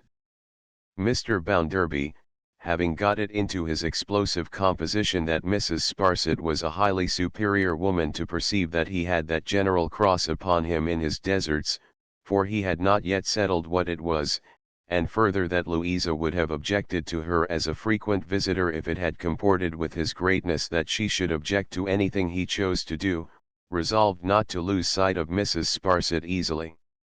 So when her nerves were strung up to the pitch of again consuming sweetbreads in solitude, he said to her at the dinner table, on the day before her departure, "I tell you what, ma'am, you shall come down here of a Saturday, while the fine weather lasts, and stay till Monday." To which Mrs. Sparsit returned, in effect, though not of the Mahomedan persuasion, to hear is to obey. Now, Mrs. Sparsit was not a poetical woman, but she took an idea in the nature of an allegorical fancy, into her head. Much watching of Louisa, and much consequent observation of her impenetrable demeanour, which keenly whetted and sharpened Mrs. Sparsit's edge, must have given her as it were a lift, in the way of inspiration. She erected in her mind a mighty staircase, with a dark pit of shame and ruin at the bottom, and down those stairs, from day to day and hour to hour, she saw Louisa coming. It became the business of Mrs. Sparsit's life, to look up at her staircase, and to watch Louisa coming down. Sometimes slowly, sometimes quickly, sometimes several steps at one bout, sometimes stopping, never turning back. If she had once turned back, it might have been the death of Mrs. Sparsit in spleen and grief. She had been descending steadily, to the day, and on the day, when Mr. Bounderby issued the weekly invitation recorded above. Mrs. Sparsit was in good spirits, and inclined to be conversational. "And pray, sir," said she, "if I may venture to ask a question appertaining to any subject on which you show reserve, which is indeed hardy in me, for I well know you have a reason for everything you do. Have you received intelligence respecting the robbery?" "Why, ma'am, no, not yet. Under the circumstances, I didn't expect it yet. Rome wasn't built in a day, ma'am." "Very true, sir," said Mrs. Sparsit, shaking her head. "Nor yet in a week, ma'am." "No, indeed, sir," returned Mrs. Sparsit, with a gentle melancholy upon her. "In a similar manner, ma'am," said Bounderby, "I can wait, you know. If Romulus and Remus could wait, Josiah Bounderby can wait. They were better off in their youth than I was, however. They had a she-wolf for a nurse, I had only a she-wolf for a grandmother. She didn't give any milk, ma'am, she gave bruises. She was a regular Alderney at that." "Ah!" Mrs. Sparsit sighed and shuddered. "No, ma'am," continued Bounderby, "I have not heard anything more about it. It's in hand, though, and young Tom, who rather sticks to business at present, something new for him, he hadn't the schooling I had, is helping. My injunction is, keep it quiet, and let it seem to blow over. Do what you like under the rose, but don't give a sign of what you're about, or 100 of 'em will combine together and get this fellow who has bolted, out of reach for good. Keep it quiet, and the thieves will grow in confidence by little and little, and we shall have 'em." "Very sagacious indeed, sir," said Mrs. Sparsit. "Very interesting. The old woman you mentioned, sir?" "The old woman I mentioned, ma'am," said Bounderby, cutting the matter short, as it was nothing to boast about, "is not laid hold of, but, she may take her oath she will be, if that is any satisfaction to her villainous old mind. In the meantime, ma'am, I am of opinion, if you ask me my opinion, that the less she is talked about, the better." The same evening, Mrs. Sparsit, in her chamber window, resting from her packing operations, looked towards her great staircase and saw Louisa still descending. She sat by Mr. Harthouse, in an alcove in the garden, talking very low. He stood leaning over her, as they whispered together, and his face almost touched her hair. "If not quite," said Mrs. Sparsit, straining her hawk's eyes to the utmost. Mrs. Sparsit was too distant to hear a word of their discourse, or even to know that they were speaking softly, otherwise than from the expression of their figures, but what they said was this: "You recollect the man, Mr. Harthouse?" "Oh, perfectly." "His face, and his manner, and what he said?" "Perfectly. And an infinitely dreary person he appeared to me to be. Lengthy and prosy in the extreme." It was knowing to hold forth, in the humble virtue school of eloquence, but, I assure you I thought at the time, my good fellow, you are overdoing this. It has been very difficult to me to think ill of that man. My dear Louisa, as Tom says. Which he never did say. You know no good of the fellow. No, certainly. Nor of any other such person. How can I, she returned, with more of her first manner on her than he had lately seen, when I know nothing of them, men or women. My dear Louisa, then consent to receive the submissive representation of your devoted friend, who knows something of several varieties of his excellent fellow creatures, for excellent they are, I am quite ready to believe, in spite of such little foibles as always helping themselves to what they can get hold of. This fellow talks. Well, every fellow talks. He professes morality. Well, all sorts of humbugs profess morality. From the House of Commons to the House of Correction, there is a general profession of morality, except among our people, it really is that exception which makes our people quite reviving. You saw and heard the case. Here was one of the fluffy classes pulled up extremely short by my esteemed friend Mr. Bounderby, who, as we know, is not possessed of that delicacy which would soften so tight a hand. The member of the fluffy classes was injured, exasperated, left the house grumbling, met somebody who proposed to him to go in for some share in this bank business, went in, put something in his pocket which had nothing in it before, and relieved his mind extremely. Really he would have been an uncommon, instead of a common, fellow, if he had not availed himself of such an opportunity. Or he may have originated it altogether, if he had the cleverness. I almost feel as though it must be bad in me, returned Louisa, after sitting thoughtful a while, to be so ready to agree with you, and to be so lightened in my heart by what you say. I only say what is reasonable, nothing worse. I have talked it over with my friend Tom more than once. Of course I remain on terms of perfect confidence with Tom, and he is quite of my opinion, and I am quite of his. Will you walk? They strolled away, among the lanes beginning to be indistinct in the twilight, she leaning on his arm, and she little thought how she was going down, down, down, Mrs. Sparsit's staircase. Night and day, Mrs. Sparsit kept it standing.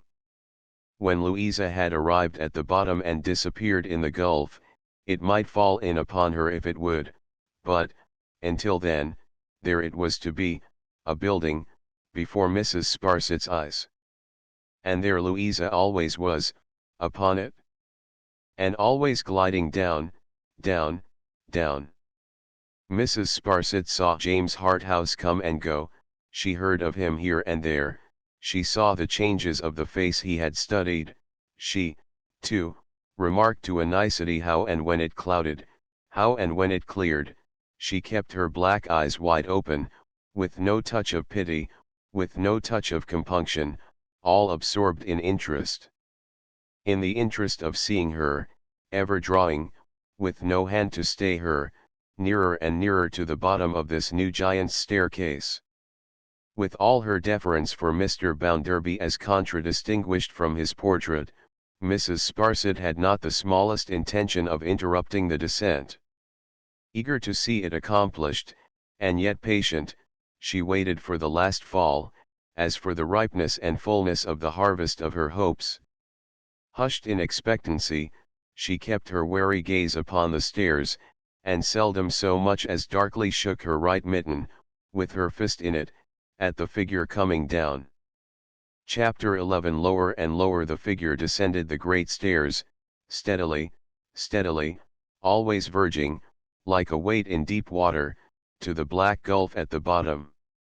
Mr. Gradgrind, apprised of his wife's decease, made an expedition from London, and buried her in a business-like manner. He then returned with promptitude to the national cinder heap, and resumed his sifting for the odds and ends he wanted, and his throwing of the dust about into the eyes of other people who wanted other odds and ends in fact resumed his parliamentary duties. In the meantime, Mrs. Sparsit kept on winking watch and ward. Separated from her staircase, all the week, by the length of iron road dividing Coketown from the country house, she yet maintained her cat-like observation of Louisa, through her husband, through her brother, through James Harthouse, through the outsides of letters and packets, through everything animate and inanimate that at any time went near the stairs. "Your foot on the last step, my lady," said Mrs. Sparsit, apostrophizing the descending figure, with the aid of her threatening mitten, "and all your art shall never blind me." Art or nature though, the original stock of Louisa's character or the graft of circumstances upon it her curious reserve did baffle, while it stimulated, one as sagacious as Mrs. Sparsit. There were times when Mr. James Harthouse was not sure of her. There were times when he could not read the face he had studied so long, and when this lonely girl was a greater mystery to him, than any woman of the world with a ring of satellites to help her. So the time went on, until it happened that Mr. Bounderby was called away from home by business which required his presence elsewhere, for 3 or 4 days. It was on a Friday that he intimated this to Mrs. Sparsit at the bank, adding, "But you'll go down tomorrow, ma'am, all the same. You'll go down just as if I was there. It will make no difference to you." "Pray, sir," returned Mrs. Sparsit, reproachfully, "let me beg you not to say that. Your absence will make a vast difference to me, sir, as I think you very well know." "Well, ma'am, then you must get on in my absence as well as you can," said Mr. Bounderby, not displeased. "Mr. Bounderby," retorted Mrs. Sparsit, "your will is to me a law, sir, otherwise, it might be my inclination to dispute your kind commands, not feeling sure that it will be quite so agreeable to Miss Gradgrind to receive me, as it ever is to your own munificent hospitality. But you shall say no more, sir. I will go, upon your invitation." "Why, when I invite you to my house, ma'am," said Bounderby, opening his eyes, "I should hope you want no other invitation." "No, indeed, sir," returned Mrs. Sparsit, "I should hope not." "Say no more, sir." "I would, sir, I could see you gay again." "What do you mean, ma'am?" blustered Bounderby. "Sir," rejoined Mrs. Sparsit, "there was wont to be an elasticity in you which I sadly miss. Be buoyant, sir." Mr. Bounderby, under the influence of this difficult adjuration, backed up by her compassionate eye, could only scratch his head in a feeble and ridiculous manner, and afterwards assert himself at a distance, by being heard to bully the small fry of business all the morning. "Bitzer," said Mrs. Sparsit that afternoon, when her patron was gone on his journey, and the bank was closing, "present my compliments to young Mr. Thomas, and ask him if he would step up and partake of a lamb chop and walnut ketchup, with a glass of India ale." Young Mr. Thomas, being usually ready for anything in that way, returned a gracious answer, and followed on its heels. "Mr. Thomas," said Mrs. Sparsit, "these plain viands being on table, I thought you might be tempted." "Thank ye, Mrs. Sparsit," said the whelp. And gloomily fell to. "How is Mr. Harthouse, Mr. Tom?" asked Mrs. Sparsit. "Oh, he's all right," said Tom. "Where may he be at present?" Mrs. Sparsit asked in a light conversational manner, after mentally devoting the whelp to the Furies for being so uncommunicative. "He is shooting in Yorkshire," said Tom. "Sent Lou a basket half as big as a church, yesterday." "The kind of gentleman, now," said Mrs. Sparsit, sweetly, "whom one might wager to be a good shot." "Crack," said Tom. He had long been a down-looking young fellow, but this characteristic had so increased of late, that he never raised his eyes to any face for 3 seconds together. Mrs. Sparsit consequently had ample means of watching his looks, if she were so inclined. "Mr. Harthouse is a great favourite of mine," said Mrs. Sparsit, "as indeed he is of most people. May we expect to see him again shortly, Mr. Tom?" "Why, I expect to see him tomorrow," returned the whelp. "Good news," cried Mrs. Sparsit, blandly. "I have got an appointment with him to meet him in the evening at the station here," said Tom, "and I am going to dine with him afterwards, I believe. He is not coming down to the country house for a week or so, being due somewhere else. At least, he says so, but I shouldn't wonder if he was to stop here over Sunday, and stray that way. Which reminds me," said Mrs. Sparsit. "Would you remember a message to your sister, Mr. Tom, if I was to charge you with one?" "Well, I'll try," returned the reluctant whelp, "if it isn't a long un." "It is merely my respectful compliments," said Mrs. Sparsit, "and I fear I may not trouble her with my society this week, being still a little nervous, and better perhaps by my poor self." "Oh, if that's all," observed Tom, "it wouldn't much matter, even if I was to forget it, for Lou's not likely to think of you unless she sees you." Having paid for his entertainment with this agreeable compliment, he relapsed into a hangdog silence until there was no more India ale left, when he said, "Well, Mrs. Sparsit, I must be off," and went off.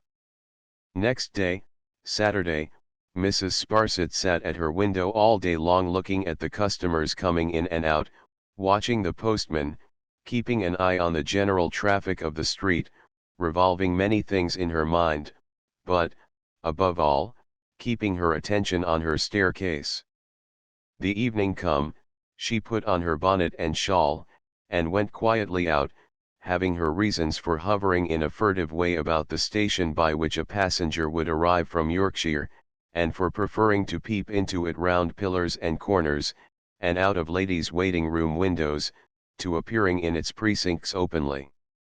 Tom was in attendance, and loitered about until the expected train came in. It brought no Mr. Harthouse. Tom waited until the crowd had dispersed, and the bustle was over, and then referred to a posted list of trains, and took counsel with porters. That done, he strolled away idly, stopping in the street and looking up it and down it, and lifting his hat off and putting it on again, and yawning and stretching himself, and exhibiting all the symptoms of mortal weariness to be expected in one who had still to wait until the next train should come in, an hour and 40 minutes hence. "This is a device to keep him out of the way," said Mrs. Sparsit, starting from the dull office window whence she had watched him last. "Harthouse is with his sister now." It was the conception of an inspired moment, and she shot off with her utmost swiftness to work it out. The station for the country house was at the opposite end of the town, the time was short, the road not easy, but she was so quick in pouncing on a disengaged coach, so quick in darting out of it, producing her money, seizing her ticket, and diving into the train, that she was borne along the arches spanning the land of coal pits past and present, as if she had been caught up in a cloud and whirled away. All the journey, immovable in the air though never left behind, plain to the dark eyes of her mind, as the electric wires which ruled a colossal strip of music paper out of the evening sky, were plain to the dark eyes of her body, Mrs. Sparsit saw her staircase, with the figure coming down. Very near the bottom now. Upon the brink of the abyss. An overcast September evening, just at nightfall, saw beneath its drooping eyelids Mrs. Sparsit glide out of her carriage, pass down the wooden steps of the little station into a stony road, cross it into a green lane, and become hidden in a summer growth of leaves and branches. One or two late birds sleepily chirping in their nests, and a bat heavily crossing and recrossing her, and the reek of her own tread in the thick dust that felt like velvet, were all Mrs. Sparsit heard or saw until she very softly closed a gate. She went up to the house, keeping within the shrubbery, and went round it, peeping between the leaves at the lower windows. Most of them were open, as they usually were in such warm weather, but there were no lights yet, and all was silent. She tried the garden with no better effect.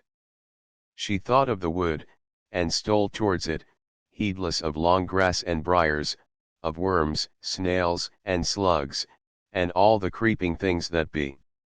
With her dark eyes and her hook nose warily in advance of her, Mrs. Sparsit softly crushed her way through the thick undergrowth, so intent upon her object that she probably would have done no less, if the wood had been a wood of adders.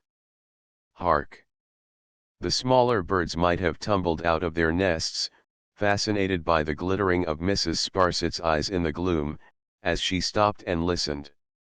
Low voices close at hand. His voice and hers. The appointment was a device to keep the brother away. There they were yonder, by the felled tree.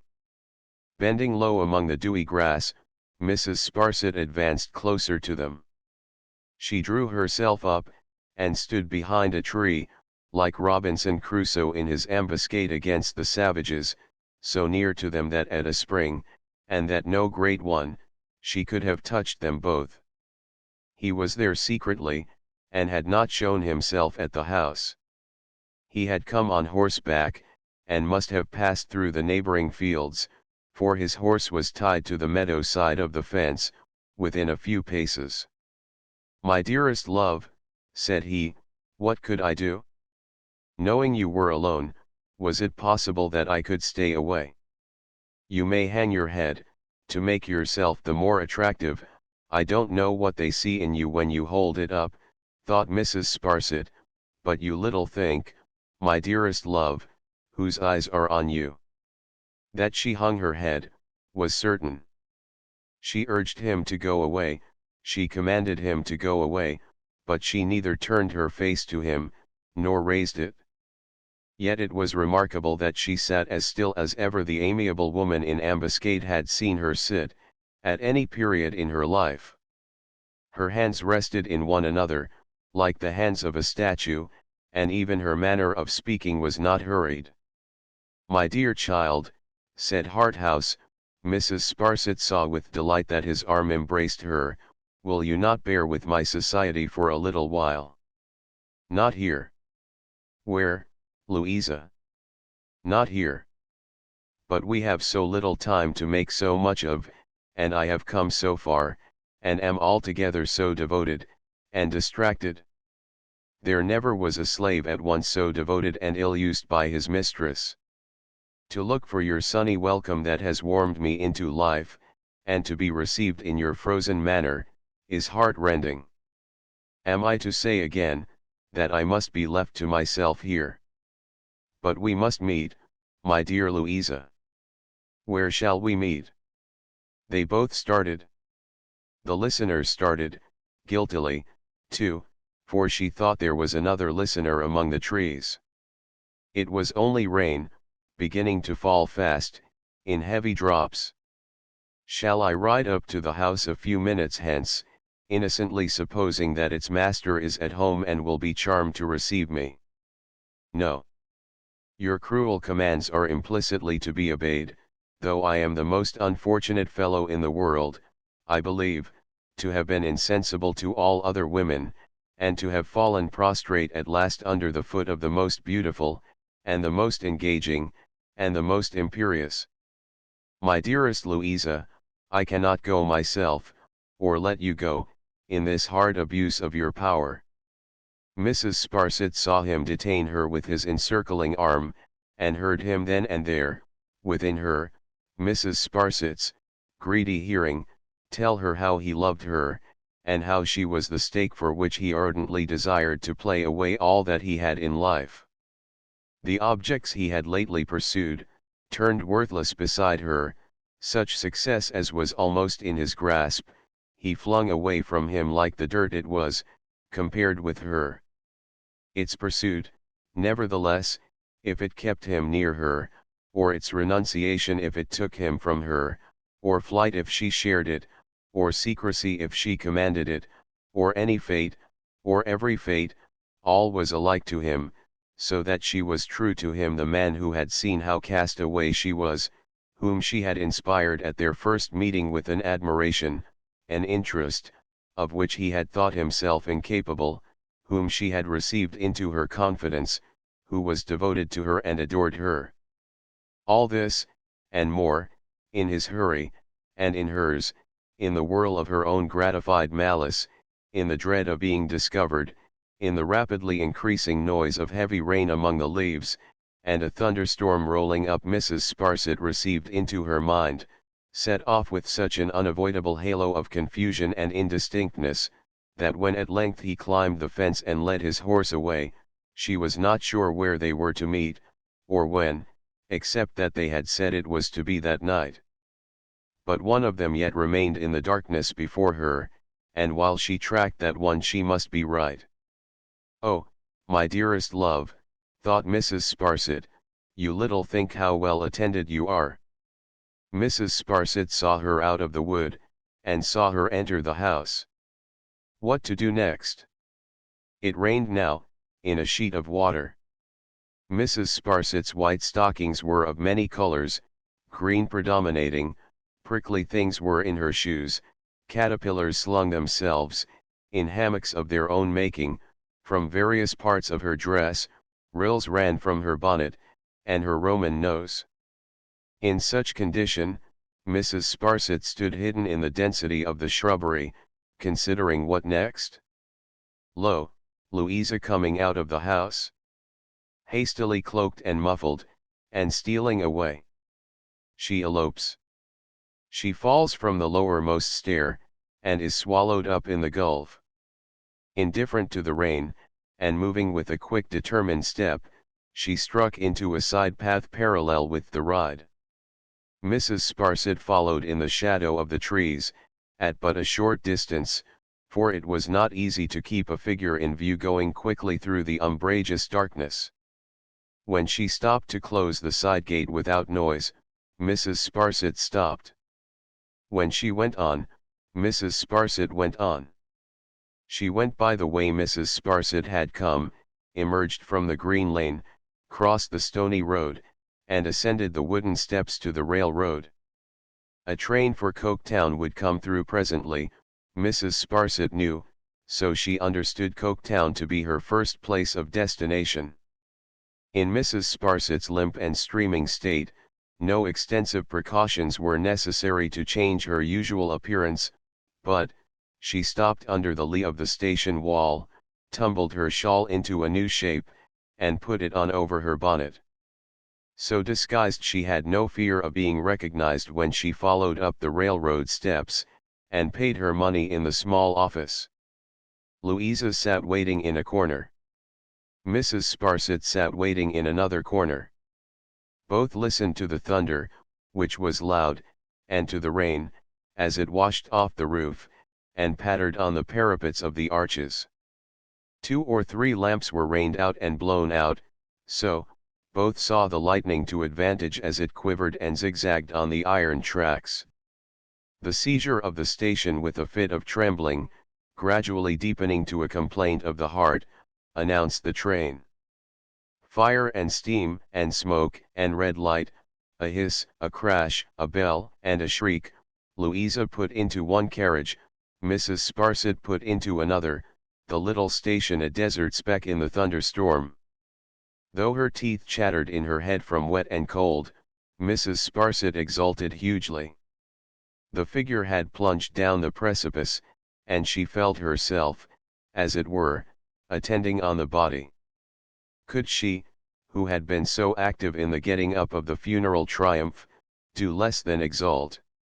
She will be at Coketown long before him, thought Mrs. Sparsit, though his horse is never so good. Where will she wait for him? And where will they go together? Patience. We shall see. The tremendous rain occasioned infinite confusion, when the train stopped at its destination. Gutters and pipes had burst, drains had overflowed, and streets were under water. In the first instant of alighting, Mrs. Sparsit turned her distracted eyes towards the waiting coaches, which were in great request. She will get into one, she considered, and will be away before I can follow in another. At all risks of being run over, I must see the number, and hear the order given to the coachman. But, Mrs. Sparsit was wrong in her calculation. Louisa got into no coach, and was already gone. The black eyes kept upon the railroad carriage in which she had travelled, settled upon it a moment too late. The door not being opened after several minutes, Mrs. Sparsit passed it and repassed it, saw nothing, looked in, and found it empty. Wet through and through, with her feet squelching and squashing in her shoes whenever she moved, with a rash of rain upon her classical visage, with a bonnet like an overripe fig, with all her clothes spoiled, with damp impressions of every button, string, and hook and eye she wore, printed off upon her highly connected back, with a stagnant verdure on her general exterior, such as accumulates on an old park fence in a mouldy lane, Mrs. Sparsit had no resource but to burst into tears of bitterness and say, "I have lost her." Chapter 12. Down the national dustmen, after entertaining one another with a great many noisy little fights among themselves, had dispersed for the present, and Mr. Gradgrind was at home for the vacation. He sat writing in the room with the deadly statistical clock, proving something, no doubt probably, in the main, that the Good Samaritan was a bad economist. The noise of the rain did not disturb him much, but it attracted his attention sufficiently to make him raise his head sometimes, as if he were rather remonstrating with the elements. When it thundered very loudly, he glanced towards Coketown, having it in his mind that some of the tall chimneys might be struck by lightning. The thunder was rolling into distance, and the rain was pouring down like a deluge, when the door of his room opened.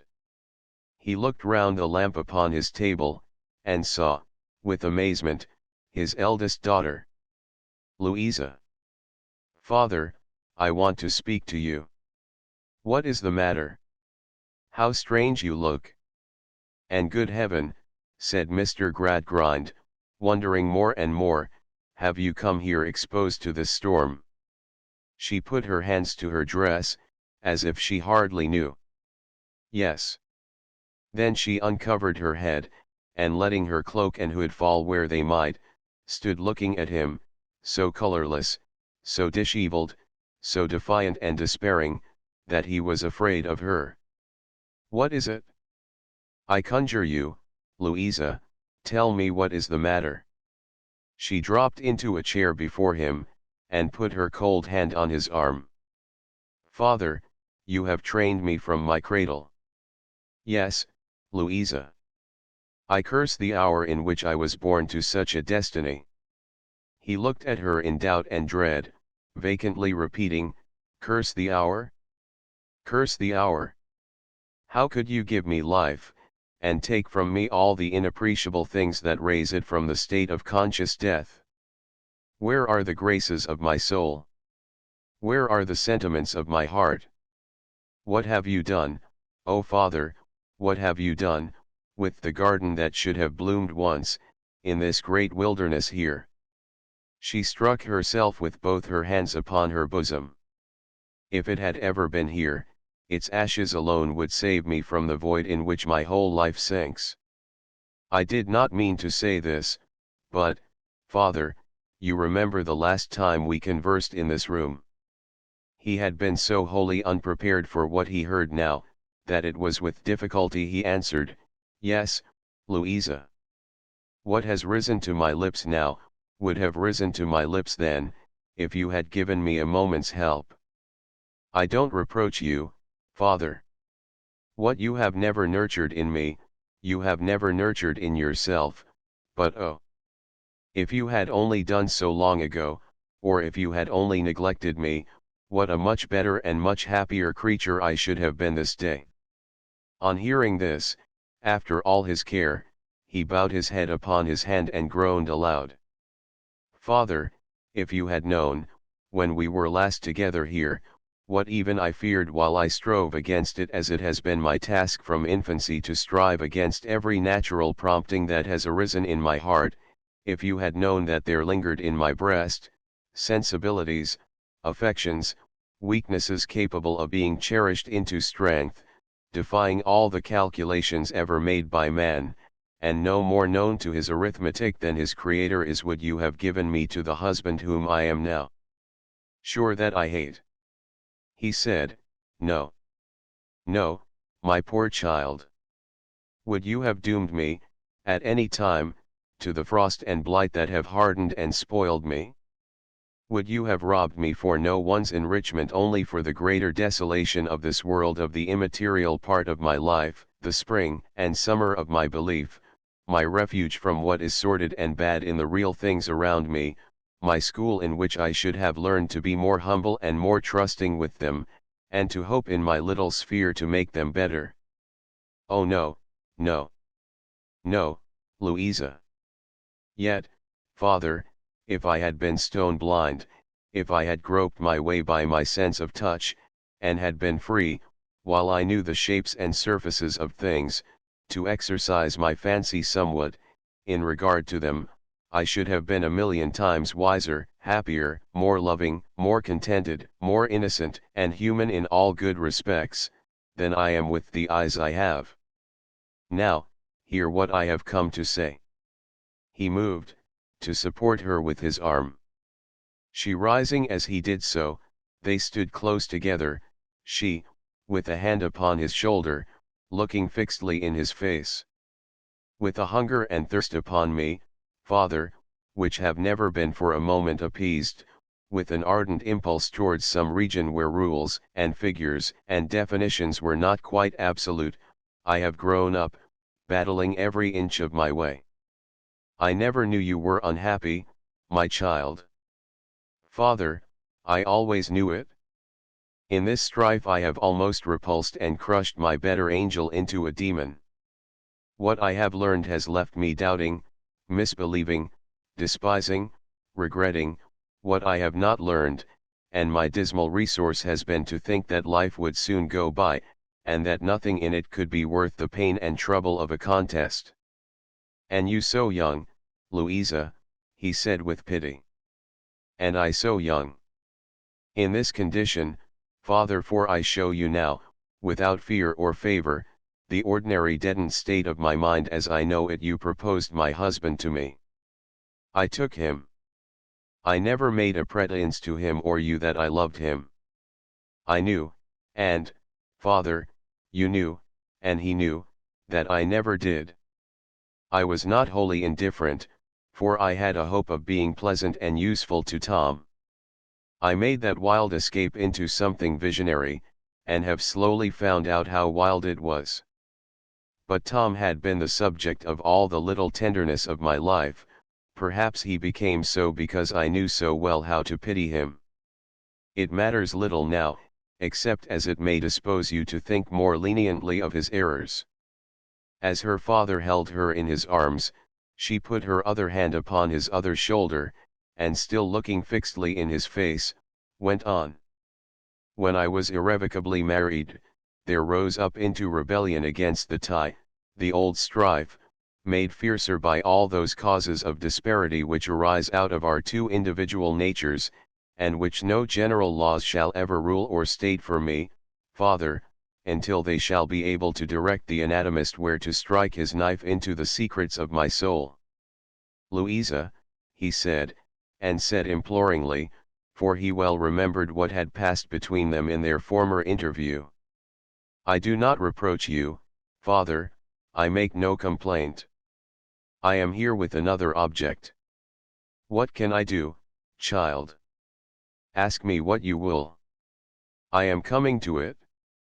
Father, chance then threw into my way a new acquaintance, a man such as I had had no experience of, used to the world, light, polished, easy, making no pretenses, avowing the low estimate of everything, that I was half afraid to form in secret, conveying to me almost immediately, though I don't know how or by what degrees, that he understood me, and read my thoughts. I could not find that he was worse than I. There seemed to be a near affinity between us. I only wondered it should be worth his while, who cared for nothing else, to care so much for me. For you, Louisa. Her father might instinctively have loosened his hold, but that he felt her strength departing from her, and saw a wild dilating fire in the eyes steadfastly regarding him. I say nothing of his plea for claiming my confidence. It matters very little how he gained it. Father, he did gain it. What you know of the story of my marriage, he soon knew, just as well. Her father's face was ashy white, and he held her in both his arms. I have done no worse, I have not disgraced you. But if you ask me whether I have loved him, or do love him, I tell you plainly, Father, that it may be so. I don't know. She took her hands suddenly from his shoulders, and pressed them both upon her side, while in her face, not like itself and in her figure, drawn up, resolute to finish by a last effort what she had to say, the feelings long suppressed broke loose. This night, my husband being away, he has been with me, declaring himself my lover. This minute he expects me, for I could release myself of his presence by no other means. I do not know that I am sorry, I do not know that I am ashamed, I do not know that I am degraded in my own esteem. All that I know is, your philosophy and your teaching will not save me. Now, Father, you have brought me to this. Save me by some other means. He tightened his hold in time to prevent her sinking on the floor, but she cried out in a terrible voice, I shall die if you hold me. Let me fall upon the ground.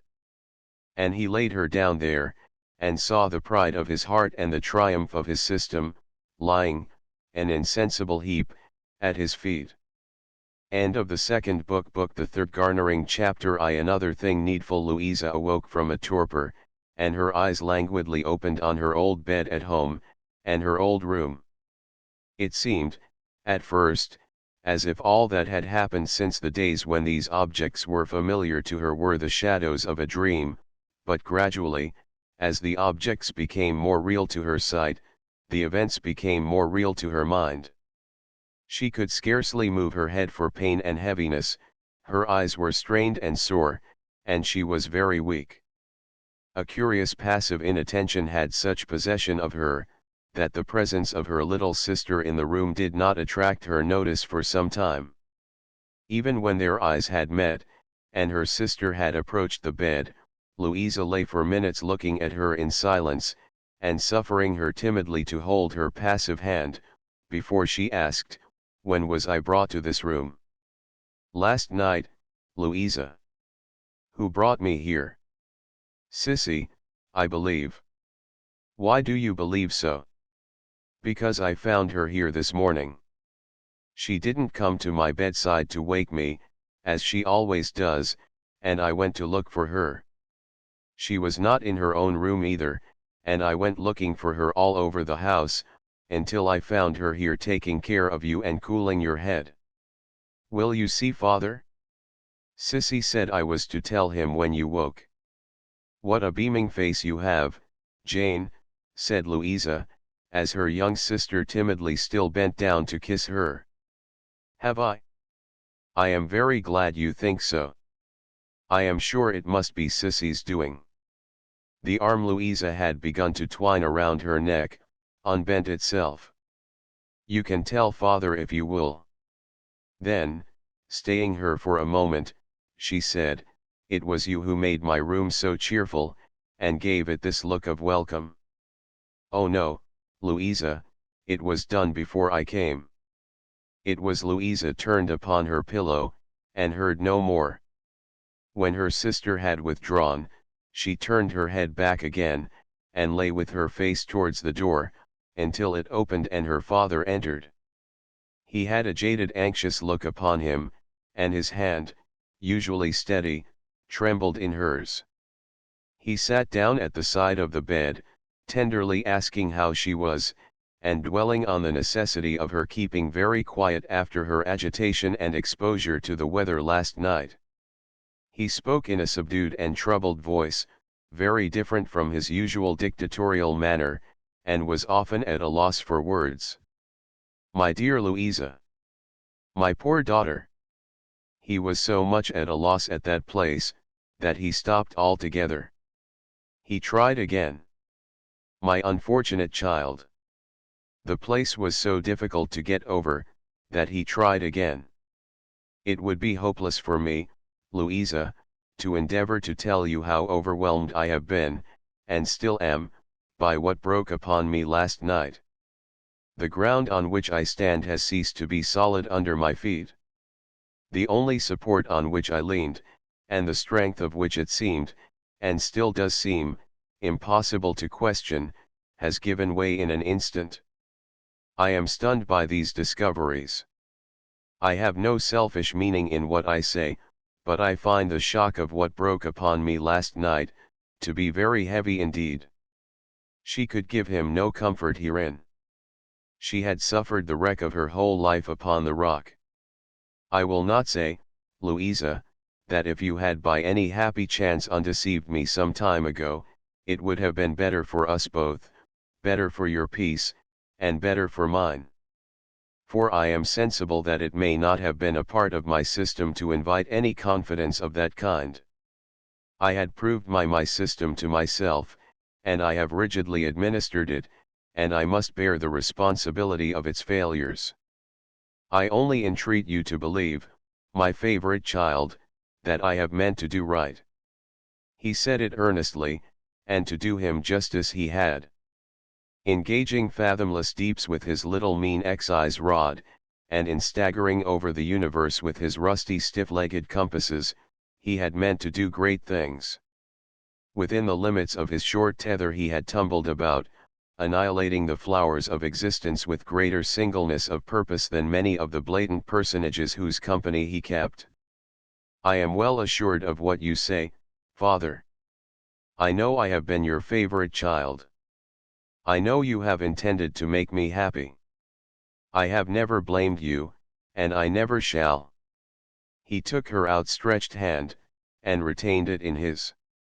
"My dear, I have remained all night at my table, pondering again and again on what has so painfully passed between us.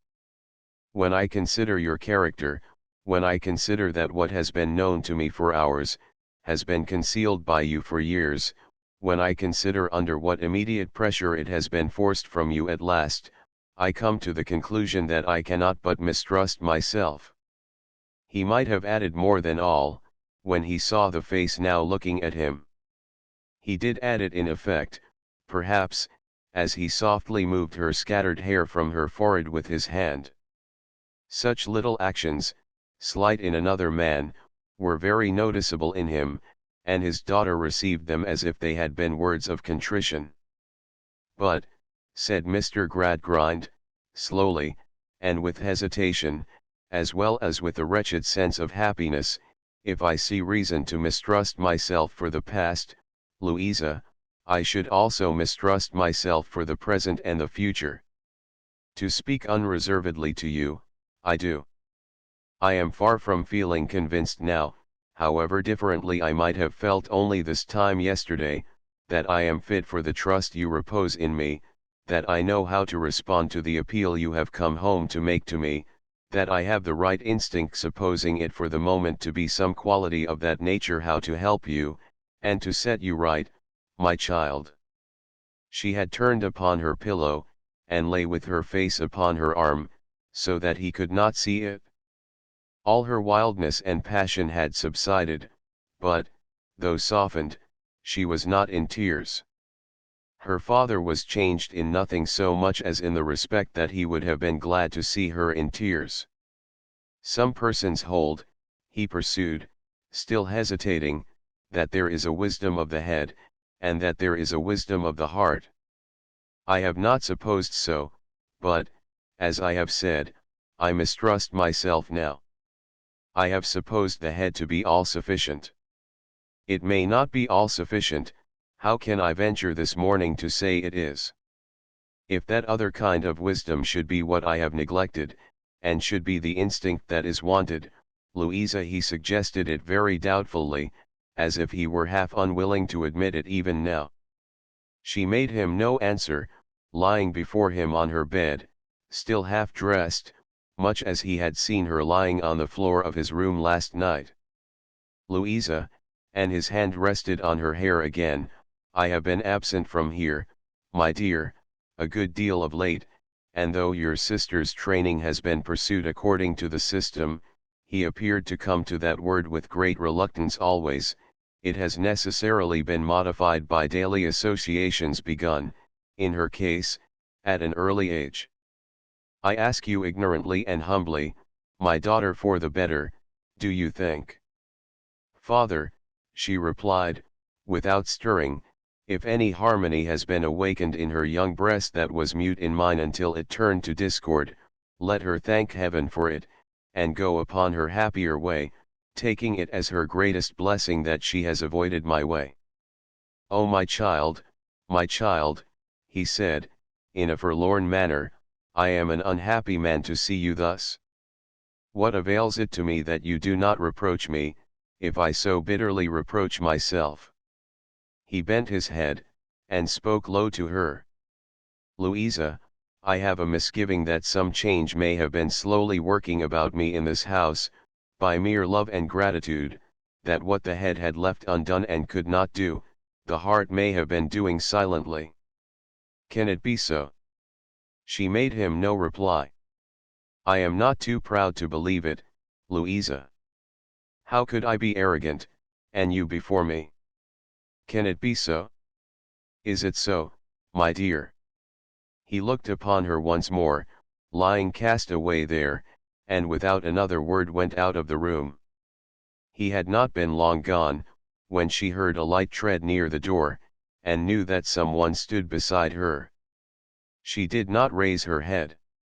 A dull anger that she should be seen in her distress, and that the involuntary look she had so resented should come to this fulfillment, smouldered within her like an unwholesome fire. All closely imprisoned forces rend and destroy. The air that would be healthful to the earth, the water that would enrich it, the heat that would ripen it, tear it when caged up. So in her bosom even now, the strongest qualities she possessed, long turned upon themselves, became a heap of obduracy, that rose against a friend. It was well that soft touch came upon her neck, and that she understood herself to be supposed to have fallen asleep. The sympathetic hand did not claim her resentment. Let it lie there, let it lie. It lay there, warming into life a crowd of gentler thoughts, and she rested. As she softened with the quiet, and the consciousness of being so watched, some tears made their way into her eyes. The face touched hers, and she knew that there were tears upon it too, and she the cause of them. As Louisa feigned to rouse herself, and sat up, Sissy retired, so that she stood placidly near the bedside. I hope I have not disturbed you. I have come to ask if you would let me stay with you. Why should you stay with me? My sister will miss you. You are everything to her. Am I? Returned Sissy, shaking her head. I would be something to you, if I might. What? Said Louisa, almost sternly. Whatever you want most, if I could be that. At all events, I would like to try to be as near it as I can. And however far off that may be, I will never tire of trying. Will you let me? My father sent you to ask me. No indeed, replied Sissy. He told me that I might come in now, but he sent me away from the room this morning, or at least. She hesitated and stopped. At least, what? Said Louisa, with her searching eyes upon her.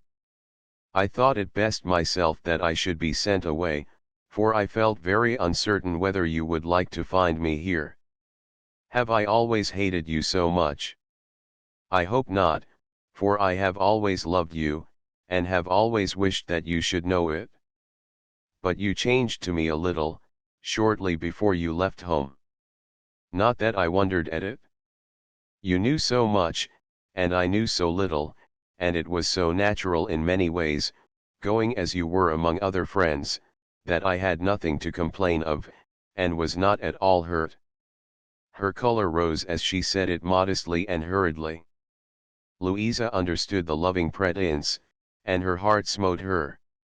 "May I try?" said Sissy, emboldened to raise her hand to the neck that was insensibly drooping towards her. Louisa, taking down the hand that would have embraced her in another moment, held it in one of hers, and answered, "First, Sissy, do you know what I am? I am so proud and so hardened, so confused and troubled, so resentful and unjust to every one and to myself, that everything is stormy, dark, and wicked to me. Does not that repel you? No. I am so unhappy, and all that should have made me otherwise is so laid waste, that if I had been bereft of sense to this hour, and instead of being as learned as you think me, had to begin to acquire the simplest truths, I could not want a guide to peace, contentment, honor, all the good of which I am quite devoid, more abjectly than I do. Does not that repel you? No." In the innocence of her brave affection, and the brimming up of her old devoted spirit, the once deserted girl shone like a beautiful light upon the darkness of the other. Louisa raised the hand that it might clasp her neck and join its fellow there. She fell upon her knees, and clinging to the stroller's child looked up at her almost with veneration. "Forgive me, pity me, help me. Have compassion on my great need, and let me lay this head of mine upon a loving heart." "Oh, lay it here," cried Sissy. "Lay it here, my dear." Chapter 2. Very ridiculous. Mr. James Harthouse passed a whole night and a day in a state of so much hurry, that the world, with its best glass in his eye, would scarcely have recognized him during that insane interval, as the brother Jem of the honourable and jocular member. He was positively agitated. He several times spoke with an emphasis, similar to the vulgar manner. He went in and went out in an unaccountable way, like a man without an object. He rode like a highwayman. In a word, he was so horribly bored by existing circumstances, that he forgot to go in for boredom in the manner prescribed by the authorities. After putting his horse at Coketown through the storm, as if it were a leap, he waited up all night, from time to time ringing his bell with the greatest fury, charging the porter who kept watch with delinquency in withholding letters or messages that could not fail to have been entrusted to him, and demanding restitution on the spot. The dawn coming, the morning coming, and the day coming, and neither message nor letter coming with either, he went down to the country house. There, the report was, Mr. Bounderby away, and Mrs. Bounderby in town. Left for town suddenly last evening. Not even known to be gone until receipt of message, importing that her return was not to be expected for the present. In these circumstances he had nothing for it but to follow her to town. He went to the house in town. Mrs. Bounderby not there. He looked in at the bank. Mr. Bounderby away and Mrs. Sparsit away. Mrs. Sparsit away? Who could have been reduced to sudden extremity for the company of that griffin? Well, I don't know, said Tom, who had his own reasons for being uneasy about it. She was off somewhere at daybreak this morning. She's always full of mystery, I hate her. So I do that white chap, he's always got his blinking eyes upon a fellow. Where were you last night, Tom? Where was I last night? Said Tom. Come. I like that. I was waiting for you, Mr. Harthouse, till it came down as I never saw it come down before. Where was I to? Where were you, you mean? I was prevented from coming. Detained. Detained, murmured Tom. Two of us were detained. I was detained looking for you, till I lost every train but the mail. It would have been a pleasant job to go down by that on such a night, and have to walk home through a pond. I was obliged to sleep in town after all. Where? Where? Why, in my own bed at Bounderby's. Did you see your sister? How the deuce, returned Tom, staring, could I see my sister when she was 15 miles off? Cursing these quick retorts of the young gentleman to whom he was so true a friend, Mr. Harthouse disembarrassed himself of that interview with the smallest conceivable amount of ceremony, and debated for the 100th time what all this could mean. He made only one thing clear. It was, that whether she was in town or out of town, whether he had been premature with her who was so hard to comprehend, or she had lost courage, or they were discovered, or some mischance or mistake, at present incomprehensible, had occurred, he must remain to confront his fortune, whatever it was. The hotel where he was known to live when condemned to that region of blackness, was the stake to which he was tied. As to all the rest, what will be, will be. So, whether I am waiting for a hostile message, or an assignation, or a penitent remonstrance, or an impromptu wrestle with my friend Bounderby in the Lancashire manner which would seem as likely as anything else in the present state of affairs, I'll dine, said Mr. James Harthouse. Bounderby has the advantage in point of weight, and if anything of a British nature is to come off between us, it may be as well to be in training. Therefore he rang the bell, and tossing himself negligently on a sofa, ordered some dinner at 6 with a beefsteak in it, and got through the intervening time as well as he could. That was not particularly well, for he remained in the greatest perplexity, and, as the hours went on, and no kind of explanation offered itself, his perplexity augmented at compound interest.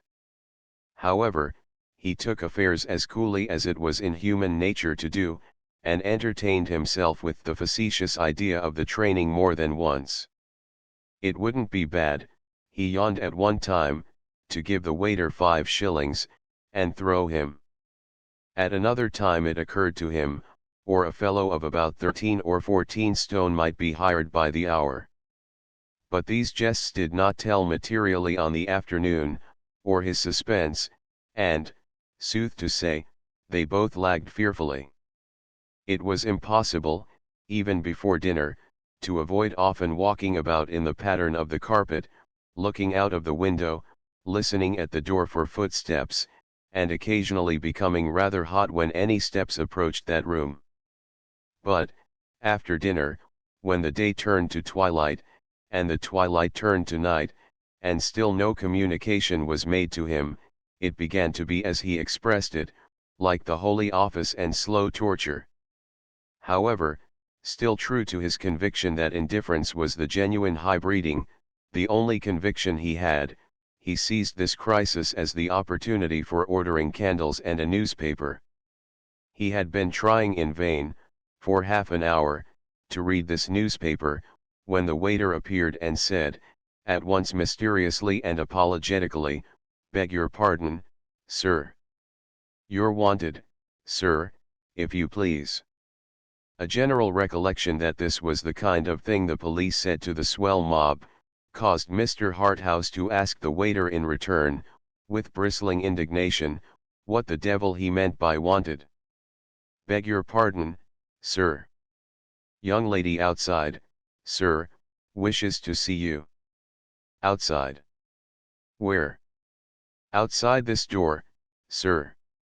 Giving the waiter to the personage before mentioned, as a blockhead duly qualified for that consignment, Mr. Harthouse hurried into the gallery. A young woman whom he had never seen stood there. Plainly dressed, very quiet, very pretty. As he conducted her into the room and placed a chair for her, he observed, by the light of the candles, that she was even prettier than he had at first believed. Her face was innocent and youthful, and its expression remarkably pleasant. She was not afraid of him, or in any way disconcerted. She seemed to have her mind entirely preoccupied with the occasion of her visit, and to have substituted that consideration for herself. "I speak to Mr. Harthouse," she said, when they were alone. "To Mr. Harthouse," he added in his mind, "and you speak to him with the most confiding eyes I ever saw, and the most earnest voice, though so quiet, I ever heard."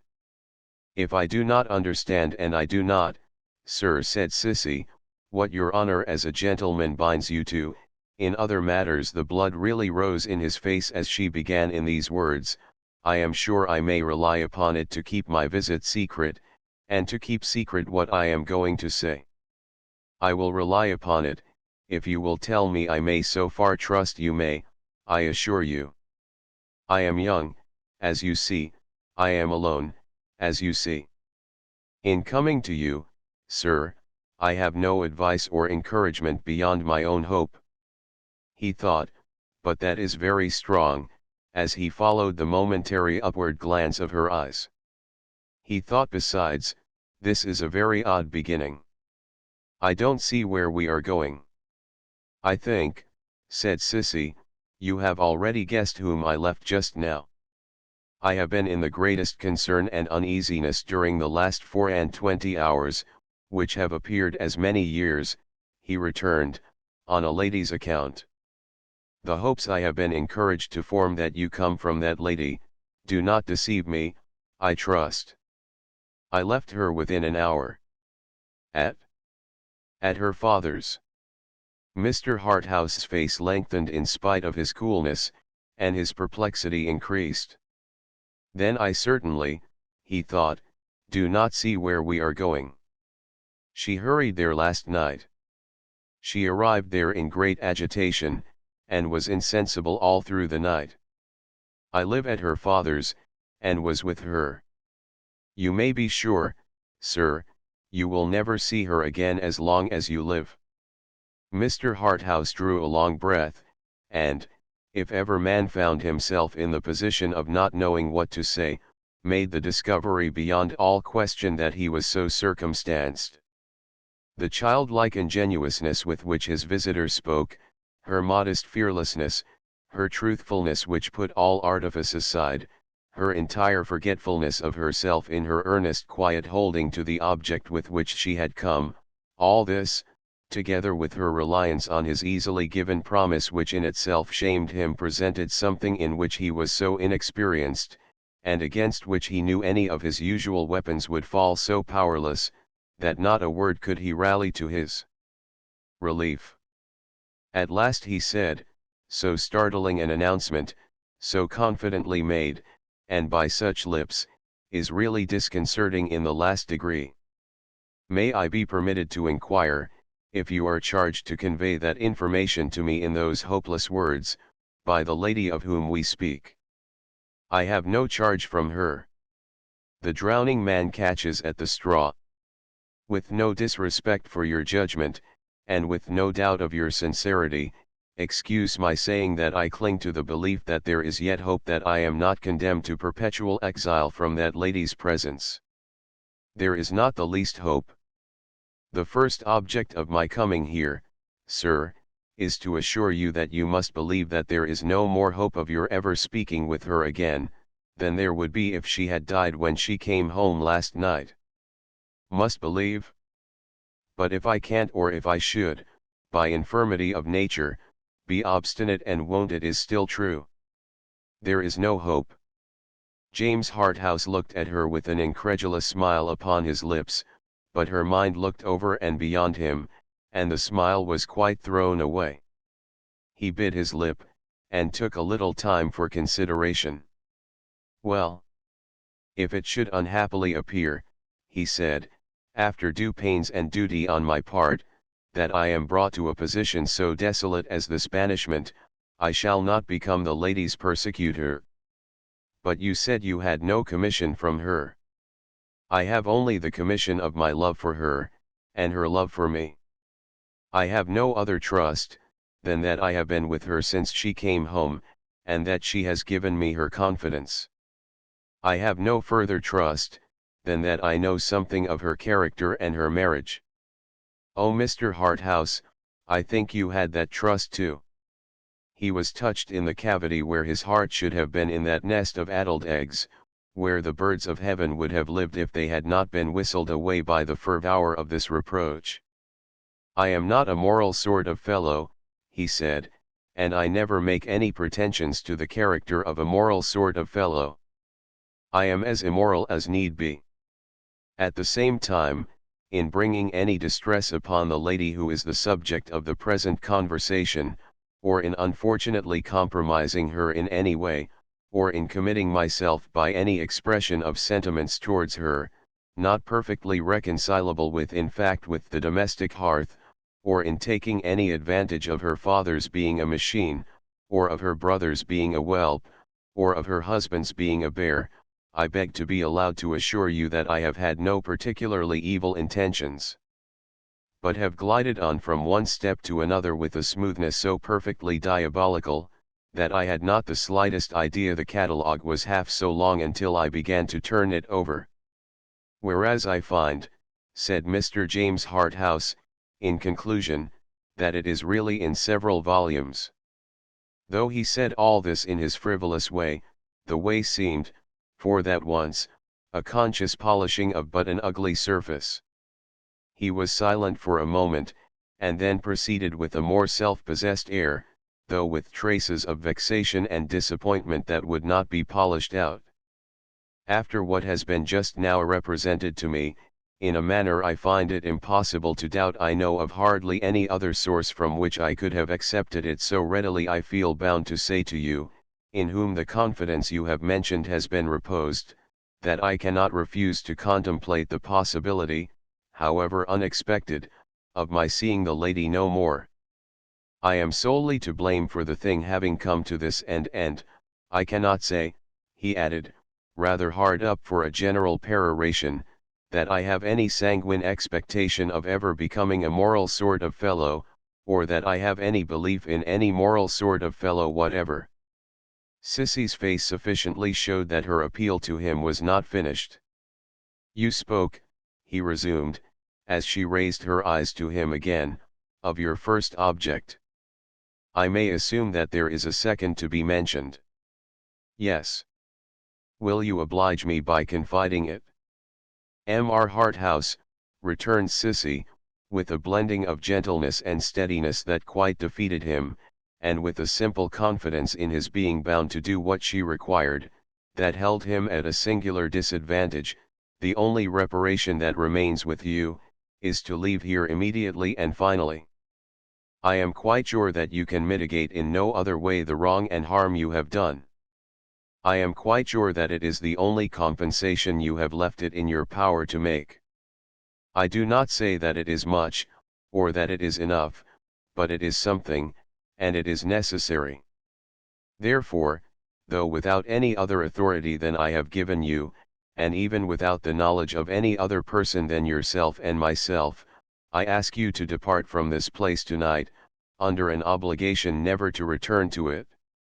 If she had asserted any influence over him beyond her plain faith in the truth and right of what she said, if she had concealed the least doubt or irresolution, or had harbored for the best purpose any reserve or pretense, if she had shown, or felt, the lightest trace of any sensitiveness to his ridicule or his astonishment, or any remonstrance he might offer, he would have carried it against her at this point. But he could as easily have changed a clear sky by looking at it in surprise, as affect her. But do you know, he asked, quite at a loss, the extent of what you ask? You probably are not aware that I am here on a public kind of business, preposterous enough in itself, but which I have gone in for, and sworn by, and am supposed to be devoted to in quite a desperate manner? You probably are not aware of that, but I assure you it's the fact. It had no effect on Cissy, fact or no fact.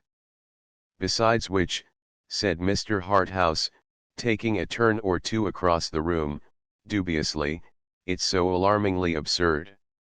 It would make a man so ridiculous, after going in for these fellows, to back out in such an incomprehensible way. I am quite sure, repeated Sissy, that it is the only reparation in your power, sir. I am quite sure, or I would not have come here. He glanced at her face, and walked about again. Upon my soul, I don't know what to say. So immensely absurd. It fell to his lot, now, to stipulate for secrecy. If I were to do such a very ridiculous thing, he said, stopping again presently, and leaning against the chimney-piece, it could only be in the most inviolable confidence. I will trust to you, sir, returned Sissy, and you will trust to me. His leaning against the chimney-piece reminded him of the night with the whelp. It was the self-same chimney-piece, and somehow he felt as if he were the whelp tonight. He could make no way at all.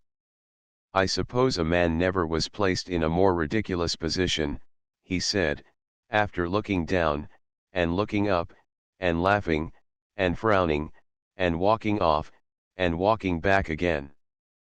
But I see no way out of it. What will be, will be. This will be, I suppose. I must take off myself, I imagine. In short, I engage to do it. Sissy rose. She was not surprised by the result, but she was happy in it, and her face beamed brightly.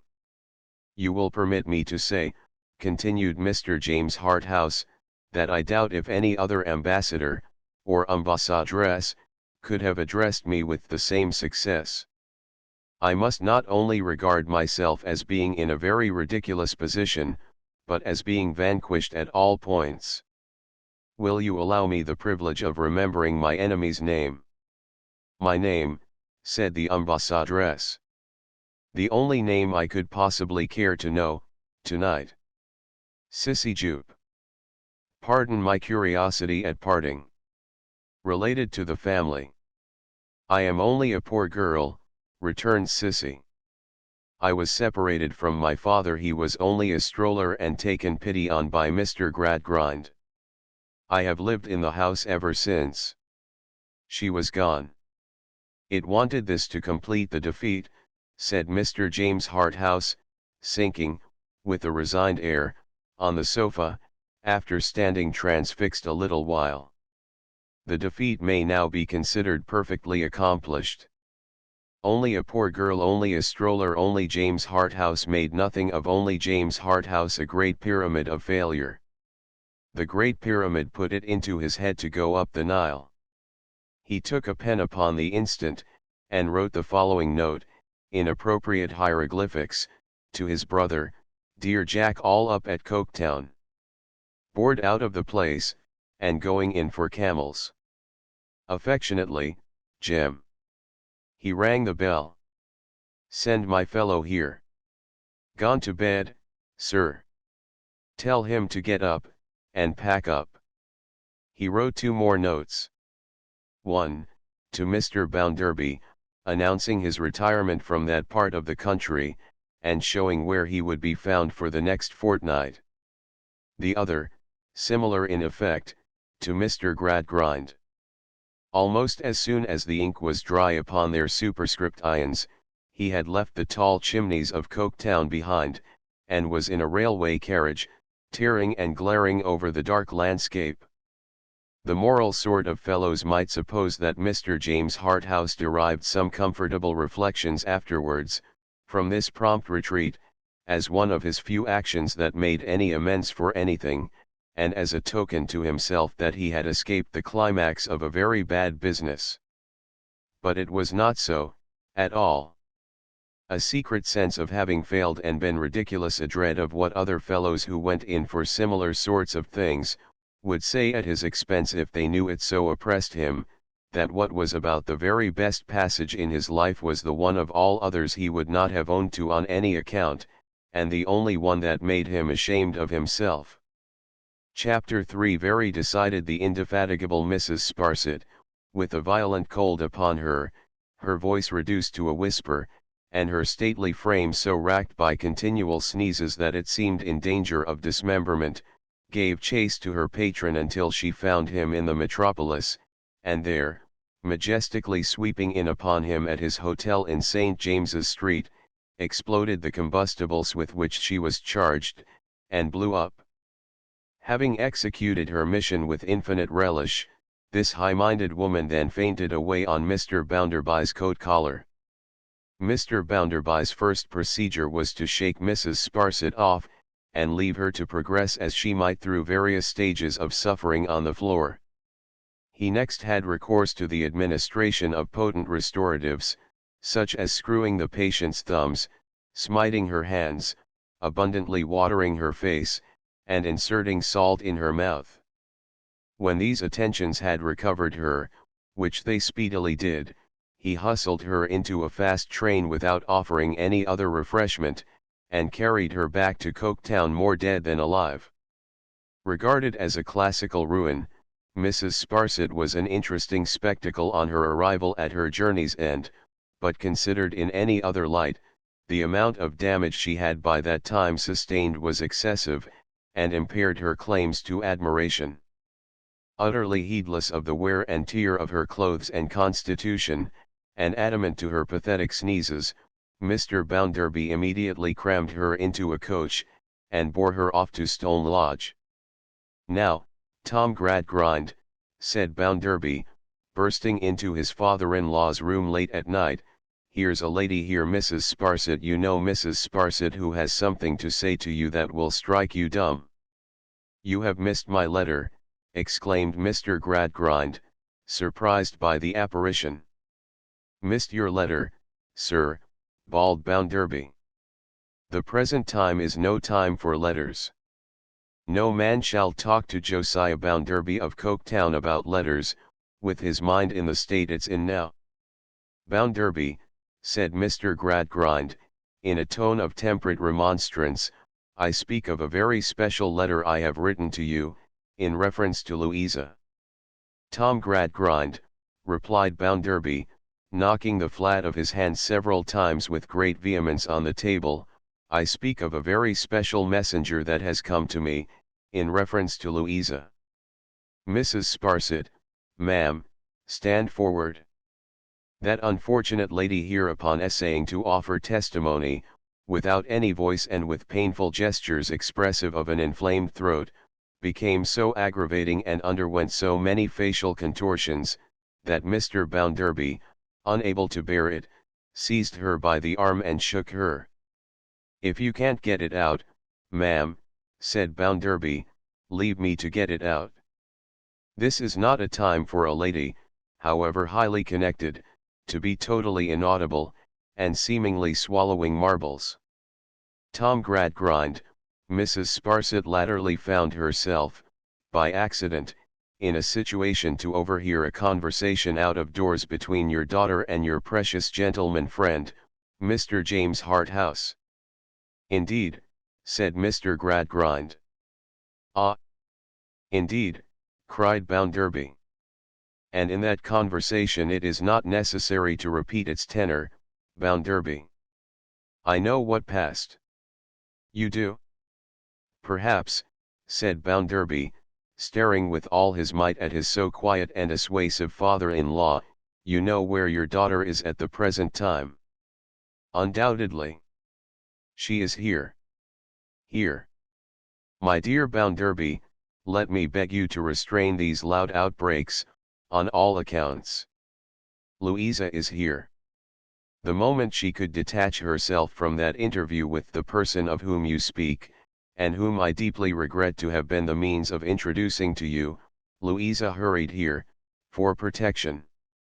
I myself had not been at home many hours, when I received her here, in this room.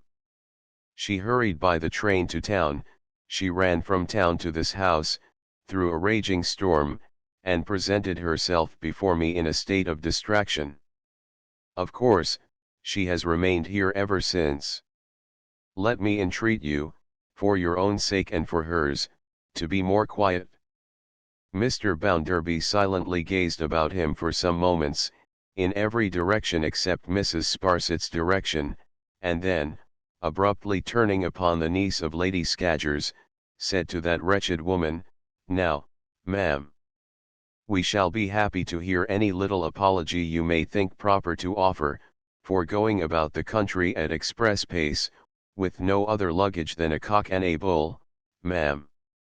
"Sir," whispered Mrs. Sparsit, "my nerves are at present too much shaken, and my health is at present too much impaired, in your service, to admit of my doing more than taking refuge in tears." Which she did. "Well, ma'am," said Bounderby, "without making any observation to you that may not be made with propriety to a woman of good family, what I have got to add to that, is that there is something else in which it appears to me you may take refuge, namely, a coach. And the coach in which we came here being at the door, you'll allow me to hand you down to it, and pack you home to the bank, where the best course for you to pursue, will be to put your feet into the hottest water you can bear, and take a glass of scalding rum and butter after you get into bed." With these words, Mr. Bounderby extended his right hand to the weeping lady, and escorted her to the conveyance in question, shedding many plaintive sneezes by the way. He soon returned alone. "Now, as you showed me in your face, Tom Gradgrind, that you wanted to speak to me," he resumed, "here I am.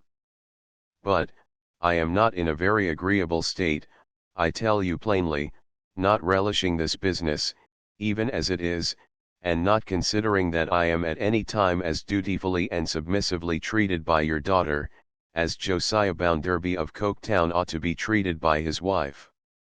You have your opinion, I dare say, and I have mine, I know.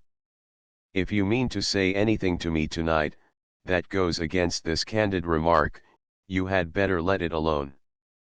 Mr. Gradgrind, it will be observed, being much softened, Mr. Bounderby took particular pains to harden himself at all points. It was his amiable nature. "My dear Bounderby," Mr. Gradgrind began in reply. "Now, you'll excuse me," said Bounderby, "but I don't want to be too dear. That, to start with. When I begin to be dear to a man, I generally find that his intention is to come over me. I am not speaking to you politely, but, as you are aware, I am not polite. If you like politeness, you know where to get it. You have your gentleman friends, you know, and they'll serve you with as much of the article as you want. I don't keep it myself." "Bounderby," urged Mr. Gradgrind, "we are all liable to mistakes." "I thought you couldn't make 'em," interrupted Bounderby. "Perhaps I thought so. But, I say we are all liable to mistakes, and I should feel sensible of your delicacy, and grateful for it, if you would spare me these references to Harthouse. I shall not associate him in our conversation with your intimacy and encouragement, pray do not persist in connecting him with mine." "I never mentioned his name," said Bounderby. "Well, well," returned Mr. Gradgrind, with a patient, even a submissive, air. And he sat for a little while pondering. "Bounderby, I see reason to doubt whether we have ever quite understood Louisa." "Who do you mean by we?" "Let me say I, then," he returned, in answer to the coarsely blurted question, "I doubt whether I have understood Louisa. I doubt whether I have been quite right in the manner of her education." "There you hit it," returned Bounderby. "There I agree with you. You have found it out at last, have you? Education. I'll tell you what education is: to be tumbled out of doors, neck and crop, and put upon the shortest allowance of everything except blows. That's what I call education. I think your good sense will perceive," Mr. Gradgrind remonstrated in all humility, "that whatever the merits of such a system may be, it would be difficult of general application to girls." "I don't see it at all, sir," returned the obstinate Bounderby. "Well," sighed Mr. Gradgrind, "we will not enter into the question. I assure you I have no desire to be controversial.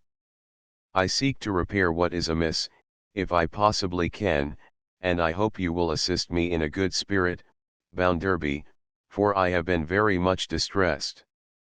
I don't understand you, yet, said Bounderby, with determined obstinacy, and therefore I won't make any promises. In the course of a few hours, my dear Bounderby, Mr. Gradgrind proceeded, in the same depressed and propitiatory manner, I appear to myself to have become better informed as to Louisa's character, than in previous years. The enlightenment has been painfully forced upon me, and the discovery is not mine. I think there are, Bounderby, you will be surprised to hear me say this, I think there are qualities in Louisa, which have been harshly neglected, and a little perverted. And I would suggest to you, that if you would kindly meet me in a timely endeavor to leave her to her better nature for a while and to encourage it to develop itself by tenderness and consideration, it would be the better for the happiness of all of us. Louisa, said Mr. Gradgrind, shading his face with his hand, has always been my favorite child. The blustrous Bounderby crimsoned and swelled to such an extent on hearing these words, that he seemed to be, and probably was, on the brink of a fit. With his very ears a bright purple shot with crimson, he pent up his indignation, however, and said, "You'd like to keep her here for a time." I had intended to recommend, my dear Bounderby, that you should allow Louisa to remain here on a visit, and be attended by Sissy, I mean of course Cecilia Jupe, who understands her, and in whom she trusts. I gather from all this, Tom Gradgrind, said Bounderby, standing up with his hands in his pockets, that you are of opinion that there's what people call some incompatibility between Lou Bounderby and myself. I fear there is at present a general incompatibility between Louisa, and almost all the relations in which I have placed her, was her father's sorrowful reply. Now, look you here, Tom Gradgrind, said Bounderby the flushed, confronting him with his legs wide apart, his hands deeper in his pockets, and his hair like a hayfield wherein his windy anger was boisterous. You have said your say, I am going to say mine. I am a Coketown man. I am Josiah Bounderby of Coketown. I know the bricks of this town, and I know the works of this town, and I know the chimneys of this town, and I know the smoke of this town, and I know the hands of this town. I know 'em all pretty well. They're real. When a man tells me anything about imaginative qualities, I always tell that man, whoever he is, that I know what he means. He means turtle soup and venison, with a gold spoon, and that he wants to be set up with a coach and six. That's what your daughter wants. Since you are of opinion that she ought to have what she wants, I recommend you to provide it for her. Because, Tom Gradgrind, she will never have it from me. Bounderby, said Mr. Gradgrind, I hoped, after my entreaty, you would have taken a different tone. Just wait a bit, retorted Bounderby, you have said your say, I believe. I heard you out, hear me out, if you please. Don't make yourself a spectacle of unfairness as well as inconsistency, because, although I am sorry to see Tom Gradgrind reduced to his present position, I should be doubly sorry to see him brought so low as that. Now, there's an incompatibility of some sort or another, I am given to understand by you, between your daughter and me. I'll give you to understand, in reply to that there unquestionably is an incompatibility of the first magnitude to be summed up in this, that your daughter don't properly know her husband's merits, and is not impressed with such a sense as would become her, by George, of the honor of his alliance. That's plain speaking, I hope. Bounderby, urged Mr. Gradgrind, this is unreasonable. Is it? Said Bounderby. I am glad to hear you say so. Because when Tom Gradgrind, with his new lights, tells me that what I say is unreasonable, I am convinced at once it must be devilish sensible. With your permission I am going on. You know my origin, and you know that for a good many years of my life I didn't want a shoeing horn, in consequence of not having a shoe. Yet you may believe or not, as you think proper, that there are ladies born ladies belonging to families, who next to worship the ground I walk on. He discharged this like a rocket, at his father-in-law's head. Whereas your daughter, proceeded Bounderby, is far from being a born lady. That you know, yourself. Not that I care a pinch of candle snuff about such things, for you are very well aware I don't, but that such is the fact, and you, Tom Gradgrind, can't change it. Why do I say this? Not, I fear, observed Mr. Gradgrind, in a low voice, to spare me. Hear me out, said Bounderby, and refrain from cutting in till your turn comes round. I say this, because highly connected females have been astonished to see the way in which your daughter has conducted herself, and to witness her insensibility. They have wondered how I have suffered it. And I wonder myself now, and I won't suffer it. Bounderby, returned Mr. Gradgrind, rising, the less we say tonight the better, I think. On the contrary, Tom Gradgrind, the more we say tonight, the better, I think. That is, the consideration checked him, till I have said all I mean to say, and then I don't care how soon we stop. I come to a question that may shorten the business. What do you mean by the proposal you made just now? What do I mean, Bounderby? By your visiting proposition, said Bounderby, with an inflexible jerk of the hayfield. I mean that I hope you may be induced to arrange in a friendly manner, for allowing Louisa a period of repose and reflection here, which may tend to a gradual alteration for the better in many respects. To a softening down of your ideas of the incompatibility, said Bounderby. If you put it in those terms. What made you think of this, said Bounderby. I have already said, I fear Louisa has not been understood. Is it asking too much, Bounderby, that you, so far her elder, should aid in trying to set her right? You have accepted a great charge of her, for better for worse, for Mr. Bounderby may have been annoyed by the repetition of his own words to Stephen Blackpool, but he cut the quotation short with an angry start. Come, said he, I don't want to be told about that. I know what I took her for, as well as you do. Never you mind what I took her for, that's my lookout. I was merely going on to remark, Bounderby, that we may all be more or less in the wrong, not even excepting you, and that some yielding on your part, remembering the trust you have accepted, may not only be an act of true kindness, but perhaps a debt incurred towards Louisa. I think differently, blustered Bounderby. I am going to finish this business according to my own opinions. Now, I don't want to make a quarrel of it with you, Tom Gradgrind. To tell you the truth, I don't think it would be worthy of my reputation to quarrel on such a subject. As to your gentleman friend, he may take himself off, wherever he likes best. If he falls in my way, I shall tell him my mind, if he don't fall in my way, I shan't, for it won't be worth my while to do it. As to your daughter, whom I made Lou Bounderby, and might have done better by leaving Lou Gradgrind, if she don't come home tomorrow, by 12 o'clock at noon, I shall understand that she prefers to stay away, and I shall send her wearing apparel and so forth over here, and you'll take charge of her for the future. What I shall say to people in general, of the incompatibility that led to my so laying down the law, will be this.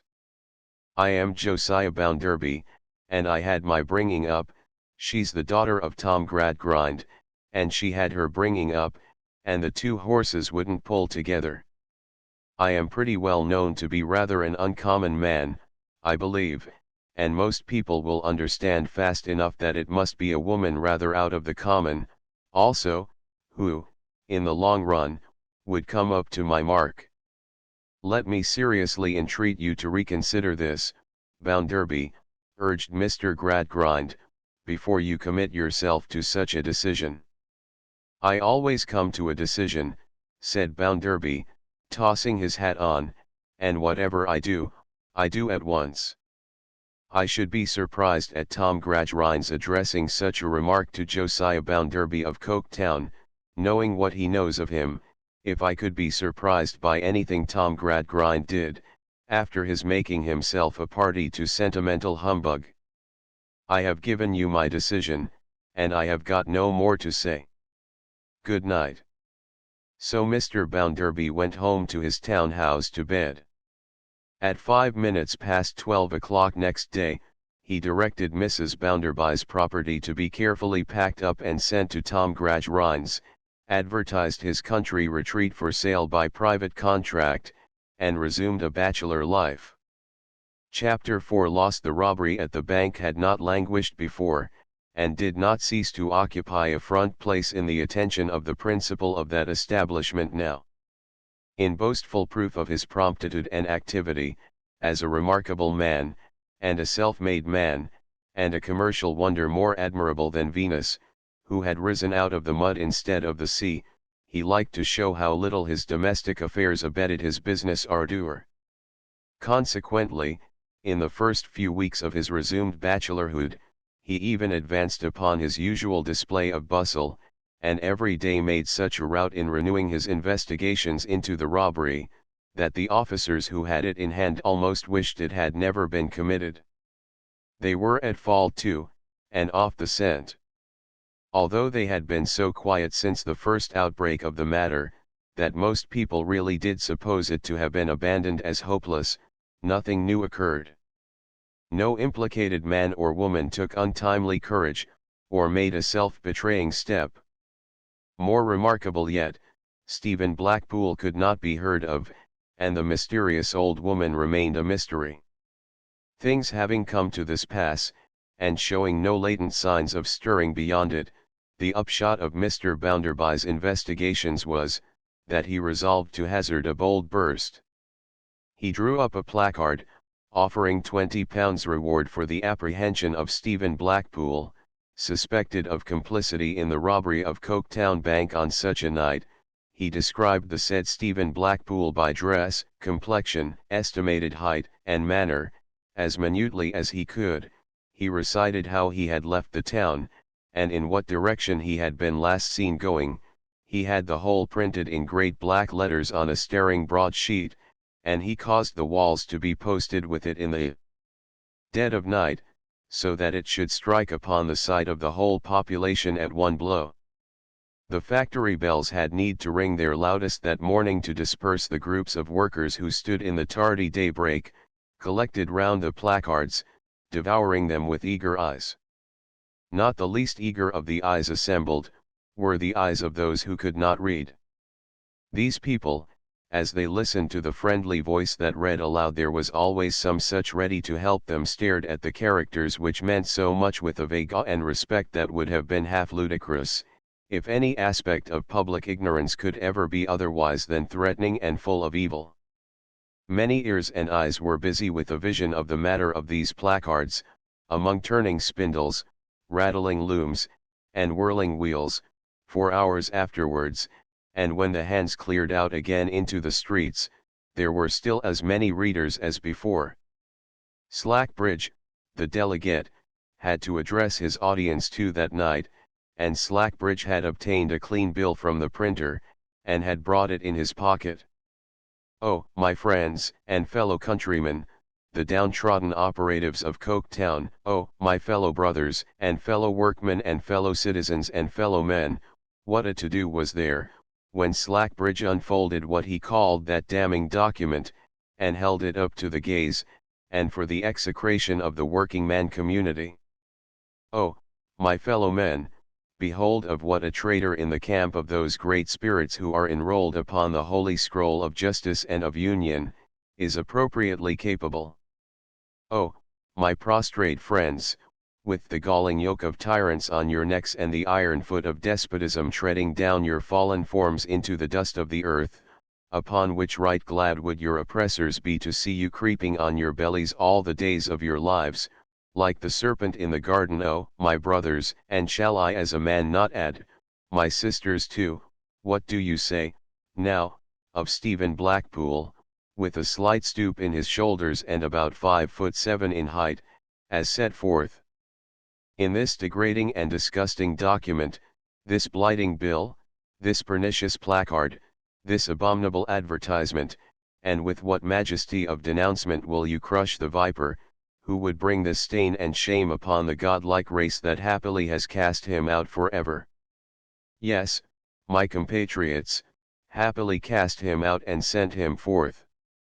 For you remember how he stood here before you on this platform, you remember how, face to face and foot to foot, I pursued him through all his intricate windings, you remember how he sneaked and slunk and sidled and splitted of straws, until, with not an inch of ground to which to cling, I hurled him out from amongst us, an object for the undying finger of scorn to point at, and for the avenging fire of every free and thinking mind to scorch and scar. And now, my friends, my laboring friends, for I rejoice and triumph in that stigma, my friends whose hard but honest beds are made in toil, and whose scanty but independent pots are boiled in hardship, and now, I say, my friends, what appellation has that dastard craven taken to himself, when, with the mask torn from his features, he stands before us in all his native deformity, a what? A thief. A plunderer. A proscribed fugitive, with a price upon his head, a fester and a wound upon the noble character of the Coketown operative.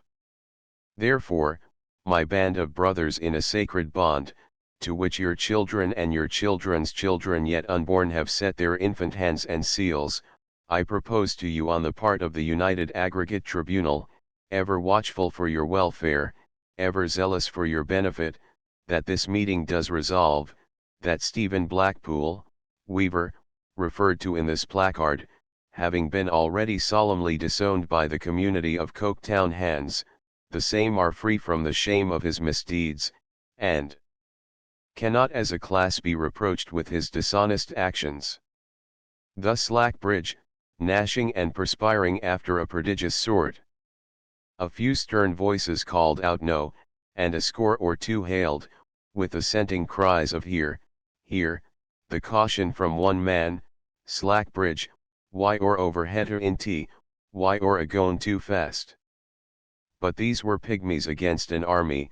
The general assemblage subscribed to the gospel according to Slackbridge, and gave 3 cheers for him, as he sat demonstratively panting at them.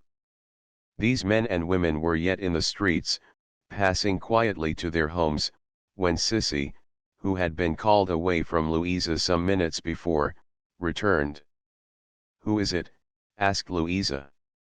"It is Mr. Bounderby," said Sissy, timid of the name, "and your brother Mr. Tom, and a young woman who says her name is Rachel, and that you know her."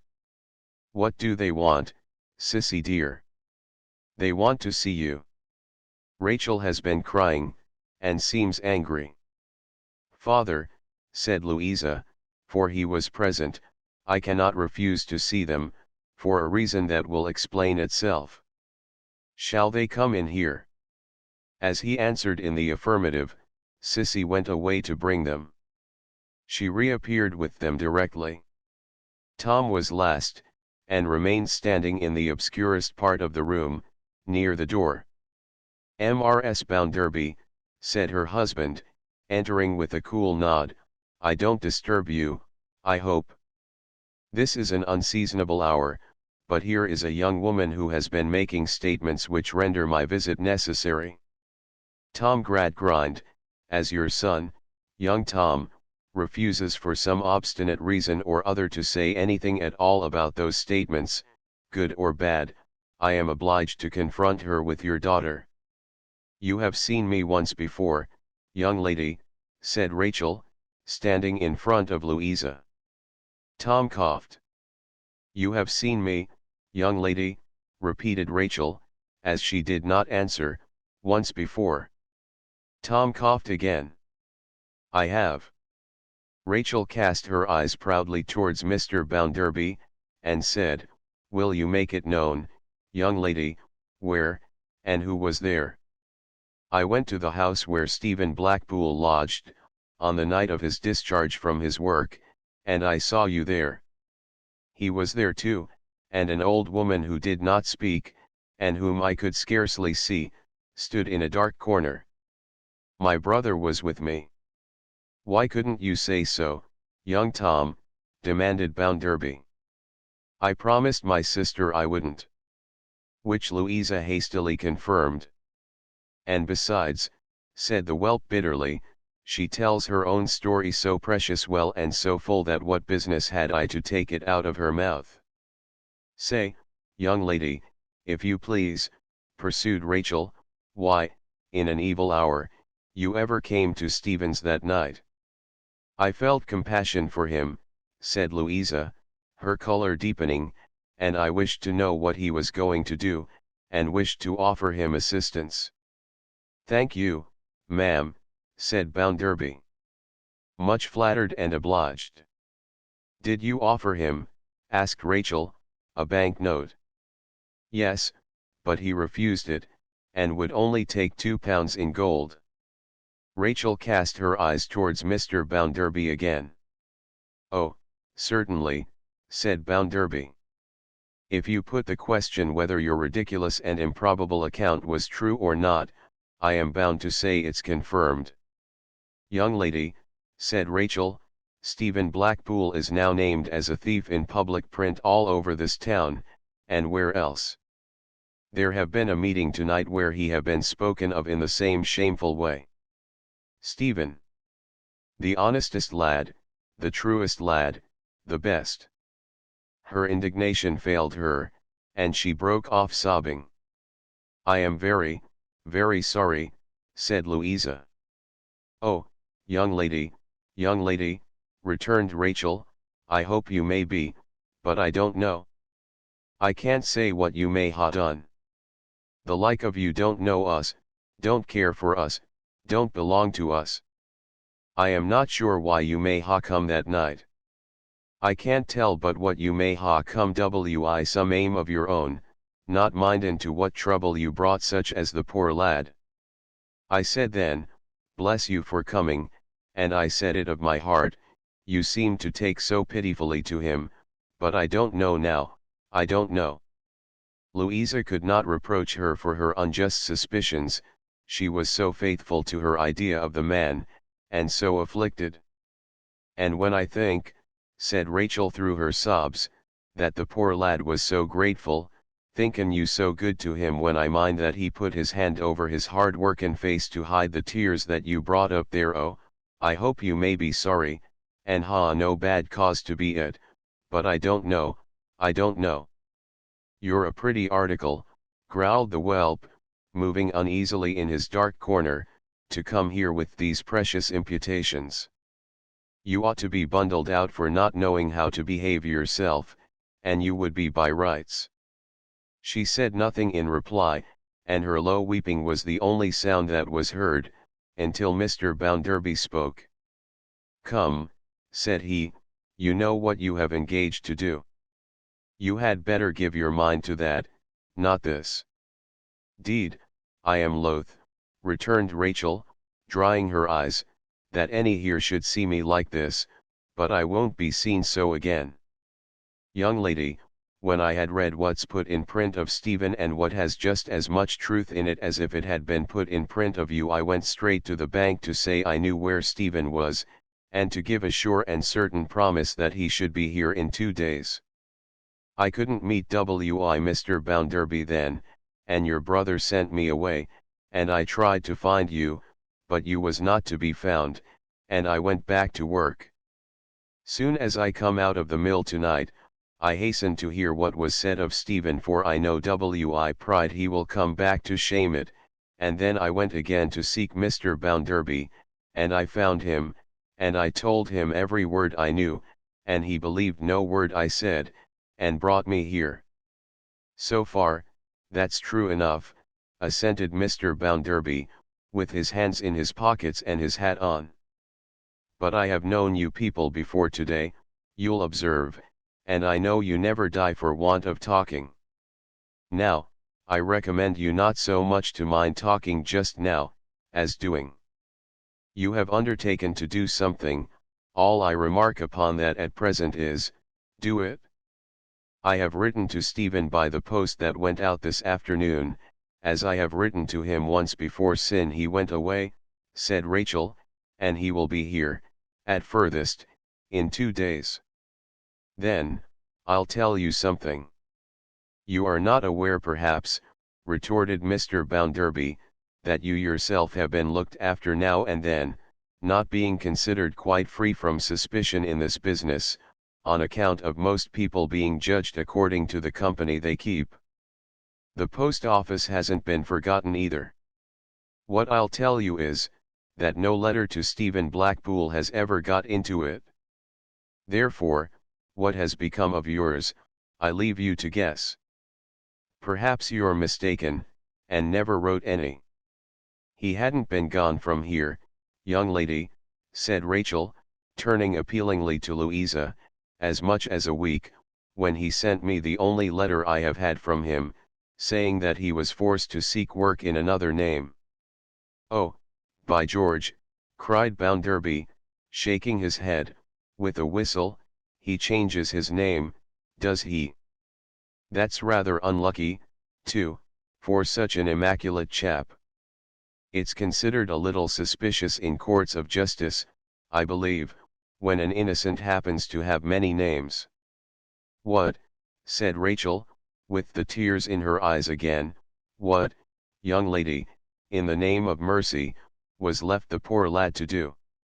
The masters against him on one hand, the men against him on the other, he only wanted to work hard in peace, and do what he felt right. Can a man have no soul of his own, no mind of his own? Must he go wrong all through wi this side, or must he go wrong all through wi that, or else be hunted like a hare? Indeed, I pity him from my heart, returned Louisa, and I hope that he will clear himself.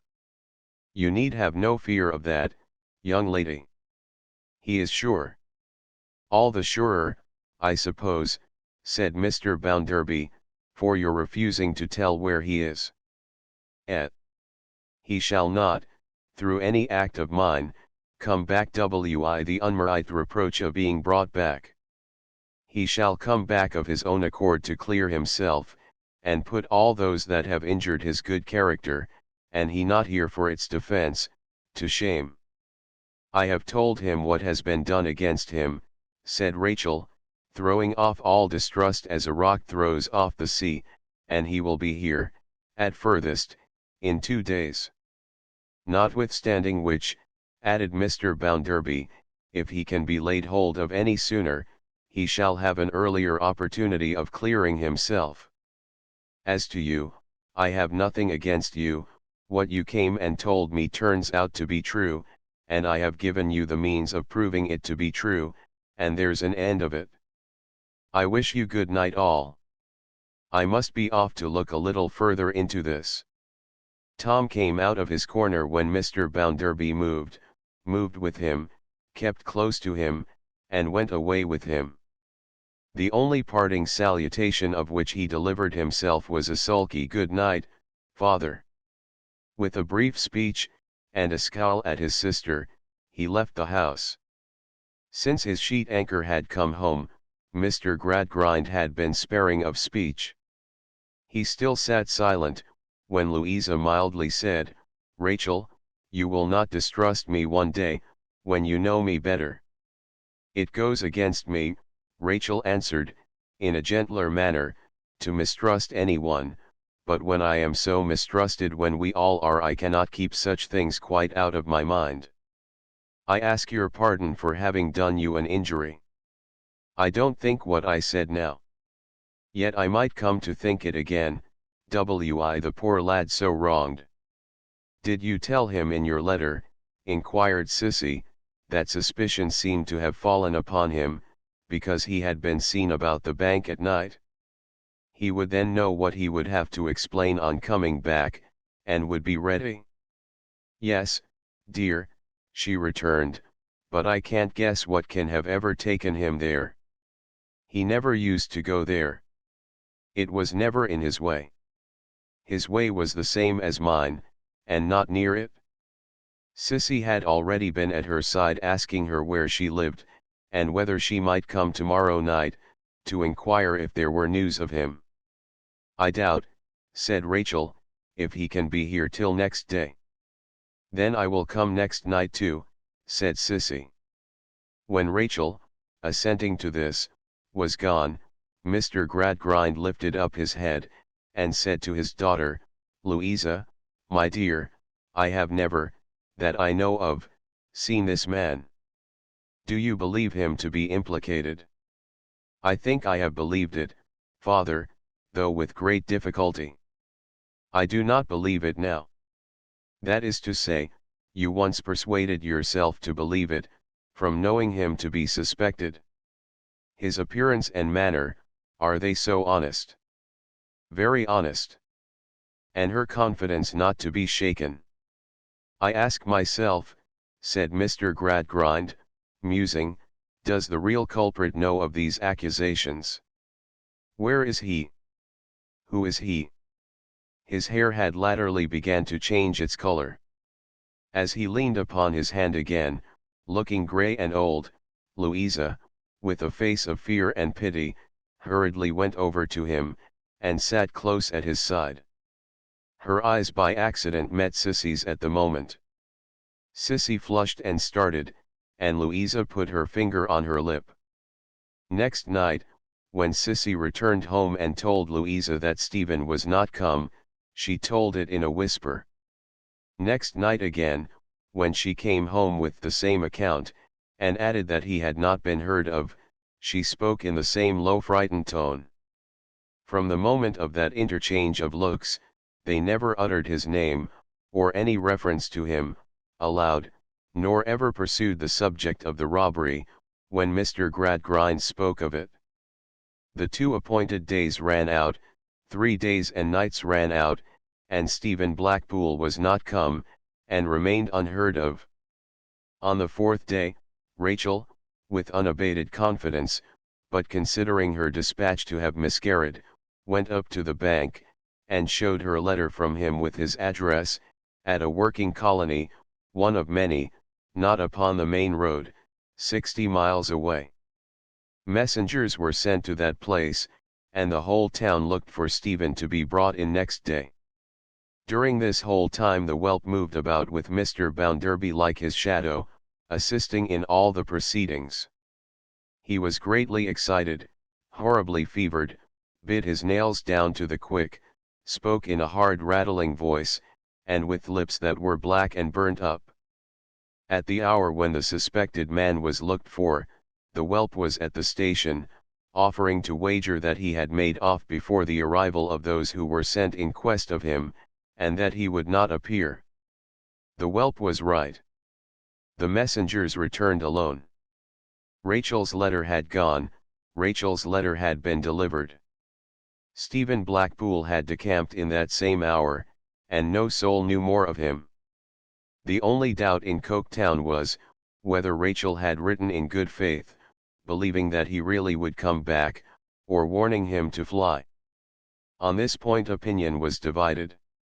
6 days, 7 days, far on into another week. The wretched whelp plucked up a ghastly courage, and began to grow defiant.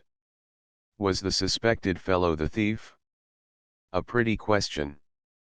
If not, where was the man, and why did he not come back? Where was the man, and why did he not come back? In the dead of night the echoes of his own words, which had rolled heaven knows how far away in the daytime, came back instead, and abided by him until morning. Chapter V found day and night again, day and night again. No Stephen Blackpool. Where was the man, and why did he not come back? Every night, Sissy went to Rachel's lodging, and sat with her in her small neat room. All day, Rachel toiled as such people must toil, whatever their anxieties. The smoke serpents were indifferent who was lost or found, who turned out bad or good. The melancholy mad elephants, like the hard fact men, abetted nothing of their set routine, whatever happened. Day and night again, day and night again. The monotony was unbroken. Even Stephen Blackpool's disappearance was falling into the general way, and becoming as monotonous a wonder as any piece of machinery in Coketown. "I misdoubt," said Rachel, "if there is as many as 20 left in all this place, who have any trust in the poor dear lad now." She said it to Sissy, as they sat in her lodging, lighted only by the lamp at the street corner. Sissy had come there when it was already dark, to await her return from work, and they had since sat at the window where Rachel had found her, wanting no brighter light to shine on their sorrowful talk.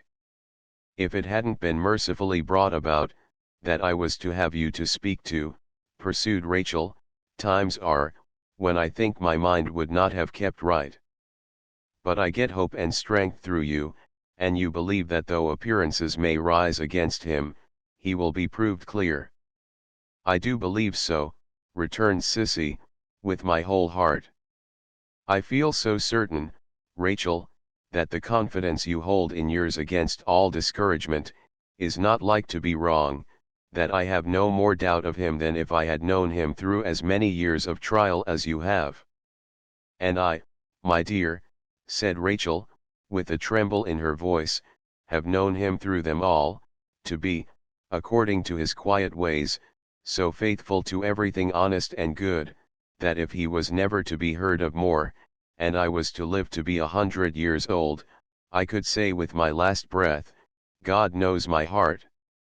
I have never once left trusting Stephen Blackpool. We all believe, up at the lodge, Rachel, that he will be freed from suspicion, sooner or later. The better I know it to be so believed there, my dear," said Rachel, "and the kinder I feel it that you come away from there, purposely to comfort me, and keep me company, and be seen me when I am not yet free from all suspicion myself, the more grieved I am that I should ever have spoken those mistrusting words to the young lady. And yet you don't mistrust her now, Rachel. Now that you have brought us more together, no. But I can't at all times keep out of my mind," her voice so sunk into a low and slow communing with herself, that Sissy, sitting by her side, was obliged to listen with attention. "I can't at all times keep out of my mind, mistrustings of someone. I can't think who 'tis, I can't think how or why it may be done, but I mistrust that someone has put Stephen out of the way.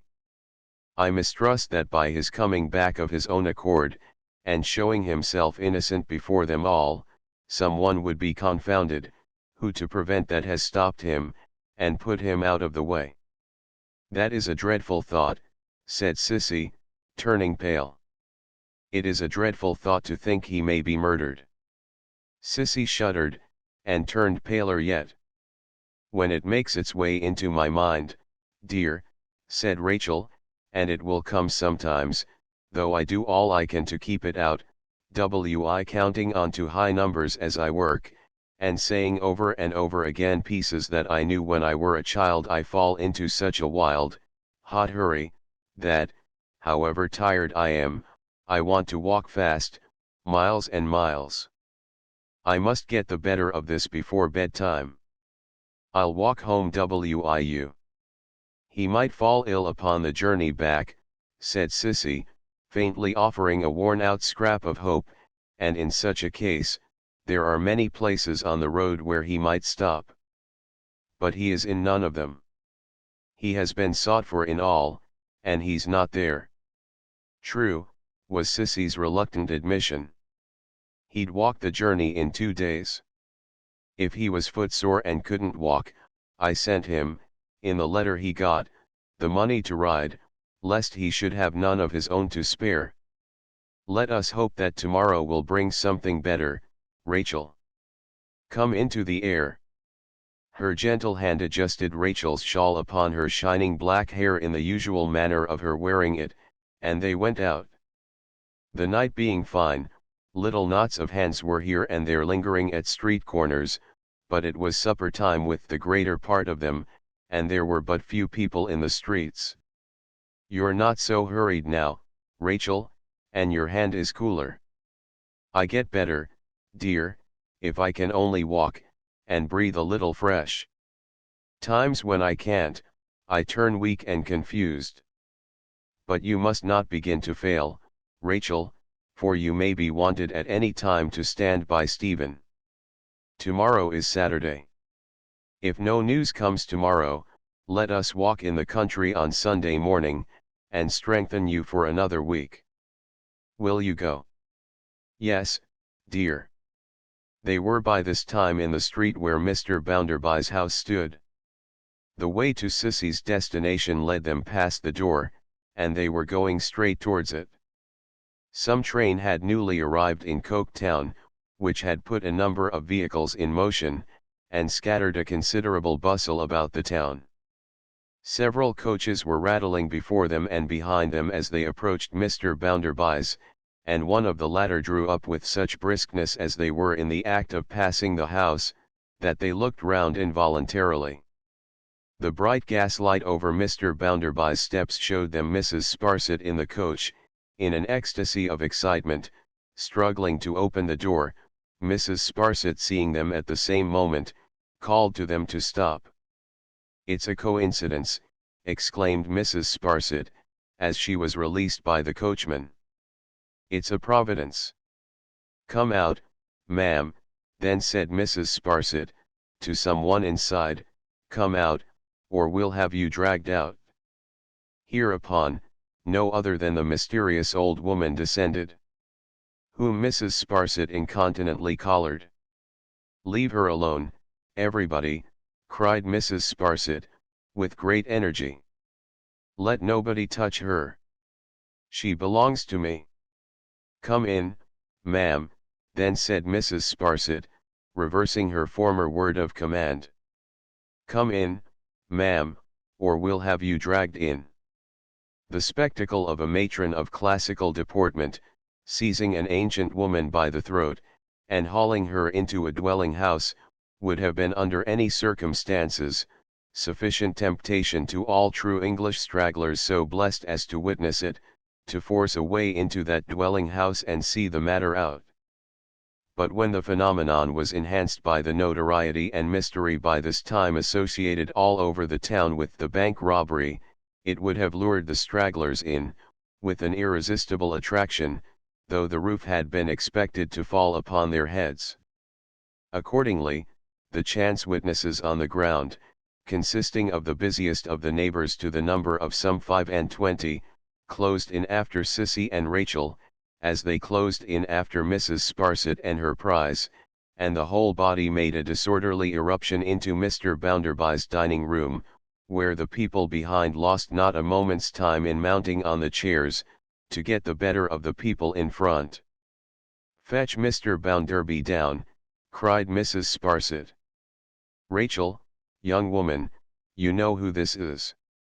"It's Mrs. Pegler," said Rachel. "I should think it is," cried Mrs. Sparsit, exulting. "Fetch Mr. Bounderby. Stand away, everybody." Here old Mrs. Pegler, muffling herself up, and shrinking from observation, whispered a word of entreaty. "Don't tell me," said Mrs. Sparsit, aloud. "I have told you 20 times, coming along, that I will not leave you till I have handed you over to him myself." Mr. Bounderby now appeared, accompanied by Mr. Gradgrind and the whelp, with whom he had been holding conference upstairs. Mr. Bounderby looked more astonished than hospitable, at sight of this uninvited party in his dining room. "Why, what's the matter now?" said he. "Mrs. Sparsit, ma'am." "Sir," explained that worthy woman, "I trust it is my good fortune to produce a person you have much desired to find."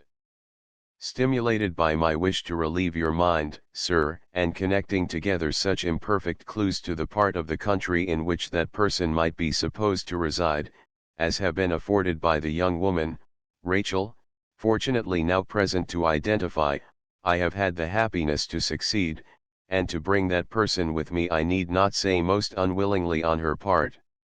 It has not been, sir, without some trouble that I have effected this, but trouble in your service is to me a pleasure, and hunger, thirst, and cold a real gratification. Here Mrs. Sparsit ceased, for Mr. Bounderby's visage exhibited an extraordinary combination of all possible colors and expressions of discomfiture, as old Mrs. Pegler was disclosed to his view. "Why, what do you mean by this?" was his highly unexpected demand, in great warmth. "I ask you, what do you mean by this, Mrs. Sparsit, ma'am?" "Sir," exclaimed Mrs. Sparsit, faintly. "Why don't you mind your own business, ma'am?" roared Bounderby. "How dare you go and poke your officious nose into my family affairs?" This allusion to her favorite feature overpowered Mrs. Sparsit. She sat down stiffly in a chair, as if she were frozen, and with a fixed stare at Mr. Bounderby, slowly grated her mittens against one another, as if they were frozen too. "My dear Josiah," cried Mrs. Pegler, trembling. "My darling boy, I am not to blame. It's not my fault, Josiah. I told this lady over and over again, that I knew she was doing what would not be agreeable to you, but she would do it. What did you let her bring you for? Couldn't you knock her cap off, or her tooth out, or scratch her, or do something or other to her?" asked Bounderby. "My own boy. She threatened me that if I resisted her, I should be brought by constables, and it was better to come quietly than make that stir in such a—" Mrs. Pegler glanced timidly but proudly round the walls. "Such a fine house as this. Indeed, indeed, it is not my fault. My dear, noble, stately boy. I have always lived quiet, and secret, Josiah, my dear. I have never broken the condition once. I have never said I was your mother. I have admired you at a distance, and if I have come to town sometimes, with long times between, to take a proud peep at you, I have done it unbeknown, my love, and gone away again." Mr. Bounderby, with his hands in his pockets, walked in impatient mortification up and down at the side of the long dining table, while the spectators greedily took in every syllable of Mrs. Pegler's appeal, and at each succeeding syllable became more and more round-eyed. Mr. Bounderby still walking up and down when Mrs. Pegler had done, Mr. Gradgrind addressed that maligned old lady. "I am surprised, madam," he observed with severity, "that in your old age you have the face to claim Mr. Bounderby for your son, after your unnatural and inhuman treatment of him." "Me unnatural?" cried poor old Mrs. Pegler. "Me inhuman? To my dear boy?" "Dear," repeated Mr. Gradgrind. "Yes, dear in his self-made prosperity, madam, I dare say. Not very dear, however, when you deserted him in his infancy, and left him to the brutality of a drunken grandmother." "I deserted my Josiah," cried Mrs. Pegler, clasping her hands. "Now, Lord forgive you, sir, for your wicked imaginations, and for your scandal against the memory of my poor mother, who died in my arms before Josiah was born. May you repent of it, sir, and live to know better." She was so very earnest and injured, that Mr. Gradgrind, shocked by the possibility which dawned upon him, said in a gentler tone, "Do you deny, then, madam, that you left your son to be brought up in the gutter?" "Josiah in the gutter!" exclaimed Mrs. Pegler. "No such a thing, sir. Never. For shame on you. My dear boy knows, and will give you to know, that though he come of humble parents, he come of parents that loved him as dear as the best could, and never thought it hardship on themselves to pinch a bit that he might write and cipher beautiful, and I've his books at home to show it. Have I, said Mrs. Pegler, with indignant pride. And my dear boy knows, and will give you to know, sir, that after his beloved father died, when he was 8 years old, his mother, too, could pinch a bit, as it was her duty and her pleasure and her pride to do it, to help him out in life, and put him 'prentice. And a steady lad he was, and a kind master he had to lend him a hand, and well he worked his own way forward to be rich and thriving. And I'll give you to know, sir, for this my dear boy won't, that though his mother kept but a little village shop, he never forgot her, but pensioned me on £30 a year more than I want, for I put by out of it only making the condition that I was to keep down in my own part, and make no boasts about him, and not trouble him. And I never have, except with looking at him once a year, when he has never knowed it. And it's right, said poor old Mrs. Pegler, in affectionate championship, that I should keep down in my own part, and I have no doubts that if I was here I should do a many unbefitting things, and I am well contented, and I can keep my pride in my Josiah to myself, and I can love for love's own sake. And I am ashamed of you, sir, said Mrs. Pegler, lastly, for your slanders and suspicions. And I never stood here before, nor never wanted to stand here when my dear son said no. And I shouldn't be here now, if it hadn't been for being brought here. And for shame upon you, oh, for shame, to accuse me of being a bad mother to my son, with my son standing here to tell you so different.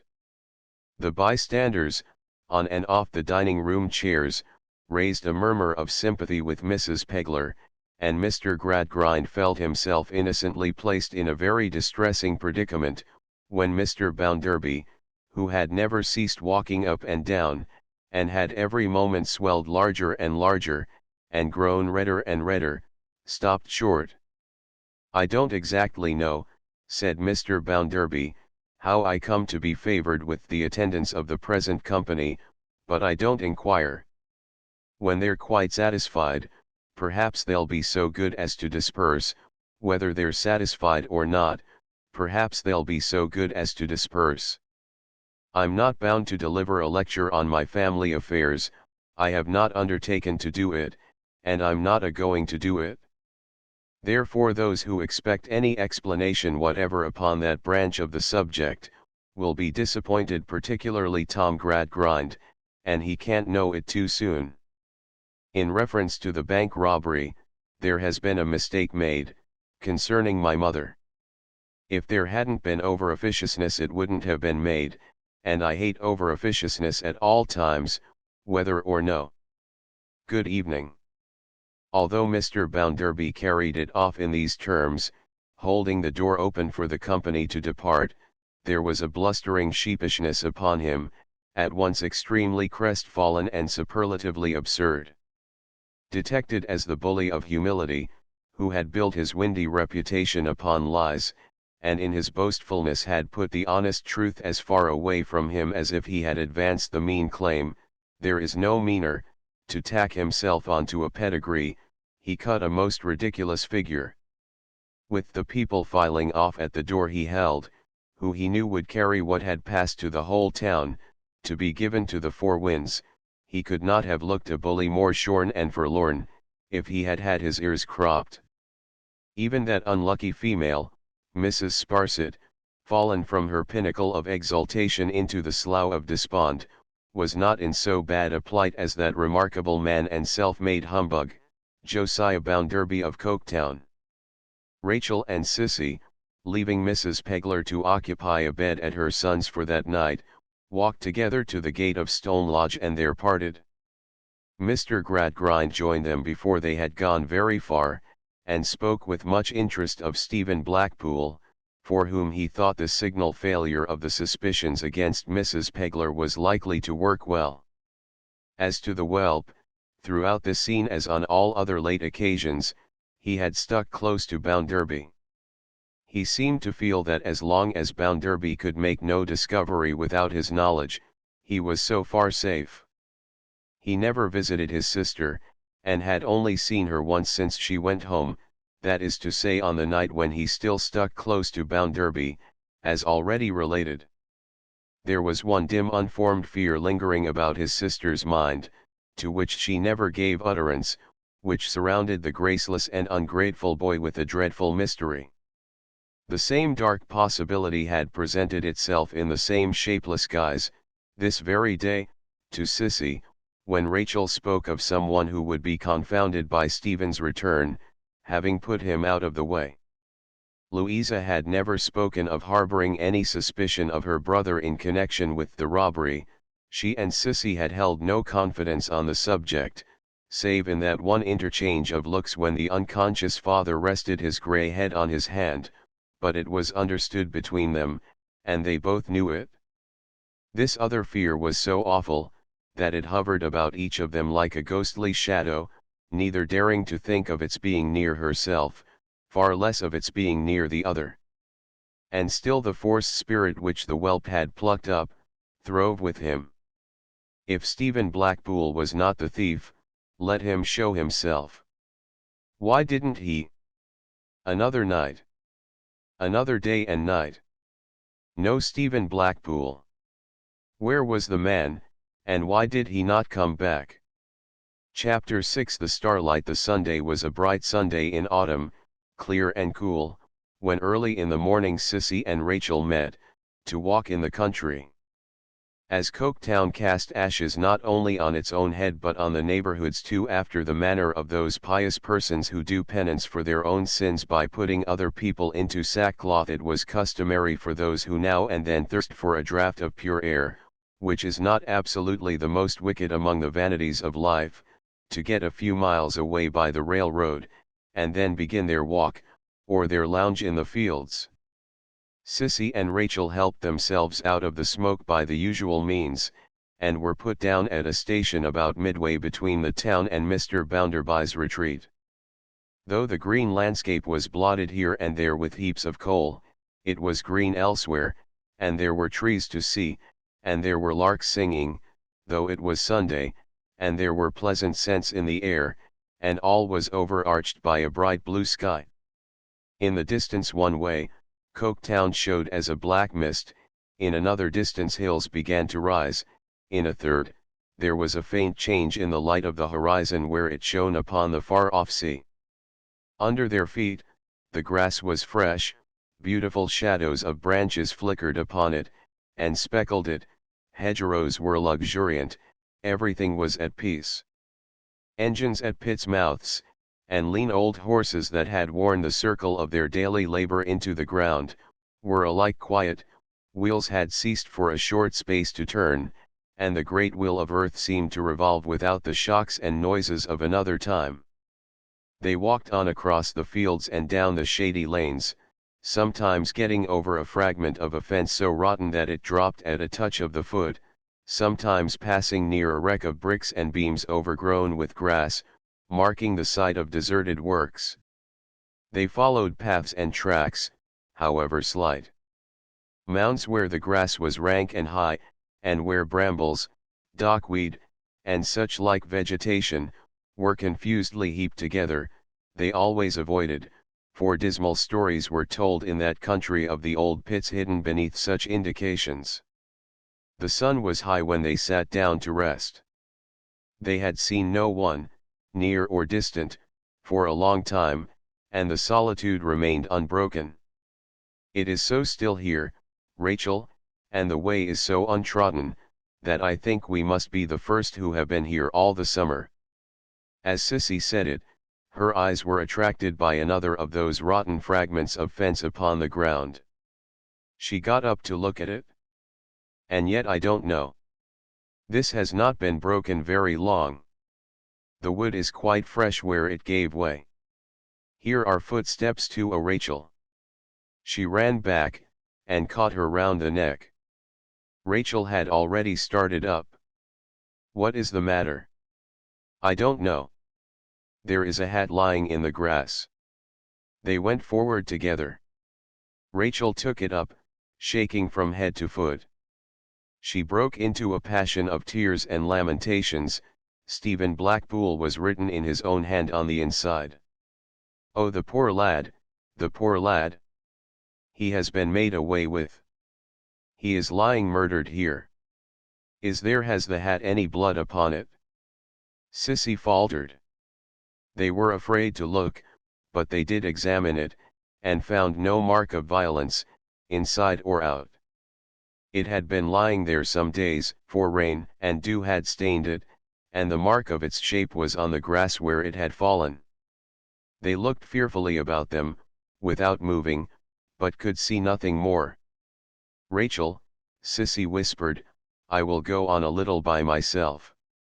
She had unclasped her hand, and was in the act of stepping forward, when Rachel caught her in both arms with a scream that resounded over the wide landscape.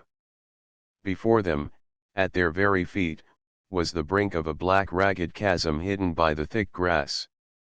They sprang back, and fell upon their knees, each hiding her face upon the other's neck. Oh, my good Lord! He's down there! Down there!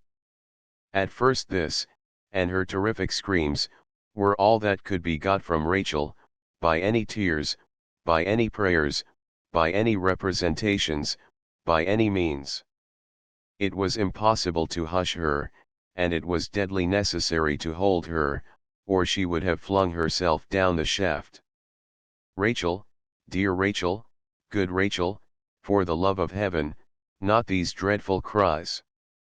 Think of Stephen, think of Stephen, think of Stephen.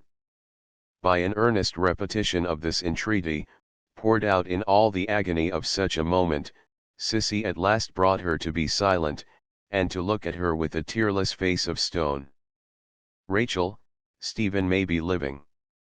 You wouldn't leave him lying maimed at the bottom of this dreadful place, a moment, if you could bring help to him. No, no, no. Don't stir from here, for his sake. Let me go and listen. She shuddered to approach the pit, but she crept towards it on her hands and knees, and called to him as loud as she could call. She listened, but no sound replied. She called again and listened, still no answering sound. She did this, 20, 30 times. She took a little clod of earth from the broken ground where he had stumbled, and threw it in. She could not hear it fall. The wide prospect, so beautiful in its stillness but a few minutes ago, almost carried despair to her brave heart, as she rose and looked all round her, seeing no help. Rachel, we must lose not a moment. We must go in different directions, seeking aid. You shall go by the way we have come, and I will go forward by the path. Tell anyone you see, and everyone what has happened. Think of Stephen, think of Stephen. She knew by Rachel's face that she might trust her now. And after standing for a moment to see her running, wringing her hands as she ran, she turned and went upon her own search. She stopped at the hedge to tie her shawl there as a guide to the place, then threw her bonnet aside, and ran as she had never run before. Run, Sissy, run, in heaven's name. Don't stop for breath. Run, run. Quickening herself by carrying such entreaties in her thoughts, she ran from field to field, and lane to lane, and place to place, as she had never run before, until she came to a shed by an engine house, where two men lay in the shade, asleep on straw. First to wake them, and next to tell them, all so wild and breathless as she was, what had brought her there, were difficulties, but they no sooner understood her than their spirits were on fire like hers. One of the men was in a drunken slumber, but on his comrades shouting to him that a man had fallen down the old hell shaft, he started out to a pool of dirty water, put his head in it, and came back sober. With these two men she ran to another half a mile further, and with that one to another, while they ran elsewhere. Then a horse was found, and she got another man to ride for life or death to the railroad, and send a message to Louisa, which she wrote and gave him. By this time a whole village was up, and windlasses, ropes, poles, candles, lanterns, all things necessary, were fast collecting and being brought into one place, to be carried to the old hell shaft. It seemed now hours and hours since she had left the lost man lying in the grave where he had been buried alive. She could not bear to remain away from it any longer. It was like deserting him, and she hurried swiftly back, accompanied by half a dozen laborers, including the drunken man whom the news had sobered, and who was the best man of all. When they came to the old hell shaft, they found it as lonely as she had left it. The men called and listened as she had done, and examined the edge of the chasm, and settled how it had happened, and then sat down to wait until the implements they wanted should come up. Every sound of insects in the air, every stirring of the leaves, every whisper among these men, made Sissy tremble, for she thought it was a cry at the bottom of the pit. But the wind blew idly over it, and no sound arose to the surface, and they sat upon the grass, waiting and waiting. After they had waited some time, straggling people who had heard of the accident began to come up, then the real help of implements began to arrive. In the midst of this, Rachel returned, and with her party there was a surgeon, who brought some wine and medicines. But, the expectation among the people that the man would be found alive was very slight indeed. There being now people enough present to impede the work, the sobered man put himself at the head of the rest, or was put there by the general consent, and made a large ring round the old hell shaft, and appointed men to keep it. Besides such volunteers as were accepted to work, only Sissy and Rachel were at first permitted within this ring, but, later in the day, when the message brought an express from Coketown, Mr. Gradgrind and Louisa, and Mr. Bounderby, and the whelp, were also there. The sun was 4 hours lower than when Sissy and Rachel had first sat down upon the grass, before a means of enabling two men to descend securely was rigged with poles and ropes. Difficulties had arisen in the construction of this machine. Simple as it was, requisites had been found wanting, and messages had had to go and return. It was 5 o'clock in the afternoon of the bright autumnal Sunday, before a candle was sent down to try the air, while 3 or 4 rough faces stood crowded close together, attentively watching it, the man at the windlass lowering as they were told. The candle was brought up again, feebly burning, and then some water was cast in. Then the bucket was hooked on, and the sobered man and another got in with lights, giving the word lower away. As the rope went out, tight and strained, and the windlass creaked, there was not a breath among the 100 or 200 men and women looking on, that came as it was wont to come. The signal was given and the windlass stopped, with abundant rope to spare. Apparently so long an interval ensued with the men at the windlass standing idle, that some women shrieked that another accident had happened. But the surgeon who held the watch, declared 5 minutes not to have elapsed yet, and sternly admonished them to keep silence. He had not well done speaking, when the windlass was reversed and worked again. Practiced eyes knew that it did not go as heavily as it would if both workmen had been coming up, and that only one was returning. The rope came in tight and strained, and ring after ring was coiled upon the barrel of the windlass, and all eyes were fastened on the pit. The sobered man was brought up and leaped out briskly on the grass. There was an universal cry of alive or dead, and then a deep, profound hush. When he said alive, a great shout arose and many eyes had tears in them. But he's hurt very bad, he added, as soon as he could make himself heard again. Where's doctor? He's hurt so very bad, sir, that we don't know how to get him up. They all consulted together, and looked anxiously at the surgeon, as he asked some questions, and shook his head on receiving the replies. The sun was setting now, and the red light in the evening sky touched every face there, and caused it to be distinctly seen in all its rapt suspense. The consultation ended in the men returning to the windlass, and the pitman going down again, carrying the wine and some other small matters with him. Then the other man came up. In the meantime, under the surgeon's directions, some men brought a hurdle, on which others made a thick bed of spare clothes covered with loose straw, while he himself contrived some bandages and slings from shawls and handkerchiefs. As these were made, they were hung upon an arm of the pitman who had last come up, with instructions how to use them, and as he stood, shown by the light he carried, leaning his powerful loose hand upon one of the poles, and sometimes glancing down the pit, and sometimes glancing round upon the people, he was not the least conspicuous figure in the scene. It was dark now, and torches were kindled. It appeared from the little this man said to those about him, which was quickly repeated all over the circle, that the lost man had fallen upon a mass of crumbled rubbish with which the pit was half choked up, and that his fall had been further broken by some jagged earth at the side. He lay upon his back with one arm doubled under him, and according to his own belief had hardly stirred since he fell, except that he had moved his free hand to a side pocket, in which he remembered to have some bread and meat, of which he had swallowed crumbs, and had likewise scooped up a little water in it now and then. He had come straight away from his work, on being written to, and had walked the whole journey, and was on his way to Mr. Bounderby's country house after dark, when he fell.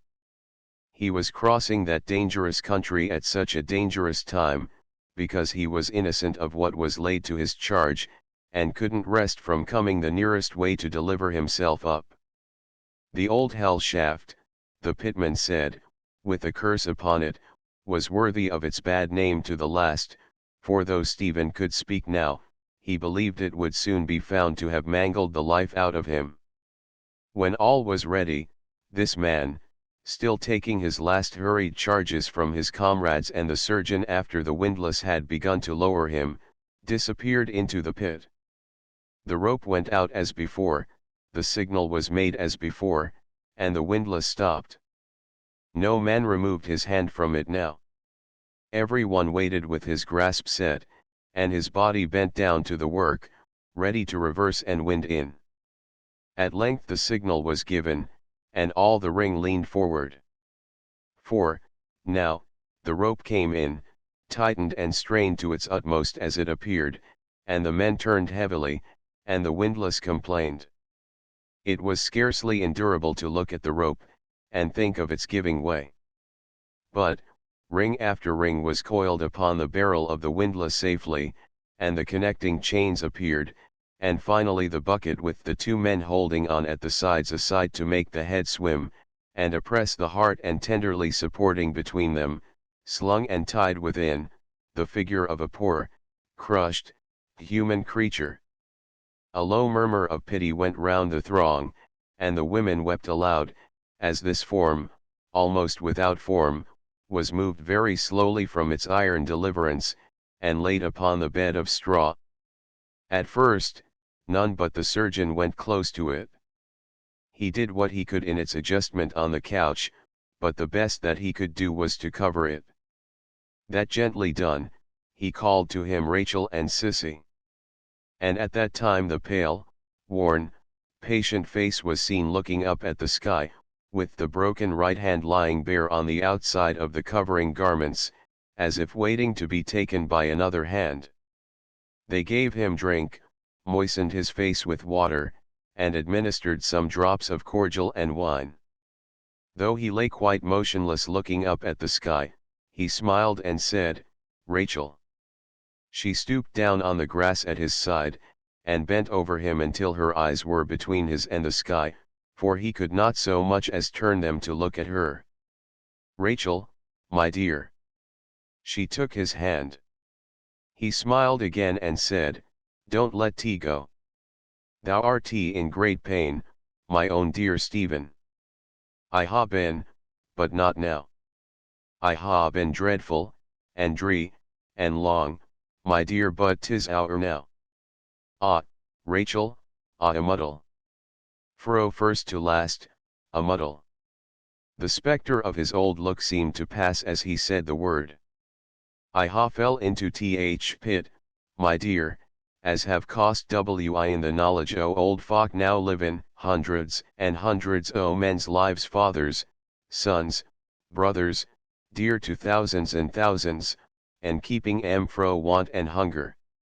I ha fell into a pit that ha been with fire damp crueler than battle. I ha read on in the public petition, as any one may read, fro the men that works in pits, in which they pray and pray and the lawmakers for Christ's sake not to let their work be murder to but to spare for wives and children that they loves as well as gentlefolk loves theirs. When it were in work, it killed wi out need, when 'tis let alone, it kills wi out need. See how we die and no need, one way and another in a muddle every day. He faintly said it, without any anger against anyone. Merely as the truth. Thy little sister, Rachel, thou hast not forgot her. Thou art not like to forget her now, and me so nigh her. Thou knowest poor, patient, sufferin', dear, how thou didst work for her, seat and all day long in her little chair at thy winder, and how she died, young and misshapen, along o sickly air as had and no need to be, and along o working people's miserable homes. A muddle. Ah, a muddle. Louisa approached him, but he could not see her, lying with his face turned up to the night sky. If things that touches us, my dear, was not so muddled, I should ha had and need to come here. If we was not in a muddle among ourselves, I should ha been, by my own fellow weavers and workin' brothers, so mistook. If Mr. Bounderby had ever knowed me right, if he'd ever knowed me at he would ha took an offense wi me. He would ha suspect me. But look up yonder, Rachel. Look above. Following his eyes, she saw that he was gazing at a star. It ha shined upon me, he said reverently, in my pain and trouble down below. It ha shined into my mind. I ha look at and thought o thee, Rachel, till the muddle in my mind have cleared awa, above a bit, I hope. If some ha been wantin in understandin me better, I, too, ha been wantin in understandin them better. When I got thy letter, I easily believe that what the young lady sen and done to me, and what her brother sen and done to me, was one, and that there were a wicked plot betwixt em. When I fell, I were in anger wi her, and hurryin' on be as unjust her as others was me. But in our judgments, like as in our doin's, we mun bear and forbear. In my pain and trouble, lookin' up yonder wi it shinin' on me, I ha seen more clear, and ha made it my dyin' prayer that world may ony coom together more, and get a better understandin' o one another, than when I were in my own weak seln. Louisa, hearing what he said, bent over him on the opposite side to Rachel, so that he could see her. You ha heard, he said, after a few moments' silence. I ha not forgot you, Letty. Yes, Stephen, I have heard you. And your prayer is mine. You ha a father. Will yo tak a message to him? He is here, said Louisa, with dread. Shall I bring him to you? If yo please. Louisa returned with her father. Standing hand in hand, they both looked down upon the solemn countenance. Sir, yo will clear me and mak my name good wi amen. This I leave to yo. Mr. Gradgrind was troubled and asked how? Sir, was the reply, Ye son will tell yo how. Ask him. I mak no charges, I leave none ahint me, not a single word.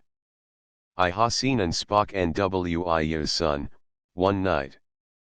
I ask no more o yo than that yo clear me, and I trust to yo to do t. The bearers being now ready to carry him away, and the surgeon being anxious for his removal, those who had torches or lanterns, prepared to go in front of the litter. Before it was raised, and while they were arranging how to go, he said to Rachel, looking upward at the star, often as I coom to Micheln, and found it shinin' on me down there in my trouble, I thought it were the star as guided to our Saviour's home. I almost think it be the very star. They lifted him up, and he was overjoyed to find that they were about to take him in the direction whither the star seemed to him to lead. Rachel, beloved lass, don't let go my hand. We may walk together tonight, my dear. I will hold thy hand, and keep beside thee, Stephen, all the way. Bless thee. Will somebody be pleased to cover my face? They carried him very gently along the fields, and down the lanes, and over the wide landscape, Rachel always holding the hand in hers. Very few whispers broke the mournful silence. It was soon a funeral procession. The star had shown him where to find the God of the poor, and through humility and sorrow and forgiveness, he had gone to his Redeemer's rest. Chapter 7 Whelp hunting. Before the ring formed round the old hell shaft was broken, one figure had disappeared from within it. Mr. Bounderby and his shadow had not stood near Louisa, who held her father's arm, but in a retired place by themselves. When Mr. Gradgrind was summoned to the couch, Sissy, attentive to all that happened, slipped behind that wicked shadow, a sight in the horror of his face, if there had been eyes there for any sight but one, and whispered in his ear. Without turning his head, he conferred with her a few moments, and vanished. Thus the whelp had gone out of the circle before the people moved. When the father reached home, he sent a message to Mr. Bounderby's, desiring his son to come to him directly. The reply was, that Mr. Bounderby, having missed him in the crowd, and seeing nothing of him since, had supposed him to be at Stone Lodge. I believe, father, said Louisa, he will not come back to town tonight. Mr. Gradgrind turned away, and said no more. In the morning, he went down to the bank himself as soon as it was opened, and seeing his son's place empty, he had not the courage to look in at first, went back along the street to meet Mr. Bounderby on his way there. To whom he said that, for reasons he would soon explain, but entreated not then to be asked for, he had found it necessary to employ his son at a distance for a little while. Also, that he was charged with the duty of vindicating Stephen Blackpool's memory, and declaring the thief. Mr. Bounderby, quite confounded, stood stock still in the street after his father-in-law had left him, swelling like an immense soap bubble, without its beauty. Mr. Gradgrind went home, locked himself in his room, and kept it all that day. When Sissy and Louisa tapped at his door, he said, without opening it, "Not now, my dears, in the evening." On their return in the evening, he said, "I am not able yet tomorrow." He ate nothing all day, and had no candle after dark, and they heard him walking to and fro late at night. But, in the morning he appeared at breakfast at the usual hour, and took his usual place at the table. Aged and bent he looked, and quite bowed down, and yet he looked a wiser man, and a better man, than in the days when in this life he wanted nothing but facts. Before he left the room, he appointed a time for them to come to him, and so, with his grey head drooping, went away. "Dear father," said Louisa, when they kept their appointment, "you have 3 young children left. They will be different, I will be different yet, with heaven's help." She gave her hand to Sissy, as if she meant with her help too. "Your wretched brother," said Mr. Gradgrind. "Do you think he had planned this robbery, when he went with you to the lodging?" "I fear so, father. I know he had wanted money very much, and had spent a great deal. The poor man being about to leave the town, it came into his evil brain to cast suspicion on him. I think it must have flashed upon him while he sat there, Father. For I asked him to go there with me. The visit did not originate with him. He had some conversation with the poor man. Did he take him aside? He took him out of the room. I asked him afterwards, why he had done so, and he made a plausible excuse, but since last night, Father, and when I remember the circumstances by its light, I am afraid I can imagine too truly what passed between them. Let me know, said her father, if your thoughts present your guilty brother in the same dark view as mine. I fear, Father, hesitated Louisa, that he must have made some representation to Stephen Blackpool, perhaps in my name, perhaps in his own, which induced him to do in good faith and honesty, what he had never done before, and to wait about the bank those 2 or 3 nights before he left the town. Too plain, returned the father. Too plain. He shaded his face, and remained silent for some moments. Recovering himself, he said, and now, how is he to be found? How is he to be saved from justice? In the few hours that I can possibly allow to elapse before I publish the truth, how is he to be found by us, and only by us? £10,000 could not effect it? Sissy has effected it, Father. He raised his eyes to where she stood, like a good fairy in his house, and said in a tone of softened gratitude and grateful kindness, it is always you, my child. We had our fears, Sissy explained, glancing at Louisa, before yesterday, and when I saw you brought to the side of the litter last night, and heard what passed, being close to Rachel all the time, I went to him when no one saw, and said to him, don't look at me. See where your father is. Escape at once, for his sake and your own. He was in a tremble before I whispered to him, and he started and trembled more then, and said, where can I go? I have very little money, and I don't know who will hide me. I thought of father's old circus. I have not forgotten where Mr. Sleary goes at this time of year, and I read of him in a paper only the other day. I told him to hurry there, and tell his name, and ask Mr. Sleary to hide him till I came. I'll get to him before the morning, he said. And I saw him shrink away among the people. Thank heaven, exclaimed his father.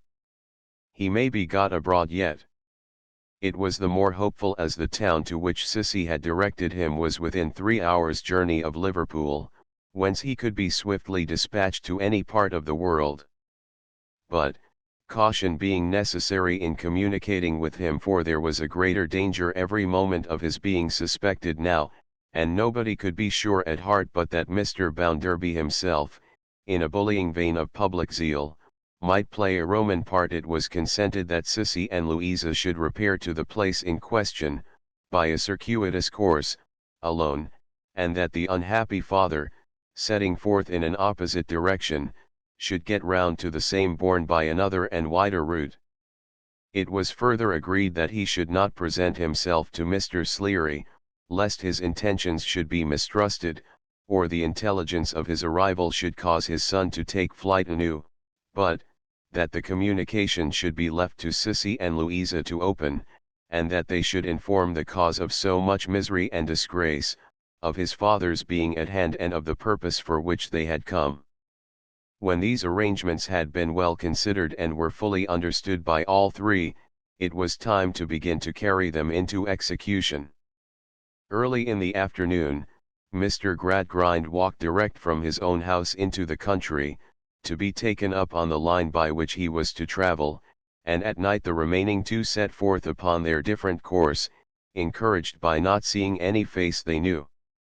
The two travelled all night, except when they were left, for odd numbers of minutes, at branch places, up illimitable flights of steps, or down wells, which was the only variety of those branches, and, early in the morning, were turned out on a swamp, a mile or two from the town they sought. From this dismal spot they were rescued by a savage old postillion, who happened to be up early, kicking a horse in a fly, and so were smuggled into the town by all the back lanes where the pigs lived, which, although not a magnificent or even savory approach, was, as is usual in such cases, the legitimate highway. The first thing they saw on entering the town was the skeleton of Sleary's circus. The company had departed for another town more than 20 miles off, and had opened there last night. The connection between the two places was by a hilly turnpike road, and the travelling on that road was very slow.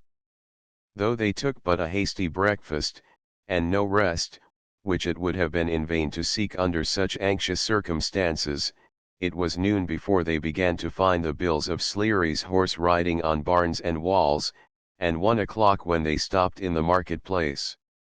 A grand morning performance by the riders, commencing at that very hour, was in course of announcement by the bellman as they set their feet upon the stones of the street.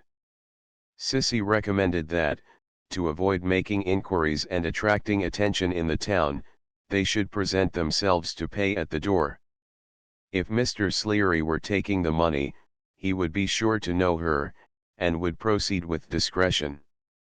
If he were not, he would be sure to see them inside, and, knowing what he had done with the fugitive, would proceed with discretion still. Therefore, they repaired, with fluttering hearts, to the well-remembered booth. The flag with the inscription Sleary's horse riding was there, and the Gothic niche was there, but Mr. Sleary was not there. Master Kidderminster, grown too maturely turfy to be received by the wildest credulity as Cupid any more, had yielded to the invincible force of circumstances, and his beard, and, in the capacity of a man who made himself generally useful, presided on this occasion over the exchequer, having also a drum in reserve, on which to expend his leisure moments and superfluous forces. In the extreme sharpness of his look-out for base coin, Mr. Kidderminster, as at present situated, never saw anything but money, so Sissy passed him unrecognized, and they went in. The Emperor of Japan, on a steady old white horse stenciled with black spots, was twirling 5 wash-hand basins at once, as it is the favorite recreation of that monarch to do. Sissy, though well acquainted with his royal line, had no personal knowledge of the present emperor, and his reign was peaceful. Miss Josephine Sleary, in her celebrated graceful equestrian Tyrolean flower act, was then announced by a new clown, who humorously said cauliflower act, and Mr. Sleary appeared, leading her in.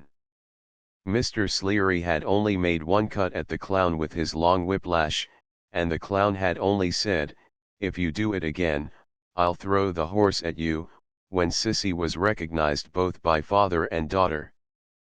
But they got through the act with great self-possession, and Mr. Sleary, saving for the first instant, conveyed no more expression into his locomotive eye than into his fixed one.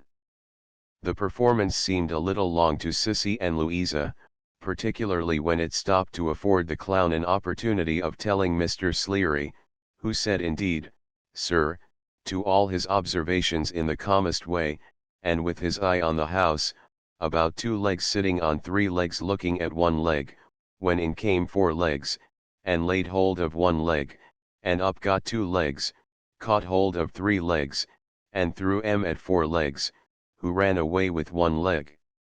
For, although an ingenious allegory relating to a butcher, a 3-legged stool, a dog, and a leg of mutton, this narrative consumed time, and they were in great suspense.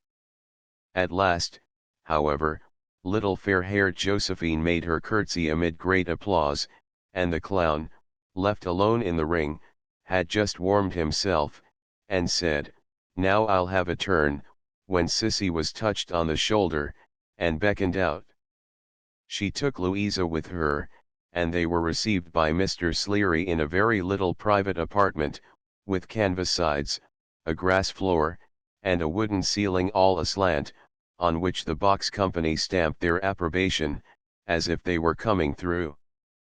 "Thethilia," said Mr. Sleary, who had brandy and water at hand, "it doth me good to thee you wath alwait a favourite with uth, and you've done uth credit thinth the old time eth I'm thur.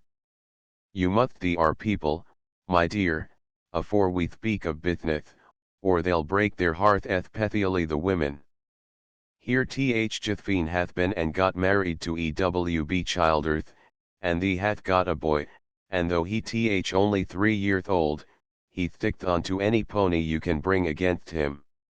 He th named the little wonder of scholastic equitation, and if you don't hear of that boy at Athley th, you'll hear of him at Perth. And you recollect Kidderminster, that wath thought to be rather thweet upon yourself? Well, he th married too. Married a widder. Old enough to be hith mother. Thee wath tightrope, thee wath, and now thee th nothing on account of fat. They've got 2 children, though we're throng in the ferry bithnith and the nurthery dodge. If you wath to thee our children in the wood, with their father and mother both a dyin on a horth their uncle a rethieving of madh hith warth, upon a horth themselves both a goin a blackberryin on a horth and the robinth a coming in to cover with leave, upon a horth you'd thay it wath the complete thing adh ever you that you're ith on. And you remember Emma Gordon, my dear, adh wath a moth to mother to you? Of course you do, I needn't athk. Well, Emma, thee left her husband. He wath throwed a heavy backfall off a elephant in a thort of a pagoda thing adh the Sultan of the Indiath, and he never got the better of it, and thee married a thecond time married a cheathemanger adh fell in love with her from the front and he th over the and makin a fortune. These various changes, Mr. Sleary, very short of breath now, related with great heartiness, and with a wonderful kind of innocence, considering what a bleary and brandy and watery old veteran he was. Afterwards he brought in Josephine, and E.W.B. Childers, rather deeply lined in the jaws by daylight, and the little wonder of scholastic equitation, and in a word, all the company. Amazing creatures they were in Louisa's eyes, so white and pink of complexion, so scant of dress, and so demonstrative of leg, but it was very agreeable to see them crowding about Sissy, and very natural in Sissy to be unable to refrain from tears. There.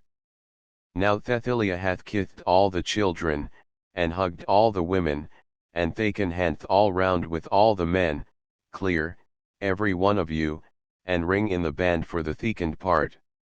As soon as they were gone, he continued in a low tone. Now, Thethilia, I don't to know any thecrith, but I thuppoth I may cont hiderthith to be myth choir. This is his sister. Yes. And other on th daughter. That what I mean. Hope I thee you well, myth. And I hope the choir th well.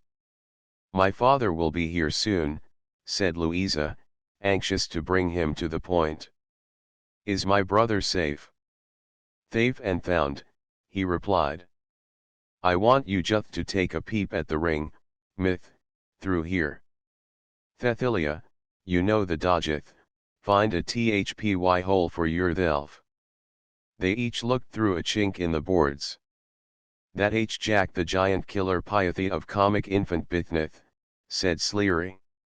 There a property houth, you the, for Jack to hide in, there my clown with a thothpan lid and a thpit, for Jack thervant, there little Jack himself in a splendid thut of armor, there 2 comic black thervant twy they big adh the houth, to stand by it and to bring it in and clear it, and the giant, a very ekpanthai bathkit one, he ant on yet. Now, do you the all? Yes, they both said. Look at again, said Sleary, look at well. You the all? Very good. Now, myth, he put a form for them to sit on, I have my opinionth, and the choir your father hath hith. I don't want to know what your brother th been up to, ith better for me not to know. All I thayeth, the thquire hath stood by Thethilia, and I'll stand by the thquire. Your brother ith won them black thervanth. Louisa uttered an exclamation, partly of distress, partly of satisfaction. Ith a fact, said Sleary, and even knowin' it, you couldn't put your finger on him. Let the thquire come. I thall keep your brother here after the performanth. I thant undreth him, nor yet wath hith paint off. Let the thquire come here after the performanth, or come here yourthelf after the performanth, and you thall find your brother, and have the whole pleth to talk to him in. Never mind the lunith of him, ath long ath he th well hid. Louisa, with many thanks and with a lightened load, detained Mr. Sleary no longer then. She left her love for her brother, with her eyes full of tears, and she and Sissy went away until later in the afternoon. Mr. Gradgrind arrived within an hour afterwards. He too had encountered no one whom he knew, and was now sanguine with Sleary's assistance, of getting his disgraced son to Liverpool in the night.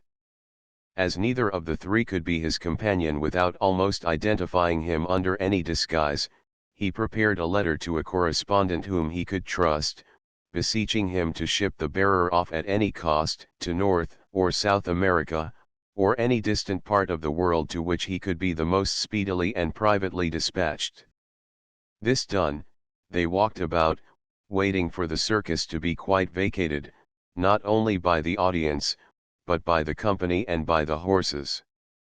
After watching it a long time, they saw Mr. Sleary bring out a chair and sit down by the side door, smoking, as if that were his signal that they might approach. "You're thervant, thquire," was his cautious salutation as they passed in. "If you want me you'll find me here. You mustn't mind your thon having a comic livery on." They all three went in, and Mr. Gradgrind sat down forlorn, on the clown's performing chair in the middle of the ring. On one of the back benches, remote in the subdued light and the strangeness of the place, sat the villainous whelp, sulky to the last, whom he had the misery to call his son. In a preposterous coat, like a beetle's, with cuffs and flaps exaggerated to an unspeakable extent, in an immense waistcoat, knee breeches, buckled shoes, and a mad cocked hat, with nothing fitting him, and everything of coarse material, moth-eaten and full of holes, with seams in his black face, where fear and heat had started through the greasy composition daubed all over it, anything so grimly, detestably, ridiculously shameful as the whelp in his comic livery, Mr. Gradgrind never could by any other means have believed in, weighable and measurable fact though it was. And one of his model children had come to this. At first the whelp would not draw any nearer, but persisted in remaining up there by himself. Yielding at length, if any concession so sullenly made can be called yielding, to the entreaties of Sissy for Louisa, he disowned altogether. He came down, bench by bench, until he stood in the sawdust, on the verge of the circle, as far as possible, within its limits from where his father Saturday. "How was this done?" asked the father. "How was what done?" moodily answered the son. "This robbery," said the father, raising his voice upon the word. "I forced the safe myself overnight, and shut it up ajar before I went away. I had the key that was found, made long before. I dropped it that morning, that it might be supposed to have been used. I didn't take the money all at once. I pretended to put my balance away every night, but I didn't. Now you know all about it." "If a thunderbolt had fallen on me," said the father, "it would have shocked me less than this." "I don't see why," grumbled the son. "So many people are employed in situations of trust, so many people, out of so many, will be dishonest. I have heard you talk, 100 times, of its being a law. How can I help laws? You have comforted others with such things, father. Comfort yourself. The father buried his face in his hands, and the son stood in his disgraceful grotesqueness, biting straw, his hands, with the black partly worn away inside, looking like the hands of a monkey. The evening was fast closing in, and from time to time, he turned the whites of his eyes restlessly and impatiently towards his father. They were the only parts of his face that showed any life or expression, the pigment upon it was so thick. You must be got to Liverpool, and sent abroad. I suppose I must. I can't be more miserable anywhere, whimpered the whelp, than I have been here, ever since I can remember. That's one thing. Mr. Gradgrind went to the door, and returned with Sleary, to whom he submitted the question, how to get this deplorable object away. Why, I been thinking of it, Thquire. There not mooth time to leth, though you mooth they yeth or no. Ith over 20 mileth to the rail. There a coth in half an hour, that goeth to the rail, purpothe to cath the mail train. That train will take him right to Liverpool. But look at him, groaned Mr. Gradgrind. Will any coach, I don't mean that he thou'ld go in the comic livery, said Sleary. Thay the word, and I'll make a jithkin of him, out of the wardrobe, in 5 minutes. I don't understand, said Mr. Gradgrind. A jithkin a carter. Make up your mind quick, Thquire. There'll be beer to feth. I've never met with nothing but beer athl ever clean a comic black comoer. Mr. Gradgrind rapidly assented, Mr. Sleary rapidly turned out from a box, a smock frock, a felt hat, and other essentials. The whelp rapidly changed clothes behind a screen of baize, Mr. Sleary rapidly brought beer, and washed him white again. Now, said Sleary, come along to the coth, and jump up behind, I'll go with you there, and they'll thuppeth you one of my people. Thay farewell to your family, and tharp the word. With which he delicately retired. Here is your letter, said Mr. Gradgrind. All necessary means will be provided for you. Atone, by repentance and better conduct, for the shocking action you have committed, and the dreadful consequences to which it has led. Give me your hand, my poor boy, and may God forgive you as I do. The culprit was moved to a few abject tears by these words and their pathetic tone. But, when Louisa opened her arms, he repulsed her afresh. Not you. I don't want to have anything to say to you. Oh Tom, Tom, do we end so, after all my love? After all your love, he returned, obdurately. Pretty love.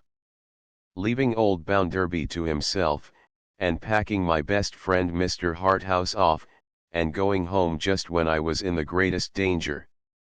Pretty love that. Coming out with every word about our having gone to that place, when you saw the net was gathering round me. Pretty love that. You have regularly given me up. You never cared for me. Tharp the word, said Sleary, at the door. They all confusedly went out, Louisa crying to him that she forgave him, and loved him still, and that he would one day be sorry to have left her so, and glad to think of these her last words, far away, when some one ran against them. Mr. Gradgrind and Sissy, who were both before him while his sister yet clung to his shoulder, stopped and recoiled. For, there was Bitzer, out of breath, his thin lips parted, his thin nostrils distended, his white eyelashes quivering, his colorless face more colorless than ever, as if he ran himself into a white heat, when other people ran themselves into a glow.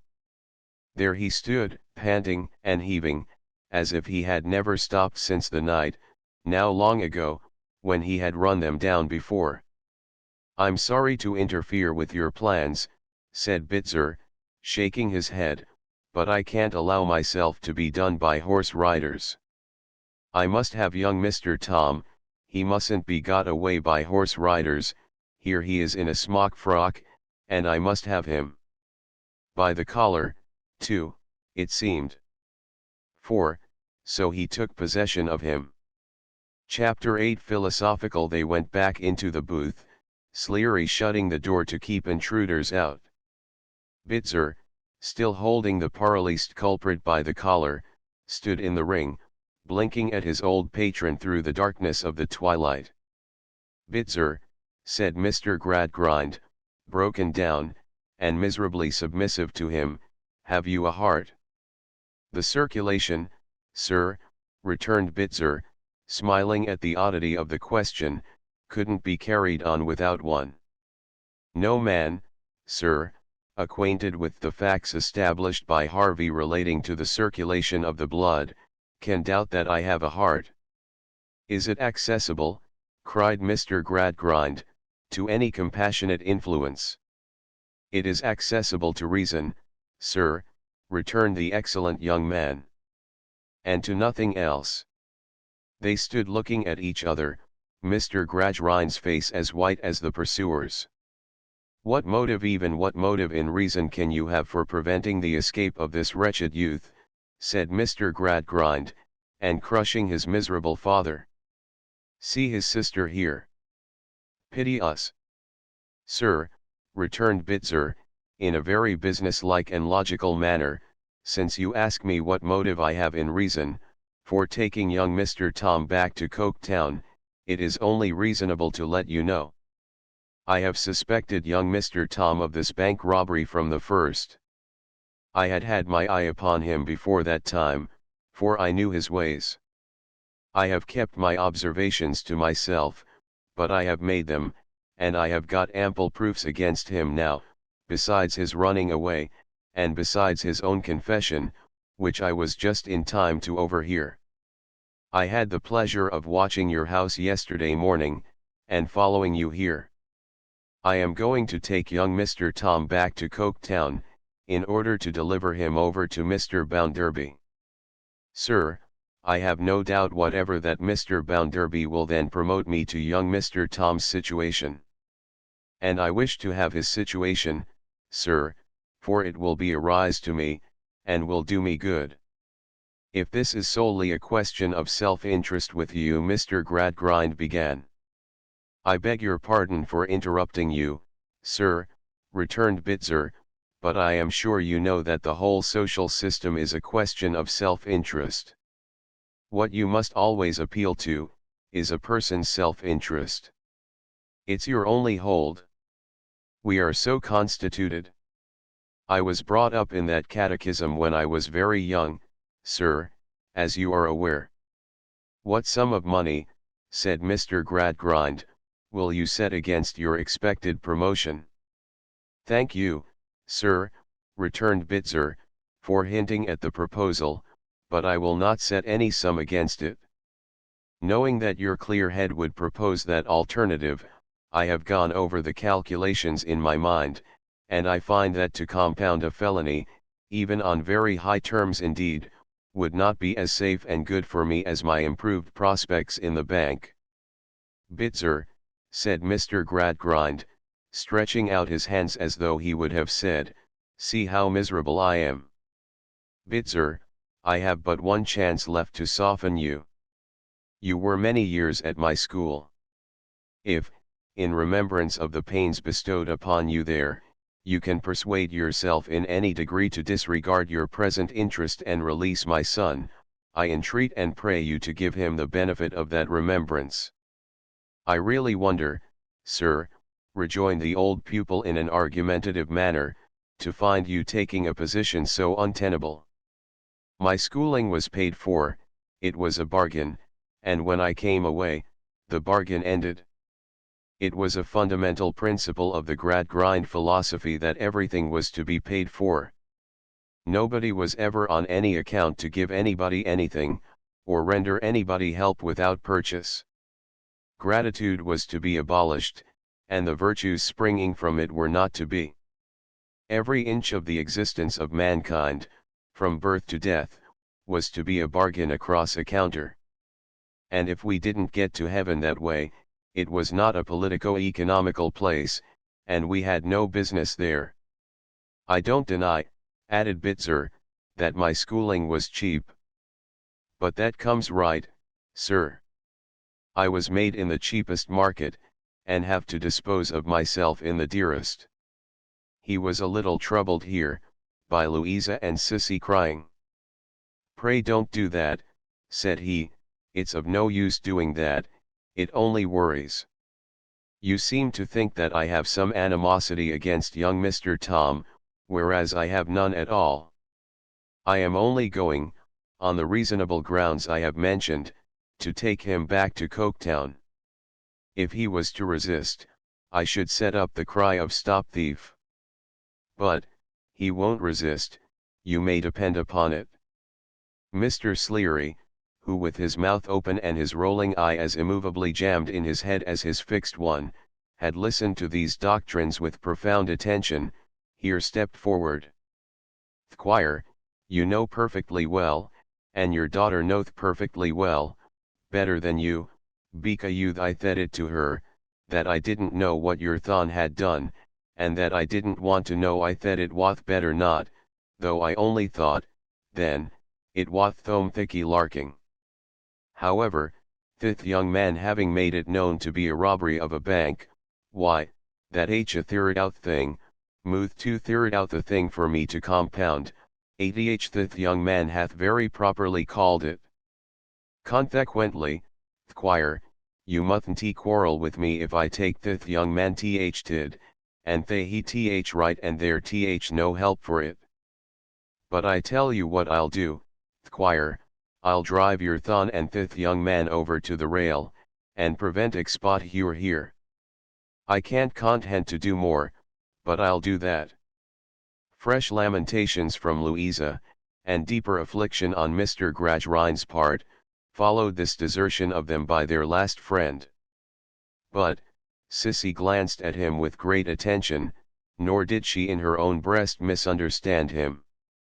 As they were all going out again, he favored her with one slight roll of his movable eye, desiring her to linger behind. As he locked the door, he said excitedly, "The thquire thewed by you, Thethilia, and I'll stand by the thquire.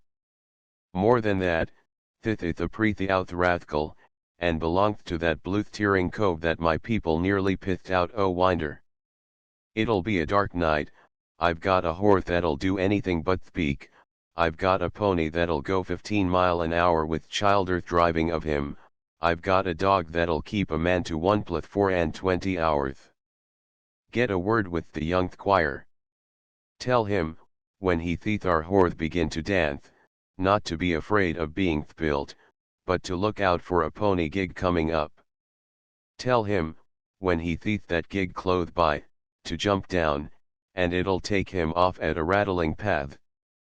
If my dog leth thith young man theer a peg on foot, I give him leave to go.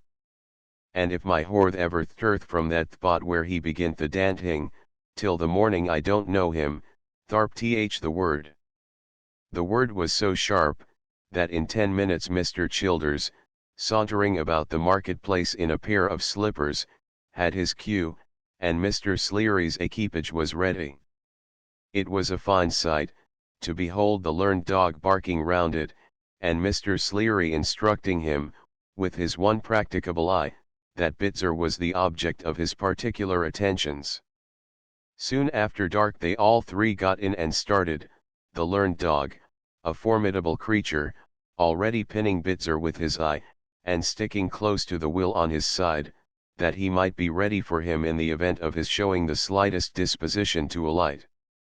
The other three sat up at the inn all night in great suspense.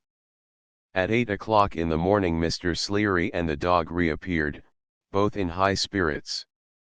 "All right, thquire," said Mr. Sleary, "your thon may be aboard a thip by thith time. Childer took him off, an hour and a half after we left there lath night. The horth danthid the polka till he wath dead beat, he would have walved if he hadn't been in harneth, and then I gave him the word and he went to sleep comfortable. When that pretty out young rascal said he'd go for art afoot, the dog hung onto his neck handkercher with all four legs in the air and pulled him down and rolled him over. Though he come back into the drag, and there he that, till I turned the horse head, at 6:30 this morning. Mr. Gradgrind overwhelmed him with thanks, of course, and hinted as delicately as he could, at a handsome remuneration in money.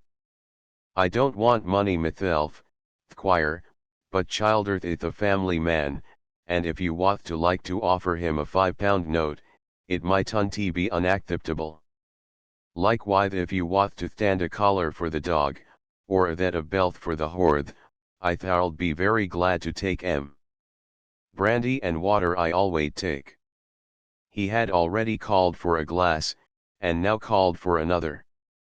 If you wouldn't think it going too far, Squire, to make a little spread for the company at about 3 and 6 a head, not reckoning Lutheran, it would make happy. All these little tokens of his gratitude, Mr. Gradgrind very willingly undertook to render. Though he thought them far too slight, he said, for such a service. Very well, Squire, then, if you'll only give a horse riding, a Beth Peak, whenever you can, you'll more than balance the account. Now, Squire, if your daughter will ethcuth me, I thou'ld like one parting word with you. Louisa and Sissy withdrew into an adjoining room. Mr. Sleary, stirring and drinking his brandy and water as he stood, went on, Squire, you don't need to be told that dogs is wonderful animals. Their instinct, said Mr. Gradgrind, is surprising. Whatever you call it, and I'm bleathed if I know what to call it, said Sleary, it itheth anything. The way in with a dog'll find you the 10th he'll come. His scent, said Mr. Gradgrind, being so fine. I'm bleathed if I know what to call it, repeated Sleary, shaking his head, but I have had dogs find me, Squire, in a way that made me think whether that dog hadn't gone to another dog, and said, you don't happen to know a Purton of the name of Fleary, do you? Purton of the name of Fleary, in the horse riding way stout man game I. And whether that dog might unty have said, well, I can't say I know him myself, but I know a dog that I think would be likely to be acquainted with him. And whether that dog might unty have thought it over, and said, Fleary, Fleary. Oh yes, to be sure. A friend of mine meant I owed him to me at one time. I can get you his address directly.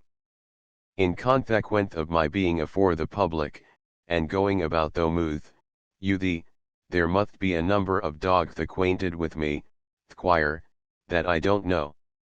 Mr. Gradgrind seemed to be quite confounded by this speculation. Anyway, said Sleary, after putting his lips to his brandy and water, it 14 month ago, Squire, thinth we wath at Chester. We wath getting up our children in the wood one morning, when there cometh into our ring, by the thattage door, a dog. He had travelled a long way, he wath in a very bad condition, he wath lame, and pretty well blind. He went round to our children, one after another, as if he wath a the-king for a child he knowed, and then he come to me, and throwed hith elf up behind, and stood on hith 2 forelegs, weak adh he wath, and then he wagged hith tail and died. Squire, that dog wath Merrylegs. Sissy's father's dog. Thethilia th father th old dog. Now, Squire, I can take my oath, from my knowledge of that dog, that man wath dead and buried afore that dog come back to me. Jethfine and Childerth and me talked it over a long time, whether I thou'ld right or not. But we agreed, no. There nothing comfortable to tell, why unsettle her mind, and make her unhappy. Though, whether her father badly deserted her, or whether he broke his own heart alone, rather than pull her down along with him, never will be known. Now, Thquire, till no, not till we know how the dog find thuth out. She keeps the bottle that he sent her for, to this hour, and she will believe in his affection to the last moment of her life, said Mr. Gradgrind. It theemth to pretend to think to a pert hon, don't it, Thquire, said Mr. Sleary, musing as he looked down into the depths of his brandy and water, one, that there ith a love in the world, not all thelfintereth after all, but tomething very different, t'other, that it hath a way of ith own of calculating or not calculating, with Tommy how or another ith at least ath hard to give a name to, ath the weight of the dog thith. Mr. Gradgrind looked out of window, and made no reply. Mr. Sleary emptied his glass and recalled the ladies. Thethilia my dear, kith me and goodbye. Myth Thquire, to thee you treating of her like a thithter, and a thithter that you truth and honor with all your heart and more, ith a very pretty thight to me. I hope your brother may live to be better deserving of you, and a greater comfort to you. Thquire, thake handth, firth, and laughed. Don't be croth with uth poor vagabondth. People must be a muthid. They can't be alwait a learning, nor yet they can't be alwait a working, they an't made for it. You must have uth, Thquire. Do the wide thing and the kind thing too, and make the best of uth, not the worst. And I never thought before, said Mr. Sleary, putting his head in at the door again to say it, that I wath though muth of a cackler. Chapter 9 Final. It is a dangerous thing to see anything in the sphere of a vain blusterer, before the vain blusterer sees it himself. Mr. Bounderby felt that Mrs. Sparsit had audaciously anticipated him, and presumed to be wiser than he. Inappeasably indignant with her for her triumphant discovery of Mrs. Pegler, he turned this presumption, on the part of a woman in her dependent position, over and over in his mind, until it accumulated with turning like a great snowball. At last he made the discovery that to discharge this highly connected female, to have it in his power to say, she was a woman of family, and wanted to stick to me, but I wouldn't have it, and got rid of her would be to get the utmost possible amount of crowning glory out of the connection, and at the same time to punish Mrs. Sparsit according to her deserts. Filled fuller than ever, with this great idea, Mr. Bounderby came in to lunch, and sat himself down in the dining room of former days, where his portrait was. Mrs. Sparsit sat by the fire, with her foot in her cotton stirrup, little thinking whither she was posting. Since the Pegler affair, this gentlewoman had covered her pity for Mr. Bounderby with a veil of quiet melancholy and contrition. In virtue thereof, it had become her habit to assume a woeful look, which woeful look she now bestowed upon her patron. "What's the matter now, ma'am?" said Mr. Bounderby, in a very short, rough way. "Pray, sir," returned Mrs. Sparsit, "do not bite my nose off." "Bite your nose off, ma'am," repeated Mr. Bounderby. Your nose, meaning, as Mrs. Sparsit conceived, that it was too developed a nose for the purpose.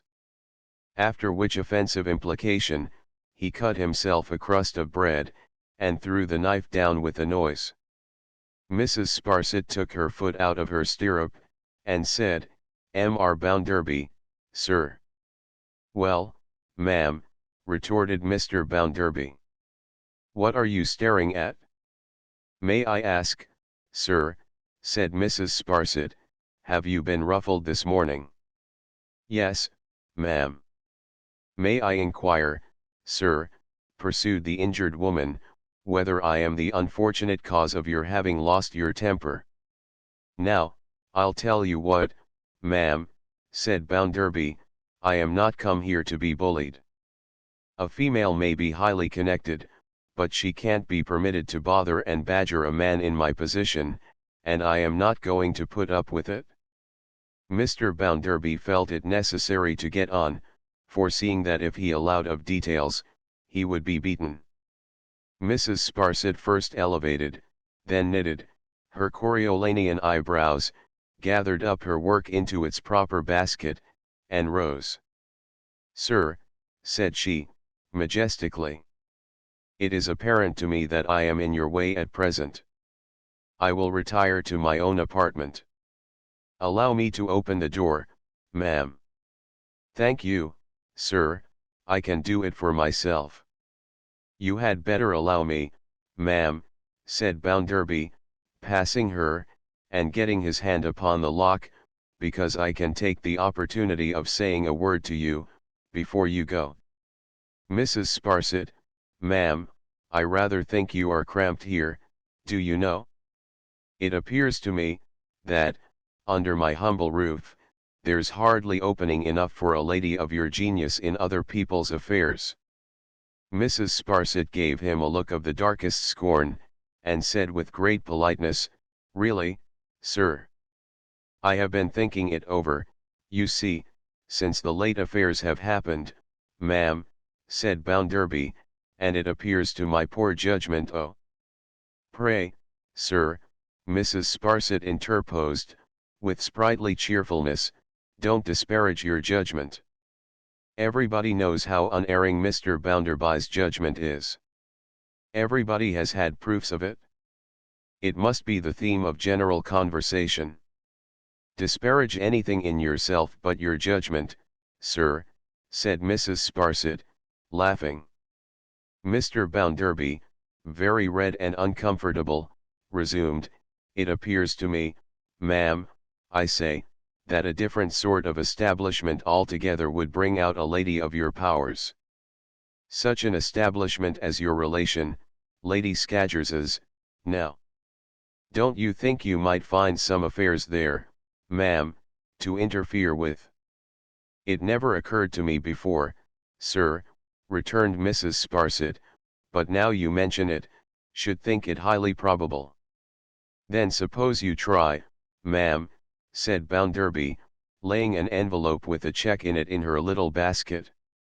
"You can take your own time for going, ma'am, but perhaps in the meanwhile, it will be more agreeable to a lady of your powers of mind, to eat her meals by herself, and not to be intruded upon. I really ought to apologize to you, being only Josiah Bounderby of Coketown, for having stood in your light so long." "Pray don't name it, sir," returned Mrs. Sparsit. "If that portrait could speak, sir, but it has the advantage over the original of not possessing the power of committing itself and disgusting others. It would testify, that a long period has elapsed since I first habitually addressed it as the picture of a noodle. Nothing that a noodle does, can awaken surprise or indignation, the proceedings of a noodle can only inspire contempt." Thus saying, Mrs. Sparsit, with her Roman features like a medal struck to commemorate her scorn of Mr. Bounderby, surveyed him fixedly from head to foot, swept disdainfully past him, and ascended the staircase. Mr. Bounderby closed the door, and stood before the fire, projecting himself after his old explosive manner into his portrait and into futurity. Into how much of futurity? He saw Mrs. Sparsit fighting out a daily fight at the points of all the weapons in the female armory, with the grudging, smarting, peevish, tormenting Lady Scadgers, still laid up in bed with her mysterious leg, and gobbling her insufficient income down by about the middle of every quarter, in a mean little airless lodging, a mere closet for one, a mere crib for two. But did he see more? Did he catch any glimpse of himself making a show of Bitzer to strangers, as the rising young man, so devoted to his master's great merits, who had won young Tom's place, and had almost captured young Tom himself, in the times when by various rascals he was spirited away? Did he see any faint reflection of his own image making a vainglorious will, whereby 25 humbugs, past 55 years of age, each taking upon himself the name, Josiah Bounderby of Coketown, should forever dine in Bounderby Hall, forever lodge in Bounderby Buildings, forever attend a Bounderby chapel, forever go to sleep under a Bounderby chaplain, forever be supported out of a Bounderby estate, and forever nauseate all healthy stomachs, with a vast amount of bounderby, balderdash and bluster?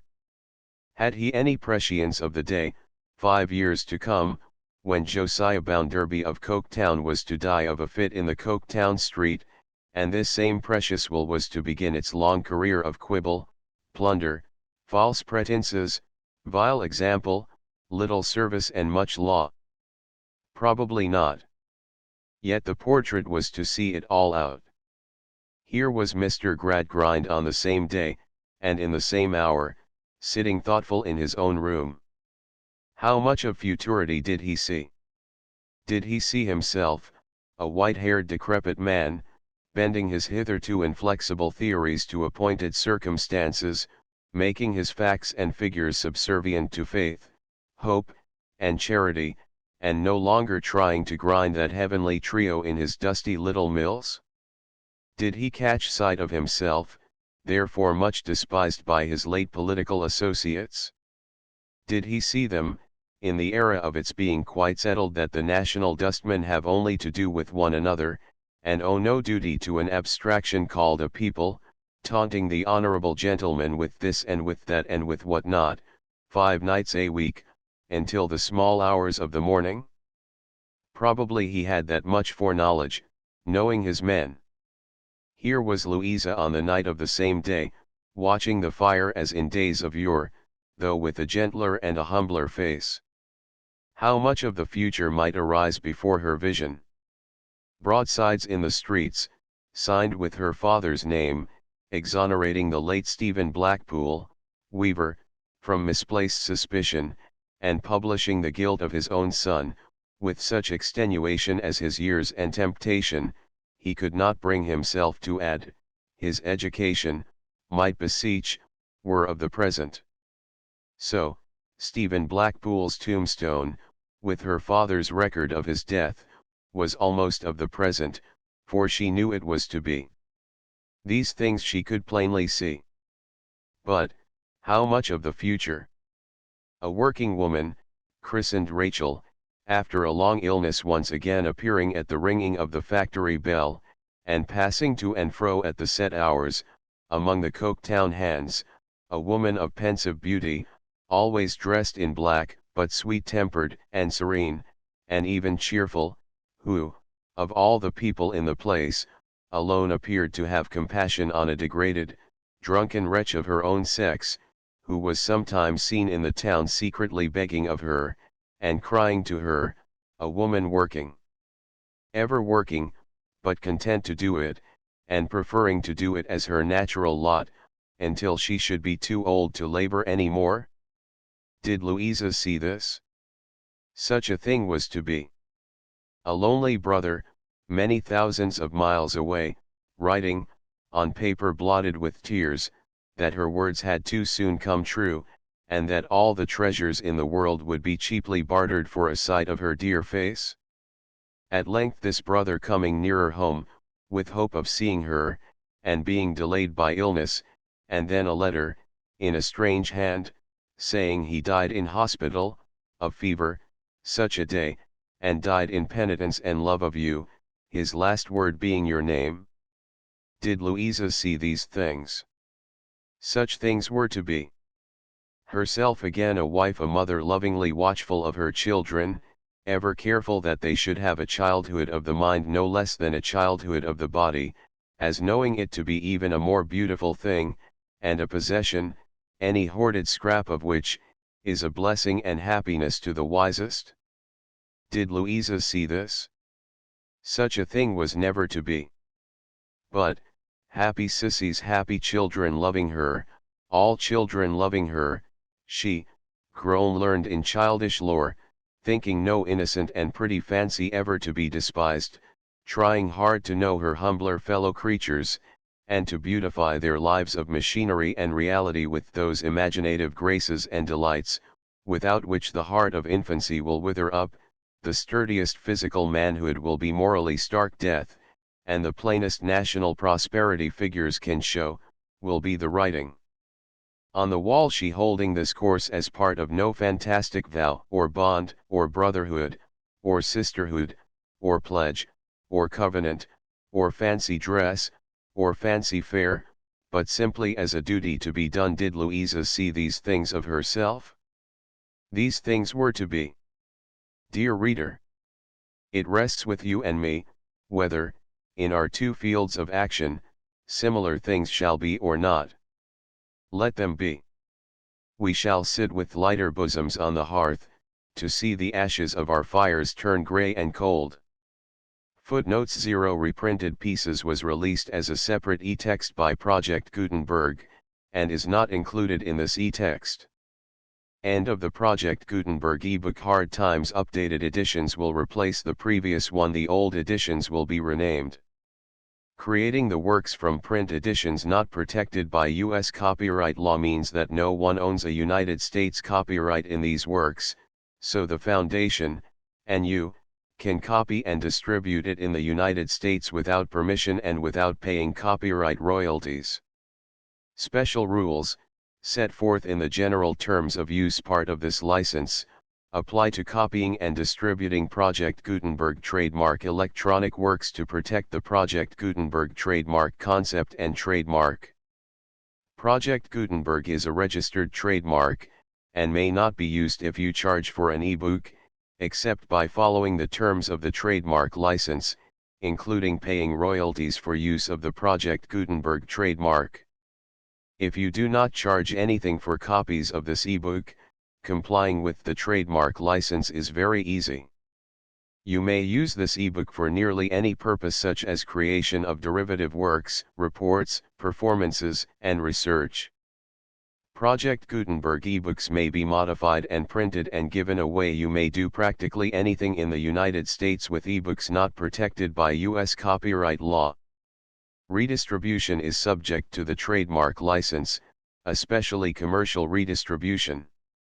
Start, full license. The full Project Gutenberg license. Please read this before you distribute or use this work to protect the Project Gutenberg trademark mission of promoting the free distribution of electronic works, by using or distributing this work, or any other work associated in any way with the phrase Project Gutenberg. You agree to comply with all the terms of the full Project Gutenberg trademark license available with this file or online at www.gutenberg.org/license. Section 1. General Terms of Use and Redistributing Project Gutenberg Trademark Electronic Works 1.a. By reading or using any part of this Project Gutenberg trademark electronic work, you indicate that you have read, understand, agree to and accept all the terms of this license and intellectual property, trademark/copyright, agreement. If you do not agree to abide by all the terms of this agreement, you must cease using and return or destroy all copies of Project Gutenberg trademark electronic works in your possession. If you paid a fee for obtaining a copy of or access to a Project Gutenberg trademark electronic work and you do not agree to be bound by the terms of this agreement, you may obtain a refund from the person or entity to whom you paid the fee as set forth in paragraph 1.e.8. 1.b Project Gutenberg is a registered trademark. It may only be used on or associated in any way with an electronic work by people who agree to be bound by the terms of this agreement. There are a few things that you can do with most Project Gutenberg trademark electronic works even without complying with the full terms of this agreement. See paragraph 1.c below. There are a lot of things you can do with Project Gutenberg trademark electronic works if you follow the terms of this agreement and help preserve free future access to Project Gutenberg trademark electronic works. See paragraph 1.e below. 1.c. The Project Gutenberg Literary Archive Foundation, the Foundation or PGLOF, owns a compilation copyright in the collection of Project Gutenberg trademark electronic works. Nearly all the individual works in the collection are in the public domain in the United States. If an individual work is unprotected by copyright law in the United States and you are located in the United States, we do not claim a right to prevent you from copying, distributing, performing, displaying, or creating derivative works based on the work as long as all references to Project Gutenberg are removed. Of course, we hope that you will support the Project Gutenberg trademark mission of promoting free access to electronic works by freely sharing Project Gutenberg trademark works in compliance with the terms of this agreement for keeping the Project Gutenberg trademark name associated with the work. You can easily comply with the terms of this agreement by keeping this work in the same format with its attached full Project Gutenberg trademark license when you share it without charge with others. 1.d. The copyright laws of the place where you are located also govern what you can do with this work. Copyright laws in most countries are in a constant state of change. If you are outside the United States, check the laws of your country in addition to the terms of this agreement before downloading, copying, displaying, performing, distributing or creating derivative works based on this work or any other Project Gutenberg trademark work. The Foundation makes no representations concerning the copyright status of any work in any country other than the United States. 1.e Unless you have removed all references to Project Gutenberg, 1.e.1.